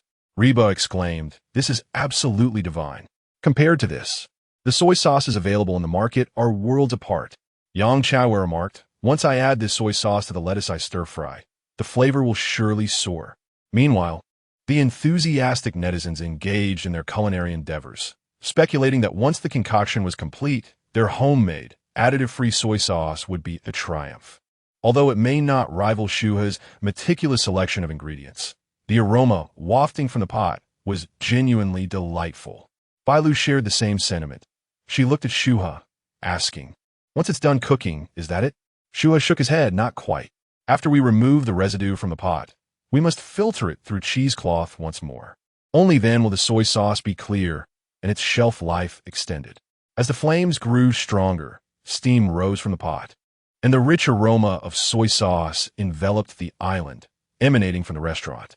Bailu placed the cheesecloth over a bowl while waiting for Shu He to pour out the residue for filtering. As the lustrous, clear soy sauce cascaded into the bowl, the three ladies truly experienced the joy of crafting their own ingredients. Yang Chaoyue could hardly contain her excitement as she ladled a small spoonful of the freshly made shrimp roast soy sauce to prepare her oyster sauce lettuce. Once the vibrant, crisp lettuce was ready, they could genuinely relish their breakfast together. Reba took a hearty bite of the shrimp paste oil stick, exclaiming, "I can't believe this is your creation. Chaoyue, it's absolutely exquisite." Her cheeks puffed like a chipmunk, yet she could not resist showering praises. Bailu handed her a cup of soybean milk, saying, "Chaoyue's soybean milk is also rich and fragrant. Take a sip, don't choke." Yang Chaoyue smiled shyly, exclaiming, "Teacher Shu He truly knows best."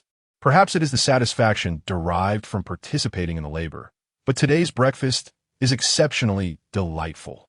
Indeed, Bailu and Reba nodded vigorously in agreement. Shu He sampled the stir-fried lettuce prepared by Chaoyue, and it appeared that the two young ladies had not exaggerated the dish's merits. The flavor was genuinely commendable. Even though it was sautéed with oyster sauce, it had not compromised the crispness of the vegetables, unlike the overly greasy dishes often found in large restaurants. Perhaps due to Chaoyue's rural upbringing, where she frequently witnessed the art of cooking, it was evident that she possessed a remarkable talent for culinary endeavors. With such a clever and resourceful young chef, Shu He found herself perplexed as to how Hua Xiao's previous teaching session had resulted in failure. The viewers were captivated as they observed the four indulge in a leisurely and blissful breakfast. Yet they were left pondering one particular enigma, with the enticingly soft and savory shrimp paste fried dough sticks and the creamy, fragrant, freshly ground soy milk elegantly presented on the table. How was it that all four prioritized the oyster sauce lettuce, leaving nothing behind? After all, it was merely a bowl of greens, and even with the addition of shrimp roe soy sauce, it hardly seemed deserving of such a claim. Eventually, someone in the comments section voiced their curiosity regarding this phenomenon. Chapter 52. The Romance Between Teacher and Student from Upstairs. It was evident that you had not followed Chef Shu He's techniques. I just indulged in the soy sauce dipped egg I prepared, and the flavor was simply exquisite. I could hardly contain my excitement as I tasted it. It was as if my soul had transcended. The ingredients employed by Shu He were far superior to ours, and that plate of lettuce was beyond fragrant. When I compared it to my own tech-savvy soy sauce, the vibrancy of its color was striking, and it clung to the plate more enticingly. At last, I savored the essence of what food ought to be. It was as if I had been transported back to my childhood. Is homemade soy sauce truly this remarkable? It seems I must give it a try. Let's roll up our sleeves, dear family. The preparation is simple and cost-effective, and the flavor is truly something that money cannot buy. I cannot fathom the delight that must come from brewing with traditional methods and black truffles. After breakfast, Hot Ba volunteered to take charge of all the cleaning tasks. The others did not resist too much. Washing dishes and tidying the table were hardly monumental chores. Hot Ba continually emphasized her lack of contribution. Allowing her to clean would surely bring her some comfort. Subsequently, Shu He assigned young Chao Yue the responsibility of collecting and organizing planting containers, plastic bottles, foam boxes, and various leftover snack containers. He meticulously instructed young Chao Yue to keep each one. Meanwhile, he took several woven bags and accompanied Bailu to search for suitable soil. As they ventured once more into the small grove, joyful memories with Shu He flooded back, and Bailu's spirits lifted. I expected the island to be rain-soaked, yet every day has been filled with clear skies. Even the distant hills were fully visible. Bailu's remark instantly raised Shu He's vigilance. He had not been paying much attention to the weather lately, and several consecutive days of pristine sunshine felt somewhat unusual. We must find soil quickly. Once we return, we need to reinforce the windows and such. Bailu appeared puzzled. Do you still believe a typhoon will come? Is there a chance that some magical force could whisk it away to another place? Shu He chuckled. What you refer to is called the subtropical high-pressure system. Typhoons form beneath this system. The subtropical high, akin to a spinning top, drags the edges of the typhoon along with its movement. Indeed, the subtropical high is quite fickle and enjoys wandering about. It is possible for it to be swept away, but given the clear weather of these past few days, it seems likely that it will make landfall. As Bailu nodded, her expression grew tense. Is this the proverbial saying that one must eventually pay for their misdeeds? What should we do? Shu He was amused by Bailu's depiction. No need to worry.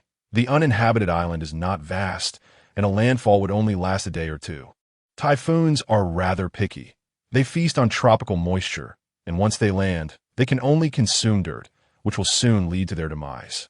The devastating typhoon, portrayed in such a manner by Shu He, seemed somewhat tragic, prompting Bailu to candidly express her thoughts. Had my geography teacher been you, I would not have settled for merely a diploma. After speaking, she pondered for a moment and felt that her earlier statement was somewhat inappropriate. If Shu He were truly her teacher, the naive young girl would likely be preoccupied with the notion of a student-teacher romance, leaving little room for her studies. Shu He paused with Bailu before a patch of soil, explaining, "This soil is rich in organic matter, making it ideal for planting. Let's fill 2 bags." Bailu's mind momentarily stalled. Isn't dirt just dirt? Is there really a difference? Shu He knelt down, filling the bags while saying, "Indeed, this soil contains nearly half organic matter and is nutrient-rich. The solution content should exceed 30%, while the air content is relatively low. In such cases, we typically use perlite or expanded clay to enhance aeration. However, we can simply find some larger gravel." Bailu also crouched down, diligently kneading the soil in her hands. Yet she still felt it resembled the mud she played with as a child, unable to comprehend how Shu He distinguished such differences. Noticing her puzzled expression, Shu He inquired, "Do you know why I chose ordinary larger gravel to increase aeration?" Bailu scrunched her nose, her brows furrowing into a frown as she replied, "Isn't it because you're poor?" Shu He was momentarily taken aback, her hands halting in their movement. Was this sister being too blunt? While the reasoning might be sound, must she voice it so plainly? The comment section erupted with laughter. Oh no, Bailu really has no regard for others' feelings. This is precisely why I am fond of her. Such candor is refreshing. Shu He felt as though she had been placed on pause. Could one be this straightforward?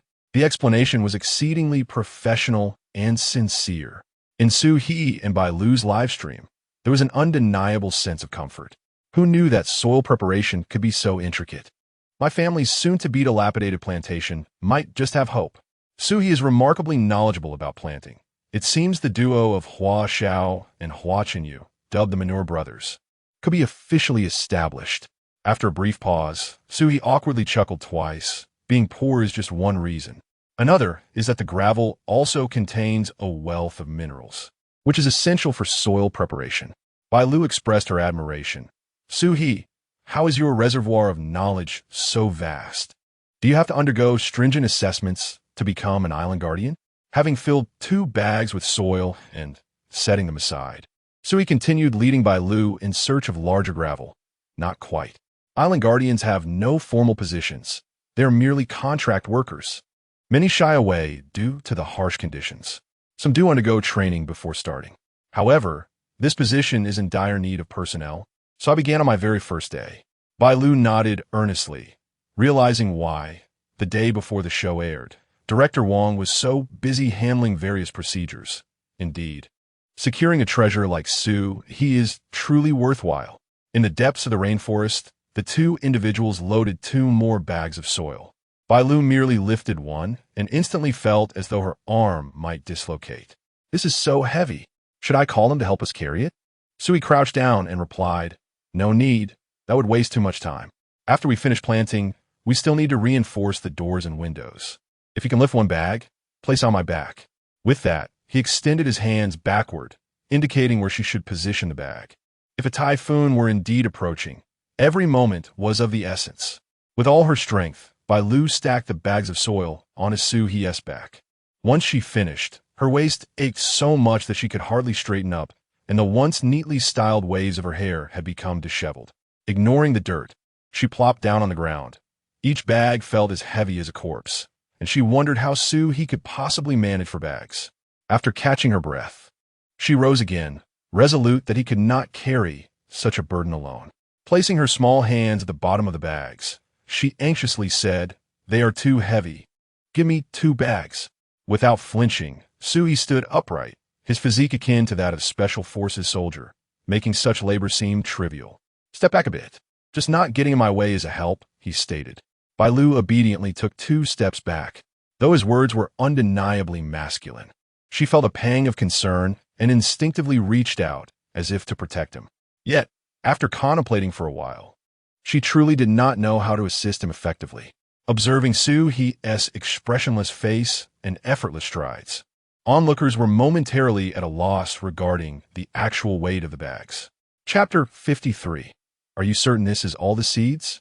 Why do these 2 individuals exhibit such contrasting reactions to the weight of the bags? I find myself utterly perplexed. Is Bailu perhaps an experienced variety show participant, exaggerating for the sake of entertainment? After all, Shu He has effortlessly carried 4 bags without so much as a flinch. If you think my sister Bailu is merely acting for the sake of the show, you truly underestimate her. Would she neglect her disheveled hair for the sake of theatrics? I harbor grave suspicions that Shu He is not of flesh and blood. For bags of soil, one can only imagine the heft. Perhaps it isn't excessively burdensome? Given Bailu's evident struggle, she is, after all, a girl and not particularly adept at manual labor. As everyone observed Shu He confidently returning to the dining hall, none perceived the weight of the 4 bags as significant. Bailu dashed into the dining area, seeking assistance, and her eyes immediately fell upon the manure brothers seated at the table. Hua Yu appeared pale and wan, while Hua Xiao still exhibited a modicum of vitality. At their feet lay a plastic bag filled with tissues, and Bailu quickly deduced its contents. However, there was no time for contemplation as she shouted to the remaining two gentlemen, "Hurry out and help Shu He. He's carrying 4 bags of soil. It's incredibly heavy." The group rushed out of the dining hall, only to find Shu He bearing the bags with determination. Hua Xiao offered a reassuring smile to Bailu. "Do not fret. Shu He can manage. It likely isn't too heavy. Let us unload together now." Hua Yu stumbled forward, utterly drained, having experienced an indescribable ordeal while searching for seeds. Even to the point of retching, his slow pace was partly due to Hua Xiao urging him to rest for a moment. Yet, seeing Shu He so lively while shouldering 4 hefty bags, he felt compelled to keep up. As Shu He leaned slightly, gradually crouching, Hua Yu tremulously placed his hands on the burlap sack. With one effort, the sack did not budge. With another, he saw stars. Observing this, Hua Xiao promptly pushed him aside. Hua, your strength is truly lacking. It's merely a matter of retrieving a few seeds from manure. This is what farmers do every day. After such a long rest, and you still can't recover. Oh dear, how feeble. Allow me." With sleeves rolled up and a wry smile, Hua Xiao strained to lift one bag. Goodness, he nearly let slip an expletive in front of the camera. "What kind of soil is this? It's so heavy." Shu He gently turned his head, explaining, "Moist soil is certainly heavier than dry soil. However, it's all right." Bailu placed each bag up here one by one. Bailu, initially intending to rally everyone to assist, she now felt compelled to maintain her dignity, as she had already managed to lift a bag by herself. With renewed determination, Hua Xiao lifted another bag, but as it hit the ground, he struggled to control his strength, nearly injuring his back. "Bailu, are you some kind of superhuman?" he gasped, sweating profusely. Bailu pouted, "I merely lifted 1 bag at a time, but Shu He has carried 4 on his own." He and Xiaowei, both curious and somewhat clumsy, approached together. With a united effort, the 2 young ladies managed to lower a heavy bag, gritting their teeth in determination. Young Xiaowei, hands on her hips and panting, exclaimed, "You two are simply extraordinary. This bag is so heavy. I can only say, the power of love is truly magnificent." At that moment, the online audience also realized the answer. What a display of masculinity from Shu He. Being near him is an overwhelming source of security. This lad, with his titanium black golden essence, surpasses human capabilities in both strength and intellect. Bailing, who single-handedly lifted the bag that everyone else struggled with, must surely be intoxicated by love. Shu He whimsically scattered a peculiar kind of sweetness. He then rolled the last bag onto the ground, dusting himself off and turning to Xiaowei. "Are the vessels ready?" Xiaowei stood at attention and saluted. "Report, boss. I have scoured every vessel you requested across the entire island, and the task is completed flawlessly." Shu He nodded in approval, recognizing Xiaowei as a capable little assistant. He then shifted his gaze towards his companions, the dunk-collecting brothers. "Have you found the seeds?" Hua Yu emitted a non-committal sound from between his teeth. Hua Xiao, doing nothing yet maintaining a proud visage, added, Hua nearly lost his stomach searching for those few seeds. I confirmed with him that all the strawberry and watermelon seeds are in there. If you fail to cultivate them, it will be a disservice to Hua.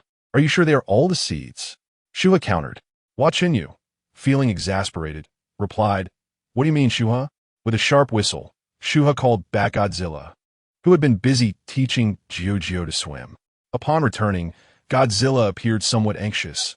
What's going on? My little sister is still waiting over there. Where are the strawberry seeds you ate yesterday? Take these 2 seed heroes to find them.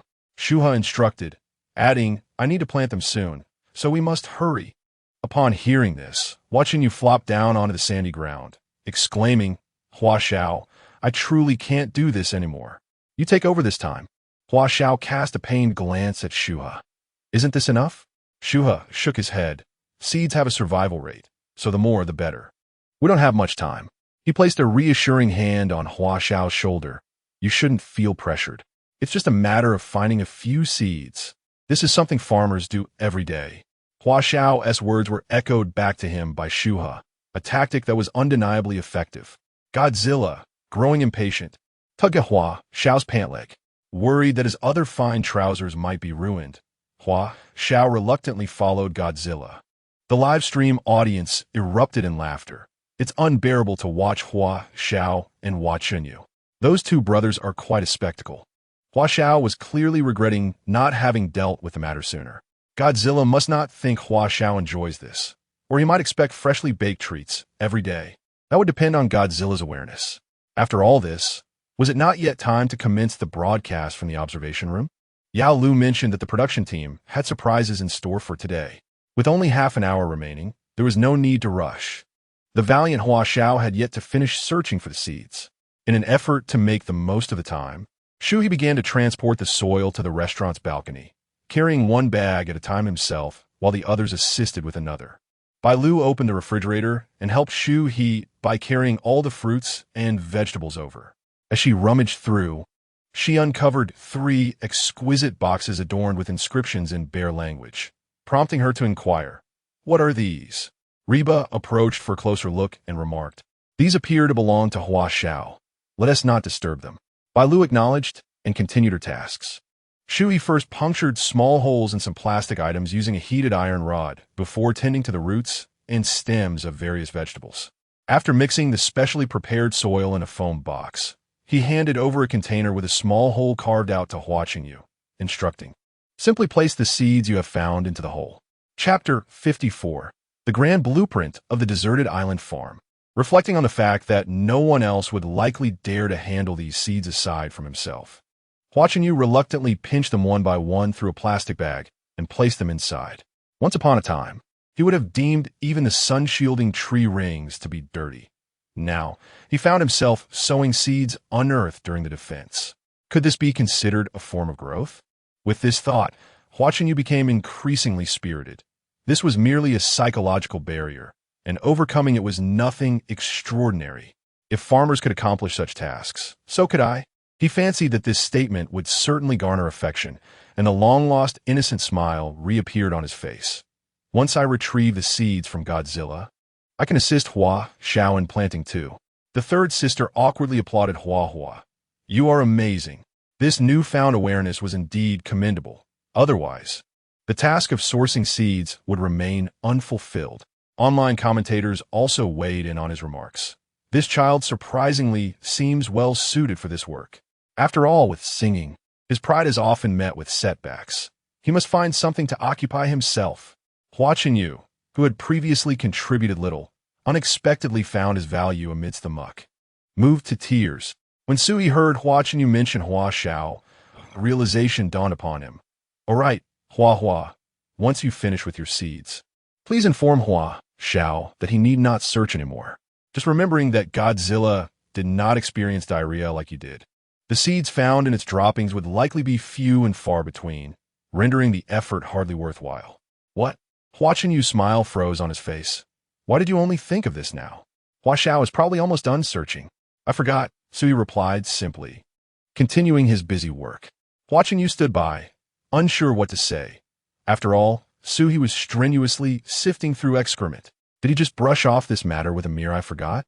Perceiving Shu He to be nonchalant and easy to bully, Hua Chunyu now saw him as quite the sly character. He could not fathom Hua Xiao's expression upon receiving this news.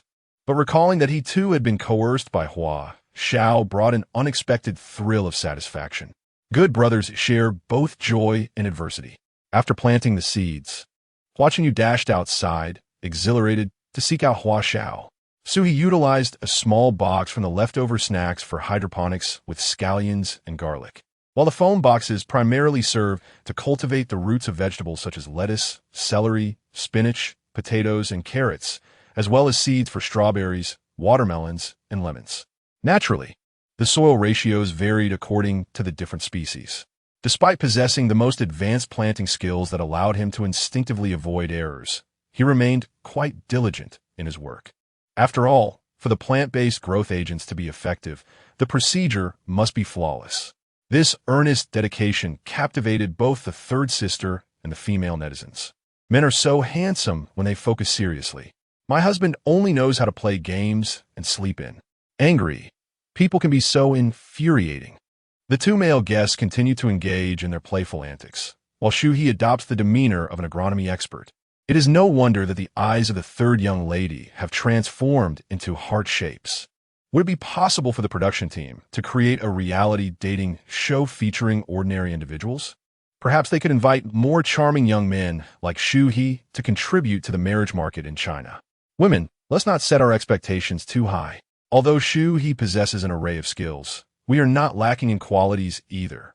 Besides gaming and indulging in slothful habits, we also have our quirks: littering, burping, passing gas, and even spitting in public.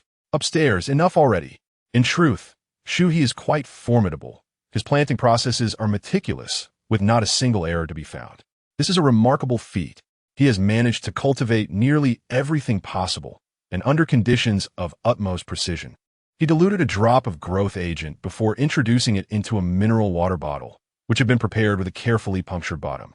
Bailu hastily extended her rosy palms, exclaiming, "If you puncture the bottom and pour water on top, won't it just spill out?"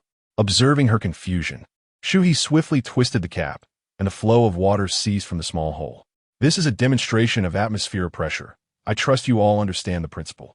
Uncertain of when a typhoon might arrive, he devised a simple automatic drip irrigation system to prevent plants from suffering a lack of water during their early growth, especially when they cannot be attended to. He then inserted the small hole into the soil, causing a stream of tiny bubbles to emerge from the water bucket. How marvelous! The three young ladies chimed in unison. Yet, Shu He remained unfazed, exclaiming, "What is so remarkable about this? Initially, we must rely on the growth agent. Later, we can count on Hua Xiao and Hua Chenyu, our free laborers, to discover more seeds. With my planting skills, I can introduce and cultivate a variety of species, creating a tropical fruit paradise in this unparalleled natural setting of a deserted island. Perhaps we could even cultivate exotic fruits like finger limes, bird's nest fruits, and ice cream fruits."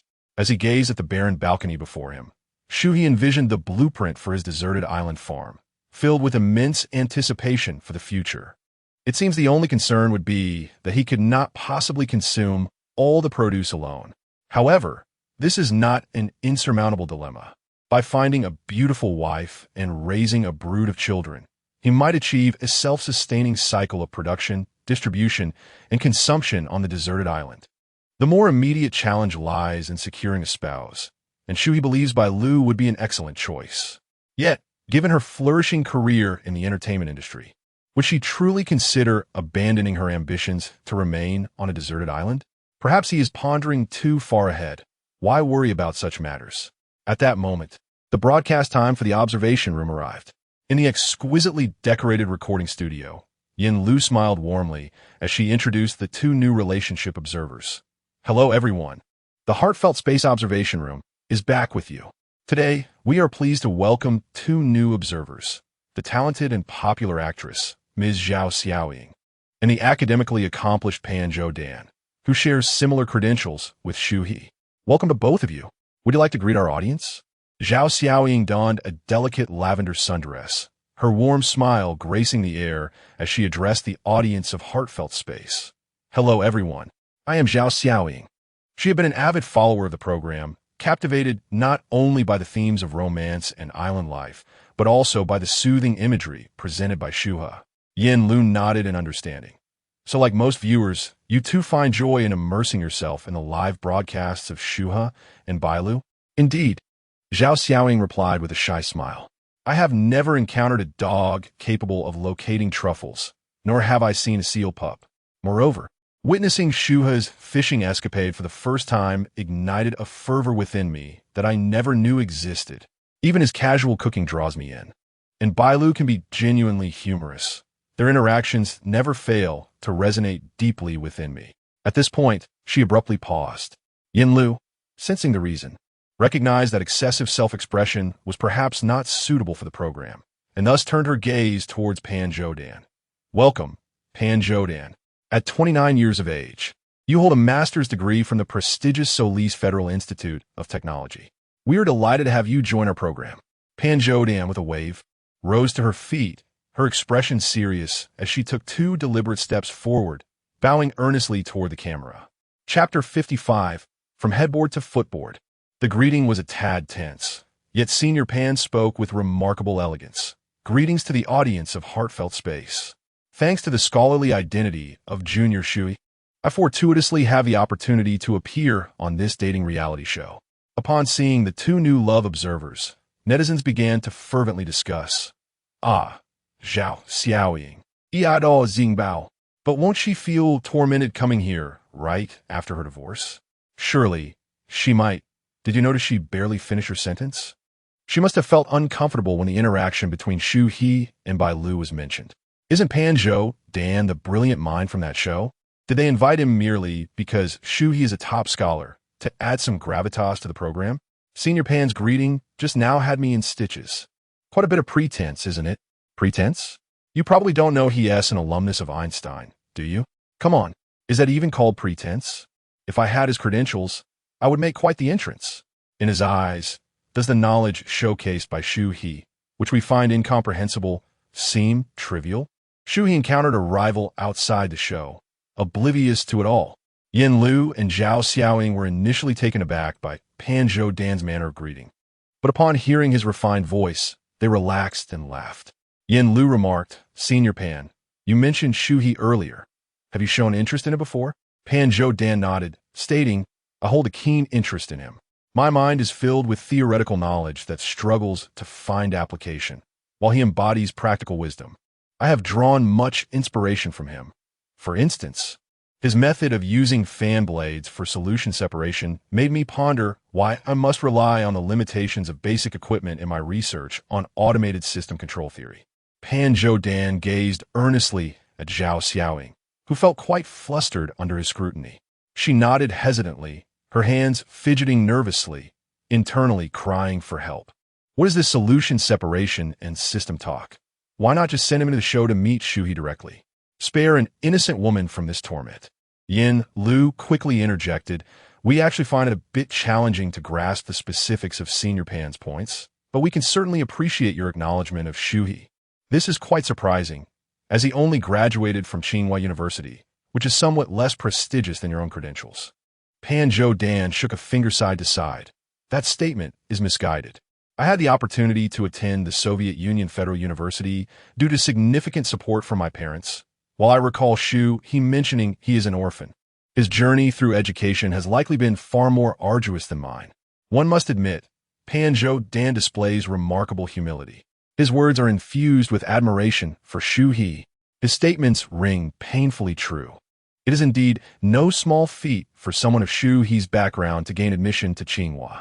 The actions of Shu He could provide inspiration for Panzhou Dan's research.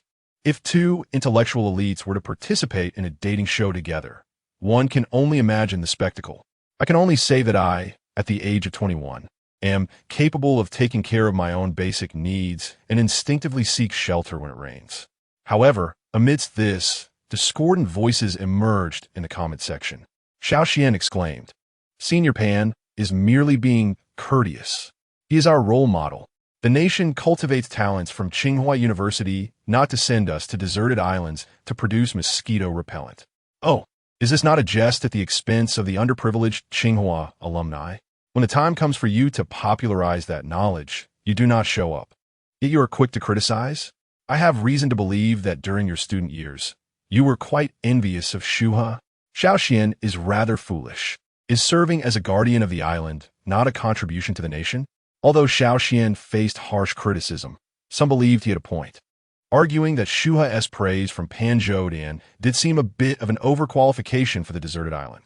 At that moment, Yin Yin, influenced by Panzhou Dan's words, realized that her previous comparison based on educational attainment was indeed somewhat narrow-minded.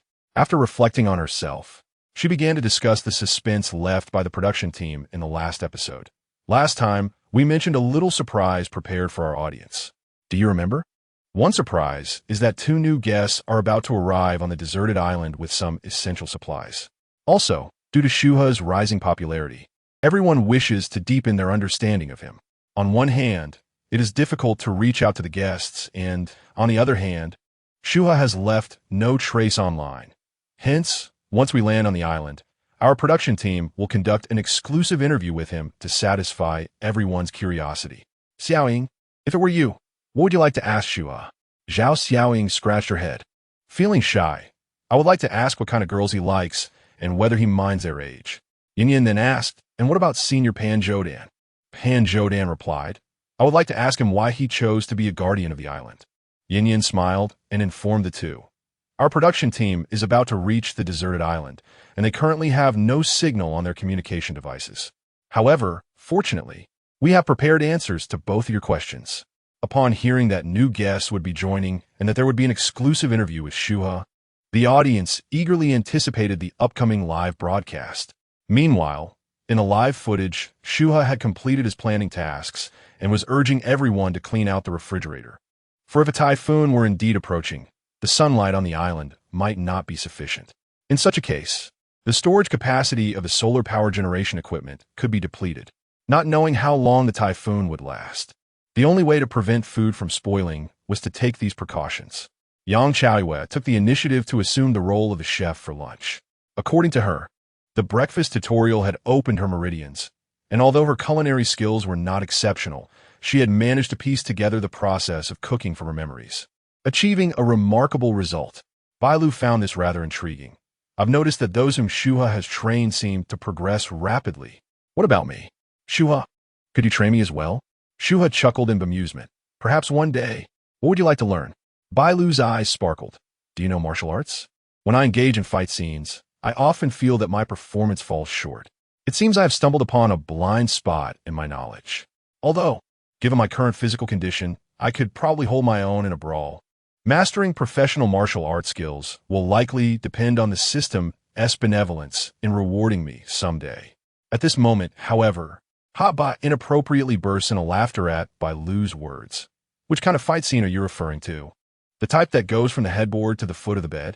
Bailu, momentarily taken aback, blushes and playfully raises her tiny fist at Hotbot. You, how could you have picked up such bad habits from Boss Yang? Shu He, standing by, feels embarrassed. These three girls seem to have become so comfortable on the deserted island that they have forgotten they are recording a show. The viewers, too, express their amusement, covering face with laughter. Drive safely. Hey, there are still people watching. There is no time to explain. Hurry and get in the car. From headboard to foot of the bed, learning bad habits from Boss Yang, slyly. Make way. The marriage registration office is moving in. Shu He, the male bodhisattva. Let us witness how you train Bailu. With hands clasped in prayer. Shu He, that lucky rascal. I wish to film fight scenes with Bailu too. While the group continues their playful banter in the dining area, a sudden commotion erupts outside. Chapter 56. Two new guests arrive on the island. Amidst the cacophony outside, the foremost sound was that of Godzilla's barking, accompanied by the ominous whir of machinery. As Shu He and the others stepped out of the dining hall, they spotted a speedboat moored at the shore, its occupants too frightened by Godzilla to disembark. Before they could discern the identities of the newcomers, a sharp female voice pierced the air, exclaiming, "Whose dog is this? It's so fierce. Wow, is that fluffy creature behind a puppy? It looks fierce too." Shu He called Godzilla back with authority, prompting the anxious passengers on the boat to cautiously step onto the land. Bailu, puzzled, trailed behind Shu He, inquiring, "It seems these are people from the show. What brings them to the island so suddenly?" At that moment, Reba pointed excitedly at a woman clad in a pink, form-fitting strapless dress, shouting, "ISNT, that Sister Yuchi? Is she here to see us?" Chao Yu squinted and took a few steps forward, asking, "Yang Yang, what brings you here?" Among the staff stood two radiant stars, and upon closer inspection, they confirmed the arrivals were Zhang Yuchi and Yang Yang. These must be the new guests mentioned earlier in the observation room. The human trumpet, Sister Yuchi, and the rather unrefined Yang Yang. I'm in tears. It's not just Sister Yuchi. She is practically a grand-aunt. Did the production team send her to whip the male guests into shape? Bringing these two on board is bound to be dramatic. I'm both furious and eager to see what unfolds. Are they a team, or will there be a reorganization? Didn't Ba and Chao Yu once plead with the production team to address the group arrangement? It seems they have come to do just that. Please don't separate Bailu and Shu He. I beg you, with a sense of grievance. This makes the selection process quite challenging. The host, a young woman, greeted the live audience with enthusiasm. Hello, friends. Today, we bring you a delightful surprise. 2 new members joining our heart's love space. Please welcome the renowned actress Zhang Yuqi, Kikizi. Zhang Yuqi puffed up her chest, clasped her hands, and bowed gracefully towards the camera. And also, the popular actor Yang Yang. Yang Yang flashed a deep, enigmatic smile, then playfully pointed to his temple with 2 fingers and winked at the camera. The 3 girls, donning professional smiles, applauded, though they remained bewildered as to the production team's intentions. The host addressed the guests on the island. We have new members joining our deserted island. I wonder if anyone has new thoughts regarding the group arrangements? At the mention of reorganization, Bailu's heart sank. She immediately clutched Shu He's arm tightly, declaring, I want to be in the same group as Shu He. We get along splendidly, right? She gazed at Shu He with longing, her eyes brimming with affection. Shu He, recognizing the affection in her gaze, promptly affirmed, yes, I will continue to be in the same group with Bailu. Upon hearing this, Zhang Yuqi sashayed over to Shu He, examining him closely. You must be the guest who is not a celebrity, right? I hadn't watched the show before, and didn't realize how handsome you are. I usually prioritize looks, but given the hardships of living on a deserted island, I think I'll choose Hua Xiao instead. By the way, where is Hua Xiao? I recall that his name was indeed on the roster. Hua Xiao, come fort. Hand over all your treasures to me. Ha ha. At that moment, Yang Yang, with his head lowered, placed a hand gently on her shoulder. Sister Yuqi, if you were merely to judge by appearance, would you not choose me? Zhang Yuqi gazed into his eyes, filled with longing, and swiftly swatted his hand away. It appears you are looking at me, yet you are not truly seeing me. You are merely reflecting upon yourself in my eyes. With a dismissive sound, Yang Yang redirected his affectionate gaze toward Reba. If Sister Yuqi seeks to seize your male guest, then why not join me instead? Reba felt a pang of distress. She had just bid farewell to a troublesome spirit, only to be confronted by another melodramatic talent. Could she not simply enjoy her solitude on the deserted island? Reba cast an envious glance at Bailu, whose fair visage resembled a blooming bun as she smiled at Shu He. How delightful it would be if the new guest were akin to Shu He. However, in comparing Yang Yang and Hua Xiao, Reba concluded that she would prefer Yang Yang. At the very least, he would not speak in such an unpleasant manner as Hua Xiao. Well, since Sister Yuqi wishes to team up with Hua Xiao, I shall align myself with Yang Yang instead. At this moment, Zhang Yuqi, the lovable oaf, felt a twinge of regret. Oh dear, look at me being so thoughtless. If you wish to partner with Hua Xiao, I would not mind at all. Reba quickly waved her hands. No, I shall team up with Yang Yang. If it became intolerable, she could always concoct an excuse to distance herself from him or request Shu He to assign Hua Xiao a task akin to seed gathering, thus ensuring her own tranquility. Yang Chaiwa perceived that the matter of changing teams did not concern her, hence she resignedly accepted the situation. Fortunately, since the seed-gathering task, Hua had contributed somewhat to the group. The host, a young lady, cheerfully addressed them. All right, we shall await Hua Xiao and Hua Chenyu's arrival to inquire whether they agree to this arrangement. If they consent, then no further changes can be made.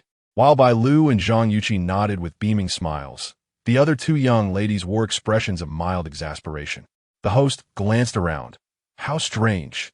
Where have Hua Xiao and Hua Chenyu wandered off to? No sooner had she spoken than they spotted a somewhat weakened Hua Chenyu and a scowling Hua Xiao approaching. Before reaching them, Hua Xiao called out to Shu He, why did you not inform me earlier that Godzilla's seeds were unusable? I've already sorted them all. Before Shu He could respond, Zhang Yuqi energetically bounded up to Hua Xiao, snatching the plastic bag from his hands. What seeds are you talking about? From this day forth, we are a team. Show me what treasures you possess. After exclaiming, she eagerly opened the plastic bag. Goodness gracious! What on earth is this? Hua Xiao, are you so intent on protecting the environment that you must even collect waste in a bag? How revolting! The viewers in the live stream erupted in laughter, virtually conveying to Zhang Yuqi that this was merely a welcoming gift from Hua Xiao. Hua Xiao's attention was diverted by the unfolding spectacle. Has the production team arrived? What do you mean I am to be paired with Zhang Yuqi? Am I not grouped with Reba? Hua was bewildered upon seeing so many people. What? Is the production team rearranging the groups? Can I still be in a group with Chao Wen? The host, having finally found an opportunity to speak, said, yes, as for Hua Xiao, Reba has successfully paired with Yang Yang. So is it acceptable for you to team up with Sister Yuqi? Without allowing Hua Xiao to respond, Zhang Yuqi directly grasped his wrist. I possess wealth and beauty, and those vying for my affection could fill the champs. Lissy, yes. You must consent. Moreover, Reba and Yang Yang have already made their decision. You cannot break up this couple, can you? After just finishing a task, he faced yet another challenge. Hua Xiao sighed heavenward. How unfair fate is. Under such circumstances, if I refuse again, I would have to exit the show, wouldn't I? The notion of Reba agreeing to swap male guests struck Hua Xiao deeply, and after some contemplation, he concluded that as long as he remained in the program, he could still capture the lady's heart. This was merely a temporary strategy. Once Hua Xiao consented to the reconfiguration, the host released a sigh of relief. Last time, while assisting little Zhu Jiao, Captain Gao Peng of the Velvet Rescue Team advised us to provide everyone with additional medical supplies. Included are vaccines, nutritional supplements, and feeding devices used by little Zhu Jiao, along with more medications for you.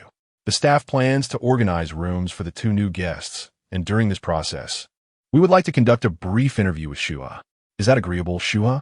Chapter 57. Becoming the person who has never compromised their soul. Shu He nodded indifferently. Sure, but you must hurry.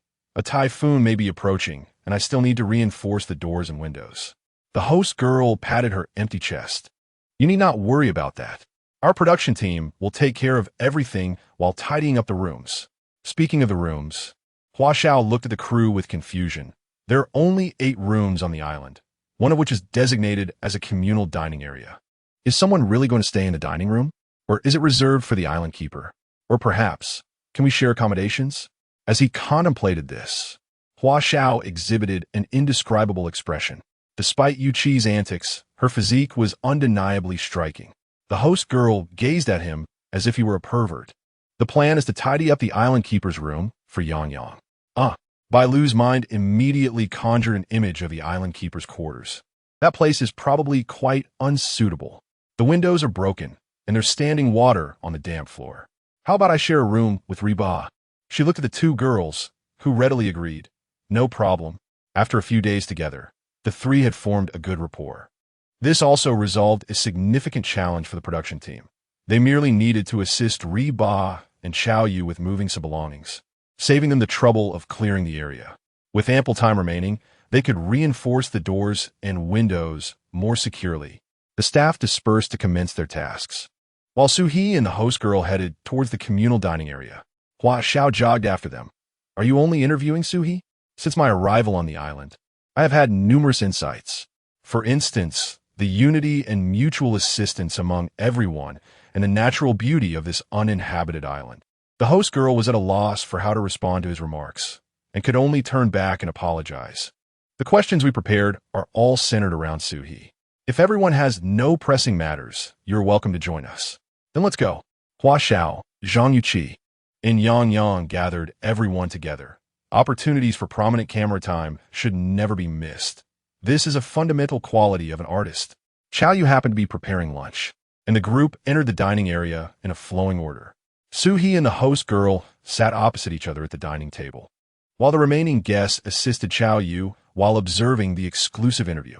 The host girl got straight to the point, addressing Shu He.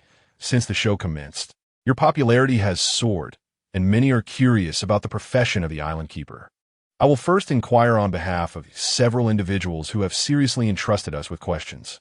Many entertainment companies are eager to know if you have any plans to enter the entertainment industry in the future. Shu He responded succinctly no. His forthrightness visibly surprised the host girl. Although life on an uninhabited island was pleasant, who doesn't desire fame and fortune? Shu He had become quite the sensation. After participating in a dating show, he could potentially earn a substantial income. Yet, it seemed he had no interest whatsoever. The directness of Shu He's response left many who learned of his thoughts perplexed. Bailu had hoped that perhaps one day she could venture into the world beyond the deserted island with Shu He. Yet he had no intention of even stepping into the entertainment industry, the most accessible starting point. Lowering her head, her expression was one of profound disappointment. Would the conclusion of the recording mean she would never have the opportunity to connect with Shu He again? Perhaps one solution would be to remain on the deserted island herself. At that moment, netizens flooded the comments with their sentiments, feeling that Shu He was not being entirely forthright. With quick financial gains, an abundance of beautiful women, and numerous entertainment companies vying for him, wasn't this the very essence of a meteoric rise to success? Who would refuse such golden opportunities presented on a silver platter? At this juncture, the younger host posed a second question. Captain Gao Peng of the Blue Velvet Rescue Team has entrusted us to inquire whether you have any intentions of joining the rescue team. Shu He replied, not at all. There are animals on the deserted island that require my protection. There is no need for me to join the rescue team. The host continued, he wishes to ask if you would be willing to train everyone on emergency rescue knowledge for wildlife. Would that be possible? Shu He responded, that could be arranged, but it would depend on the specific circumstances. The younger host expressed her understanding and then posed several highly requested questions. As a distinguished student from Tsinghua University, we have seen your remarkable performance on the show. Yet we are curious as to why, after diligently completing your studies, you chose the profession of an island guardian? Shu He simply stated, because I want to. What more reasoning is needed? He reflected, if I don't clarify this question, subsequent inquiries will likely circle back to the same point. I have experienced a life molded by invisible hands into a predetermined shape. Sometimes it feels as though, despite my efforts, the rapidly advancing era will not pause to accommodate ordinary individuals like myself. Thus, I sought a way of living that rejects all societal evaluations, and fortuitously came across the recruitment notice for Island Guardians. His candid words left those present momentarily speechless, especially the younger host, who felt her heart gripped by an unseen force. The notion of being shaped by invisible hands, unable to keep pace with the relentless march of progress, perpetually ensnared by societal judgments. Was this not a reflection of her own life? Shu He's poignant remarks flooded the comment section with a cascade of responses. This simple truth resonates deeply with me. How authentic. It turns out the standards we have long revered have already been discerned by Shu He. No wonder he always appears so unfazed. Initially, she thought being an island guardian was burdensome. Now she felt that she was the one truly burdened. She once believed his reluctance to enter the entertainment industry was mere pretense. After hearing his perspective, it seemed there was indeed little worth pursuing there, merely a shift to a different environment where one is subject to evaluation. In the secluded embrace of a deserted island, Shu He indulges in the whimsical delights of observing animals, savoring the scenery, fishing, and exploring the shores. Each of these is a cherished desire of mine. Yet time eludes me, alas. Shu He's words lingered in Xiao Mei's mind for an extended period, evoking a profound envy within her, coupled with a reluctance to emulate him. Do you not feel lonely? She inquired. Shu He smiled gently, with Godzilla, who entertains himself daily in the company of his master, and the bumbling little Qiuji who has lost his way with his mother, not to mention the myriad of eccentric creatures and the diverse, vibrant flora that inhabit the island, as well as the ever-changing wonders of nature. I am certainly not lonely. The island's allure is a testament to the guardianship of generations of island keepers. Indeed, for those who protect this land, solitude fosters the island's flourishing. The communal dining area fell into a profound silence. Xiao Mei, uncertain of the reason, felt a slight constriction in her throat. In a live stream, the observers in the viewing room, along with those standing behind, were equally moved. Shu He is a student of Qing University, a beacon of resilience against the tide of time. He endures solitude for the sake of safeguarding this splendid uninhabited island, proving himself no less worthy than those who contribute to society. Who, in the past, dared to belittle Shu He? Come forth, and let us keyboard warriors dismantle your words. My spirit has suddenly been invigorated. Shu He's choices are simple, sincere, and beneficial to society. He embodies the person I aspire to be, a soul unburdened by compromise. Stepping beyond the conventional standards, one realizes that Shu He possesses the highest degree of happiness. My envy has become a refrain. Xiao Mei, After regaining her composure and wiping away her tears, fixed her gaze with keen intensity and posed a question that had long been on her mind. Do you not find this perspective overly idealistic? Chapter 58. Long live idealism. Mastery of combat rewarded. Hua Xiao silently gave a thumbs up to his younger sister. Though still young, she had already mastered the art of probing deeply during interviews, albeit lacking a bit in assertiveness, which required further learning from him. Shu He chuckled softly, remarking, "Perhaps I am but an artifact of a bygone era," nostalgically cherishing the idealists of the past. Those who diligently disseminate knowledge as content creators, the internet authors who toil in obscurity, the manga artists, and the artisans who refine their crafts over decades. For the girl who defies the crowd for the sake of her beloved, and for the netizens seeking a sanctuary for their souls amidst the barrage of comments. When some cast doubt upon idealism, let them voice their criticisms. For the very essence of idealism represents a pinnacle they can never hope to attain in their lifetimes. At this moment, the host's younger sister stared blankly at Shu He, completely forgetting the questions she had prepared. Bailu bit her lip, clutching her chest, firmly convinced that the girl who bravely stood against the crowd for love was indeed her. From this moment, the thought of remaining on an uninhabited island began to blossom within her. She too longed to be the individual unformed by societal constructs, the idealist remembered fondly by Shu He, becoming a free spirit unbound by convention. Zhang Yuqi's mind had completely shut down, as she repetitively muttered Shu He's earlier words to herself. The more isolated one is, the better the uninhabited island can thrive. For only in solitude does one find safety, devoid of artificial pollution and destruction, right? Hua Xiao, I previously called you disgusting for placing excrement in a plastic bag. I apologize. During my time on this show, I too shall cherish the ecology of the uninhabited island like you do. Hua Xiao was left speechless, thinking, sister, that reflection time was far too long. When did you even bring up the plastic bag? That's certainly isn't mine. Despite harboring animosity towards Shu He, in this moment, he genuinely acknowledged the merit of Shu He's words. He considered himself a realist, yet who doesn't harbor ideals in their heart? Achieving those ideals is daunting. It's easier to flaunt one's material advantages, lest there be nothing left in life. The previously silent barrage of comments was roused by Zhang Yuqi's words. Shu He's words resonate so well. It's just that Kikizi has a delayed reaction. It's truly moving. This year I've heard the best words. Here's to idealism.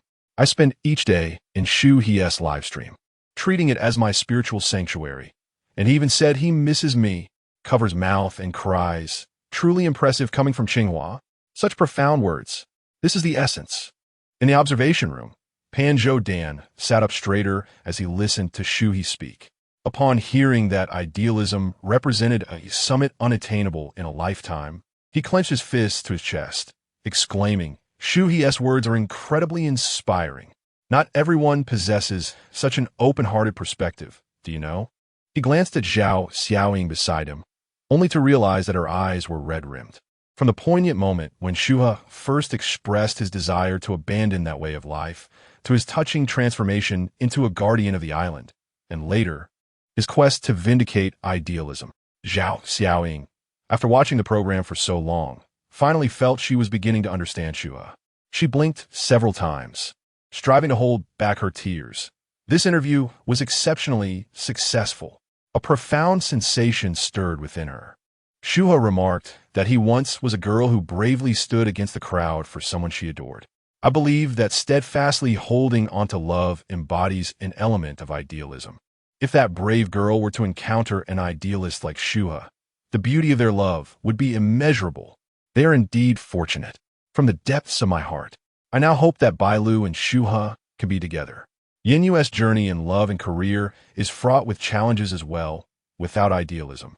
Who could endure such cruel tempests? Shu He has genuinely contemplated amidst a restless society. Previously, I always perceived him as an exceptionally capable individual. Now, it appears he possesses a truly unique and intriguing soul. At this point in the interview, the young sister found herself devoid of further questions. For her, this was sufficient. As for the director's satisfaction, she was entirely indifferent. Her aspiration is to become a travel blogger, a notion she had long deemed childish and laughable. Yet Shu He's words resonated with her, igniting her desire to become a defender of ideals. This path may be arduous, but with Shu He paving the way ahead of her, she believes she too can persevere. Observing the young sister's dazed expression, Shu He rose directly. If there are no further questions, I shall go and inspect the fortification of the facilities on the island, allowing you to return home sooner and avoid the impending typhoon. The host, the young sister, quickly stood and impulsively grasped Shu He's hand. Shu He, thank you. Ding. The host's words provoke deep reflection. The system declares long live idealism, bestowing the host with mastery of the 8 extremes fist combat skill. Hey, just as desired. This could teach Bailu how to perform fight scenes, right? However, Shu He rather hoped to instruct in a room, not for any other reason, but to avoid accidental injury. After all, this is mastery level 8 extremes fist. With such a formidable martial art, an unintentional strike could lead to significant trouble. After the interview concluded, several guests fell silent, engaging in their respective tasks, some cooking, others moving rooms, and some organizing belongings, each reflecting quietly on Shu He's words. Hua Chenyu leaned closer to Hua Xiao. I've discovered that planting can bring tranquility to the heart. Let us go find some seeds.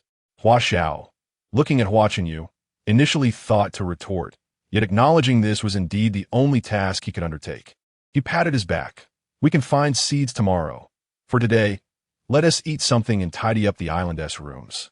Then he recalled something, knowing that since the production team is here, they're likely to bring plenty of supplies, right? In such circumstances, the arduous search for seeds would become unnecessary. He hurriedly approached the staff and inquired, "What supplies have you brought us?" After a moment's contemplation, the staff responded, "We have brought medical supplies and some materials for reinforcing the rooms." Hua Xiao, upon hearing this answer, was incredulous. "You didn't bring us any food? Vegetables, fruits, meat, staple grains?" The staff paused their tasks, pondered once more, and then resolutely shook their heads. "No. Well done, production team. You truly are ruthless." Hua Xiao felt a chill in his heart. If a typhoon were indeed to arrive, as Shu He had mentioned, they would be left with nothing but a comfortable room and basic water and electricity, completely devoid of provisions. The water on the deserted island was scarce, and although the electricity remained relatively stable, it was merely a result of the recent sunny weather. What was to be done next? At this moment, he began to appreciate Shu He's frugality and foresight. The stakes he had once deemed significant now seemed trivial. He could only pray that the typhoon would spare them. He even found himself wishing that the fruits and vegetables Shu He had planted would truly flourish, to the point where he would gladly call him grandfather. Chapter 59. The island abounds with bikinis. Yang Xiaoyue prepared a spicy hot pot rice dish using food that was ill-suited for storage in the refrigerator. The glistening red oil from the hot pot base enveloped the seafood and vegetables, resting atop a bed of steamed rice mixed with brown rice. She remembered what Shu He had said about the scarcity of fine grains, thus opting to conserve resources. The staff of the production team and the 2 newly joined guests had already feasted before, so they continued their tasks without joining in on the lunch. The remaining few each took a large plateful. Hua Xiao and Hua Chenyu, who hadn't eaten since morning, voraciously inhaled the meal. "Xiaoyue, didn't you claim you couldn't cook? The last time I taught you to fry rice, you burn it." Hua Xiao wiped the sweat from his brow, his expression lingering on the taste. Yang Xiaoyue felt a swell of pride as she observed everyone relishing the meal. "This morning, Shu He taught me a few dishes, and I suddenly grasped the technique. Is that so? Why is it that when I teach you, it doesn't work, but when Shu He teaches you, it clicks?" Reba remarked with a pout. "All right, I'll tidy up the kitchen. You all may continue with your endeavors." After the production crew completed the substantial task of moving furniture and reinforcing doors and windows, they were urged by Shu He to depart the island. The guests attended to minor details until the sun cast a stunning glow of evening hues.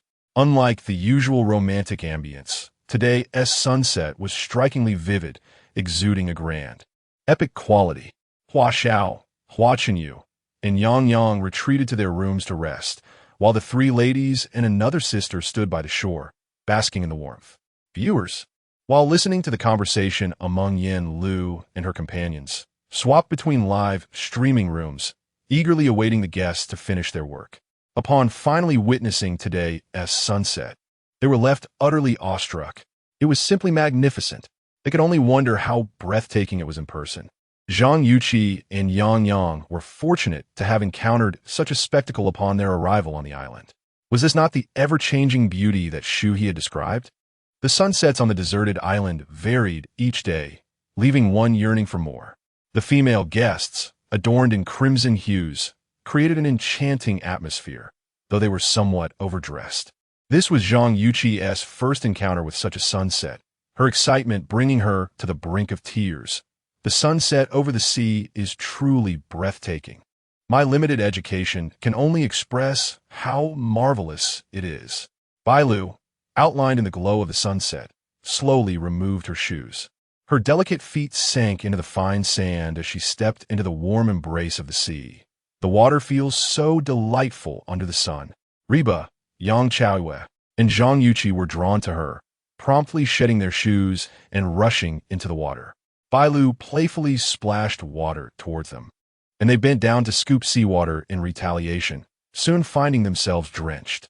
We've spent these past few days acclimatizing to island life without truly enjoying the ocean, Bailu remarked, pushing aside a strand of hair that clung to her lips, her smile radiant.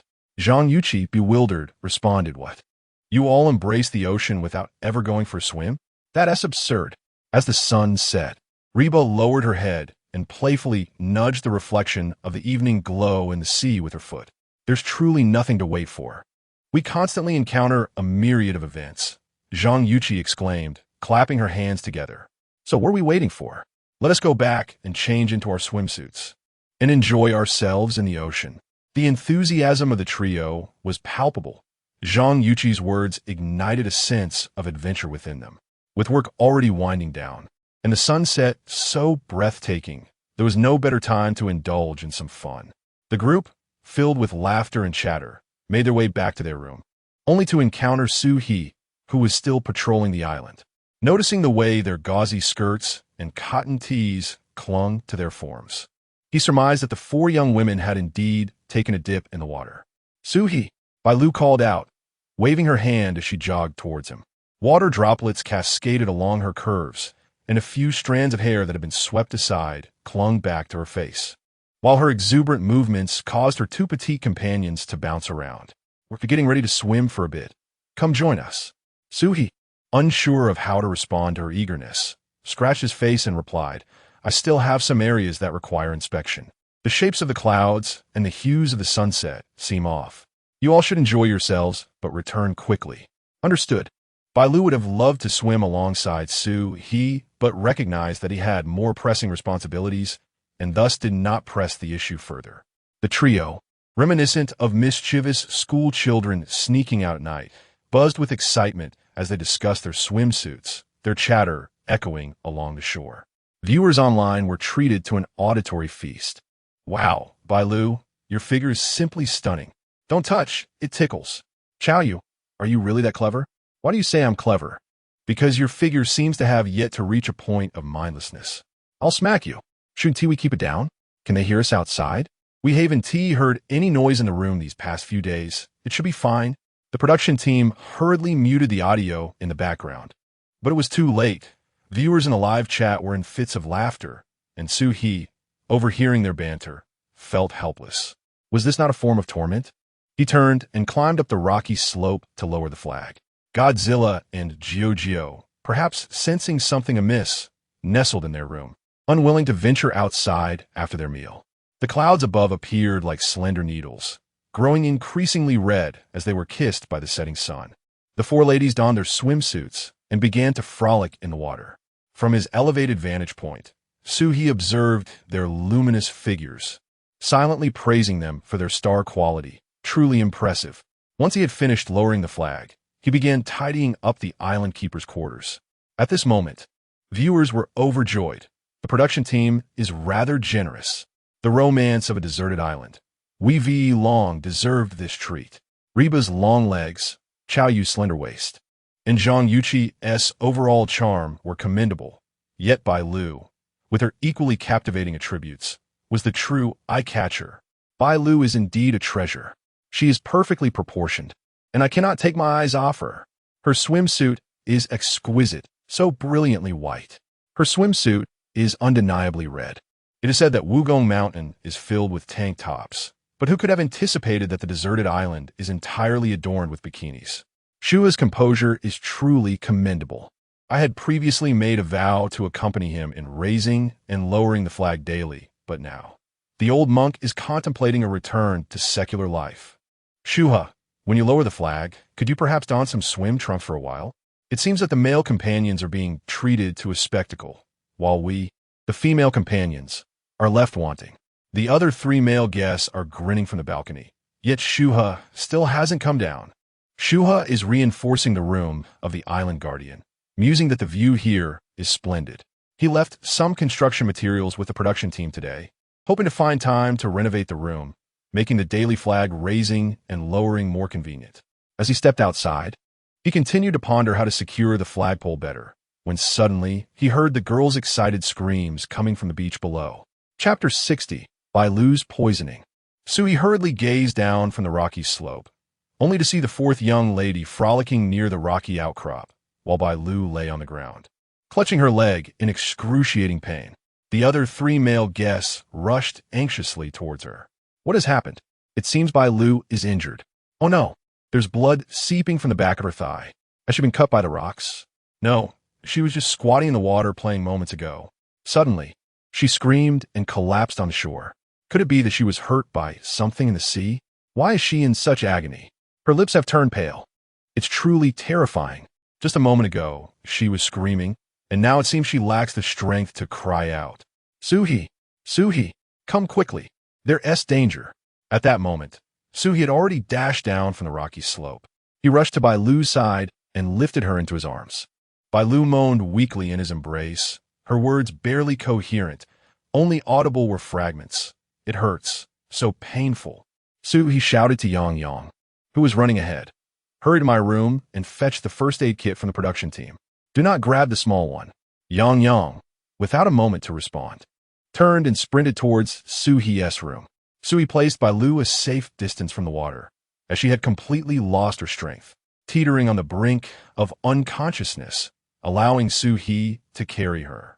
He noticed a long, slender gash about the length of a thumb at the base of her leg, bright red blood oozing forth and gradually dripping down. This did not appear to be a mere abrasion. His outdoor survival skills informed him that this was a wound inflicted by a poisonous marine creature. Yet, the precise nature of the injury remained unknown. The only certainty was that it was toxic. Shu He swiftly tore a strip of cloth from his sleeve and tied it around her leg, attempting to prevent further venom from spreading through her bloodstream. Then, he pressed his hand against her leg, intending to suck out the poison. Hua Xiao, observing from the side, shouted in protest, Shu He, do not suck the toxic blood. This is unscientific. We should wait for the production team. In such dire circumstances, who could afford to be concerned with scientific principles? By the time the team arrives, Bailu may very well be lost. Shu He paid no heed to his words. Logically, this action was indeed unscientific, yet survival instincts compelled him to instinctively seal his lips around the wound and suck forcefully. Panjo Dan wiped the sweat from her forehead in the observation room. Shu He has truly made a mistake this time. Bailu's wound does not resemble an abrasion. It must have been inflicted by a venomous marine creature. Although his bandaging is quite professional, sucking the wound could lead to infection if he has any cuts in his mouth. Zhao Xiaoing shook her head stubbornly. Shu He knows how to save even a baby seal. Surely he understands the principles of first aid. Yin Lu expressed his concern. We still do not know what is caused by Lu's injury. Let us try to contact the staff who just arrived on the island and see if they can return. Panjo Dan turned to Yin Lu and inquired, were there any individuals with medical knowledge among those who just arrived on the island? Yin Lu, feeling deflated, replied, no, there were not. Telling them to return would be futile. Deep in thought, Panjo Dan rested her chin on her hand and suggested perhaps we should contact medical personnel now, instructing them to await the program's vessel at the shore and then return directly to the uninhabited island. However, she added, A typhoon is approaching, making a return journey quite perilous. Yin Lu, reluctant to entertain such grim news, remarked, Shu He has been warning about the typhoon, yet today's weather is splendid. Perhaps we won't be so unfortunate. Sighing, Panzhou Dan observed the extraordinary evening glow, a magnificent display of radiating red and blue hues, which she referred to as the anti-twilight. With the appearance of needle-like high clouds, she noted, moreover, I recall that visibility has been excellent these past 2 days. These are all ominous signs preceding a typhoon. Is the occurrence of such phenomena an absolute indication of an impending typhoon? Panzhou Dan speculated that Yin Lu's stubbornness stemmed from concern for the program team, and thus continued her explanation. Indeed, it is a certainty.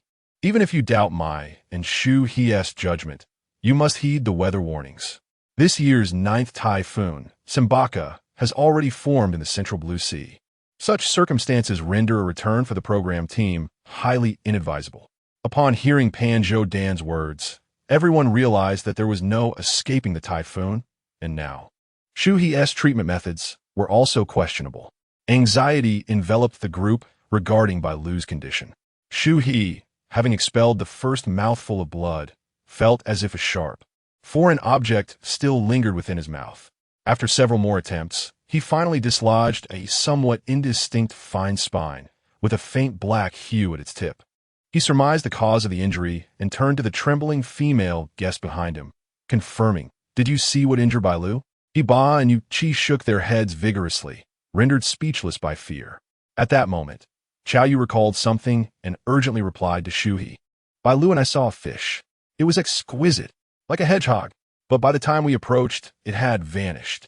A lionfish, Shu He concluded, his answer becoming clear.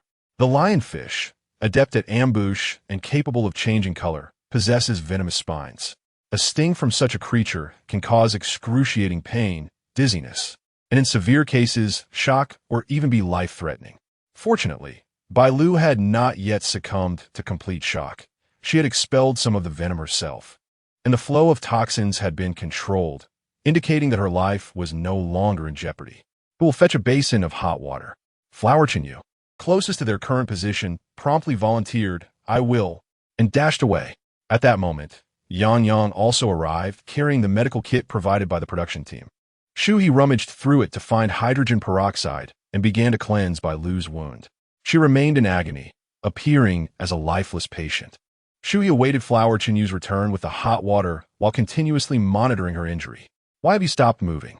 Surely, there must be another way. Zhang Yuqi, in a state of panic, cried out desperately. She believed that as long as Shu He was engaged in some activity, she could find solace. However, seeing him remain motionless filled her with dread that Bailu might be beyond saving. I truly am a fool. You all Haven-T entered the water for days. And here I am, urging everyone on. Do not fret. Shu He reassured Zhang Yuqi, though his gaze remained fixed on Bailu. There is no immediate danger to her life.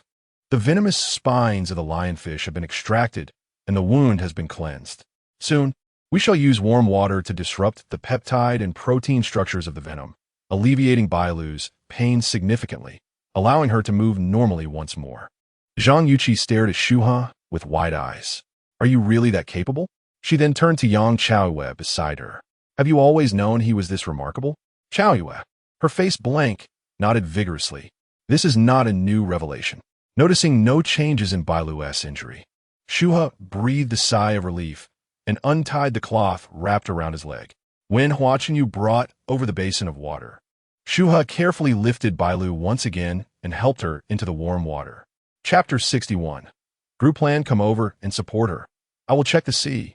Shu He called out to several individuals, and the 3 girls immediately surrounded Bailu to provide her with support. Zhang Yuqi raised her face and urged Shu He, please, don't go back. The poisonous fish are extremely dangerous. I already feel quite guilty. If you get hurt too, we won't be able to save you. Shu He retrieved 2 long branches from shore and pulled a pair of scissors from the first aid kit. This isn't your fault. Lionfish excel in ambush and prefer to dwell in shallow waters less than 100 meters deep. The area is rife with reefs, making them difficult to spot. Since it has presented itself, it would be foolish to let it go. After speaking, he turned to Qiao Yue. Where was Bailu injured? Qiao Yue, ensuring Bailu's balance, pointed with one hand towards the rocks. We saw it over there.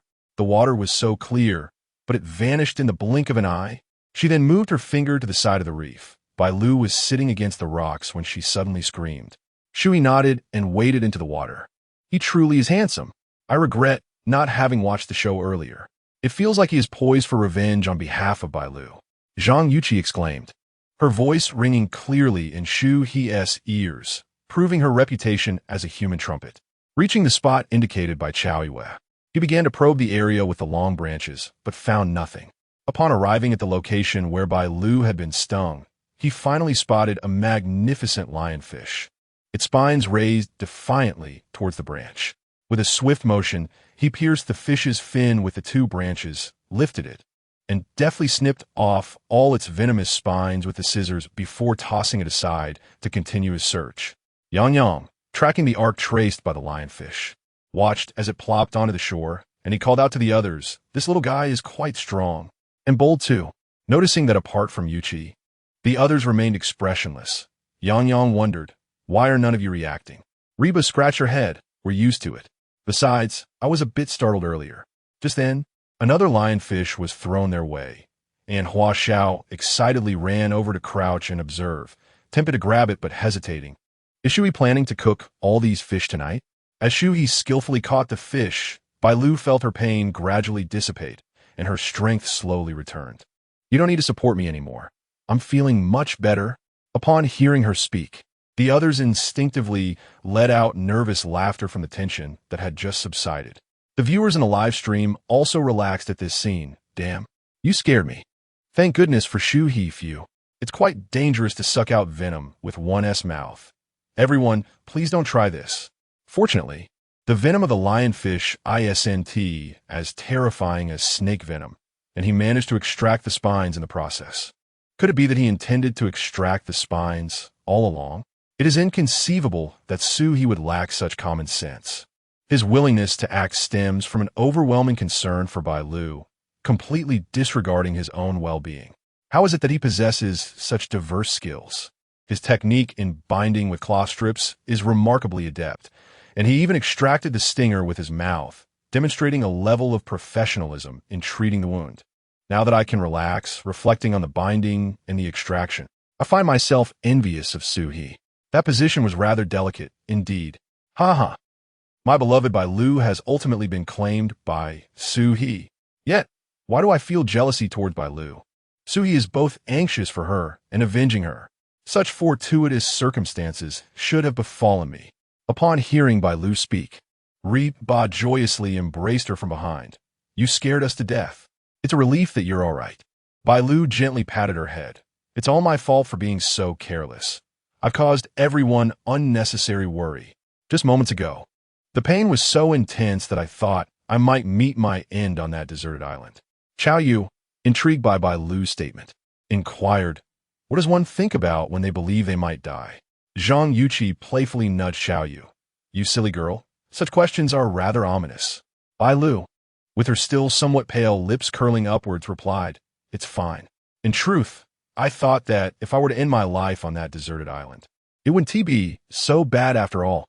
"You're not being truthful," Zhang Yuqi exclaimed, startling everyone. "You were clearly in Shu He's arms. Surely you must have thought that passing away in his embrace would be quite pleasant." She cast a sidelong glance at Bailu. "Honestly, what is it like to be held by Shu He? What does it matter?" Qiao Yu chimed in with enthusiasm. "We should ask what it feels like to have Shu He kiss your thigh." Bailu's face flushed crimson as she whispered to her companions, "Please, don't say such things. Shu He just saved me." And there was so much contact. Seeing her utterly embarrassed, Reba comforted her. "It's all right." I noticed that Shu He was entirely focused on providing aid. He displayed no peculiar expressions, nor did he let his gaze wander. Besides, initially, he was unaware of your specific injury. He simply used his mouth to extract the stinger. That was quite perilous. Thankfully, Shu He is unharmed and managed to extract the stinger. Now, he is even seeking revenge for you. If I were in your position, I would be utterly moved. Only then did Bailu smile. gently placing her hand on Reba's shoulder as she slowly rose from the basin. The water has cooled, and I no longer feel as much pain. You all need not worry. Chow Yu observed as Shu He tossed back a bare lionfish. That creature looked so formidable in the water. After losing its stinger, it shrunk to such a pitiful size. Zhang Yuqi expressed her lingering fear. I can't believe there were so many. It's no wonder we were stung. Are we going to have to eat these for dinner? Reba glanced at the rather small lionfish on the shore and then at the setting sun. I've been contemplating that as our numbers grow, the workload of gathering ingredients and cooking becomes too great for one person. Should we consider forming groups for future endeavors? Each group will have its provisions, and individuals will consume what is available to them. At appropriate moments, mutual assistance among everyone is encouraged. Should the ingredients be scarce, a certain form of compensation may be required for exchanges. Reba's words plunged several into contemplation. It was indeed high time to adopt her approach. Otherwise, the food supplied by the production team would continue to be squandered at an alarming rate. Furthermore, when certain tasks are assigned solely to a select few, conflicts are bound to arise over time. Hua Xiao, proficient in both fishing and cooking, was the first to agree to Reba's suggestion. Hua Chenyu, who possessed no such skills, fidgeted awkwardly, unsure whether to join in. Reba approached him and suggested, since neither of us can cook, shall we let Shu He lead us in searching for ingredients? At that moment, Zhang Yuqi raised her hand, exclaiming, I also wish to accompany Shu He in the search for ingredients. Reba nodded and turned to Yan Yang, inquiring, can you cook? Yan Yang lowered his head, revealing a mysterious smile. Oh, this small matter is certainly no challenge for me. With that, he bit his lower lip and winked at Reba. Chapter 62. 100 rounds of battle. Steady marksmanship. As Bailu's pallor gradually returned to normal, only the fourth young lady remained by her side, while the other 3 male guests adhered to their prearranged groups and proceeded to the dining area to prepare dinner. Upon reaching the shore, Shu He fashioned a makeshift bundle from his tattered half-sleeve, placing 4 lionfish within before slinging it onto his back. He turned to Bailu and inquired, how are you? Can you walk? Bailu tentatively tried to place weight on her injured leg, but the sharp pain nearly caused her to topple over. Shu He swiftly caught her, lifting her effortlessly into his arms. Bailu, blushing furiously, instinctively wrapped her arms around his neck. The third young lady, feeling uneasy, trailed behind them. Yuqi asked, what else can we do now? Shu He steadily carried Bailu towards the dining area and replied, nothing much. She exhausted a lot of energy earlier, so I plan to prepare the lionfish for her tonight to help replenish her strength. Iba, still concerned, interjected, can lionfish be eaten? Aren't they poisonous? Absolutely. Shu He responded, his tone lightening at the thought of the lionfish's exquisite flavor. Despite their striking warning colors, their flesh is tender and pure, devoid of any impurities. The only toxic part is their spines. The meat is entirely unaffected. Chow Yu recalled the lionfish's appearance with a hint of distaste. But while they're quite beautiful, they do look rather menacing. How do you intend to prepare it? Shu He smiled. In the realm of culinary delights, the more grotesque and venomous something appears, the more delectable it is. Fresh lionfish, served as authentic sashimi, is my first choice. Today, fortune smiled upon us, allowing me to catch plenty. I plan to prepare a couple more as golden lionfish. Upon hearing Shu He's words, the 4 young ladies began to shed their initial fears of the lionfish, their thoughts now drawn to its flesh, though they understood it was specifically for Bailu. Some of the fishermen expressed their agreement with Shu He's earlier remarks. The more ferocious and active the fish, the tastier it is. The flesh is truly succulent. Last time, I couldn't catch any, so I went to a restaurant to satisfy my cravings, only to find out at the checkout that I was still 8,000 short. Is the fish really that expensive? I don't know about the price since someone treated me before, but it is undeniably delicious. The skin is tender, phosphorus-free, and has small spines. Wow. Typically, golden lionfish are made from carp. The master chef is using genuine lionfish. Impressive. What is golden lionfish? It is a renowned dish in the Jizhou cuisine. If golden lionfish is second in Jizhou cuisine, no dish dares to claim the top spot. However, it must be prepared well. If not, it could become overly sweet and ruin the fish. Yet again, it was a day of envy for the bountiful fish of the deserted island. Another day of drooling while watching the live stream. As for whether it would be delicious, only Bailu's expression could reveal the truth. The others were not so fortunate. Upon returning to the dining area, Shu He expertly sliced the lionfish into uniformly thick sashimi, artfully arranging it on a platter. After removing the vegetables, the preparation for the lionfish commenced, requiring a mixture of batter and sauce.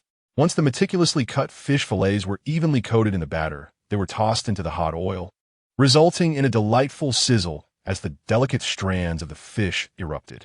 Once plated, Shu He drizzled the vibrant sauce over the dish, capturing the attention of everyone in the room, who paused their tasks to observe Shu He's culinary prowess. "Why not come and taste it? I appreciate your help today," he invited.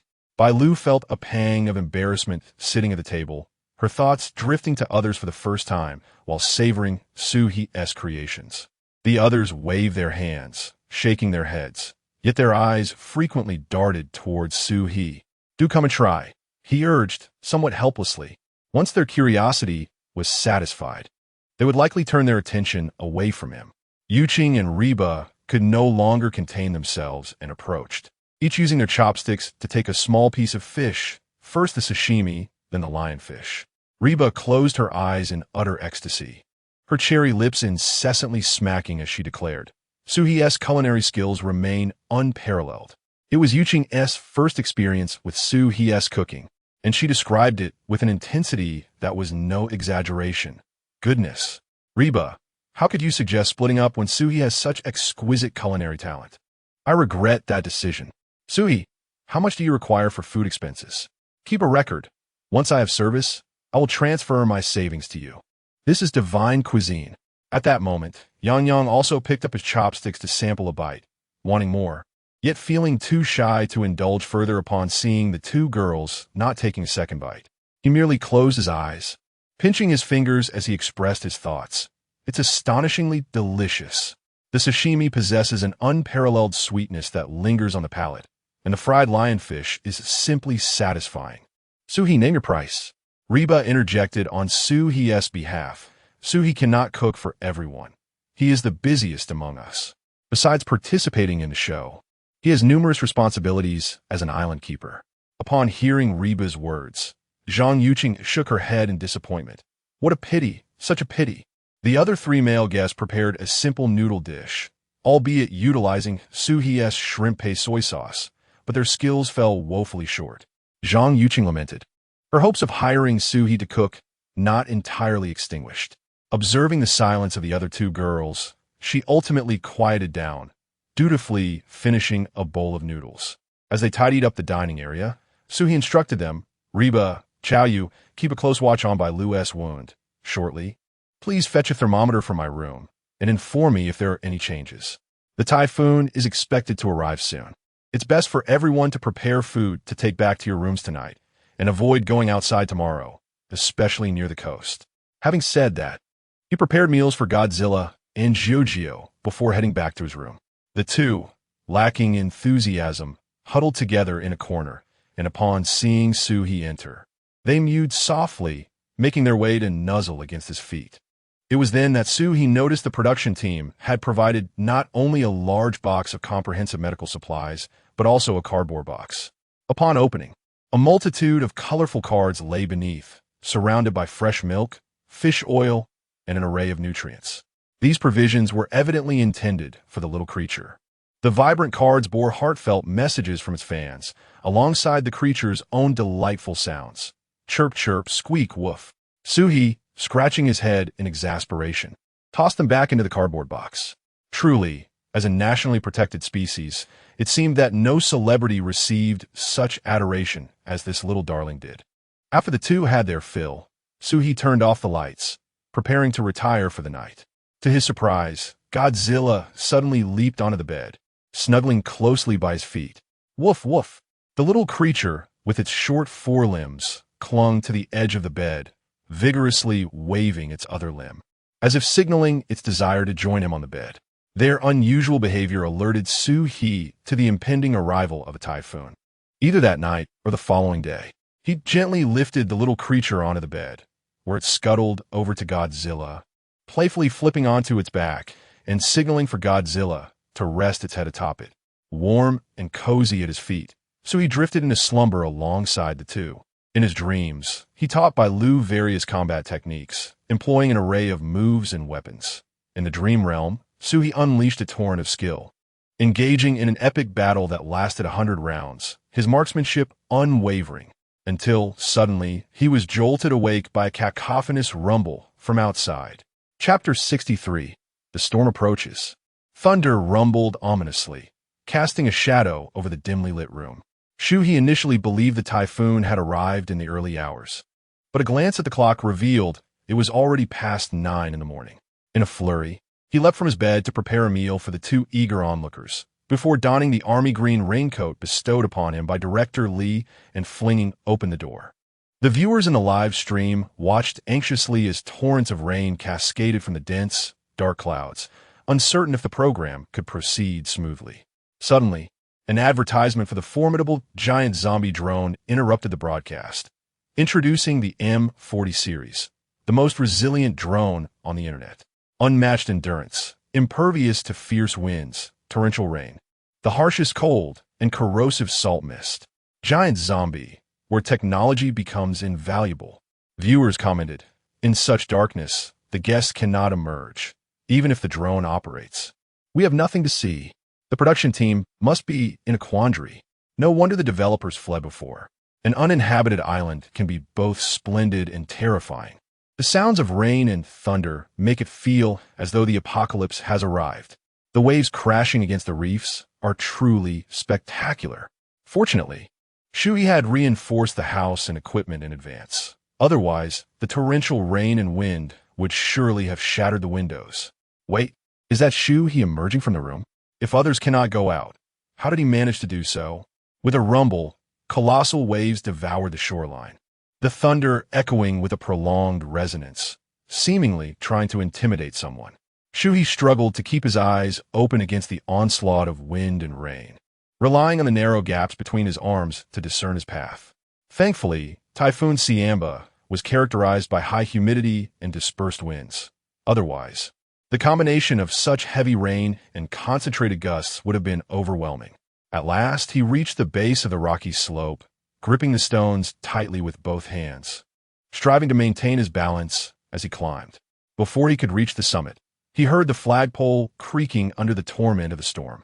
The previous day, he had been stung by a lionfish, which had caused him to forget to complete the reinforcement of the flagpole. This was the only flagpole on the island. If it succumbed to the gale, it would be some time before replacement parts could be procured. Upon reaching the top of the slope, Shu He stumbled into the island keeper's room, finding a brief moment of quiet. Wiping his face, he prepared to search for suitable materials when he heard a familiar mechanical sound behind him. Turning back, he was delighted to see the drone, and he instinctively exclaimed, "Impressive." Finding the leftover wooden planks, plastic sheeting, and ropes from yesterday, Shu He carried them outside, layering them around the flagpole. The drone remained sheltered in the island keeper's designated room, recording his every move from the doorframe. With no spare hands, the hood of his raincoat was blown back, and the relentless rain pummeling his face left him gasping for breath. Was that really Shu He? It seemed he was reinforcing the flagpole. Yang Chaoyue, feeling utterly bored, pulled back the curtains to glimpse the weather outside.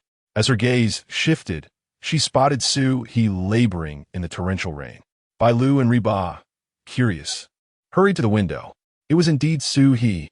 In such a downpour, could he not take a break? Bailu furrowed her brow. Even in this weather, he still has to work. I want to assist him. Just as she was about to grab her raincoat, Riba caught her arm. Concern breeds chaos. At this moment, our staying indoors is the best way to support him. I recall that he rushed down from the rocky slope yesterday to save you. He must have been focused on reinforcing the flagpole and, in his anxiety, forgotten everything else. You still need to recover. If you go out now, he won't be able to work with peace of mind. Bailu bit her lip and nodded. Riba was right. Yet watching Shu He toil in the storm was heart-wrenching. She resolutely turned away to distract herself with other tasks. Meanwhile, viewers in the live stream urged Shu He, just forget about the flagpole. If necessary, a wooden stick would suffice. In this weather, catching a cold would be unbearable. Earlier, Bailu had seen the third girl peek through the curtains, and her heart ached to look at him. Drones were sheltered in a designated room. Yet this foolish boy persisted in reinforcing the flagpole. Alas, perhaps the flagpole truly held significance for him. Shu He remained oblivious to the viewer's concerns, perceiving the flagpole as one of the things on the island worthy of his protection. After a while, the flagpole, now tightly bound with wooden slats and plastic sheets, swayed less vigorously. Shu He began to transport scattered rocks, stacking them beneath the pole. In such weather, one could only wonder if the nearby lighthouse would be affected. He stumbled toward the edge of the rocks. The drone followed helplessly, and the viewers grew anxious. Why hasn't he returned indoors? Is he going to check on the lighthouse again? The lighthouse is fine. Wasn't it inspected yesterday? This worried young man should indeed concern himself. Though Shu He was in danger, it was my first time witnessing such a breathtaking and perilous scene. Nature truly inspires awe. The lighthouse stood perilously close to the edge. Should Shu He be toppled by a gust of wind? It was terrifying to contemplate. I would rather not witness the spectacle. No. Close your crow's mouth. Upon reaching the edge of the rocky slope, Shu He climbed the cement steps to the lighthouse entrance. In a live stream, everyone beheld the magnificent sight of towering waves, while Shu He became a mere black, trudging through the deluge. The relentless howling of the wind even made them feel a touch of tinnitus, each unable to fathom the conditions Shu He faced on sight. He entered the lighthouse, first allowing the drone to follow, then squinting to clear his eyes and shaking off the hair plastered to his face. This long-awaited tranquility and the sensation of contending with nature brought him a certain delight. For the first time, the usually indifferent Shu He engaged in conversation with the viewers in the live stream. I suppose you won't see any celebrities today, but since you ventured into the lighthouse, allow me, the guardian of this isle, to introduce it to you. This lighthouse is named the Semengio Lighthouse. Initially, he found the name peculiar, speculating it might stem from the fact that this uninhabited island is surrounded by the sea on all sides. Shu He remarked as he parted the raincoat and retrieved a flashlight to inspect the lighthouse's switch equipment. Or perhaps, this uninhabited island lies at the very edge of our continental shelf, and this lighthouse is indeed a true endpoint of the world. However, later, I discovered from an electronic book I downloaded that the lighthouse's full name was originally Shasamengio Lighthouse, a term associated with Buddhist teachings. The interpretation of Shasaman signifies that to defy one's true nature and attain success as defined by society, one must endure four extraordinary tribulations, suffering the torment of malevolent spirits. Ultimately, those who traverse the Shasaman, having accumulated excessive resentment and negativity, may achieve success, yet they have already transformed into vengeful entities, becoming a calamity for others. It resembles a cycle of cause and effect, does it not? Are there individuals around you who have traversed the Shasaman? One wonders if the namer of this lighthouse gleaned some insight here, or if a Buddhist practitioner intended to use such a scene to dissuade sentient beings from their attachments. Nevertheless, sometimes standing upon the rocky outcrop, gazing at the vast sky and surging sea, one cannot help but feel a sense of transcendence. The name indeed seems to resonate harmoniously with this place. Chapter 64, Posture, Release, Decompression. The audience remained largely silent, attentively absorbing Shu He's exposition. As he began to introduce the lighthouse, every viewer raised their hands and feet in enthusiastic agreement. The young man's voice is simply enchanting. Coupled with his rugged demeanor shaped by the storms, he exudes a quintessential masculinity. Oh, the production team must remember to reward Shu He with a chicken leg. While the other guests stayed indoors, Shu He not only ventured out, but also regaled us with the tale of the lighthouse. Although the tempest posed significant dangers, its grandeur offered a profound sense of liberation. Listening to Shu He speak was utterly delightful. Isn't the lighthouse a man-made creation? What stories could it possibly hold? When Shu He revealed the origins of the Four Corners Lighthouse's name, the barrage of comments surged as usual. So that is how it is. I never imagined a lighthouse's name could carry such significance. Indeed, accompanied by this name, it feels all the more poetic. At the most battered edge of the sea, it urges all beings to see through everything. Ah, how wonderful it is to be cultured. If I were to go, I'd be fortunate to remember the entire name. I thought today's live stream would be lackluster. Yet Shu He proved to be so insightful and profound. Captivating. My desire to visit this uninhabited island grows stronger, yearning to experience that healing and transcendent sensation. I wish to go too, but solely for Shu He, Godzilla, and Jujui.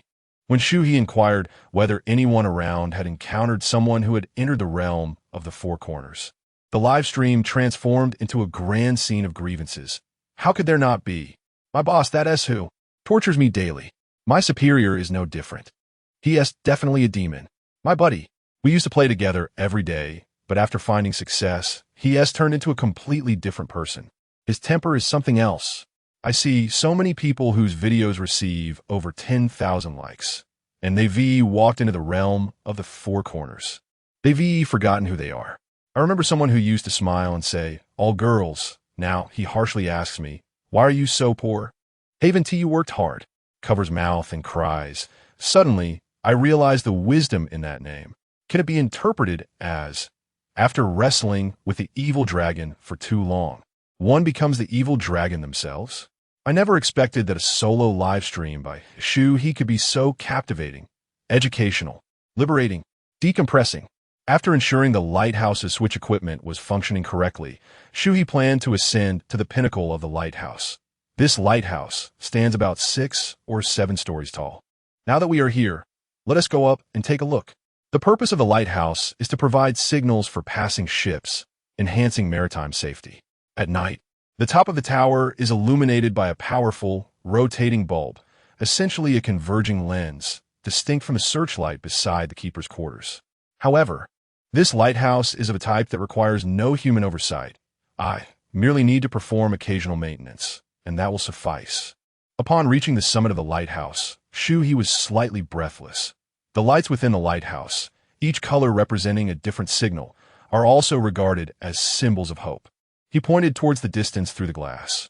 Over there, approximately 1,000 kilometers away, lies the southernmost tip of our nation's territory. Despite the isolation of this small island, the patrol boats of the maritime police have never ceased their daily surveillance. Occasionally, as I pass by, I can glimpse the valiant guardians of this azure maritime zone, who have not returned home in over 20 years.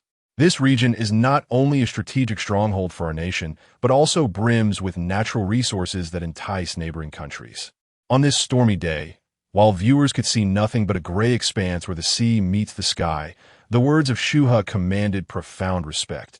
Whenever I behold our coastline, I am struck by its formidable presence, and I cherish this dominance. This is the legacy bestowed upon us by our ancestors. We must never yield it to others. Where the sun shines and the Han River flows, all is Han territory.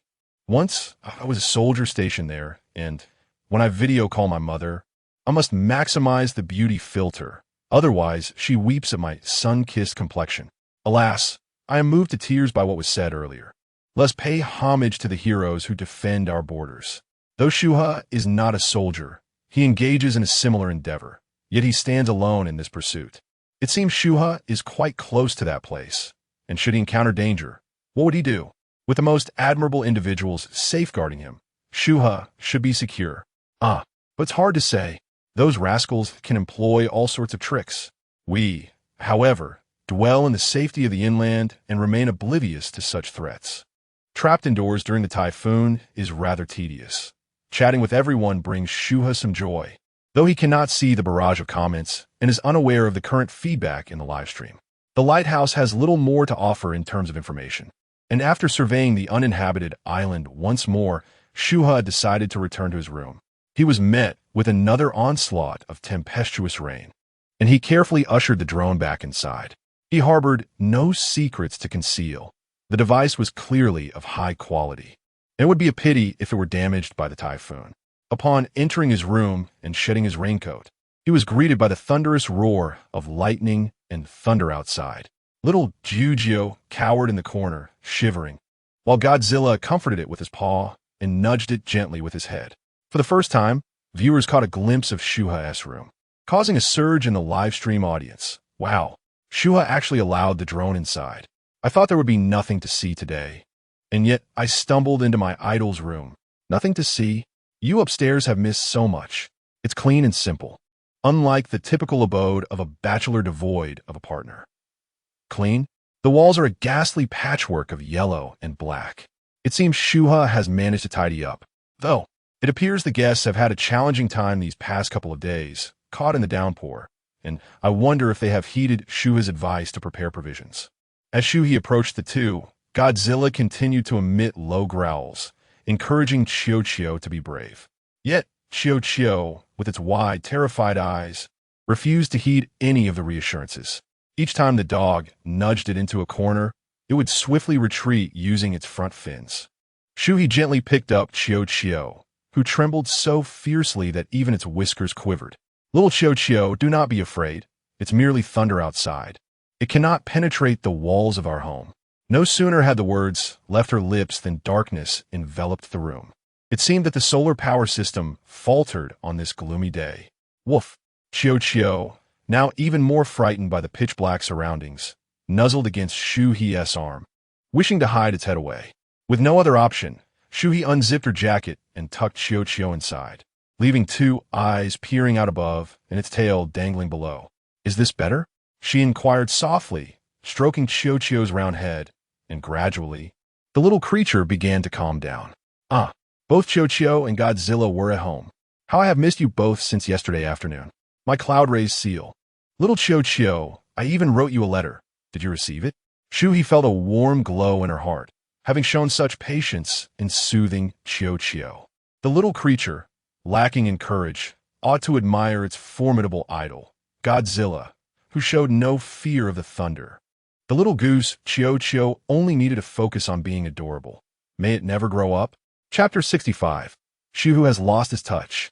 As Jiu stabilized a bit, Shu carefully extracted it from his clothing and hoisted it onto his shoulder, freeing his hands to procure some nourishment for himself. He ultimately opted for the vacuum-sealed fried rice noodles gifted by Reba. The little creature clung tightly to his shoulder, its dark, bean-like eyes winking at the camera, a subtle, triumphant smile gracing its lips. Godzilla was engaged in self-training within the confines of the room, filling the air with the chaotic thumping of its flailing movements. As the observation room transitioned into work hours, Yin Lu, Zhao Xiaoying, and Pan Zhoudan greeted the camera with cheerful smiles. Yin Lu remarked, "Last night, Bailu sustained an injury, startling the entire production team. We hastily convened to devise an emergency plan and did not have the chance to bid farewell properly. Let me share a little secret. Upon learning of Bailu's poisoning, Director Wang's lips instantly developed a large blister." Zhao Xiaoying and Pan Zhoudan exchanged amused glances at Yin Lu, who assumed their disbelief. It's true.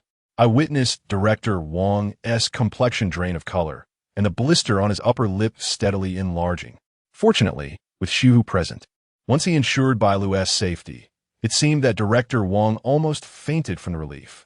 Zhao Xiaoying empathized with Director Wang's predicament. While filming on a deserted island, one is either an artist or guardian of the island.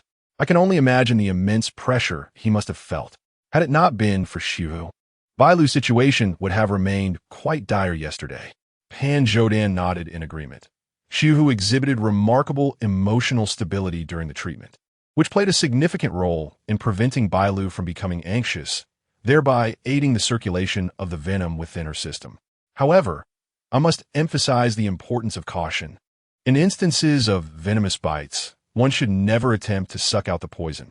Shu may have been overly concerned for Bailu's well-being, neglecting his own safety. If it had been snake venom, the situation could have been exceedingly perilous. Furthermore, while Shu is skilled in the technique of applying bandages, those without training should refrain from attempting it, as improper application could impede blood flow and lead to necrosis. Yin Lu and Zhao Xiaoying listened attentively to Pan Zhoudan's informative discourse. Zhao Xiaoying curiously posed a question. If you were to find yourself on a deserted island, would you be able to perform as admirably as Shu? Pan Zhoudan sincerely shook his head. Shu possesses an exceptional array of skills. He not only understands wildlife rescue, but also boasts extensive outdoor survival expertise, including knowledge of agriculture, fishing techniques, and even physical stamina and culinary skills, attributes I cannot match. I wonder if he has specifically trained himself for the role of island guardian. Just consider this morning, braving the typhoon to reach the lighthouse. Had it been me, I would have been swept into the sea at the first gust. Yin Lu chuckled at Pan Zhoudan's humble self-deprecation. Yesterday, Reba suggested splitting into groups. I wonder which group you think would fare the best on the deserted island? Zhao Xiaoying quickly answered, it must be Shu He. He is knowledgeable and capable, while others are merely surviving. He and Bailu would surely be enjoying themselves. Yin Lu reminded her, but Bailu currently lacks any skills. In other groups, the division of labor between men and women might create a more balanced dynamic. Pan Zhoudan remarked that we cannot blame Bailu, as Shu He possesses remarkable strength. It is indeed challenging to surpass him. As viewers followed the thread of conversation in the observation room, they began to ponder this matter. Is a good relationship one where both parties are equally matched? Initially, Bailu was perceived as a star, while Shu He was seen as an ordinary person. However, in the aftermath of the typhoon, a celebrity's status holds little relevance in survival on a deserted island. Qiao Yu has learned to cook, and Reba, alongside Zhang Yuqi, plans to forage for ingredients with Shu He. Bailu indeed struggles to match Shu He's capabilities, which raises the question, could this become burdensome over time? Upstairs, a voice interjected. It is not Bailu's fault that Shu He is so capable. She has also been diligently learning. In truth, I believe that the pairing of Hua Xiao and Zhang Yuqi is quite suitable. Hua Xiao is adept at many tasks, while Yuqi, though a bit pretentious compared to the other ladies, exhibits a commendable degree of independence. I am on the verge of exasperation. Bailu is equally independent. Mind you, Reba and Yang Yang also make a fine duo. Yang Yang's somewhat greasy preferences find a balance with Reba's maturity and understanding. If they both strive together, their modest life may flourish splendidly. As the three in the observation room expressed their opinions and speculations, Yin Lu believed that Shu He's overwhelming capabilities might leave Bailu feeling inadequate, which could hinder the deepening of their relationship. However, Zhao Xiaoying staunchly championed the couple, refusing to concede that they would not make further progress. Pan Zhoudan, on the other hand, seemed less sensitive to matters of the heart, rationally speculating that the dynamics among the other groups might improve compared to before. In the midst of this fervent discussion, Yin Lu suddenly recalled something.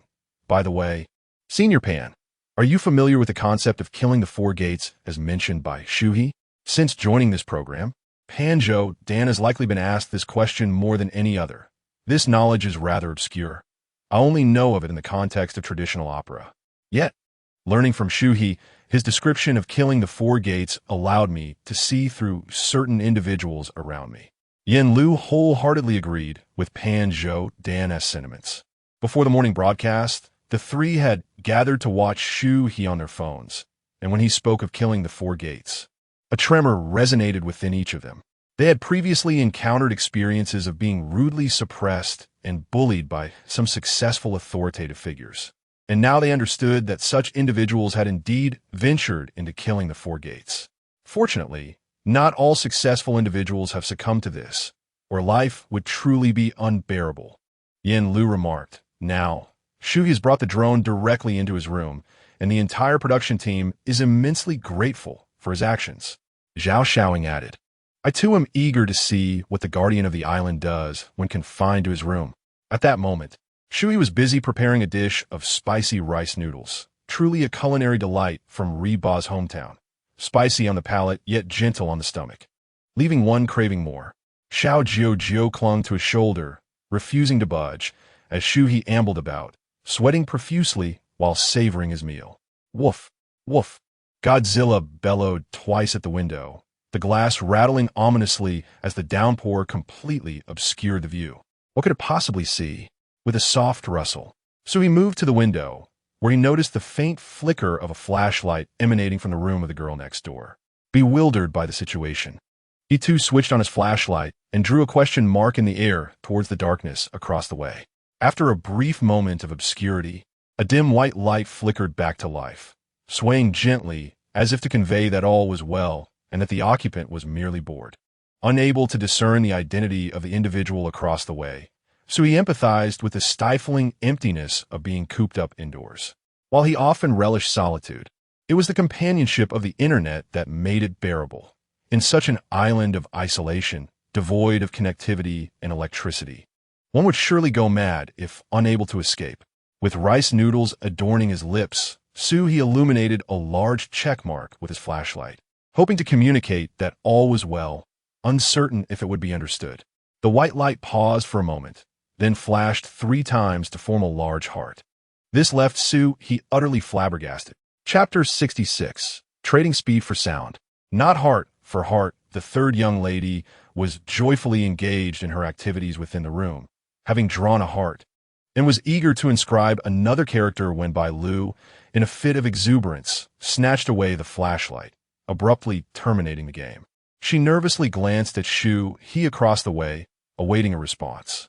After what felt like an eternity, a simple checkmark appeared in reply. Bailu couldn't help but chuckle to herself, pondering what thoughts might be swirling in Shu He's mind.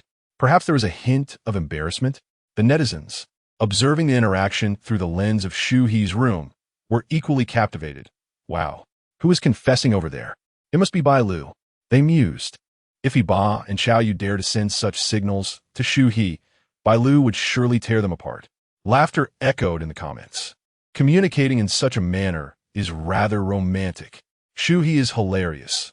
After seeing the heart, she looked utterly flummoxed. So adorable. One comment speculated, does the 3 taps before the heart signify I love you? Let us not overanalyze. Perhaps the third young lady is merely playing. How I wish to see what is happening with the third young lady. Another remarked, I don't believe this is just play. Bailu, is that you? With the third young lady seemingly unoccupied, Shu He finished his bowl of rice noodles and decided to retrieve Godzilla's bathing basin to assess the swimming lessons imparted. He filled it with water and cradled the little creature, who perhaps developed a newfound aversion to the basin. With its round head, front fins, and tail fins all at the ready, it remained rigid, staunchly refusing to enter the water. Chirp, chirp, it protested, casting pleading glances at Shu He, which delighted the viewers in the live stream. Yet, Shu He remained unfazed. Chirp, no shirking.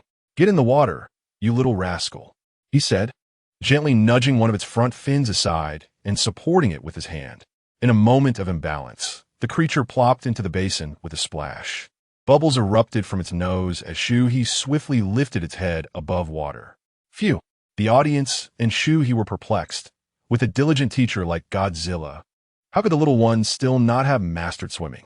Shu He narrowed his gaze at Godzilla, questioning, have you been too preoccupied with play? Godzilla, observing the little creature with disbelief, let out a lamenting roar in response to Shu He's inquiry. How could I endure such injustice? I have thoroughly drenched my fur in the effort to teach it to swim. Godzilla spun in circles around its own tail, showcasing its lustrous golden fur, exclaiming, could I possibly be this clean if it were merely for play? With a huff of frustration, after a few rotations, it directed a booming call at the little one, who stubbornly clung to the basin's edge, its eyes brimming with sorrow. You know, I left my mother at a young age. All right. Shu He seemed to comprehend the situation. Chirp, you are still young. Even if you learn to swim, you must never stray from our sight. There remains much for you to learn. Remember to hold your breath. As he spoke, he gradually lowered his hand, and with a soft upon hearing Shu He's words, Chocho seemed to have swallowed a reassuring pill, ceasing its cries. As Shu He withdrew his hand, it gently floated upon the water surface. The basin was too small for Chocho to stretch its limbs. It merely paddled the water with its front flippers, its tail fins swaying in an exquisitely coordinated manner, ensuring its body remained afloat. How remarkable! It can tread water. A flicker of joy crossed Shu He's face. Indeed, the seal was a testament to Godzilla's teachings. Wow. Chocho can swim now. The excitement was akin to witnessing one's child take their first steps. What sheer delight! So adorable. I longed to embrace the seal. Such graceful movements were a testament to Godzilla's excellent training. Almost unjustly, the little one was misunderstood. Could Chocho be a cunning little creature, feigning distress despite already knowing how to swim? Do not refer to me as a female. It hadn't heard Shu He's words. It merely feared that mastering swimming would mean leaving. But eventually, Chocho must return to the ocean to embrace the life of a seal. My heart aches. Chocho even surfaced for air, tiny bubbles escaping its nostrils before it submerged again, its stout waist twisting as it plunged back into the water. The previously wide nostrils now tightly sealed. Ha ha ha! Chocho is truly amazing. Godzilla's teachings are splendid. At that moment, Shu He was genuinely elated. He had previously worried that Chocho, separated from its mother, would struggle to master the seal's skills.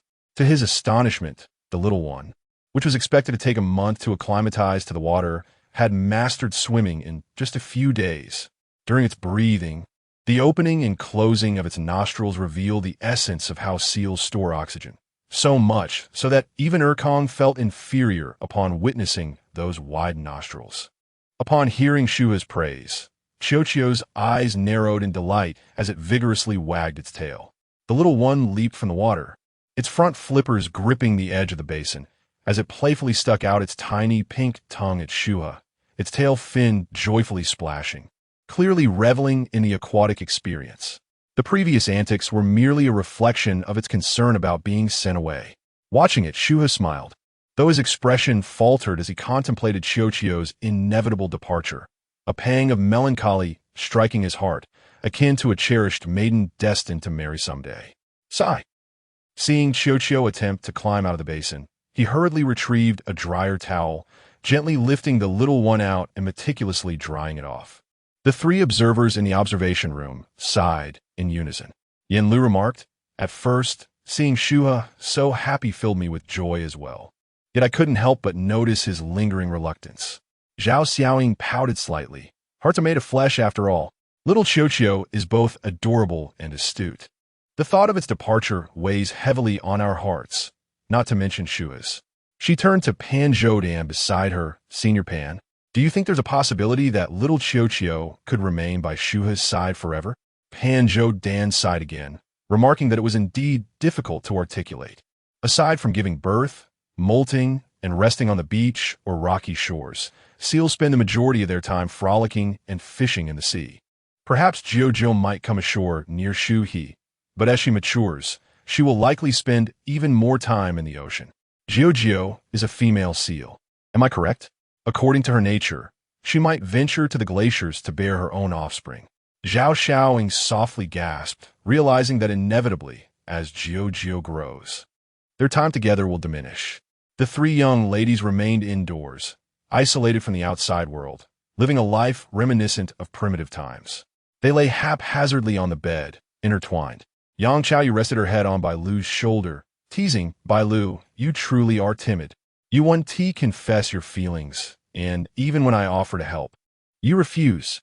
Bailu twirled a strand of her hair with her fingertips, replying, "Shu He is my younger brother. He usually works quietly, and I fear I might startle him." At this, Riba leaned closer, inquiring, "So you admit you like him?" Bailu pouted and murmured in affirmation, awaiting the reactions of her companions. To her surprise, they remained remarkably unfazed. "I confess my affection for Shu He. Why is there no feedback from you?" Reba scoffed and draped her long legs over Bailu's, declaring, "The whole Blue Star knows you fancy him." Bailu responded, "Oh, is it that obvious? I have learned quite a bit from Boss Yang. Sometimes, girls must adopt the male perspective and take the initiative." Bailu felt discomfort from Reba's weight on her stomach and gently pushed her away, saying, "I understand that, but it's challenging to put into practice. How can one truly exchange sincerity for sincerity?" Reba eagerly lifted herself to instruct Bailu. "What you speak of is indeed a feminine perspective. Do you truly comprehend how men think?" Curious, both Chao Yu and Bailu turned their attention to Reba, who feigned mystery and whispered, "It's not about exchanging sincerity for sincerity, but rather trading speed for sound." Chapter 67. A stormy delivery of caviar.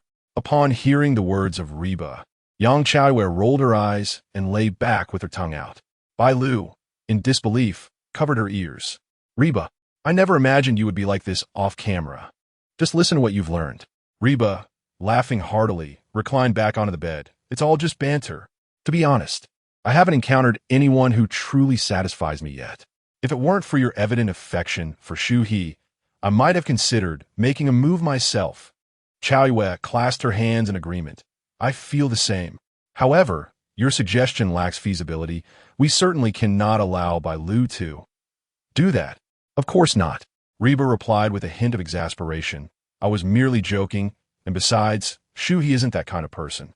With a brother like him, it's assured that he will take the initiative, but one must not be too eager. The three young ladies chattered away, exchanging tips and gossip. Despite the typhoon raging outside and the challenging conditions within, the days free from work were undeniably delightful. However, Bailu remained preoccupied with the prospect of meeting Shu He. Meanwhile, Shu He gazed at the two creatures before him, his expression one of exasperation. He offered Godzilla a piece of chicken jerky. But just as Godzilla bit down on one end, little Gio seized the other end, resulting in a stalemate where neither would relent. Godzilla, drooling with frustration, exclaimed, Gio, this isn't something you can eat.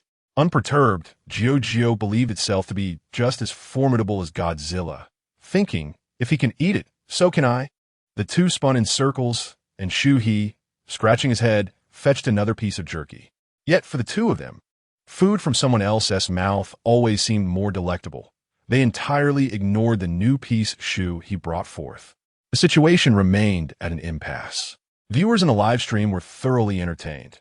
Gio has gained some courage, daring to compete with its big brother for food. If it weren't for Shu He, it wouldn't stand a chance. When Godzilla was teaching it to swim, it was the most obedient of all. Clearly, Godzilla is going easy on it. If it truly wanted to compete with Gio, there's no way Gio could be a rival. I see now. This isn't merely a contest over food, but a rivalry of affection. They must be observing who Shu He favors more. Oh, the irresistible charm of Shu He. How I wish these two would squabble over me out of jealousy. I'm eager to see whom Shu He leans towards. It has to be little Gio. It's just a baby that needs care. It must be Godzilla. He possesses such grace and strength. Shu He, after all this time with Godzilla, you wouldn't forget your old friend just because of the green tea little Gio, would you? Shu He brandished a pair of scissors. You two are making it extremely difficult for me. I can only divide this based on the area you've bitten. With that, he carefully snipped along Gio's side of the jerky, resulting in Godzilla receiving the larger portion. Much to its delight as it tossed its head back and began munching away. With a chirp, Gio expelled the morsel of meat from its mouth and, in a moment of desperation, inserted its head into the jump rope that had been left hanging to exercise before meeting Shu He. Today, I shall hang myself, it declared, wishing for Shu He to taste the bitterness of losing a family member. This sentiment led Gio's fans to voice their grievances in the comments. Shu He, why not just cut off Gio's mouth for Godzilla to devour? Come on, start from the neck next time. The bias was quite evident. Was Gio truly so enraged that it contemplated hanging itself? Ha ha ha, Gio exclaimed, give it all to him. I've never seen such blatant favoritism. Ha ha ha. Another addition to my collection of self-made emojis. Little Gio hanging. I've had enough. To those upstairs, please share. May good fortune accompany you always. And do not blame Shu He for his favoritism. After all, Gio still drinks milk. What could it possibly use to eat the meat? Observing Gio's antics, Shu He couldn't help but chuckle, realizing it was time for both to have lunch. He prepared fresh milk mixed with various nutrients. Here you go. This is for you. Gio wiggled its rear and approached the elongated feeding apparatus, persistently nudging it with its front flippers. Shu He found it peculiar. Though the sensation of the feeding tube was unpleasant, Gio usually bore it patiently. Today, however, it seemed to refuse to drink, perhaps out of anger at competing with Godzilla for food. After attempting a few times, Gio still wouldn't open its mouth, merely extending its tiny tongue to lick the bottle occasionally. Suddenly, a realization struck Shu He. Was Gio hinting that it could drink from a milk bottle?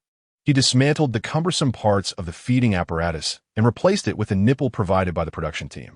As he presented it to little Gio, it eagerly gulped, its throat moving rhythmically, with milk occasionally spilling from the corners of its mouth. Gio had truly matured. Shu He marveled at its rapid growth. Wondering if this was all thanks to Godzilla, Jiao consumed 2 bottles of milk in one go. At this rate of growth, it might soon catch small fish to play with before shedding its baby fur. Ding! Teaching Jiao basic survival skills, the system felt a sense of accomplishment, rewarding the host with proficiency in yacht navigation. Meanwhile, the other guests in the house were feeling a bit stifled. They had anticipated the possibility of losing internet connectivity, but the reality of being unable to go outside due to the typhoon and the unstable power supply was unforeseen. Hua Xiao sat before several boxes of caviar, gazing forlornly at the torrential rain battering the windows. With the refrigerator rendered useless, these imported delicacies from Bear Country were now at risk of spoilage, and he lamented the loss of an opportunity to impress the ladies with their luxury. After neglecting to consume them for a couple of days, they would surely spoil by tomorrow. He cautiously opened the door a crack, but the fierce wind abruptly choked him, and rainwater surged inside, soaking his clothes. Hastily shutting the door, the deep furrow on Hua Xiao's forehead could have squashed a mosquito. Every situation possesses dualities. In such inclement weather, the quality of sustenance is often compromised. If he braves the torrential downpour to deliver caviar to the ladies, such earnestness and grandiosity might indeed enhance his own standing. When the spirited Reba finds joy in this gesture, it is not altogether impossible for her to reconsider her stance. The thought of the enchanting matron Zhang Yuqi and the goddess Reba vying for a partnership with him drove Hua Xiao from his quarters in a flurry. He swiftly retrieved the raincoat provided by the production team, stowed the caviar in a plastic bag, took a couple of deep breaths, and flung open the door. Within the live broadcast, the audience witnessed the simultaneous opening of 2 male contestants' doors. The figure clad in military green rainwear was already recognized as Shu He, while the identity of the one in black remained obscured. However, based on the positioning of the rooms, the audience surmised it to be Hua Xiao. What could these two possibly be venturing out for in such heavy rain? Shu He, too, found it peculiar, having just fed the pet. He heard Godzilla's calls and dashed out without any forewarning. Hua Xiao's plastic bag contained several boxes, reminiscent of something he had seen in Bailu's refrigerator, a peculiar item from the Bear Country. Presumably, it was food meant for consumption. Upon recalling the packaging from memory, it likely contained caviar. Delivering caviar to the female contestants in such weather? Quite the effort in the name of courting. But wait, wasn't he partnered with Yuqi? Why had he ventured to the third ladies' room instead? A relentless heart indeed. If Yuqi were to discover this, he would surely face dire consequences. Nevertheless, sharing what one has brought is not inherently wrong. At least he is demonstrating thoughtfulness. Yet, why not offer it first to the male contestant closest to his own room? Shu He, indifferent to Bailu, sprinted toward the coastline of the rainforest. What purpose did he have in mind? Chapter 68. The colossal object hidden beneath the rain cover by Lu vaguely perceived a dark figure emerging from the blurred window shadow. Could it be Shu He exiting the house, perhaps embarking on some task? Unable to discern his direction, she inattentively listened to the 2 young ladies conversing beside her. A series of knocks echoed through the room. A flicker of joy crossed her face. Could it be Shu He seeking them out? Bailu sprang from her bed, hurriedly dressing and adjusting her appearance. I believe I just saw Shu He leave the house. I wonder if the one knocking is him. Upon hearing it was Shu He at the door, the 2 girls hastily tidied themselves. With a beaming smile filled with anticipation, Bailu swiftly opened the door, only to find Hua Xiao grinning at her amidst the torrential rain. Do come in. Though she endeavored to mask her disappointment, it was evident on her face. To her surprise, it was not Shu He who had arrived. What could he possibly be occupied with? Following Hua Xiao was a drone. Bailu surveyed the tidy state of the room and, wishing to avoid any misinterpretation, nodded in agreement for it to enter. Once inside, Hua Xiao chuckled, removed the hood of his raincoat, and lifted a plastic bag. I have brought you 2 boxes of caviar. There isn't much to eat in this storm. The 3 young ladies were not particularly enthusiastic about caviar.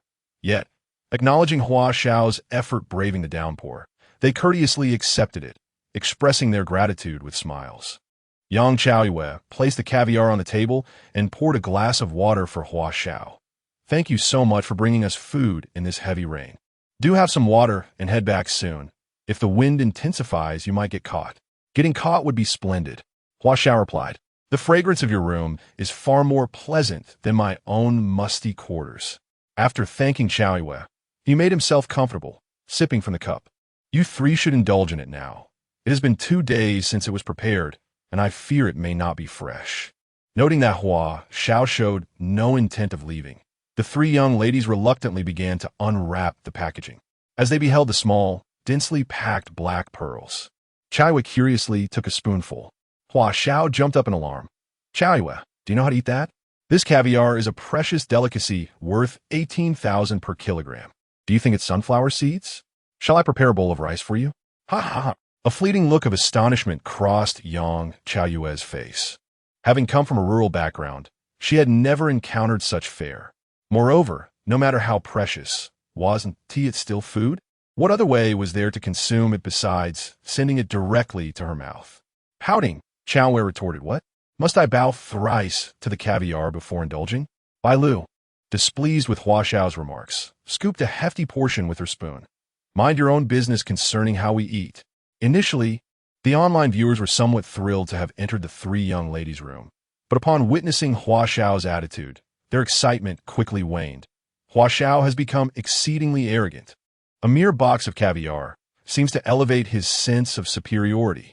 At first, I found him rather considerate, but now I am left with nothing but disgust. He shows a complete lack of respect for others.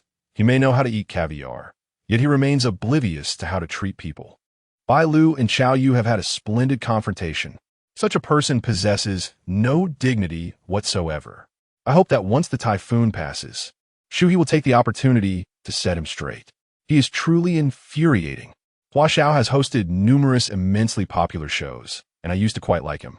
However, after participating in this dating reality show, I have come to realize just how unbearable he can be. In the observation room, Yin Lu observed that Hua Xiao has tarnished his reputation through his participation in the show, his face awash with embarrassment. Honestly speaking, I too am unaware of the proper way to eat caviar, admitted Zhao Xiaoying, scratching her head. I once watched a culinary show where they simply wrapped caviar in a small pancake and devoured it. I believe the issue lies not in how it is eaten, but rather that Hua Xiao should not have brought this up in reference to Xiao Yu. Yin Lu turned to Pan Zhou Dan. Have you ever tasted caviar during your studies abroad? Pan Zhou Dan smiled. My mentor once took me to enjoy it, and I relished it much like Xiao Yu. The restaurant manager promptly interjected, insisting that I was eating it incorrectly and should first sip some champagne. I felt quite embarrassed. However, my mentor was very kind and reprimanded the manager, stating that the food is meant to serve the patrons. And he even instructed the manager to serve caviar to all 3 tables present. Thus, I believe caviar should be savored in generous mouthfuls. Yin Lu nodded. In comparison, your mentor truly is a wonderful person, displaying no sarcasm. Although a host should not overtly express their opinions, it was evident that Hua Xiao had offended nearly everyone with a single remark. Pan Zhou Dan even provided an example of upholding others' dignity to contrast Hua Xiao's behavior. Consequently, the internet was rife with outrage directed at Hua Xiao. Some even compiled clips of his consistently aggressive interview segments and various outrageous antics since joining the show, suggesting that his downfall is imminent. Unbeknownst to him, Hua Xiao continued to smugly demonstrate the proper way to eat caviar to the 3 young ladies. At that moment, Reba, pressing her temples, opened the door amidst a torrential downpour. We just ate, and we're not feeling hungry now. We're planning to rest. If there's nothing particularly pressing, you should head back. Hua Xiao was reluctant to leave, but Reba, already drenched by the rain that had burst through the door, made her intentions to usher him out unmistakably clear. He begrudgingly approached the door to bid farewell to the young ladies, intending to make his next stop at Zhang Yuqi's place. Surely not all the female guests could be so uninformed. The young ladies ignored him, instead expressing to the camera their desire not to be filmed in the room. Once Hua Xiao and the drone had departed, Xiao Yu rolled her eyes in exasperation. How ridiculous. He is truly pretentious, making it seem as though I have an insatiable craving for caviar. Bailu also struggled to swallow the small, fishy pearls. It is both fishy and salty. This is inferior to the meals cooked by Shu He, not even worth comparing. Amidst the torrential downpour, Hua Xiao hurriedly made his way to Zhang Yuqi's room. Along the way, he observed Shu He darting towards the banks beyond the rainforest. Hua Xiao shook his head disdainfully, recognizing the disparity between individuals. Some could indulge in caviar during a typhoon, while Shu He, as the island's guardian, was compelled to labor under such inclement conditions. Each person has their own fate. Hua Xiao paid him no mind and promptly knocked on Zhang Yuqi's door. Meanwhile, Shu He, following the direction of Godzilla's furious howls, finally discovered a colossal object concealed beneath a large waterproof tarp. Were it not for the system's recent bestowal of advanced yacht navigation skills, he might have forgotten that the yacht was due for delivery today. It must be noted that the timing of the yacht's arrival was impeccable. In such weather, no one would witness this massive entity materializing out of thin air. Docked in a sheltered harbor, it not only shielded against the wind, but was also situated in an area untouched in recent days. The green tarp blended seamlessly with the surroundings, making it nearly indistinguishable from above. At that moment, both the live broadcast room and the observation deck were engrossed in examining the enormous object before them, with the chat filled with inquiries of what is this. Chapter 69. The Scolding of Jiao. The reason Shu He hurried out was primarily due to his concern that the typhoon might whisk away his rewards. However, upon approaching, he realized his worries were unfounded. The yacht was securely anchored in a sheltered area, with reinforced ropes firmly tied around it. The boating skills he possessed stirred a longing within him, yet he knew that sailing was strictly prohibited in such weather. For the moment, he could only indulge his eyes. Shu He switched on his flashlight and, feeling his way along the ropes, crawled beneath the tarpaulin. His vision was obstructed, and his body could not straighten. As he jumped in, he felt the vessel sway gently with the caress of the waves. The beam of light revealed the sleek, dark hull of the yacht and the rich brown deck, truly an embodiment of aristocratic elegance. Just then, in the cockpit, Shu He took a seat on the genuine leather driver's chair, retrieved the key from beside the dashboard, and started the yacht. To his surprise, this yacht was also equipped with a fish-finding radar. Through the 3D display, he could see a few scattered fish lurking near the shore in the vertical waters, likely struggling in the tempestuous weather. This feature would be incredibly beneficial for future sea fishing excursions. After all, sonar could sketch out a rough outline of what lay beneath the waves, displaying it in orange graphics on the screen. Who knows? He might even recover other intriguing items alongside the fish. Viewers in the live stream were left bewildered, watching the swaying visuals.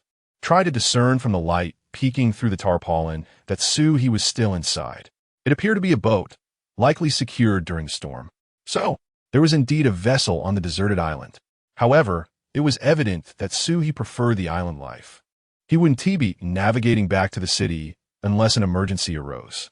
Could this boat possibly belong to Shu He? If it were government property, surely it would have been taken away by now. The tarpaulin was wrapped tightly, obscuring any view. It was probably just an old fishing boat of little use. Yet, that was perfectly fine. On sunny days, it would be delightful to escape to the sea for a bit of leisure. The swaying image was making me nauseous. Dear Shu He, perhaps you should return to your child. It seemed the little one had come to fetch him. As Shu He was still exploring the brand-new yacht, he suddenly heard the roar of Godzilla from outside. That mischievous little rascal. I had clearly instructed it not to dash out through the doggy door in such weather. Why had it become disobedient? Yet, upon reflection, he understood that with such a colossal creature appearing out of nowhere and having been absent for so long, Godzilla was likely worried about him. Emerging from beneath the tarpaulin, Shu He spotted Jiao trailing behind Godzilla, tousled by the wind, its snout burrowing into the ground for something. And upon noticing him, it squinted and let out a reproachful whimper. Was this what it felt like to be missed? A warmth spread through Shu He's heart. Let us go. It's safe here.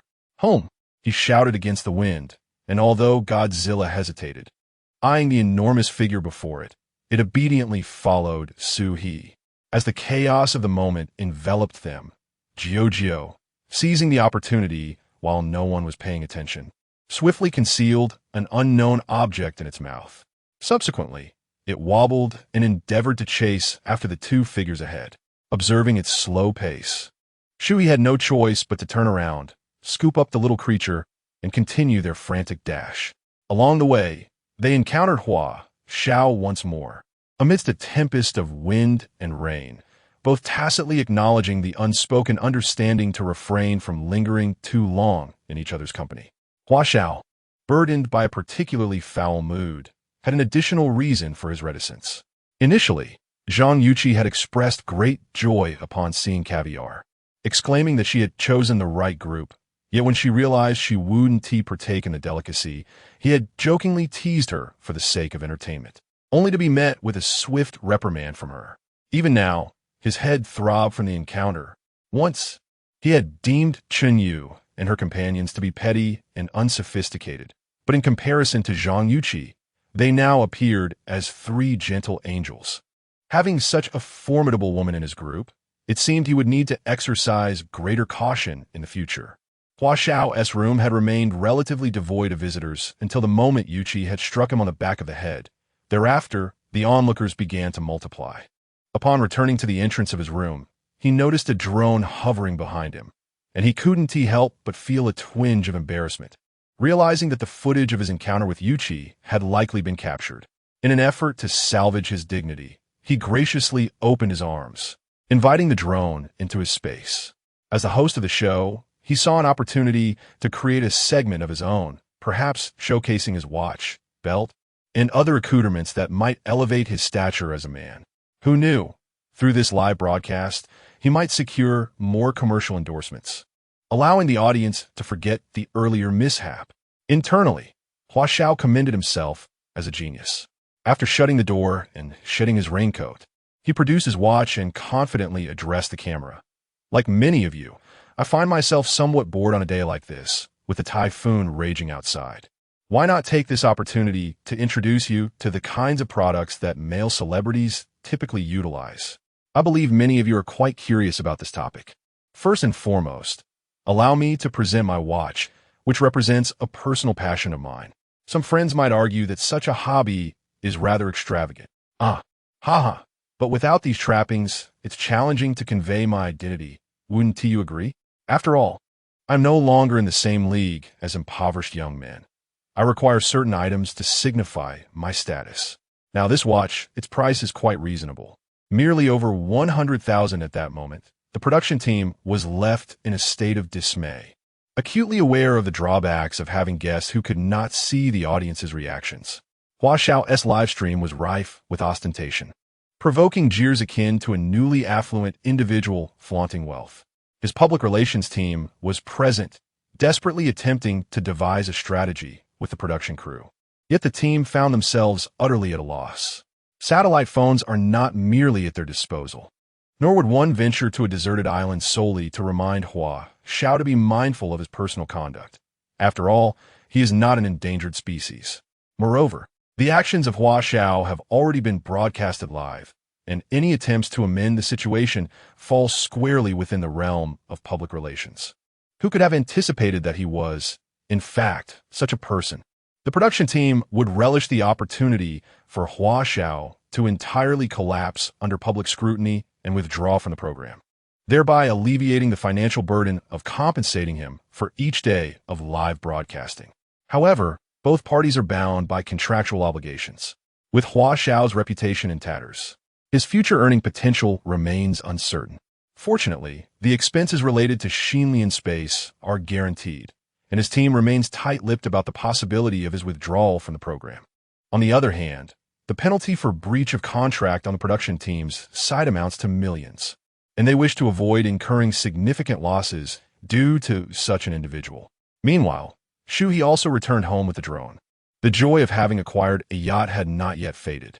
He shed his raincoat and playfully patted the head of his dog, then gently pinched the fleshy front fins of Xiao Jiao, exclaiming, "We will have so much fun from now on." The two creatures were oblivious to what Shu He meant. They merely shared in his joy. Godzilla wagged his large tail vigorously, while Xiao Jiao responded with soft sounds as he playfully flapped his fins. At that moment, Shu He noticed something unusual about Jiao. Jiao, why aren't you opening your mouth? Are you feeling unwell? He grasped Jiao's front fins with both hands and attempted to pry open its mouth. while Jiu protested by turning his head back and forth. As Shu He's expression grew increasingly serious, Godzilla barked in reprimand. Jiu. Chapter 70. The Discovery of Amber. A sudden scare from Godzilla. Startled by Godzilla's roar, Xiao Jiu's eyes instantly brimmed with tears. Godzilla, feeling a pang of sympathy, glanced at Shu He, who remained stern, one foot planted on Jiu's back, one hand gripping its subtly exposed neck, while the other hand struggled to pry open its mouth.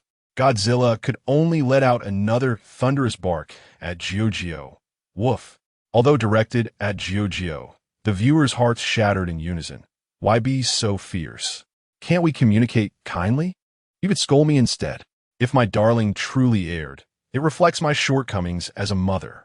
If Jiu were truly under your care and faced any mishap, it would be alarming, considering its tender age and the dangers of indiscriminately consuming food.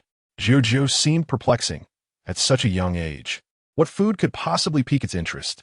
Never had Shu He appeared so anxious. His concern for Jiu was palpable. In the observation room, Panjo Dan scratched his head. I actually saw Jiu digging at the ground with its mouth just now, but the footage was too shaky to be certain. It seemed to have consumed a piece of stone. Stone? Both Yin Lu and Zhao Xiaoying echoed the query, and Panjo Dan nodded. I'm uncertain if there might be other objects on the shore, but from what I could see, it was indeed a stone.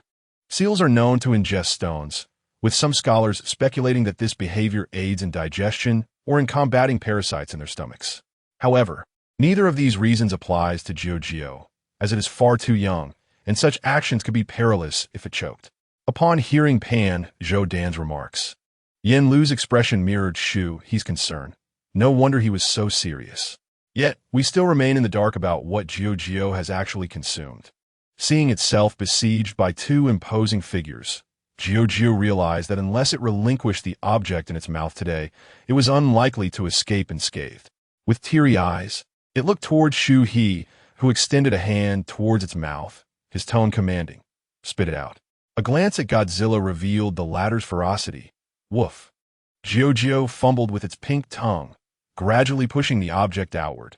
With a plop, a translucent, brownish-yellow stone fell into Shu He's palm, astonishingly. It was about the size of half his hand. Had it inadvertently swallowed that, the consequences would have been dire. One could only wonder how Jiu managed to fit it into its tiny mouth. Upon closer inspection, Shu He noticed that the stone bore a striking resemblance to amber. Unsure, he examined it further. Unfortunately, the room lacked sufficient light, the overcast sky outside casting gloom within and without electricity. He resorted to lighting a candle to illuminate the stone for a detailed inspection. The viewers in the live stream were equally intrigued, each holding their phones up to catch a glimpse of what Jiu had consumed. Indeed, it was a stone. However, it was beautifully clear and shiny. TSK. What girl doesn't adore something that sparkles? Our Jiu merely succumbed to a mistake that every woman is prone to make. No wonder Jiu is treated like a treasure. Amidst a heap of dark, unremarkable pebbles, there lay one that I would certainly collect and take home. Could it be amber? The hue appeared unmistakably amber-like. Yet, it seemed not so simple. I discerned something within it. If it were a small insect, it could very well be insect amber. Insect amber? Is it akin to the type found in my granduncle's collection featuring giraffes?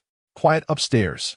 If this indeed is insect amber, of such size, and if the tiny creature within is intact, it could fetch no less than 600,000 yuan in the market. Goodness. Meanwhile, the neighbor, Mr. Hua, continues to flaunt his luxury watch worth over 100,000. In comparison, he resembles a jester. Let us ponder. Must Shu He truly serve as the island's guardian? With such skills, coupled with trading the island's treasures, his net worth could soar into the billions in no time.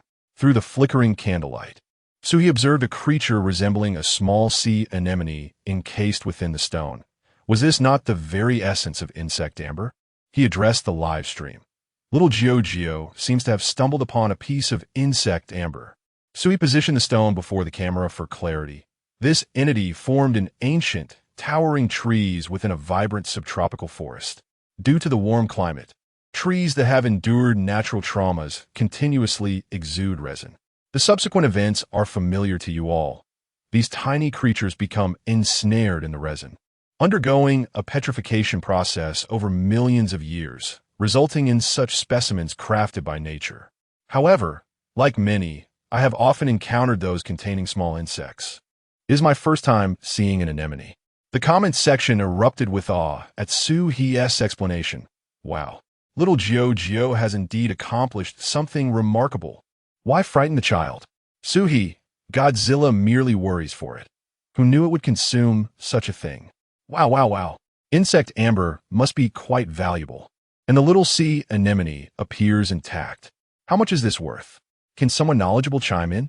We may not know the precise value, but I did see one only 1/5 this size, with an incomplete anemone, priced at 300,000 yuan. So, if a piece 1/5 the size is 300,000, this must be worth over $1 million. Shu He struck gold.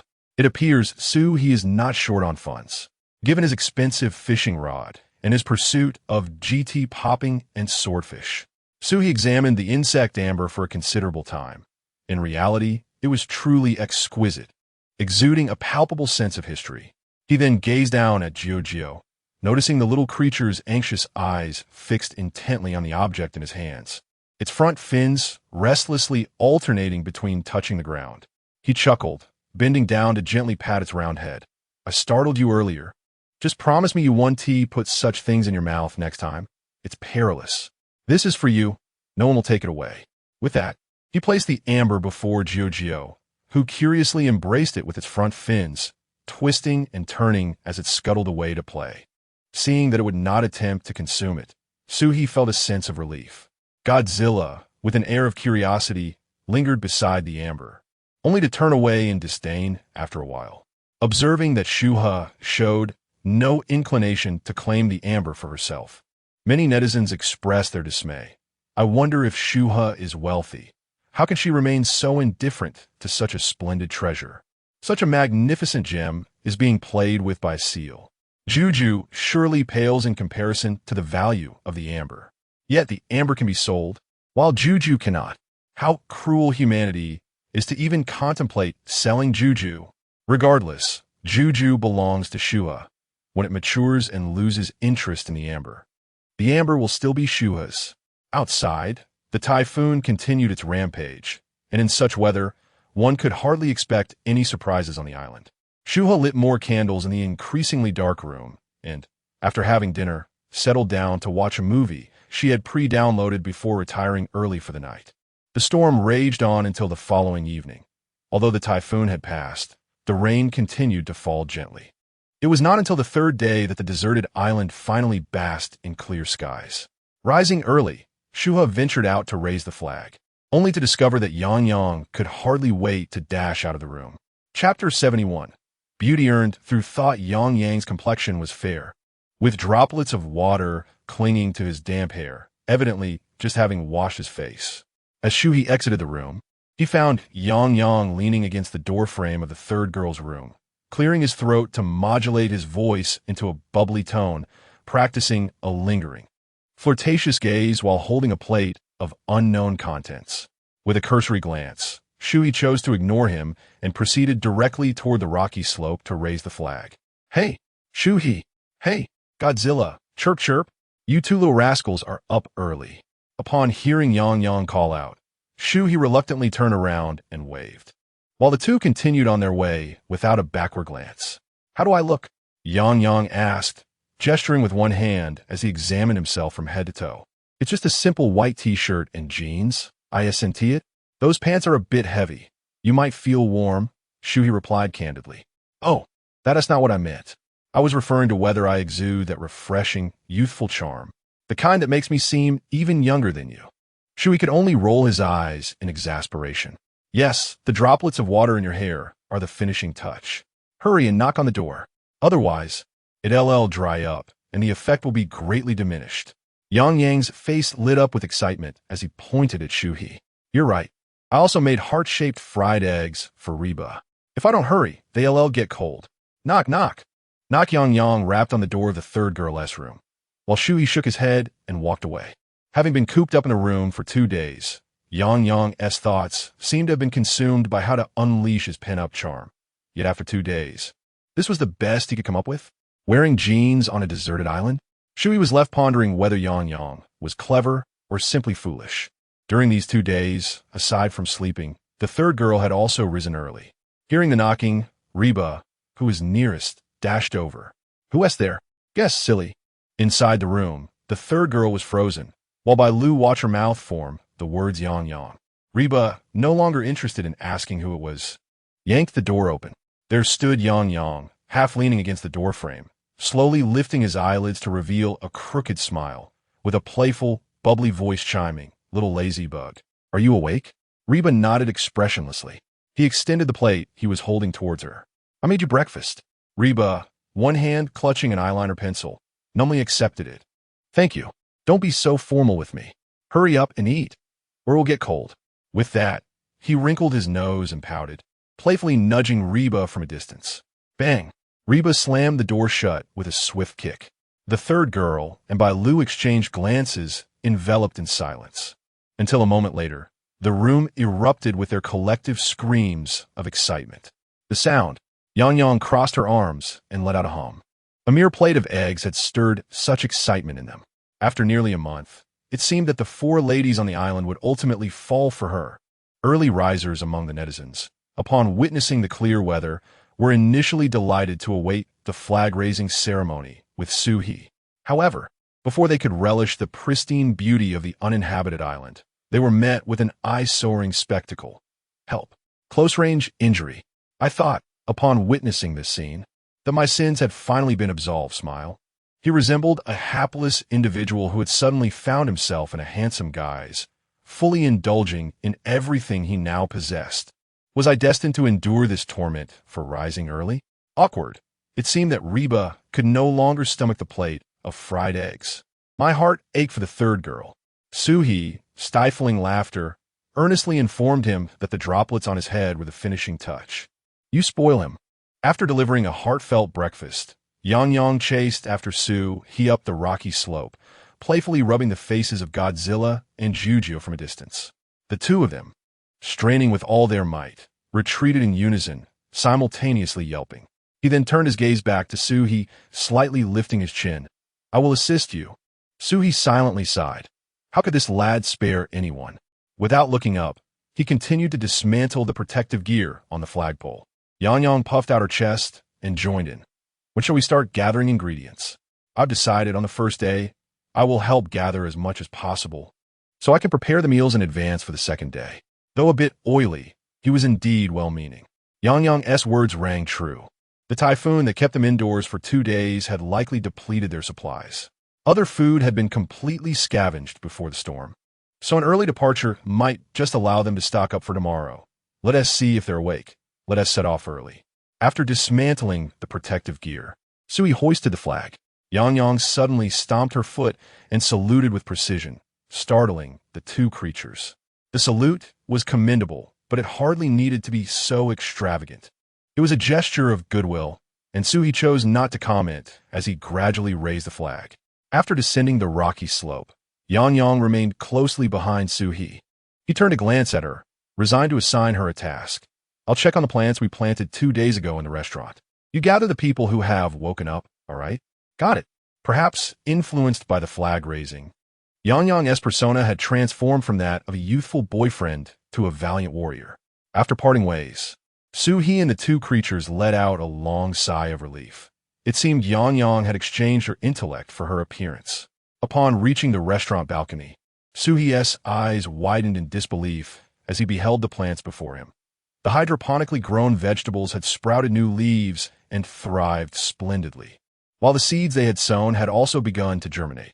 It was worth noting that the island had seen little sunlight over the past 2 days. With the weather now clear, the growth rate of the plants would surely accelerate. If this trend continues, it won't be long before we can indulge in fresh vegetables. Shu He is eager to gather more seeds in preparation for the future farm. However, to establish the farm, it seems imperative to first resolve the irrigation issue. With only a handful of distillation purifiers, the current water supply is barely sufficient for human needs and utterly inadequate for the farm's irrigation requirements. He replenished the water in the automated drip irrigation system he had previously constructed and tended to the plants with minimal care. Soon, he heard the sounds of others entering the dining hall to report back. Yang Yang was the first to lead Hua Chenyu and Hua Xiao inside. Wow, Shu He, are these the plants we planted a couple of days ago? Hua Chenyu, who had rested for 2 days and received some food from the others, appeared slightly better, though still not as robust as the others. Indeed, Shu He pointed to a foam box. Those are the strawberry and watermelon seeds you found. Hua Chenyu crouched down to examine them closely. Despite the painful memories associated with the past, witnessing the growth of these plants brought him a sense of fulfillment. Hua Xiao, with a stern expression, remarked in surprise that despite the 2 days of cloudy and stormy weather, these plants had thrived remarkably well. Could it be that he was destined for a life of toil? He cleared his throat and shifted the topic. Shall we proceed with group activities today? Chapter 72. While others are concerned about how high you fly, Hua Chenyu observed that since their first encounter, Hua Xiao had been holding his neck awkwardly. Hua Xiao, have you perhaps slept wrong? Initially, Hua Xiao struggled to articulate the peculiar discomfort he experienced after being playfully struck by Zhang Yuqi, which rendered his neck immobile upon waking. Hua Chenyu's remark provided a convenient explanation. Indeed, it began yesterday, but it's much better now. Oh, Hua Chenyu dismissed it nonchalantly, resuming his examination of the strawberry seedlings. Meanwhile, the 4 ladies, engaging in cheerful banter, made their way to the dining area, forewarned about their quest for sustenance. Yang Chaoyue and Zhang Yuqi donned loose-fitting athletic attire, while Reba and Bailu sported form-fitting yoga pants and sneakers. The vibrant energy of the female celebrities added a splash of color to the deserted island, their silhouettes accentuated by the snug clothing. Although Reba boasted long legs, her curves paled in comparison to Bailu's. Among the guests, with the exception of Yang Yang's ill-timed denim ensemble, everyone appeared well-prepared for the day's food-gathering expedition. Upon entering the room, some were playfully teasing the seals, while others delightedly observed the thriving little botanical garden. Only Zhang Yuqi wore a scowl, casting a piercing glance at Hua Xiao. He dared not utter a word, fearing the revelation of his domestic troubles, instead opting to smile and flit around her. Now that everyone is here, let us embark according to the groupings set by the production team, Shu He declared, brushing the dirt from his hands. I plan to venture into the rainforest with Bailu to explore the mountains within. Others may choose their destinations as they please, but I advise caution with unfamiliar flora and fauna, as our medical supplies are limited. The group listened attentively, nodding in agreement. At that moment, Hua Xiao interjected, Shu He, when you say you wish to explore the mountains of the rainforest, does that imply you have never been there before? Shu He met his gaze, precisely. Then it seems I will not be able to partake in that adventure today. I shall take Yuqi to the seaside for a quiet fishing experience instead. Hearing that the mountains were uncharted territory for Shu, he piqued Yang Yang's interest. I'm going to the mountains. It feels like an adventure. What do you think, Reba? Reba concurred, her interest in adventure being modest, yet comforted by the notion that Shu He would accompany them, ensuring relative safety. Chaiwa stepped forward, taking Reba's hand. Then I, along with Hua, shall join you in the mountains. Perhaps we might witness birds dancing or even discover black truffles. Hua Chenyu's eyes sparkled at the mention of truffles. Having felt quite drained in recent days, he desperately needed nourishment. If they could feast on black truffles at noon, it might just restore his vigor. Last time, Shu He and Bailu had gathered quite a bounty, so surely they would be easy to find.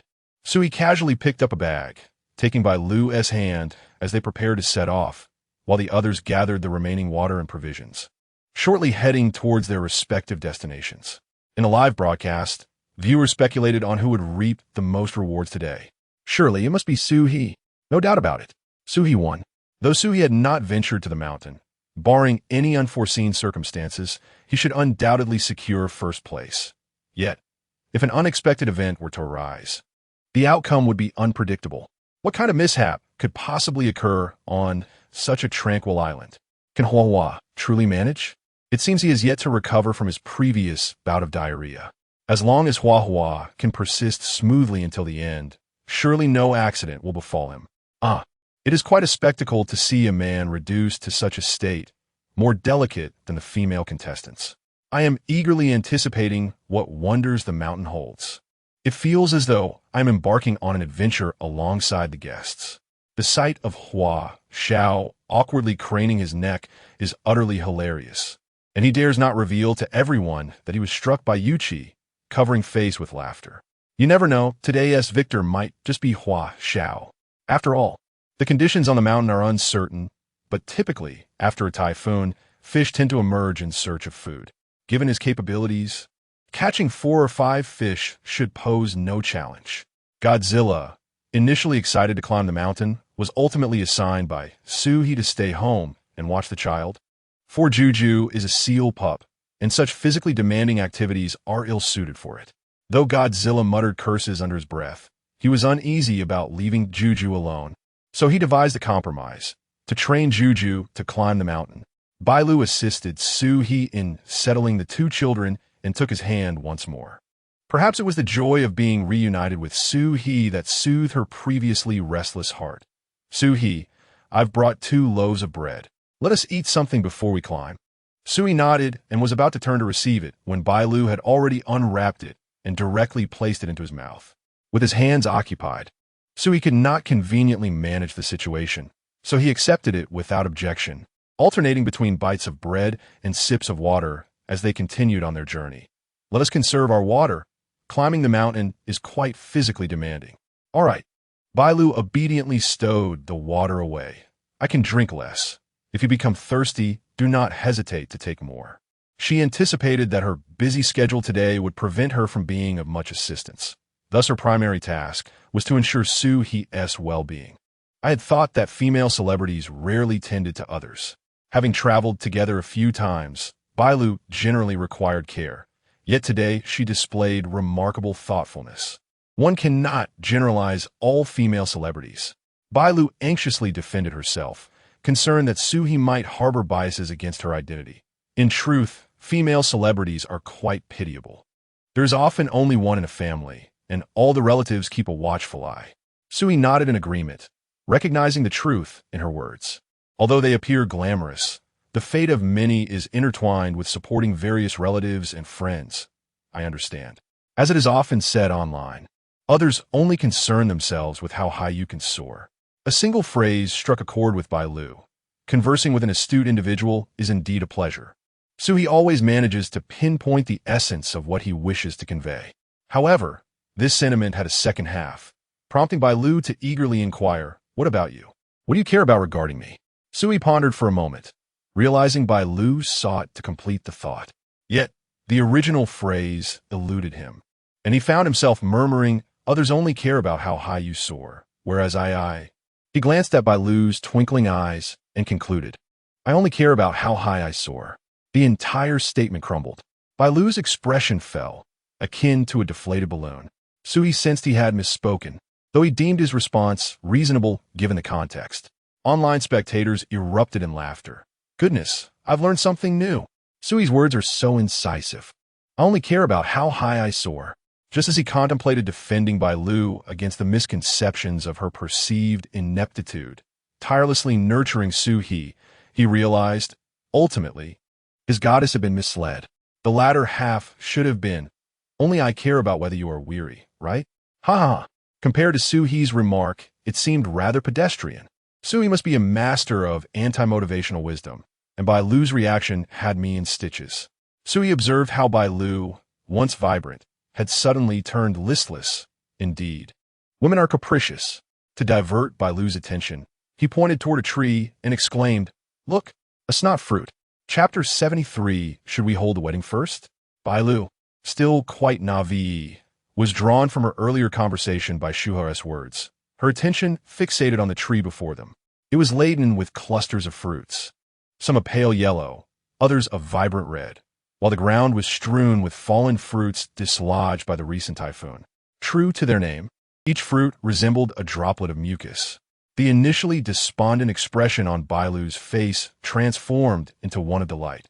Why has Guo been given such a repugnant name? Can these wild fruits be eaten? As she spoke, she carefully navigated the muddy path, inching closer to the tree. Shu He followed suit, plucking a bright red fruit. Wiping it clean and offering it to her. Give it a taste. It's quite sweet. Curiously, Bailu split the mucus fruit open, revealing its tender flesh and the gooey seeds within. It resembles an enormous figure. Shu He also picked one for himself. It's essentially a wild fig, though the locals in Nanchang prefer to call it the mucus fruit. He took a bite, the succulent sweetness enveloping his palate, while the translucent, gelatinous substance within was akin to jelly. Consuming such a sizable fruit would likely stave off hunger for the better part of the day. Bailu devoured 2 in succession, smacking her lips in delight. This is absolutely delicious. It's so refreshing. I must bring some back for Reba and Chowie. With that, she crouched down to gather more from the ground. Had she not been with Shu He, she would scarcely have recognized such a fruit, let alone dared to eat it. How many delectable treats would she have missed? As she busied herself, Bailu suddenly paused, pondering the bounty gathered by their group. If she returned with an assortment of intriguing finds, would it provoke jealousy? Recalling the expressions of envy and disappointment on Reba and Chowie's faces whenever she recounted her fascinating experiences, as well as the competitive glances from the male contestants toward Shu He, she began to grasp the significance of maintaining humility. Bailu resumed her collection, albeit reluctantly. Why are you taking more out? Shu He inquired, puzzled. With a gentle sigh, Bailu replied, I intended it as a kind gesture, but if the others have not found food, won't it seem like I am showing off? Shu He understood her concerns. However, human nature often reflected such tendencies. The current circumstances differed from those a few days prior, when the supplies provided by the production team had been ample, sparing them the realization of hunger. Today, if they failed to find food, enduring one meal without sustenance might be bearable, but repeated hunger would reveal true character. If he and Bailu continued to offer free provisions, they risked nurturing a few ingrates. Although Reba, Chowie, and Bailu shared a close bond and always considered others, such relationships necessitated an awareness of boundaries. Your concerns are not unfounded, Shu He remarked, assisting Bailu in extracting the mucus fruits from her bag. Bailu felt a sense of relief in Shu He's understanding. Previously worried that he might perceive her as lacking kindness, even doubting the trust of Reba and Chowie. However, who would have thought that after helping her with her runny nose, Shu He would directly abandon a branch laden with fruits and hoist it onto his shoulder? Free offerings are often misinterpreted, revealing the less admirable aspects of human nature. Yet, if individuals contribute in kind, such misunderstandings would dissipate, leaving them with a sense of entitlement. Bailu did not quite grasp his meaning, prompting Shu He to elaborate further upon witnessing her bewildered expression.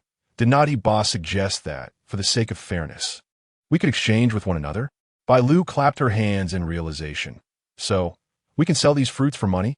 Shu He nodded affirmatively. You may exchange for whatever you desire. Bailu beamed with delight, her thoughts solely focused on sharing with others. Having momentarily forgotten He Ba's words about trading, returning to sell the fruits, she would earn money while others paid to partake, thus eliminating any troublesome complications. Shu He, what do you think is a fair price for selling? Let be determined by our mood. After all, we are all stars, and none of us is short of funds. Shu He continued to walk ahead, and upon hearing the suggestion of arbitrary pricing, Bailu's imagination soared. Picturing herself joyfully tossing money in bed, caught up in her fantasies, she impulsively wrapped her arms around Shu He's neck. This is fantastic, Shu He. We have delicious food and can earn a great deal of money. Life with you is simply delightful. Shu He turned to her with a smile. Is this what it means to live together? Shall we not first hold a wedding? At that moment, Bailu realized she had let money cloud her judgment, causing her to use inappropriate language. Embarrassed, she released Shu He and scratched her face. I spoke incorrectly? Who thinks of a wedding without having been in love? Ha! Shu He turned again. Who lives together without a wedding? At the very least, we must first enter the bridal chamber. Bailu felt her face flush, realizing that He Ba's words rang true. Men often think of such matters with a hint of resentment. She followed Shu He, sometimes wanting to draw closer, only to be brushed aside by branches. Shu He, isn't it enough to just carry the fruits? This large branch is rather inconvenient, isn't it? A bit, but I plan to plant the cuttings of the runny fruit upon our return. Bailu, backlit by the sun, gazed at Shu He's silhouette. There's an entire tree here. Do we really need to plant? Yes, there are many animals here that would also feast upon them. Our discovery of such a bounty is indeed fortunate. Additionally, taking them back for research may yield new varieties. Wow! Bailu exclaimed incredulously. The fact that you can cultivate a small orchard is already impressive, and you could potentially develop new species? Shu He himself was uncertain of success. Let us give it a try. After all, with you all gone, I would be idly passing time. Sigh. What a bittersweet and heart-wrenching situation. Bailu, with her lack of ambition, was undoubtedly already imagining names for their future children. Could the bridal chamber be live-streamed? Up above, one could only dream. However, it seems the runny fruit is indeed delectable. These two should be able to earn quite a fortune. By the way, can this thing actually be eaten? The last time I glanced at it, I felt as though I had missed out on a fortune. The two of them are exceedingly fortunate. They just came from the live broadcasts of several other groups, all of which yielded no rewards. Watching you performed admirably today. Just a moment ago, he expressed his thirst and, in a bid to conserve water, did not hesitate to drink directly from the stream, regardless of its cleanliness. It seems he is gradually discovering how to survive on an uninhabited island. Truly reckless. Shu He had previously advised against touching anything on the island. Does he think he possesses the same prowess as Shu He? Shall we go and see my idol Yang Yang? Truly, he is a force to be reckoned with. Coming from a military arts background, I shall not go. 100 Yang Yangs cannot compare to Shu He. He will undoubtedly display himself like a peacock, all flashy and ostentatious. After Yang Yang and Reba casually chose an entrance into the rainforest, they were instantly captivated by the lush greenery surrounding them. The air here is both humid and refreshing, and they instinctively took a deep breath together. I wonder if the place we selected will yield any edible finds. Reba is scanning the area. Chapter 74. Knocked out by a giant squirrel? Yang Yang patted his chest with determination, declaring, "We can certainly do this." The two began to explore their surroundings, spotting wild fruits and mushrooms along the way. However, they were uncertain of their edibility. Reba decided to collect them for inquiry later with Shu He, as now is not the time to take chances with their consumption. Yang Yang agreed, alternating between leaping onto branches to pick wild fruits and crouching down to dig for mushrooms, proving to be a diligent and industrious lad. A sense of comfort surged within Reba. Yet, clad in denim jeans, Yang Yang soon began to sweat profusely from the vigorous activity, his lips growing pale. Reba was compelled to continuously offer him water, cautioning, "Don't overexert yourself. We only have 2 bottles." "I'm fine," Yang Yang replied, flicking away the beads of sweat from his fingertips, his gaze distant as he remarked, "The human body is composed of 90% water. This little exercise is nothing. It may not be difficult for you, but do conserve your water." Reba thought anxiously as she noticed the dwindling amount in their bottles, now reduced to a mere sip. The surrounding environment, aside from muddy puddles left by the rain, offered no fresh water resources. Even if there were, consuming it thoughtlessly would be unwise. Observing Yang Yang's boundless energy, she felt an unsettling premonition. Just then, Yang Yang dashed off like an arrow, shouting back to Reba, "I spotted a large squirrel. You must understand, in the wild, this could be a source of meat. Stay here and don't wander. Be obedient." Reba, initially anxious, took a couple of steps forward, but halted at his call. Indeed, with their food supply exhausted, the opportunity to catch any edible wildlife was imperative. Yet, Yang Yang seemed to exhibit signs of dehydration. Could he truly manage? With concern weighing on her, Reba sought a place to sit down. Yang Yang was expending so much energy, she didn't want to tire him out further, lest they both face dire consequences from a lack of water. Closing her beautiful eyes, she tilted her head, attentively listening to the chirping of insects and the songs of birds. It had been years since she experienced such a tranquil moment of solitude. As her mind settled into peace, Reba noticed the subtle sounds around her becoming remarkably distinct. Was this the essence of savoring the present? A faint smile unconsciously graced her lips. However, the bliss was fleeting, Perhaps it was the newfound clarity of her senses. But Reba suddenly thought she heard Yang Yang's piercing scream from afar. She opened her eyes wide and, filled with urgency, ran toward the source of the sound, calling out, "Yang Yang, is that you? Where are you?" "Ah, WOC." The cry sounded harrowing. Reba quickened her pace, diligently searching for Yang Yang's figure in the direction of the sound. Regardless of how loudly she called, there was no response from him, not even another scream. Biting her lip, she felt tears of anxiety welling up, but knew finding him was paramount. At last, Reba spotted a hint of white in the grass. Was that not Yang Yang's white short sleeve? Reba rushed to his side, crouching down beside him. His face was marred with scratches, and he lay motionless on the ground, his lips pale and cracked. Tears streamed down Reba's cheeks. She had never witnessed such a scene before. Testing Yang Yang's breath with her fingers, relief washed over her. He was still alive. She looked up and spotted a giant squirrel in the tree, staring intently at them, its expression filled with terror. Frightened, Reba hugged herself and sat on the ground, causing the squirrel to turn and vanish in an instant. Steadying her nerves, she wiped away her tears and cried out for help. "Shu He, help! There's been an accident. Is anyone there?" In between her cries, she did not forget to press on Yang Yang's chest. The online community was in a frenzy over Yang Yang's collapse. The camera didn't capture it. What happened to Yang Yang? Is that a giant squirrel in the tree? It doesn't look fierce.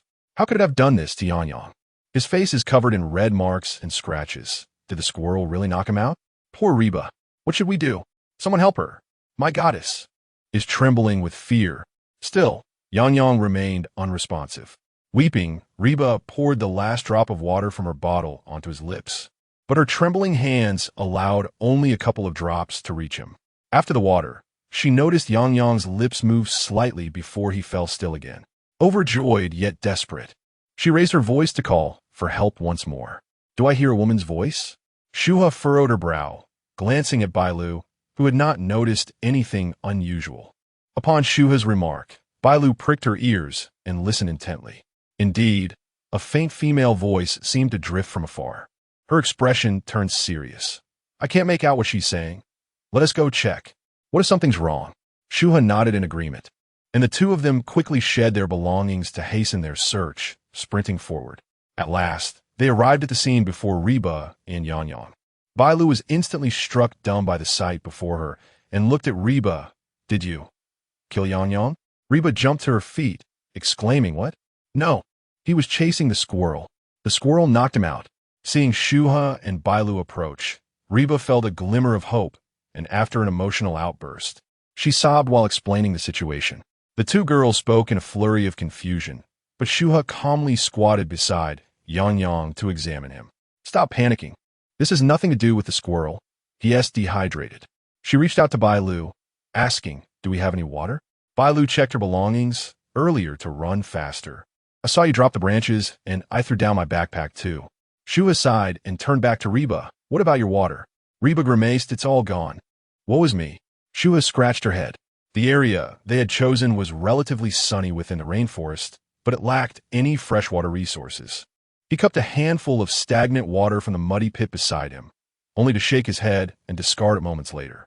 To consume such unfiltered liquid would surely wreak havoc on one's insides. "How can you drink so quickly?" Bailu exclaimed, casting a mildly reproachful glance at Reba.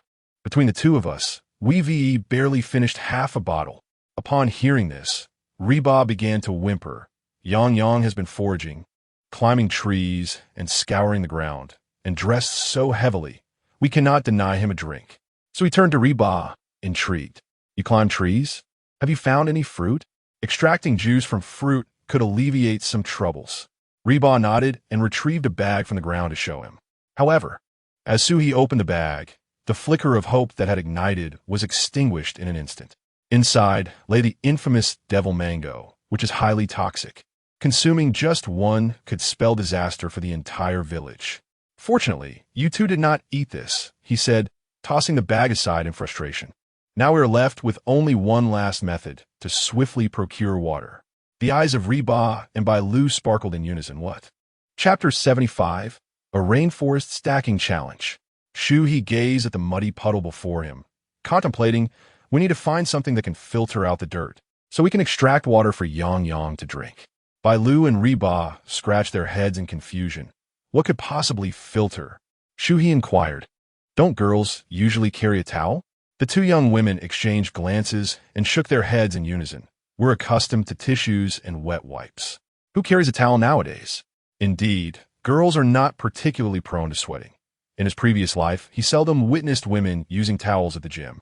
Given Yang Yang's current state of dehydration, they decided to relocate him to a shaded area. The trio worked together to drag Yang Yang beneath a broadleaf tree, during which Reba accidentally brushed against his arm, exclaiming, "Oh my!" He burning up. It's astonishing how dehydration can result in such a condition. Shu He looked up at the branches overhead, noting they weren't too high. It just rained, and it's morning. Which of you two can climb the tree? Go up and shake down some leaves to cool him off. Bailu stepped forward eagerly, raising her hand. I can. Excellent. As Shu He glanced at Yang Yang, a thought struck him. In this sweltering heat, wearing denim and scrambling about, battling squirrels. I'm truly amazed. He added, we must remove his clothing to help him cool down. The two girls exchanged awkward glances, a hint of embarrassment evident. Isn't that inappropriate? Reba murmured softly. Yang Yang is quite conscious of his appearance. Wouldn't he be heartbroken to wake up half-naked? Shu He facepalmed. At a time like this, we're worried about his image? With his current condition, he likely was already on the brink of fever and simply hadn't realized it. Such a high temperature, coupled with dehydration, could be lethal if prolonged. Bailu nervously twirled her fingers. Is it that serious? I thought as long as he wasn't injured by a squirrel. Dehydration was manageable. I didn't realize the urgency. Reba bit her lip, steeling herself as she stepped forward to undo Yang Yang's belt. Shu He seized the opportunity to pull down his trousers, sighing. Beige boxers, nothing remarkable, before swiftly removing his short-sleeved shirt, which was indeed rather pale, but still unremarkable. The two girls found themselves staring blankly at the sky. While some online viewers might have critiqued Yang Yang's physique, they felt it was rather unkind to discuss such matters at that moment. After all, if they didn't act quickly, he might not survive. Shu He lifted the short-sleeved shirt and felt it. It was not pure cotton and lacked sufficient thickness. Reba leaned down to observe Shu. Can we filter with a short-sleeved shirt? Not quite enough, though an extra layer is beneficial. We still need something akin to towel material. Upon saying this, he noticed his own socks and quickly removed one shoe and sock, stuffing part of the shirt into the sock. Shu He, you're going to use your sock for filtering? Bailu asked tentatively. Clever. Shu He praised. Using yours? Reba chimed in, leaning closer. How is it that you still want me to capture your filthy socks? Shu He remarked, not waiting for a response from the two as she filled his sock with mud and murky water, then forcefully squeezed it towards Yang Yang's mouth. Miraculously, the water that emerged was significantly clearer. This method was indeed hard to behold. Yang Yang's parched lips twitched slightly, his Adam's apple bobbing in unison. It was uncertain what the flavor of the water was, yet his expression suggested he found it quite palatable. After extracting a sock's worth, Shu He turned to the dazed Bailu. What are you dawdling for? Hurry up and shake off the water. Oh, Bailu responded promptly, using both hands and feet to awkwardly perch on a branch, gripping the trunk tightly. Shu He, how do I shake it off? Shu He placed the second bag of water by Yang Yang's lips. Stand up, hold steady, jump. Understood. Bailu clenched her fists for encouragement, cautiously rising to her feet, beginning to bounce up and down while shaking off the water. To her surprise, there was an abundance of water collected on the leaves. In no time at all, Yang Yang was nearly drenched in droplets. Seeing that she could finally assist Shu He, Bailu shook even more vigorously. At this moment, it was best not to look. Shu He shook her head and continued to extract the last bit of water from Yang Yang. Finally, Yang Yang emitted a fine sound, prompting Shu He and Reba to lean in closer and hear his hoarse voice, thirsty. Reba joyfully shouted to Bailu. It worked. Yang Yang spoke. How wonderful. Bailu, glancing down, responded with excitement from the tree. Don't stop. Let's keep going. Upon hearing Yang Yang's instinctive declaration of thirst, Shu He worried that this meager amount might not suffice. She hesitated before asking the two girls. This isn't enough to replenish fluids, if it comes to it. We may have to resort to. What? Reba, in a flurry, shook Shu He's arm. You're a straightforward person. Just say what needs to be done. Shu He cleared her throat. Which of you is holding it in? Crack. Perhaps startled by Shu He's words, Bailu applied too much force, snapping the branch beneath her. Shu He looked up in alarm to see a shadow plummeting towards her, accompanied by a shriek. The anticipated coincidental kiss viewers had hoped for was replaced by a suffocating splash of face wash. Ah, how frightening! Bailu, wobbling above, struggled to find her balance. Shu He, beneath her, felt as though she could hardly breathe. She grasped Bailu's waist in an attempt to lift her, only to inadvertently tickle her, causing Bailu to thrash about uncontrollably. I can't take it. I'm so ticklish. Observing their chaotic predicament, Reba couldn't help but feel exasperated. Did you two hurt yourselves? Bailu paused for a moment. Not really. Shu He murmured, it's fine. A warmth surged within her chest, and Bailu, unable to suppress her laughter, exclaimed, you two are fine. Should we take a look at Yang Yang down below? As Reba enveloped Bailu in her arms, the latter suddenly heard a peculiar sound emanating from below. Amidst this chaotic scene, Chaoyue and Huachenyu rushed over, only to witness a comical pyramid of individuals, with Bailu atop, alternating between cries and laughter. Upon approaching, they were struck by the sight of Yang Yang, completely disrobed, gazing vacantly at the sky. Good heavens! Yang Chaoyue, breathless and bewildered, struggled to articulate her astonishment, her hands on her hips and pointing at the group while repeatedly exclaiming. Good heavens! Huachenyu, whose expression was already grim, grew even more somber. What on earth are you all doing? Yang Yang looks utterly devoid of spirit. Why is he not dressed? After Huachenyu remark, they realized that Yang Yang had been jolted awake. One by one, they rushed to him, shaking him as they exclaimed, Are you awake? I'm so thirsty. It hurts so much. Chapter 76, An Inescapable Fate for the Boy with the Pooper Scooper. Upon seeing Yang Chaoyue and Huachenyu rush over, Shu He swiftly sat up. Do you two have any water? Yes, Chaoyue replied, puzzled, as she produced 2 full bottles from her small bag. So much, Bailu exclaimed, stretching her neck in astonishment. Chaoyue still did not grasp what was happening. Responding in a daze, our side is quite shady with a little stream. Well, I drank from it. I wasn't thirsty. Could you please tell me what is going on here? Bailu inquired. We heard some commotion from afar, and upon approaching, we found you all tangled up. Are you being inappropriate? Being. Bailu, now both amused and exasperated, proceeded to explain the situation in detail to the two. Upon hearing that Yang Yang had dehydrated, fainted, and had a fever, all while being scratched on the face by a squirrel, their expressions fluctuated dramatically. However, it should be fine now that you brought water, Bailu said, patting Chaoyue's shoulder and finally relaxing. What a magnificent rescue mission, only to be dismissed by Chaoyue as mere tomfoolery. One could only wonder how that girl's mind worked. Yet, reflecting on the incident, Bailu realized that when she fell, she had likely collided face first with a ball, causing her cheeks to flush with embarrassment. Shu He, are you all right after I fell? Shu He, feeding water to Yang Yang, replied, I'm fine. Both above and below are soft. Hearing Shu He's words, Ruba chuckled, while Bailu silently covered her face, retreating to a corner in confusion. Yang Yang truly lacked outdoor survival experience. How could one not consider the issue of water? I even drank from the stream to conserve water. Shu He looked up at Huachenyu, who wore a pained expression. Why do you look so unwell? Didn't I tell you not to mess with the island's flora and fauna? Huachenyu replied defensively. You never said we couldn't drink the water. And it was so clear, cleaner than my tap water at home. So don't worry. Shu He held her tongue, secretly cursing. Could these incompetent companions not manage anything? They didn't even understand the common knowledge that wild water, no matter how clear, should not be consumed directly. Looking at Huachenyu's sallow complexion, it wouldn't be long before he found himself embroiled in another struggle with his own choices.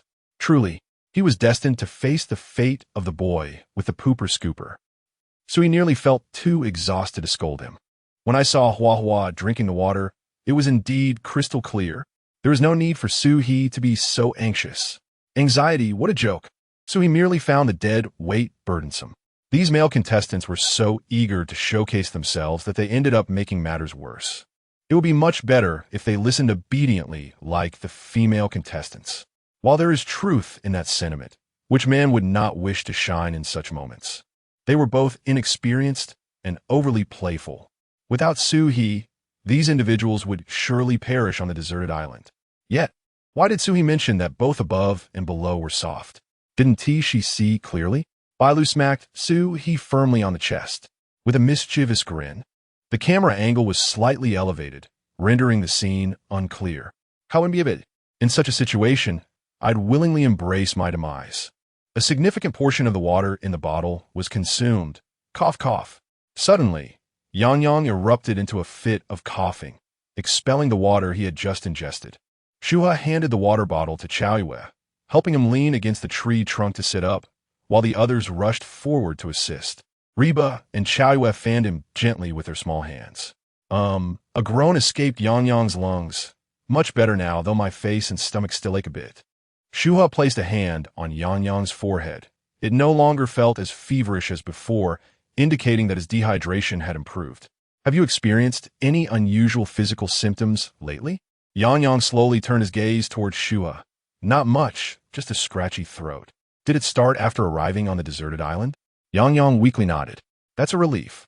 It's likely just a cold from the typhoon weather, not a viral infection, so it's not contagious. Observing the gradual improvement in his complexion, Shu He estimated that with ample rest, Yang Yang would soon be completely fine. Reba was practically beside herself with frustration. Can't you be more honest when you're unwell? You're scaring us all to death. Yang Yang lowered his head like a child caught in wrongdoing. I've watched many wilderness survival shows, and, being from a military background, I found it fascinating. I simply overestimated my abilities. At that moment, he noticed he was only in his underwear. By the way, why am I undressed? And being stared at. Though he felt unwell, Yang Yang could not endure his current state, so he quietly took the water bottle from Shu He's hand to cover himself. Well, it did the trick. Everyone tacitly averted their eyes, except for Reba, who continued to scold him. It's to help you cool down. Why on earth are you wearing only jeans in this weather? If it weren't for Shu He, you wouldn't even know how you might have perished. Struggling, Yang Yang placed his hand on Shu He's. Shu He, thank you. How did you save me? Could you teach me? Shu He glanced at the sock in his other hand and deemed it better not to disclose too much. It was nothing, just dehydration. They happened to have some leftovers. You should be grateful to Reba. Reba, I understand your anger stems from concern for me. Yang Yang's face reflected sorrow. I wanted to catch a squirrel for you, but as I finally grasped its tail, it went completely berserk and jumped onto my face, scratching me. In a moment of panic, I fainted. I hope my face isn't disfigured. No, you're fine. Shu He patted him as he stood up. These scratches will heal within a week. You should rest here while I look around for something edible. Even if you aren't disfigured, your image has taken a hit. Two of you can keep an eye on him for a while until he fully recovers. We're still uneasy leaving, so let us wait until Yang Yang is completely well before we go, Qiao Yue remarked, looking at Shu He. As Shu He nodded, preparing to depart, Hua Chenyu, drenched in cold sweat, tugged at him. Shu He, it seems you were right. That water is undrinkable. Where is the nearest restroom? Restroom? What are you thinking? There's no time. Quickly find an unoccupied place to relieve yourself. Observing Hua Chenyu scurry away, bent over, Shu He sighed repeatedly. I simply can't manage him, truly. Do you have any tissue? Yet, Hua Chenyu had already vanished without a word. Meanwhile, on Hua Xiao's side, the fish had yet to bite, and Zhang Yuqi's gaze towards him grew increasingly disdainful. It was truly perplexing. After a typhoon, the fish should be out foraging. He stretched his waist, utterly baffled by the situation. Yuqi scoffed, glancing at the crystal-clear waters. Isn't that a fish? What a joke. Hua Xiao retorted dismissively. The bait is in the water. It won to eat it. Yet it swims to the shore for you to see. Perhaps you need a mental boost, or maybe the fish do. Zhang Yuqi raised her fist. Are you really that forgetful? It's a shame you're a host, yet your words are so ungracious. The fish must look down on you. Mocking you. Seeing Yuqi's animated gestures, Hua Xiao instinctively flinched. despite her firm belief that fish were indeed present in the water. He still leaned down skeptically to take a closer look. To his astonishment, Zhang Yuqi had not deceived him. A black fish, bewildered, was staring back at him with its mouth agape. Infuriated, Hua Xiao dropped his fishing rod and slapped the water. "Is this a joke? I'm trying to fish here. At the very least, show me some respect." Zhang Yuqi's sharp laughter pierced the sky. "Oh, Hua Xiao, a man has truly reached a low point when he finds himself in your predicament. Watch and learn." Chapter 77. The Red Umbrella and the White Handle. Could you please refrain from causing chaos? Hua Xiao pushed aside Zhang Yuqi's hand. "Do you have any idea how challenging fishing can be? It's not as if a novice like you can just waltz in and expect success. Furthermore, our circumstances have drastically changed. If we fail to catch any fish, we shall face a day without sustenance." Zhang Yuqi shot him a disdainful glance, and without a word, lunged for the fishing rod.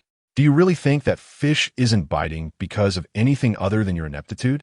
How dare you suggest a man is incapable? That's the utmost insult." Hua Xiao's expression darkened instantly, and in a fit of frustration, he relinquished the fishing rod entirely to Yuqi. "Go ahead, give it a try. You'll soon realize how difficult fishing truly is, and then you won't be so quick to mock. I don't care anymore. I'd rather starve today." Observing the discord between the two, netizens felt a palpable awkwardness. Did these two mistakenly join the wrong show? They should be on goodbye. "Lover, I actually think they make a rather fitting pair. One is overwhelmingly domineering, while the other is insufferably audacious. Yet, it is indeed excessive for Yuqi to claim Hua Xiao is incapable. I must say, well done. I've never seen such a petty man as Hua Xiao." When he threw the fishing rod at Yuqi, she nearly stumbled. "Let the two of you continue your duel. It seems neither will enjoy a meal today. Time to leave." The activities at Shu He's place seem far more entertaining, with Yang drinking sock water and stacking humans. What? I thought there would be excitement here. But I misjudged. I must return. Shu He's live stream is where the true family congregates. Initially, with Yuqi's arrival, Hua Xiao's live stream gained some traction, not due to popularity, but rather because the ongoing conflict between these two adversaries entertained the onlookers. However, upon hearing that Shu He's stream promised greater amusement, most viewers opted to switch back. Zhang Yuqi ignored the sulking Hua Xiao sitting beside her and clumsily tossed the fishing rod into the water. Hua Xiao cast a scornful glance her way and scoffed. "If you manage to catch a fish today, I'll gladly bow to you." Yuqi, mimicking the seriousness she had observed in online videos, focused intently on the surface of the sea. "Your cunning is even smaller than that of a minnow. Kindly be quiet."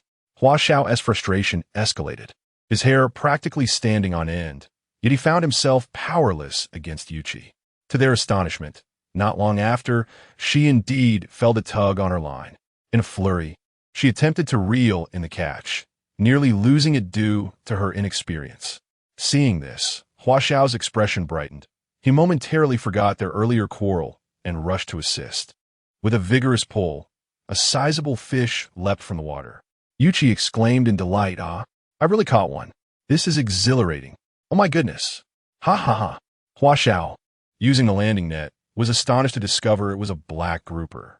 Yuqi squatted nearby, her face alight with excitement. "So what do you think now, old dang? Bow to me." Hua Xiao looked at Zhang Yuqi in disbelief. How absurd.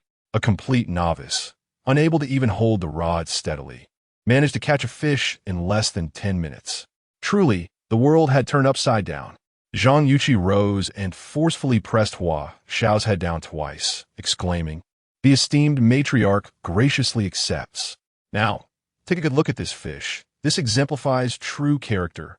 Hua Xiao, fumbling about in frustration, straightened his posture and retorted, "If I hadn't assisted you, would you have succeeded in reeling it in? The mere presence of a bite is merely a beginner's grace. What nonsense about character." Observing Hua Xiao's flustered demeanor as he spoke indiscriminately before the camera, Zhang Yuqi let out a triumphant sneer, intending to continue fishing. "How amusingly vexed you are! But fret not, I shan't stoop to your level. As long as I have a morsel to eat, you shall not fare poorly. After all, it's not my fault you lack skill." Hua Xiao sputtered, nearly choking with indignation. This female pugilist is truly insufferable. Meanwhile, Sui continued to forage for ingredients in the rainforest, while Hua Chenyu sought a suitable place to relieve himself. On Yang Si, only the three young ladies remained to tend to his lethargic state. There was little to be done except occasionally offer Yang sips of water and fan him gently. Being a young and robust lad, his condition visibly improved. The three young ladies resumed their chatter. Bailu remarked, "Reba, I see you have gathered quite a bounty. Aside from the inedible ghost mangoes, are the other items consumable?" Reba retrieved the bag Shu He had set aside, disdainfully discarding the ghost mangoes one by one. "Aside from these toxic fruits, we also discovered mushrooms. I am unsure of their edibility, so I plan to consult Shu He." Bailu leaned closer to inspect the contents of the bag. "These are non-toxic. I recognize them as ordinary porcini. I had relatives in Dian City who often took us mushroom foraging in our youth. If you sought these with a bit of meat, they are exceptionally delicious." After saying this, she extracted one from the bag and examined it carefully under the sunlight. Yang Chao had joined Bailu in her scrutiny, declaring, "I don't believe it. These mushrooms all look identical. There is no way to tell them apart." Bailu patiently pointed out the distinguishing features of the porcini. "You see, it has a substantial body, thick flesh, and a robust stem. Not only is it flavorful, but it is also highly nutritious. Reba, you are fortunate. Ever since I left Yen City, I have rarely encountered such delectable fungi." Reba chuckled at Bailu's words. Despite her group facing perilous events, they had indeed made some gains. "Bailu, you're impressive. Being with Sue, he has certainly enhanced your ability to identify wild plants." Bailu modestly waved her hand. "This is merely childhood experience. I cannot compare to Shu He." Yang Chaoyue still pouted in disbelief.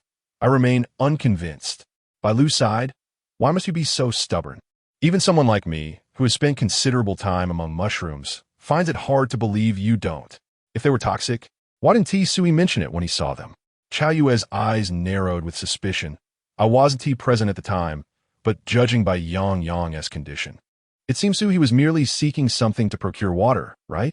Within the fruit lies juice, yet it also harbors poison. Thus, there is no need for him to further scrutinize any mushrooms." Reba, with a finger resting on her chin, nodded slightly, acknowledging that the situation at that time was indeed precarious. Moreover, it was somewhat urgent, and Shu He might not have had the capacity to focus on the mushroom issue. Upon witnessing Reba's self-doubt, Bailu grew anxious, exclaiming, "How can you not believe me? Shu He is exceedingly cautious. It is unlikely he would neglect to inform us that these are poisonous mushrooms. The truth of the matter is that this mushroom is, in fact, the edible porcini. If you doubt me, I shall consume one right now. You can observe whether any harm befalls me."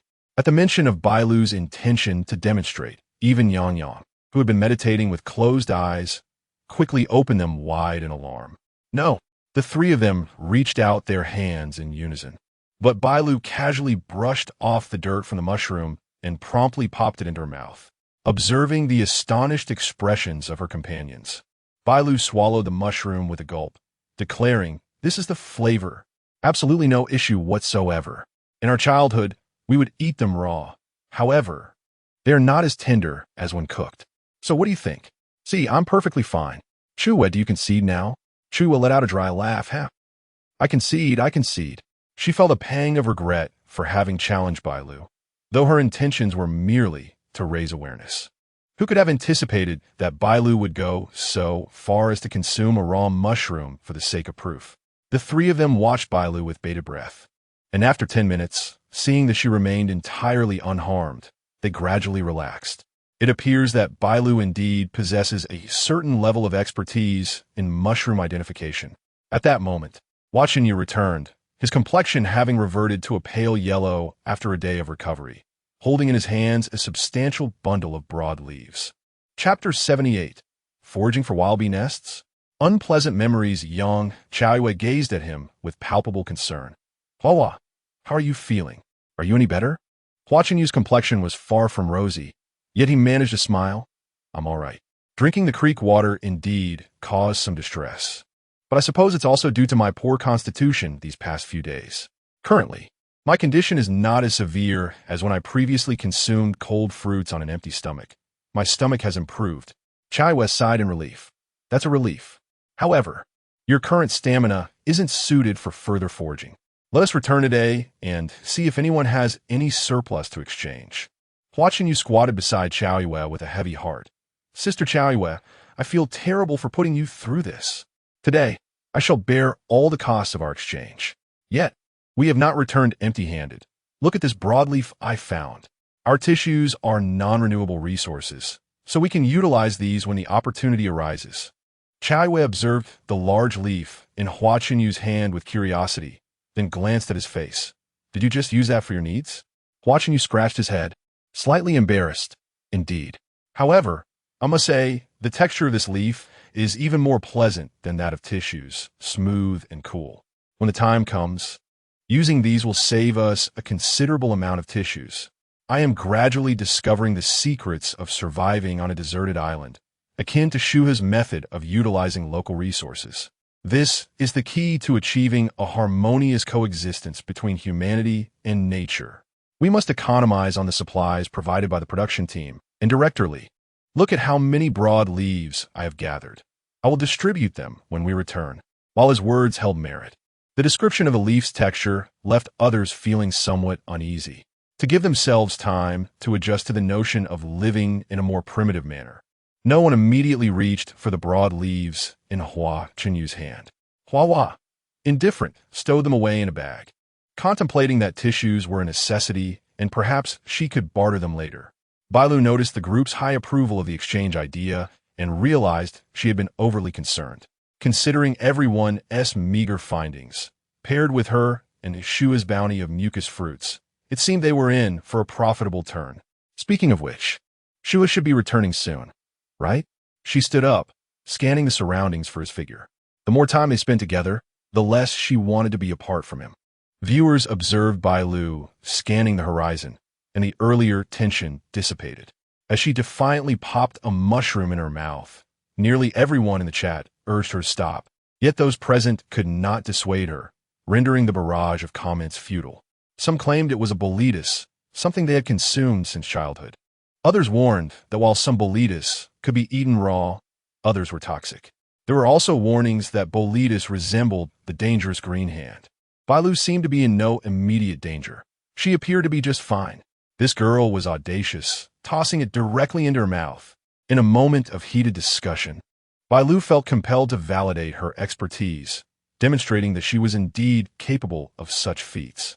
The girl was notably headstrong, managing to frighten everyone half to death. However, one should not be overly optimistic. The human digestive process typically spans from 20 to 40 minutes, making it premature to draw any conclusions at this juncture. Let us refrain from uttering such ominous thoughts. Hua has indeed shown significant growth. Perhaps the task of sourcing seeds has granted him a renewed perspective on life. He has even begun to prepare for the future. Eventually, the day will come when tissues are depleted, and seeking sustainable alternatives from nature aligns with the values championed by our nation. But what if those leaves are toxic? Surely, such dangers are not so prevalent. The items Shu He discovered are not only usable, but edible as well. At that moment, Shu He found himself lost in thought before a vast wild beehive. If he were to bring this back, it would not only yield the sweet nectar of honey, but also bee larvae, which boast a protein content far exceeding that of beef. Yet, the dense swarm of wasps left him in a quandary. Based on past experiences, harvesting such wild beehives typically requires specialized protective gear. Although the production team and director Li had thoughtfully provided them with some equipment, they lacked bee suits. The survival skill system suggested using smoke as a deterrent, but would he truly be able to escape unscathed if the wild bees were provoked? At this juncture, the observation room commenced its operations, with Yen Lu continuing as the host. This time, the romantic observers included the ethereal Lu Yifei and outdoor survival expert Bear Grylls. Yen Lu greeted the audience. Hello, everyone. The two esteemed romantic observers we have today hardly require further introduction. I wonder if either of you has watched our live broadcast previously? The fairy-like Lu Yifei replied with a serene smile. No. Bear Grylls nodded politely and in fluent English.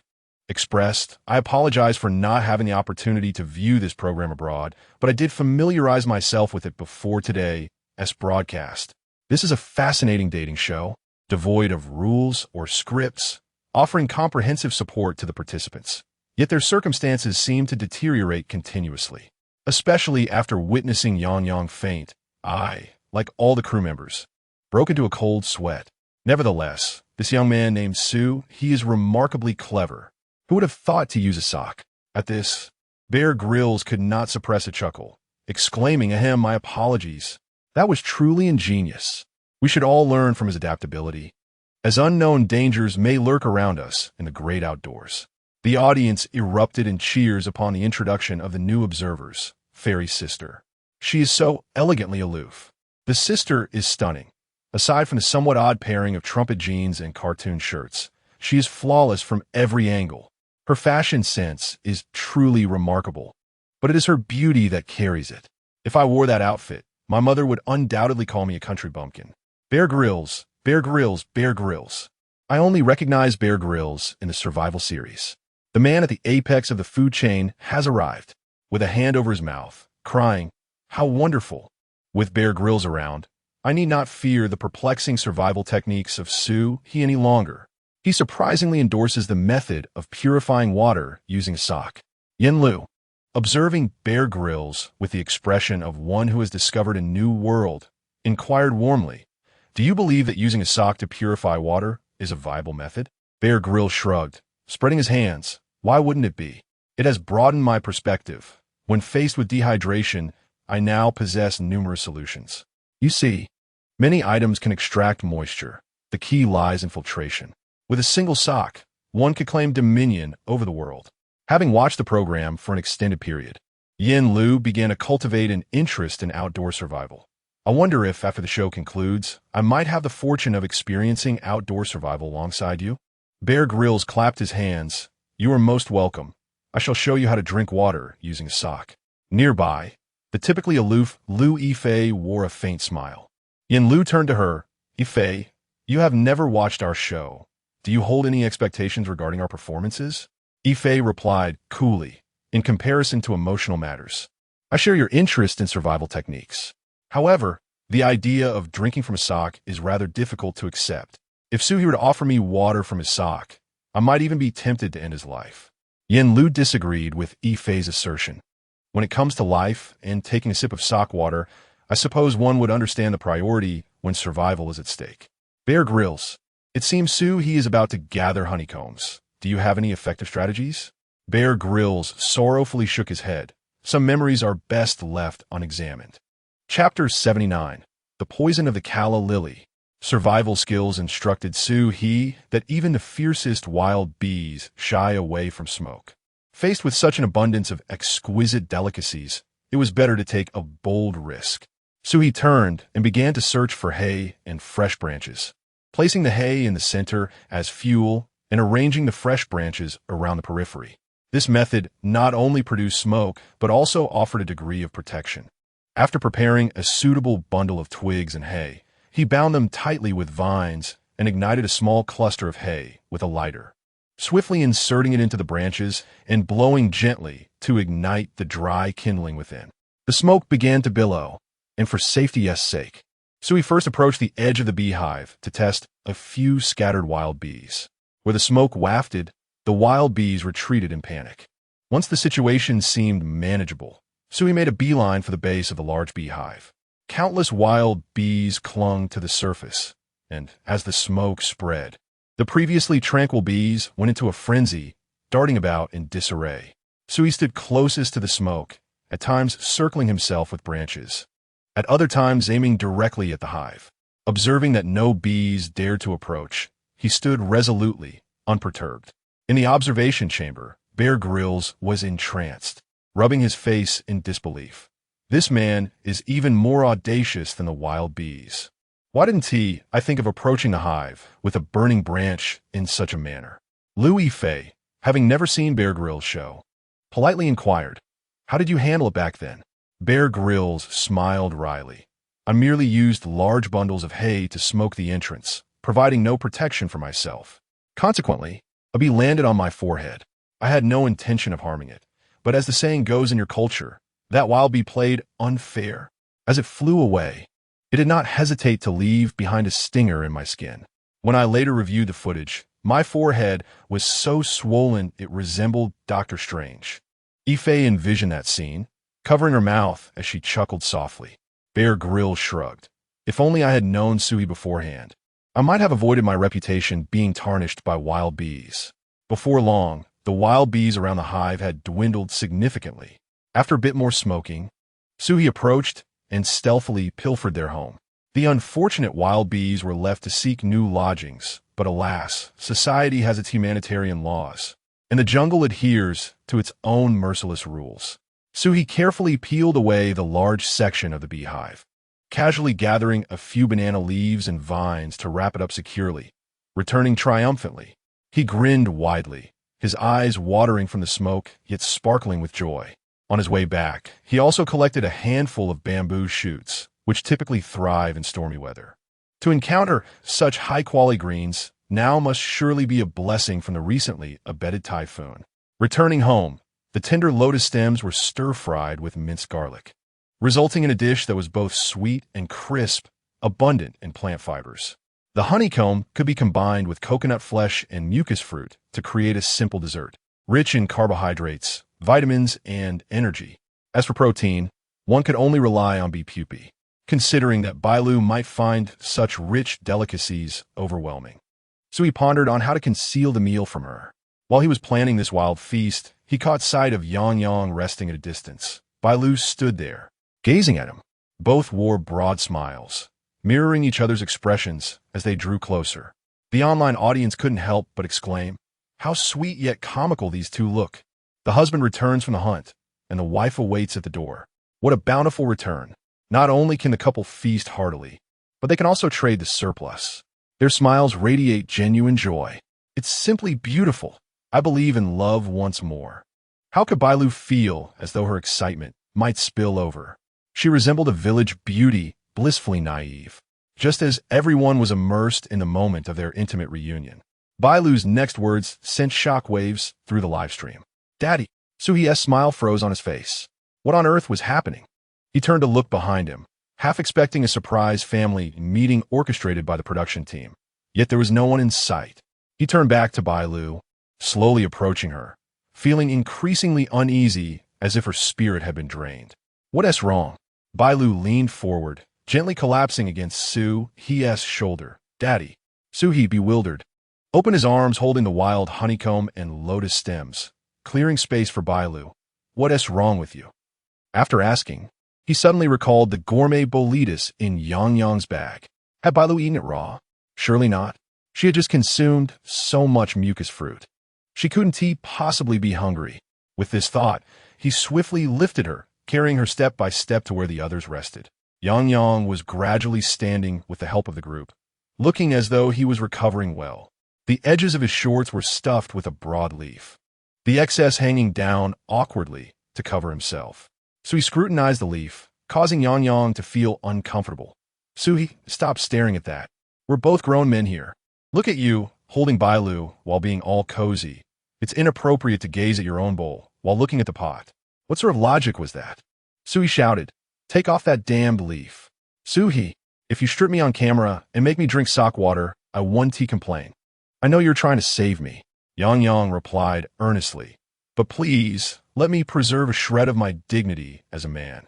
Shu He, weary of further conversation, positioned Bailu against a tree stump and carefully set down the recent harvest.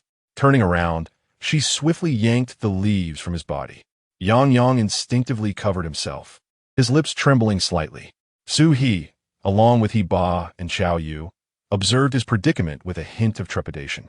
They felt no qualms about Yang Yang modestly concealing himself, especially with cameras surrounding them. After discarding the leaves, Shu He immediately began rinsing with water, hastily rubbing 2 fingers together in the sandy earth. These are the leaves of the calla lily, a genuinely toxic plant. Contact with the skin can cause itching and a rash. Upon hearing this, Yang Yang's face paled, and he hurriedly sought a secluded spot to check himself, while the others instinctively shifted their gazes towards Huachin Yu. To their astonishment, his face had flushed red. He had hoped to discreetly scratch himself when caught in their collective gaze, leading to an embarrassing situation. Shu He, Chao Yu prodded him with a finger. The issue isn't just yang yang. He just encountered this, but Hua Hua's situation could be more complicated. This calla lily leaf was what he found after his convenience without any paper. What should we do? Shu He smacked her forehead in exasperation. Chapter 80. I am not your father. I shall first attend to Bailu. Watching you, you must endure for a moment. The earlier buoyancy of Shu He's spirits was instantly extinguished as he returned to Bailu's side. What's the matter with Bailu? Reba, unaware of her unusual state, assumed that after being supported back by Shu He, their absence from each other merely indicated intimacy, believing it best not to intrude. Upon hearing Shu He express his intention to check on Bailu and recalling her earlier consumption of mushrooms, Reba's expression shifted dramatically. Chao Yu and Reba hastily knelt beside Bailu. Bailu murmured softly, Chao Yu, Reba, I see many mouths on the ground. Is this real? Chao Yu widened her eyes, glanced at the ground, and then back at Bailu. This isn't real. What else can you see? Bailu, still feeling weak, replied, I see many little people running about. Reba covered her mouth in astonishment. Shu He approached the three girls, and Bailu gazed at him, forcing a smile. Father, did the program team invite you? Dad Chao Yu pointed at Shu He and then at Bailu. I am not your father. I am Shu He. He retorted. Chao Yu, where is your water? Hurry, give it to her to dilute the poison, and then we must induce vomiting in Bailu. As he spoke, Shu He brushed aside Bailu's hair, scrutinizing her complexion. Chao Yu handed him the remaining bottle of water, and Shu He supported Bailu's back, saying, Drink this entire bottle. I want tea. Bailu protested, covering her mouth. You are clearly my father. Why won't you admit it? Have you transformed into a monster? Shu He wiped the sweat from his brow, pondering that if Bailu refused to drink the water willingly, he would have no choice but to force it down her throat. Just as he prepared to take drastic measures, Reba gently nudged him. Why not just acknowledge it and go along with her? It's simply a matter of being a father to Bailu for a moment. This indeed seemed a gentle solution. Reluctantly, Shu He acquiesced. All right, Lulu, drink the water for your father. It's quite hot here. Bailu managed a faint smile. I knew it. She then grasped the water bottle with both hands and drank 2 gulps. Father, I am no longer thirsty. Does Lulu not feel weak? Shu He, with a thread of black humor, yet a tender tone, gently stroked Bailu's head. You saw how Yang Yang looked when he was dehydrated. Once you drink, you will regain your strength. Be a good girl. Bailu, serious and contemplative, recalled the earlier incident involving a half-naked man collapsing. Oh, I remember. It was quite frightening. With a final gulp, she finished the entire bottle. Make her kneel and induce vomiting. I will check on watching you, Shu He instructed, handing Bailu over to the 2 girls while he took the 2 empty bottles and sought a secluded spot to relieve himself. From morning until now, there has been no opportunity to relieve oneself. This should suffice. Upon returning, he forcefully seized the contorted body of Hua Chenyu, exclaiming, Here, find a place to cleanse yourself with this. As he washed, he felt the intensity of the itch, pondering over Yang Yang's condition, hoping to leave him some. Hua Chenyu gazed at the somewhat discolored water bottle, filled with inner resistance. Shu He, is this your urine? I cannot bring myself to use it. Why is it that I must resort to urine while you gave Yang Yang and Bailu fresh water? These 2 bottles are ours. Shu He, without hesitation, grasped his collar and shouted, I have no time for your futile complaints. Have you not heard of the case abroad where a person poisoned by calla lilies itched to the point of taking their own life with a gun? The only way to thoroughly cleanse the toxins of calla lilies is with saline, and what else could be considered saline besides urine? If you wish to keep your health intact, you must do as I say, immediately. Hua Chenyu was thoroughly intimidated by Shu He's demeanor, his hands incessantly scratching at the itchy spots, aware that Shu He was not deceiving him, for he felt a desperate urge to end it all. He could no longer afford to hesitate. Gritting his teeth, he snatched the 2 water bottles from Shu He and walked away. Shu He turned to see the 2 girls fussing and comforting each other, while Bailu, kneeling on the ground, alternated between crying and laughing. Ooh, Shu He does not like me. I cannot vomit. Hey, look, the little one is moving. This time, pretending to be a father would likely be ineffective. Shu He stood behind Bailu, inserting a finger into her mouth, forcefully pressing against the root of her tongue. According to skill enhancement advice, when the tongue is curled backward with vigor, it can hasten the vomiting process. Indeed, before long, Bailu began to retch uncontrollably. Fortunately, he returned in time. The porcini mushrooms had hardly been absorbed. It was only when bile began to surface that Bailu slowly lifted her head. Reba, filled with concern, took out a tissue to wipe her face. Just let it out. Don't be afraid, Lulu. Bailu rested her head against Reba's embrace. Mother. Yang Chaiwa plopped down on the ground, exhaling heavily. This morning has been utterly terrifying. Watching Shu He navigate the rainforest with ease. How has it turned into hell for us? Shu He supported one of Bailu's arms, effortlessly lifting her onto his back. Now is not the time for sentimentality. She has always been obedient. Why did she suddenly decide to eat the mushrooms in the bag? Yang Chaiwa straightened her posture, lowering her head to timidly apologize. It is all my fault. Bailu said she often ate these when she was young. I did not believe her. In her haste, she demonstrated it to us, asserting that this was porcini, seeming quite knowledgeable. Since she had shown no adverse reactions, I became careless. Shu He, it is entirely my mistake. Shu He gave Bailu a gentle jolt on his back. This is not your fault. There are over 450 species of porcini mushrooms, among which is the Lanmao porcini, also known as the giant shouking. How much did Bailu consume? Reba extended a finger. One. Shu He nodded slightly. Fortunately, it wasn't much, and she has already expelled it. In a while, she will fully recover. The symptoms are merely some hallucinations. Her physical condition will not be severely affected, so do not worry. Shu He glanced around. You two wait for watching you, in Yang. Please bring me the things on the ground. I need to take Bailu home first. Chaiwa promptly stood up and handed over the pile of items Shu He had collected. You can't carry this. Allow me to help you take it back. No need. It will already be quite a challenge for you to manage those two men. Just as they were discussing how to move the items back, Yu in Yang returned. Yu had used over half a bottle of urine, and his movements were noticeably reduced, though he still swayed a bit while walking. Yang pouted, mentioning that a certain part of his skin was indeed reddening and starting to itch. Shu He grimaced, uninterested in lengthy explanations, and took the remaining small half bottle of urine from Yu, splashing a couple of drops onto Yang's trousers. Yang, in a state of despair, jumped but could not evade it. Yu approached and patted him on the shoulder. Do not struggle. This could be life-saving. Yang pointed at the remaining bottle of urine in his hand. You two? Yes. Yu rarely lowered his head in solemnity. As everyone had calmed down, Reba spoke. Let us return together. The group nodded and followed Shu He. Just as they were nearing the edge of the rainforest, they spotted Hua Xiao gasping for breath while seated on the ground, and Zhang Yuqi stood beside him, hands on her hips, looking utterly speechless. Chapter 81. To maintain dignity or to preserve life? Their fishing gear was strewn all over the ground, and Hua Xiao sat on the floor, clutching his glasses, grimacing as he fanned himself with his hand, appearing utterly drained of energy.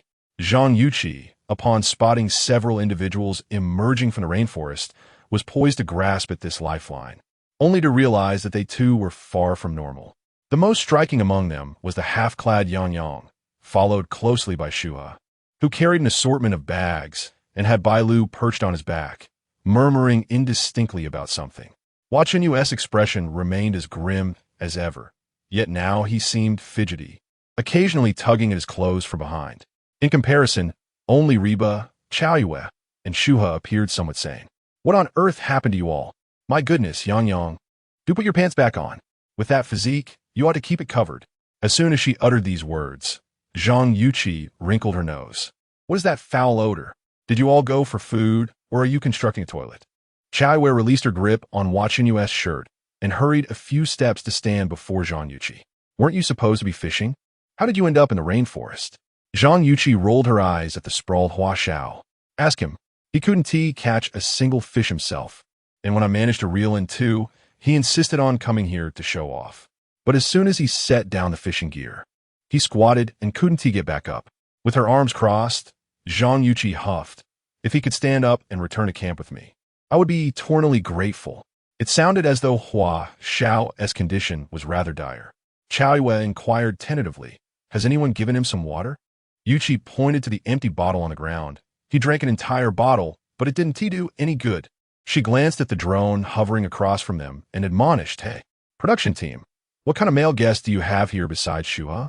Just take a look. One is half naked, another is a fuss budget, and this one, well, he looks like he is on the brink of death." The three male guests felt a bit embarrassed by her remarks, with Yang shyly pushing away Reba, who had been supporting him. Shu He adjusted Bailu on his back. Was Hua Xiao's head completely exposed to the sun while fishing? Zhang Yuqi ceased her complaints and nodded vigorously. Indeed, he might be suffering from heat stroke. "Hua Xiao, can you stand up now?" He caught a glimpse of Hua Xiao shaking his head slowly, beads of sweat plummeting to the ground.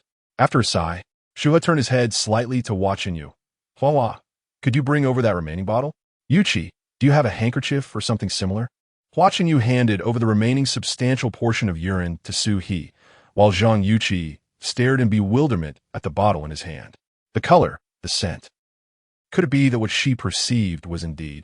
As her thoughts began to spiral, it became evident that discerning the bottle's origin would require considerable effort. Yang then extended his half-sleeve to Shu He, saying, "Brother, take this, use mine." Shu He nodded in agreement, replying, "Please hold this for me." He proceeded to soak the half-sleeve in the liquid from the bottle as thoroughly as possible. Once the bottle was emptied, he seized the garment that Yang could barely hold and, with a swift motion, slapped it onto Hua Xiao's head. Hua Xiao, initially taken aback by the sudden deluge of damp fabric covering his face, was startled, yet soon felt a refreshing breeze that alleviated his disorientation. Zhang Yuqi gazed at the half-sleeve with disdain, and when it landed atop Hua Xiao's head, her mind nearly imploded from incredulity. Reacting instinctively, she let out a shriek and leaped back a few steps. Shu He, expressionless, remarked, "Once Hua Xiao regains his composure, make sure to escort him home. Hua Xiao, upon your return, take a cool shower and hydrate thoroughly. Keep me informed of any developments." Despite the peculiar scent, Hua Xiao, with the half-sleeve still draped over his head, found it oddly comforting and was reluctant to remove it. So he could only observe the bobbing head concealed beneath the fabric and chose not to intervene further. Carrying Bailu towards the campsite. "Rababa, Chao Yu, one of you accompany me to tend to her. Is Shu He being a bit excessive? It seems intentional. First making them consume sock water, now utilizing urine, all under the pretense of treatment. Apologies, I just checked, and Shu He's statement holds merit. Saline solution can neutralize the toxins of the calla lily. Isn't seawater saline? For the sake of others' dignity and health, why not retreat a bit further?" Yet, returning from a distance, Yang became dehydrated, Hua Yu succumbed to itchiness, and Hua Xiao suffered from heat stroke. Where did all these little fairies in the comments section emerge from? Of course, aside from those who speak without understanding, many netizens fervently exclaimed, "Wow, the audacious trio, the tale of a life-saving urine." The trio in the observation room fell into silence, with Belle contemplating Shu He's actions earnestly. Louis Fei had never witnessed such a raw reality show. Forget about scripts. The star aura was extinguished one urine splash at a time. Her typically serene countenance occasionally lit up with surprise at Shu He's antics. Ultimately, when Shu He comically slapped the half-sleeve on a Hua Xiao's head, she could no longer contain her laughter and covered her mouth, giggling audibly. Although Yen Lu is the host, she had never encountered such an intense dating reality show. She scratched her head and said, "Well, Mr. Bell, the method that Shu He employed using urine to alleviate symptoms has indeed astonished the viewers in the live stream. As an outdoor survival expert, do you have any better suggestions?" Bell scoffed dismissively and replied, "Better suggestions? Do you think you're wandering through a pharmacy? I find this remedy rather uncomfortable. Is there a better alternative? Let me tell you, in the wilderness, any means that can save a life is the best. There is no room for negotiation. The more techniques you possess, the greater your chances of survival. I believe our discussion should not revolve around finding a better suggestion, but rather how these male artists should express their gratitude to Shu He. His approach has provided me with much inspiration, and I wish to convey to everyone that when you decide to venture into the great outdoors, do not carry over the ways of city living." Bell's tone was quite assertive, and the pretentious comments in the chat, criticizing Shu He's hygiene, began to dwindle. Yin Lu handed Belle a glass of water and said, "Calm down, Belle. Why do you seem so upset when this topic arises?" After a moment of reflection, Belle sighed and softened his tone. "I apologize. I may have gotten too immersed in my feelings. There were many doctors who once condemned my survival methods, claiming they were perilous, and they even attempted to halt my program. All I want to convey is that their medical expertise is geared towards living well, while my methods are solely focused on survival. Seeing Shu He face a similar situation today truly makes it difficult to remain composed. Yin Lu, let me ask you, in such circumstances, would you prioritize dignity or life?" Chapter 82. Xiaoyu must team up with Shu He. Undoubtedly, life takes precedence. Yin Lu's response was resolute, prompting Bailu to nod in satisfaction. "You are a remarkably brave and genuine woman. I eagerly anticipate your participation in my program." Yang Yang's situation is undeniably perilous. While Hua Qingyu might afford to wait a bit longer, his decision to comply with Shu He's directives, even when aware of the urinous nature, indicates his inability to endure the toxins any longer. There may still be time to fetch water from the seaside while cooling Hua Xiao, or perhaps, as with Yang Yang earlier, to enlist someone to climb a branch to collect water. However, I believe that after a morning filled with such exertions, Shu He's stamina is nearly depleted, and he possesses little energy left. Furthermore, his patience has been exhausted, and Bailu's treatment remains unfinished. Upon hearing Bailu's remarks, Yin Lu and Lu Yifei gained a deeper understanding of Shu He. Yin Lu recalled a previous incident. In fact, having Hua Xiao cover his head with such material is quite deserved. Lu Yifei's expression shifted to one of discomfort upon her words. After all, this is a variety show, with numerous eyes upon them.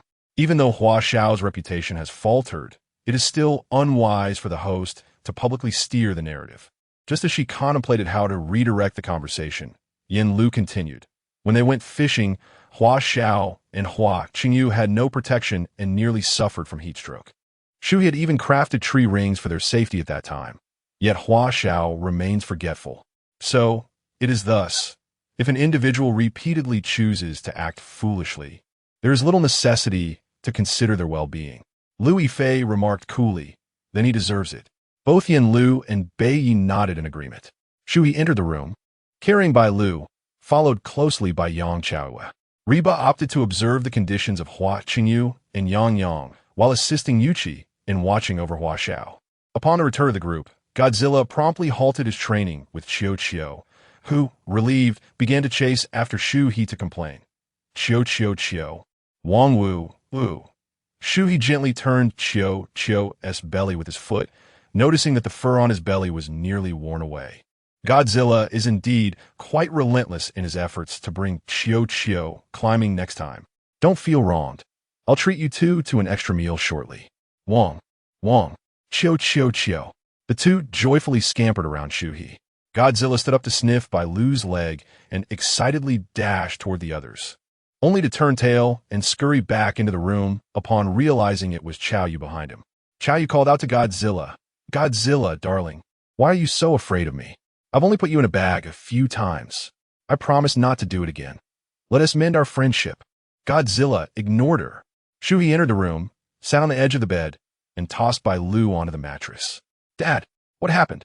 Bailu, with a tender voice, touched her head, bewildered by the events that had unfolded. Shu He rose from beside the bed and addressed Qiaoyu. "I will fetch some medicine and milk. Please watch over her." Qiaoyu offered an unrefined salute, her curious gaze fixed on Bailu. "Shu He is your father, and you call Ruba mother, so what am I to you?" Bailu extended her hands, grasping at the air. "Aren't you just Qiaoyu? Look, there are so many threads here." "What kind of threads?" "Thin ones. Let me catch one for you." He. With a furrowed brow, Bailu pretended to smooth a strand of thread in the air, diligently tracing it with her fingertips while frequently showing it to Qiaoyu.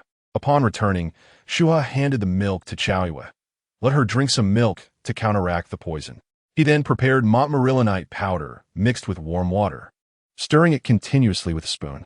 Qiaoyu coaxed Bailu to drink the milk and asked Shu He, "Will this really work?"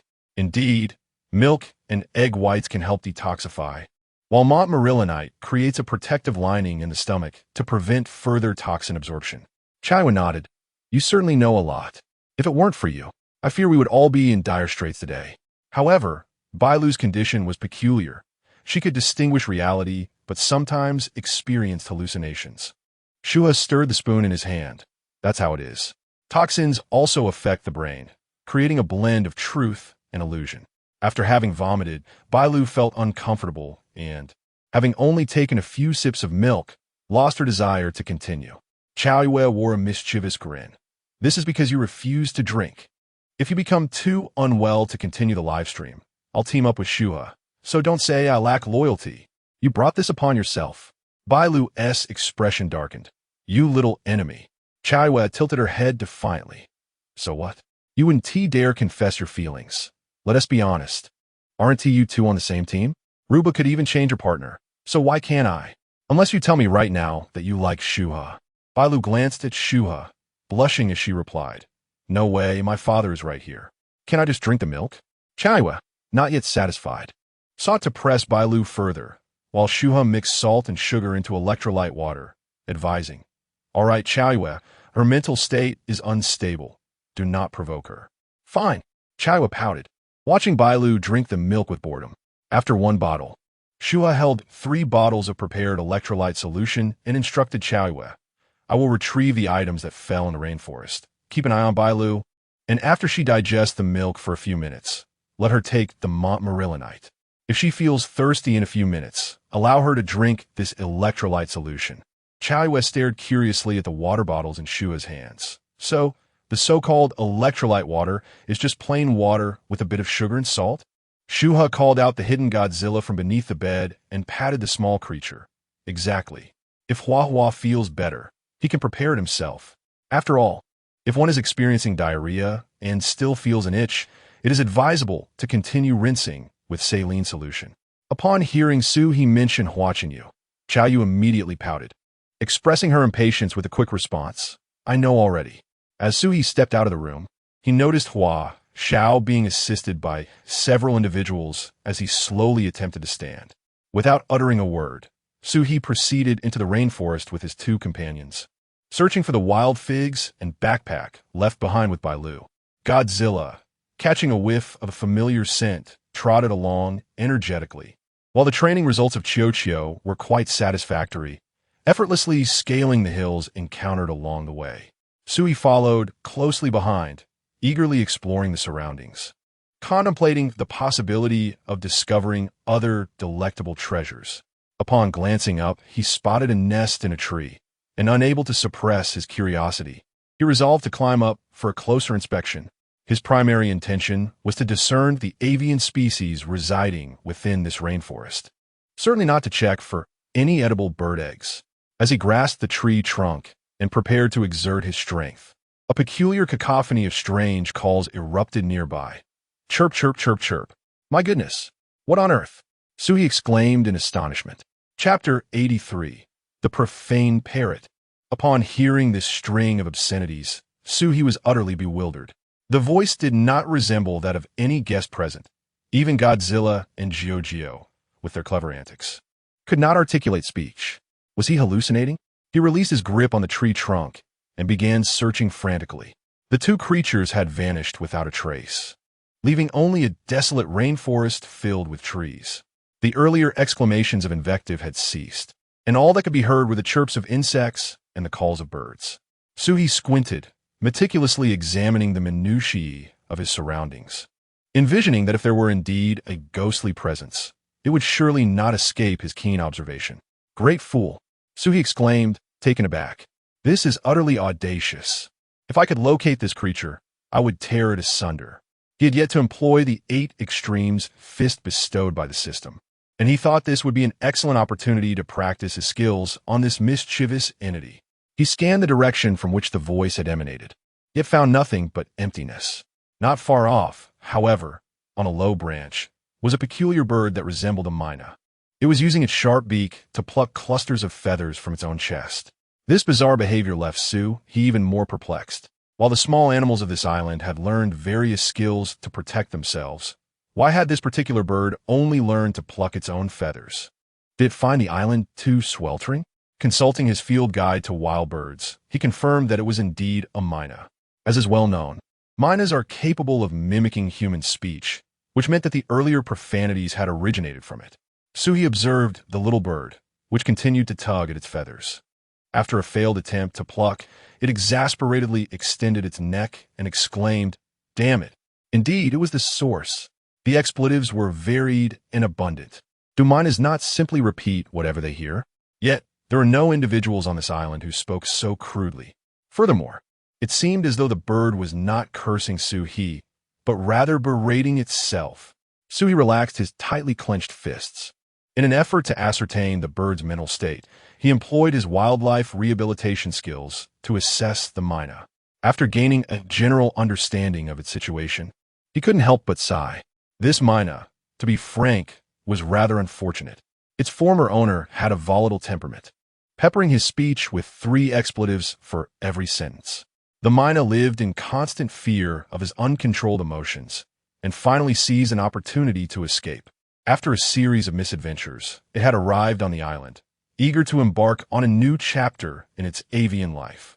However, it was met with a tempest, narrowly escaping death, only to succumb to depression. Shu He attempted to approach gently, emitting soft cooing sounds to alleviate the myna's panic.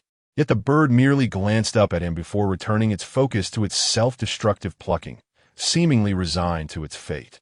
Shu He extended a finger, subtly maneuvering it to replace the branch beneath the bird's claws, and to his surprise, the myna offered no resistance, instead gazing vacantly into the distance. Its self-harming behavior ceased, and it appeared to be awaiting its own consumption at Shu He's hands. Shu He gently traced the smooth head of the bird with the tip of his index finger. His healing skills indicated that this creature lacked proper nourishment and required timely sustenance to ensure its bodily functions were restored. In order to alleviate its depression, it would be prudent to first engage with its interests. Shu He scrutinized the lark in his hand. Its body was predominantly black, but in the light, one could discern a bluish-purple metallic hue. Perhaps due to malnutrition, the lark's luster was not pronounced. Its wings bore large white patches, while its beak and feet displayed a vibrant orange-yellow. The sides of its head revealed bare yellow skin. Had it not been for the large patches of feathers that he had inadvertently plucked from its belly, the bird would have appeared quite majestic and striking. Why had it resorted to such self-destruction? Clearly, the adverse environment was the culprit. There was no need for it to inflict harm upon itself. As Shu He continued to stroke its head with gentle fingers, he offered soothing words. Noticing that the lark clutched his finger with both claws, showing no intention of escape, he carefully cradled it in his arms, preparing to take it home for further treatment. Suddenly, 2 figures appeared from afar, hurrying towards him. Godzilla held a branch of fig in its mouth, while Jiu rolled over with a backpack adorned with white dew. The 2 little ones had grown responsible and were now able to assist with household chores. Observing their antics brought Shu He great joy, and he pondered whether the lark would also find its place once it recovered. Yet, he had no intention of training animals. He preferred to let them thrive naturally. Upon their approach, Godzilla discarded the branch it had been carrying, and Jiu ceased its playful antics with the backpack. Both tilted their heads inquisitively, examining the little black bird nestled in Shu He's embrace. As the lark began to pluck its own feathers with its sharp beak, exclaiming, "I've been washed away," Shu He was taken aback by the outburst. With yet another patch of feathers removed from its belly, both creatures gasped in unison. "Hiss," Godzilla remarked. "This creature must be quite ill." Shu He presented the lark with both hands and introduced it, saying, "This fellow is named Godzilla." As if struck by inspiration, the lark blurted out, "Grass mud horse." "Woof." Shu He coughed as Godzilla, upon hearing the response, erupted in fury, revealing its sharp teeth, while little Jiu lay beside its elder, seething with indignation. "Woof! How dare you insult my brother? Just wait until I challenge you." Shu He, feeling a headache coming on, intervened with his foot to restrain the 2. Would the lark's depression improve, but its foul language remain unchecked? Seeing the 2 creatures fuming, he could only explain, "It is unwell, do not take offense." He pointed to his own head, indicating, "There's a problem here." With a sigh, Godzilla huffed in response. while Jiu shot the lark a disapproving glance. So he continued his introduction. This fluffy little seal is named Jiu. I am Shu He. To his astonishment, the lark quickly learned to call out his name. A smile spread across Shu He's face, as it seemed there was hope for the lark to emerge from its melancholy. In the future, as we share our lives together, I shall ensure that you no longer endure such oppressive surroundings and tumultuous storms. Therefore, I kindly ask that you cease plucking the feathers from your own body, all right? You are, after all, a magnificent lark. If this continues, you shall be left with but a few strands. He placed the lark before him. Why don't you introduce yourself? What is your name? The lark replied, not a few. What? Not a few? Was this not what he had just said? He could not discern whether the lark genuinely bore this name, or was merely mimicking his tone. Regardless, the creature had made its choice, and at the very least, it deserved a modicum of respect. Very well, Godzilla, chirp, henceforth. This friend shall be known as not a few. We are all comrades now. Without lifting its head, Godzilla seized a wild fig and strode ahead, while little Chirp wiggled its backside, following its elder brother, casting not a glance at not a few. The two clearly expressed their unwelcoming sentiments towards this new member. Yet not a few, undeterred, continued to rant behind them, plucking at its own feathers. Fool. Damn it. What are you pretending for? Chapter 84. A promising future awaits. Young one.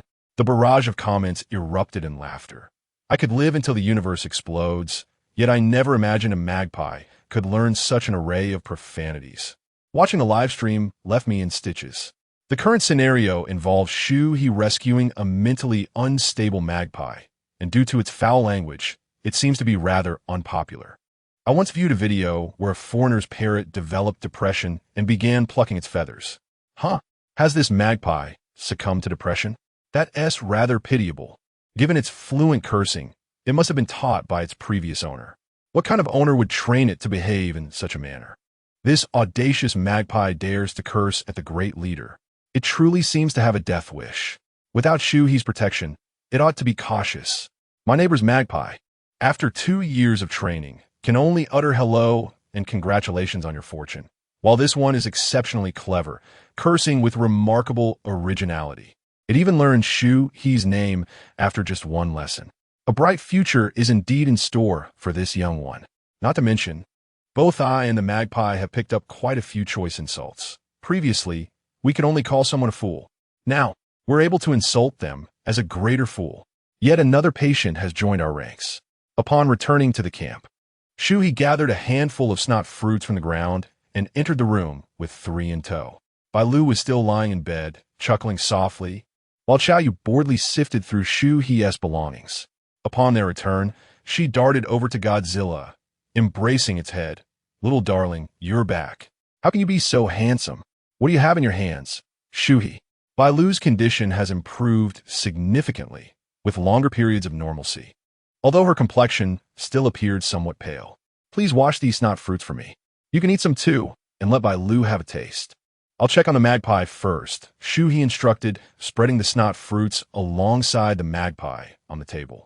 Yang Xiaoyu, intrigued, stood up from beside Godzilla, resting her hands on the edge of the table, revealing only her eyes as she peered at the blackbird. Is it one of those talking magpies?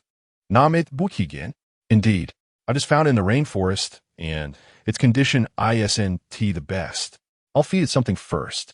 Shu He retrieved a bottle cap and filled it with water, but Buji Jin, alert, turned its head away, refusing to drink. Shu He had no choice but to fetch a syringe from the first aid kit, draw some water, and quickly pry open its beak, administering the fluid drop by drop. Grass. Gulp, gulp, clunk, clunk.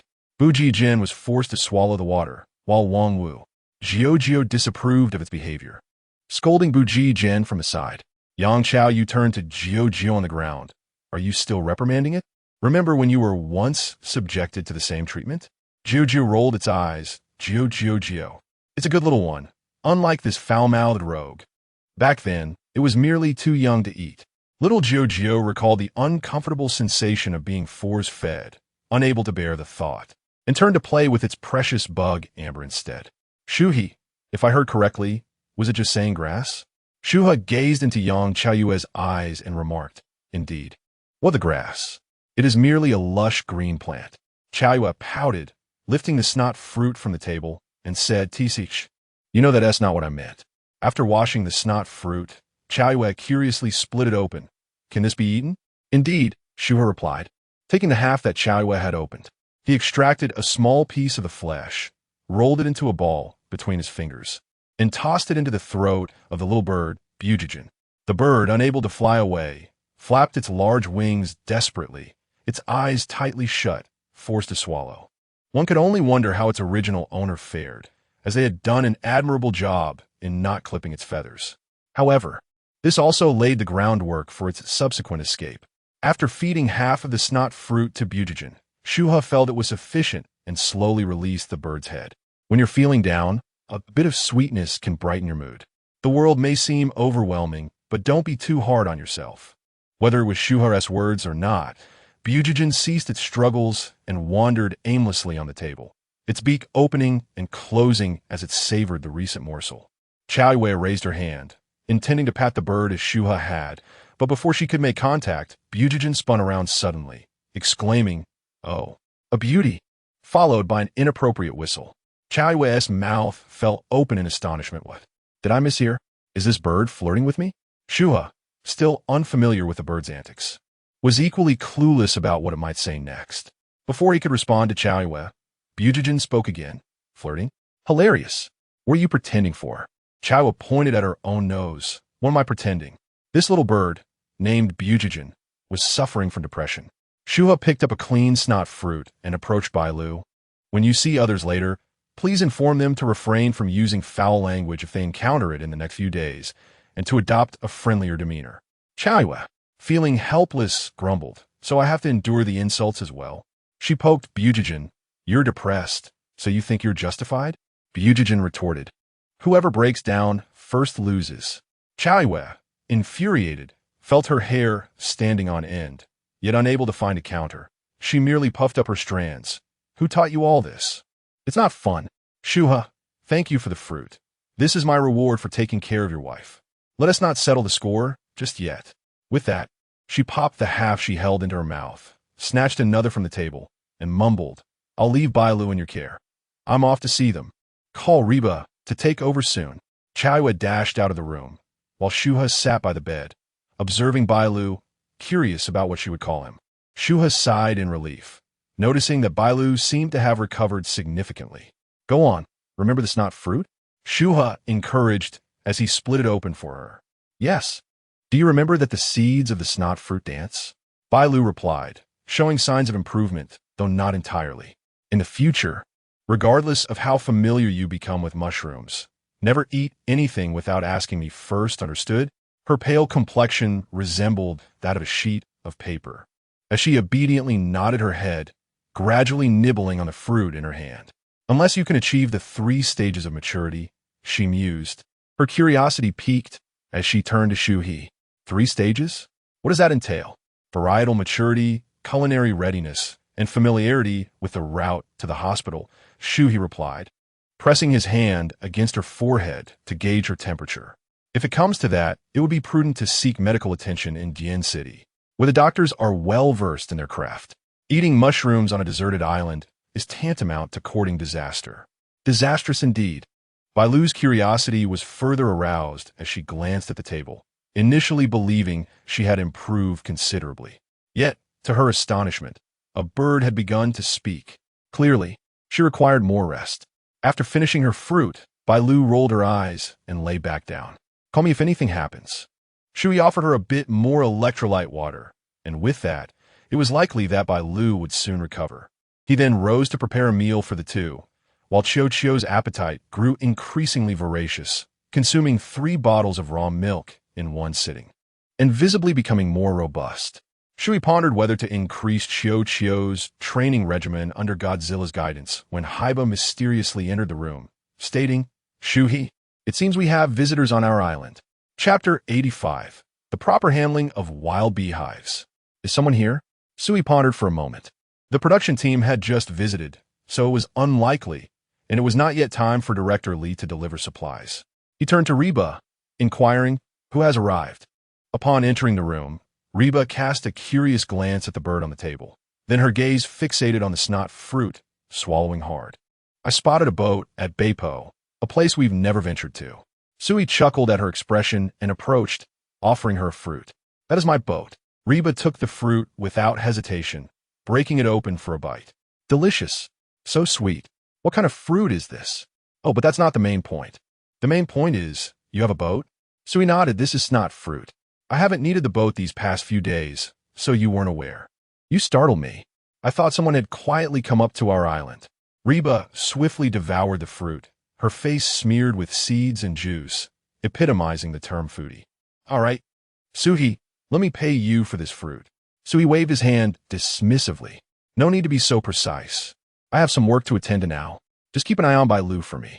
Reba tapped her head. I tend to forget everything when I see food. How is Bailu? Her health is stable. Once she regains consciousness, she will be fine. However, I'm uneasy leaving her alone here. As he spoke, Shu He picked up a branch of snot fruit at the door. Leave it to me, Reba assured, confidently thumping her chest. Boasting. What? It was then Reba noticed the few strands of knot quite on the table. Oh, you must be the one who chased Xiaoyu away, right? What are these called? Truly formidable.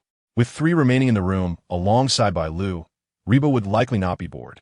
Shu He harvested a coconut from the shore, bringing all the treasures from the rainforest to the dining area. He meticulously trimmed the stray leaves and branches of the snot fruit, cutting them into small sections for hydroponics, adding a drop of plant growth agent. He then soaked and cleaned the thunder bamboo shoots, and now, for the main event. Carefully, he unfolded the banana leaves on the dining table, revealing a large, golden wild beehive. So he rubbed his hands in anticipation. The wild beehive he discovered was not nearly this large, perhaps only half the size. After swiftly removing the outer layers of the hive, he began to sort the young bees, which were still developing and not yet capable of flight, into a bowl. These young bees did possess stingers, but their wings were not yet strong, rendering their sting harmless. Viewers watching Shu He handle the wild beehive were filled with goosebumps. That is too nerve-wracking. Goodness. He isn't planning to eat those, is he? He absolutely must. These are the Rolls-Royce of local specialties. Young bees and bee pupae are high in protein, and wild honey can sell for 200 to 300 per 100 grams. The beehive also has therapeutic benefits for certain ailments. Is that true? I must quickly purchase a bottle for my husband. However, I urge everyone not to make hasty purchases, as there are numerous fakes on the market, artificial wax and honey mixed with sugar. One cannot possibly find the pure wild honey that Shu He possesses.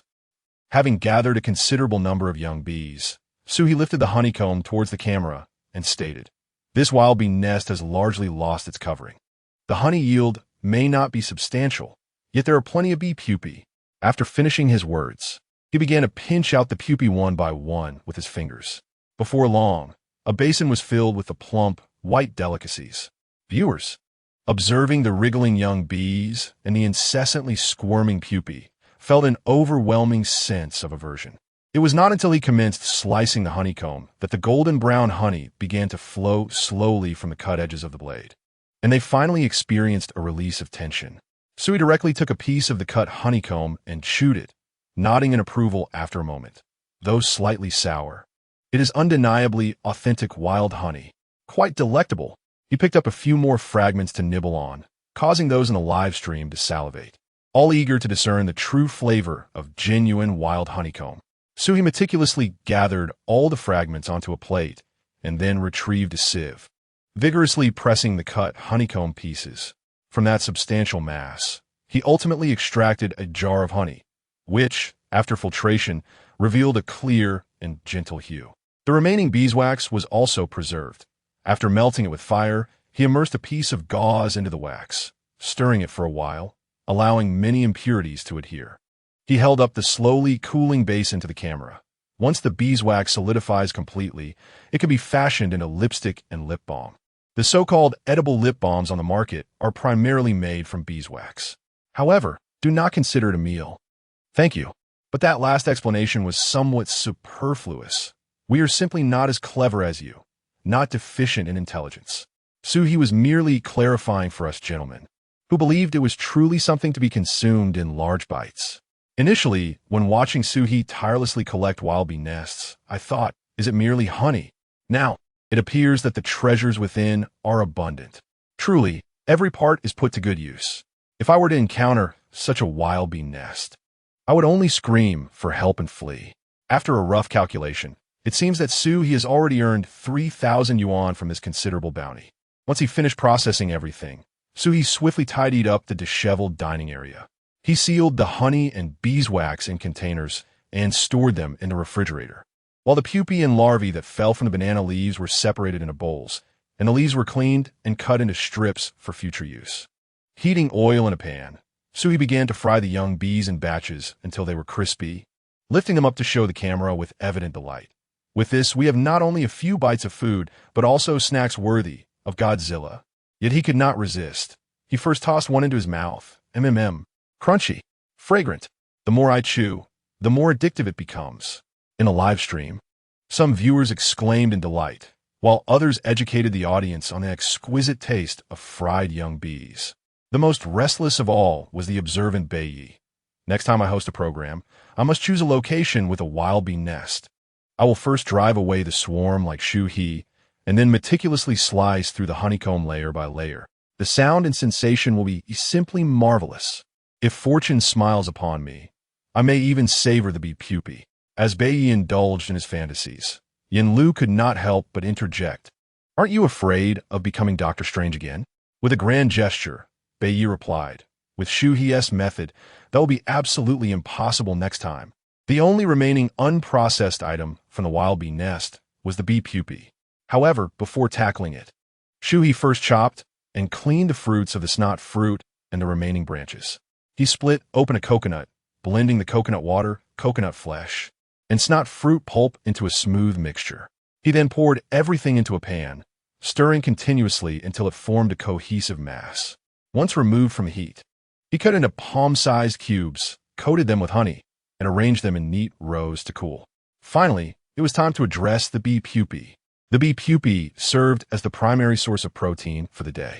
To avoid wastage from frying, Shu He retrieved the clean snot fruit skewers, intending to thread them and grill them for consumption. Chapter 86. The Uninhabited Island Eatery. Daily earnings exceed 1,000. A series of tender, white bee pupae were strung together, and upon completion, a total of 15 skewers were counted. So he carried the barbecue grill outside the restaurant to begin the process of making charcoal for roasting the bee pupae. A sprinkle of salt and a dash of chili powder soon filled the air with the enticing aroma of grilled delicacies, wafting through the campsite. One by one, the guests peeked out, with the first to rush over being Reba, who eagerly assisted Bailu while urging her to hasten. Wow, Shu He, what are you grilling? Reba and Bailu squatted behind him, curiously observing the unfamiliar little yellow, plump morsels. These are some wild fruits I just found.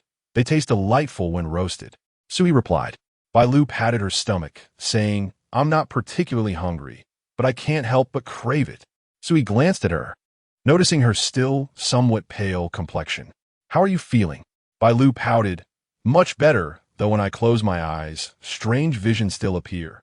To be honest, they are quite beautiful, and my mood is splendid now. Shu He nodded and brushed a bit more oil onto the bee pupae. This hallucinogenic toxin can also be beneficial for treating depression, provided it is consumed in moderation. However, encountering the blue hand is still too perilous. I've caused you more trouble, Shu He. Is there anything I can do to assist you now? Bailu's expression of guilt was unmistakable. Shu He, wishing to lighten her spirits, suggested, inside, I have some jelly made from the snot fruit. Could you wrap them in banana leaves and plate them for serving? Just remember to sit while you do it. Sure thing. Bailu stepped into the restaurant, following Shu He's instructions to package the jelly. Reba, reluctant to leave, squatted beside him, watching him grill the wild fruits. Shu He, how much do those grilled wild fruits cost? I can hardly contain my craving. Shu He chuckled. We barely have enough for ourselves. 3 others, drawn by the aroma, soon arrived, Godzilla at the forefront, with Jujui trailing behind, swaying vigorously in an attempt to shake off the few remnants clinging to it. Each time Jujui's movements threatened to dislodge those remnants, Godzilla would take flight briefly, then land steadily back on Jujui. Woof! Jujui was exasperated, yet no matter what it did, it could not rid itself of Godzilla. Upon reaching Shu He, who was grilling the bee pupae with one hand while retrieving the larvae with the other, he called out, "Jujui, come and eat." "Not a chance," Jujui retorted. Shu He's tone turned serious. "You will eat today, whether you like it or not. If you refuse to move, don't blame me for force-feeding you." After muttering a curse, Jujui reluctantly landed in front of the iron basin, pecking at a single larva. Wow. Its eyes lit up, and soon it was pecking at a second one. Throwing back its head, it exclaimed, "Wow. Wow, here comes a third." Shu He nodded in satisfaction. "Godzilla. There's a share for you too. Just leave a bit for Jujui, as it can't handle too much." Godzilla received the command, opening its mouth wide to devour half a basin, the sound of crunching echoing as it savored the mysterious delicacy, its eyes narrowing in delight. Although it had sampled most wild flavors in the rainforest, it dared not approach the wild beehive. "Shu He, what delectable dish have you prepared now?" Yang Xiaowei emerged in her pajamas, donning a sun-protective jacket, seemingly having returned from a brief slumber, neglecting to tend to Hua Chenyu. Following closely behind her was Hua Chenyu, appearing refreshingly invigorated, likely having taken a shower. As the pair bent down to gaze at the barbecue, their stomachs simultaneously let out a growl. Hua Xiao and Zhang Yuqi were also lured outside by the swirling smoke. "Shu He, you are truly remarkable. What is this deliciousness?" Zhang Yuqi pointed delicately at the bee pupae with her pinky. Hua Xiao, regaining some energy, remarked, "What is so impressive? We have fish to eat too." Soon, they would roast Shu He's remaining charcoal, hoping to tempt their appetites. Upon hearing the mention of grilled fish, Hua Chenyu's stomach growled again. "Hua Xiao, I couldn't find any food today. Could I purchase some of your grilled fish, along with Shu He's barbecue delicacies?" Hua Xiao chuckled. "We only have 2 fish in total. One for each of us is barely enough. However, I can't bear to see you starve. How about I sell you the fish heads for 200 each?" "What?" The group's eyes widened in disbelief. A dry fish head, once roasted, would hardly yield anything but bones. Yet Hua Xiao dared to charge 200? Hot Ba, also lacking food, furrowed her brows in discontent. "Scoundrel! Fool!" Hua Xiao instinctively retorted, only to realize the insult came from a featherless blackbird. "What are you? Where are you?" Hua Xiao shot back. "I'll punch you into the air. Breaking down defenses, are we?" Shu He interjected impatiently. "It suffers from depression and has a knack for insults. You better not curse in its presence. Who knows if its previous owner made a living by cursing? In any case, you cannot outweed it. Plus, it has suicidal tendencies and is a protected species. I advise you to show kindness." Zhang Yuqi burst into laughter upon hearing Shu He's explanation. "I see now. You are the not a few that Xiaowei spoke of. I never imagined it would be a minor bird. We are quite compatible.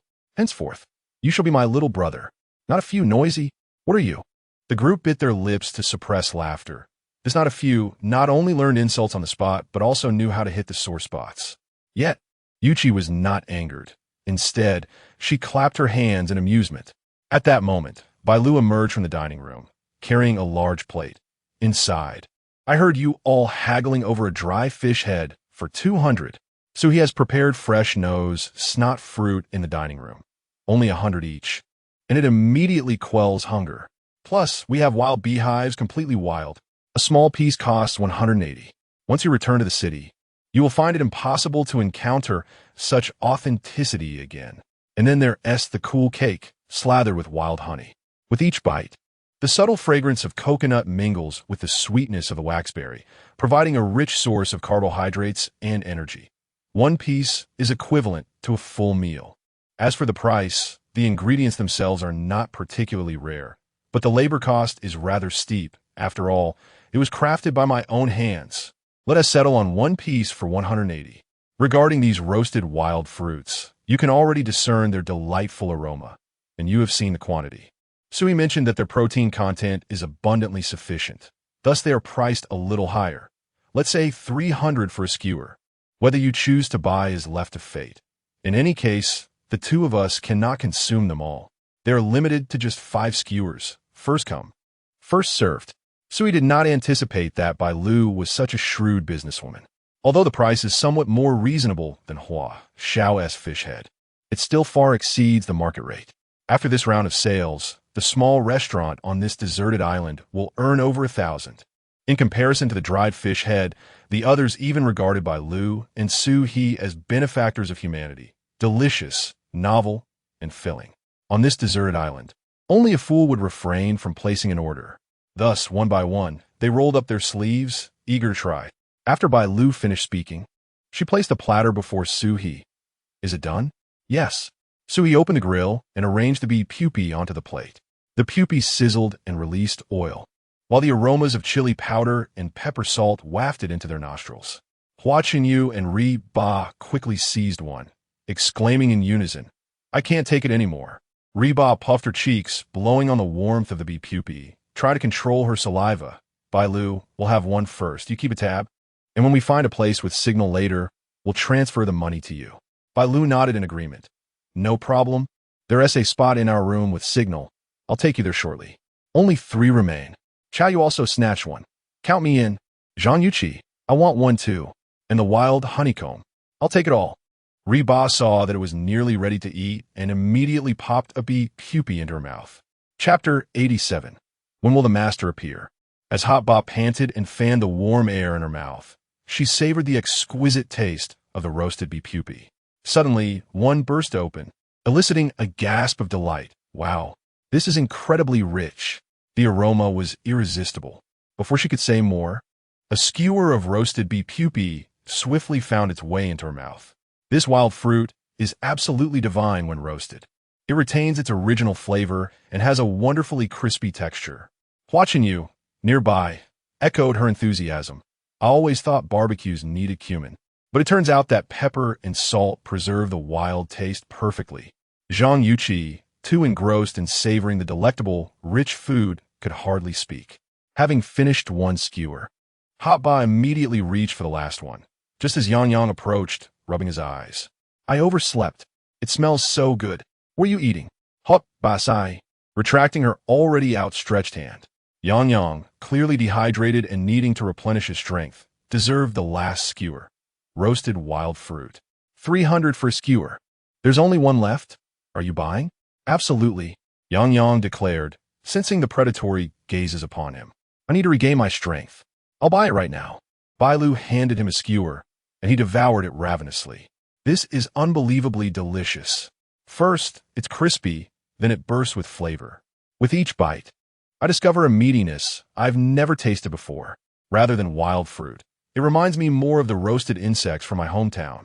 His words left the others momentarily speechless. Indeed, it did resemble roasted insects more closely. However, they quickly shook off their astonishment and stood up nonchalantly. Chow Yu wiped her mouth, declaring, roasted insects are still roasted insects. Anyone who misses out on such delectable roasted insects might as well be dead. Hua Xiao chimed in. Thank you.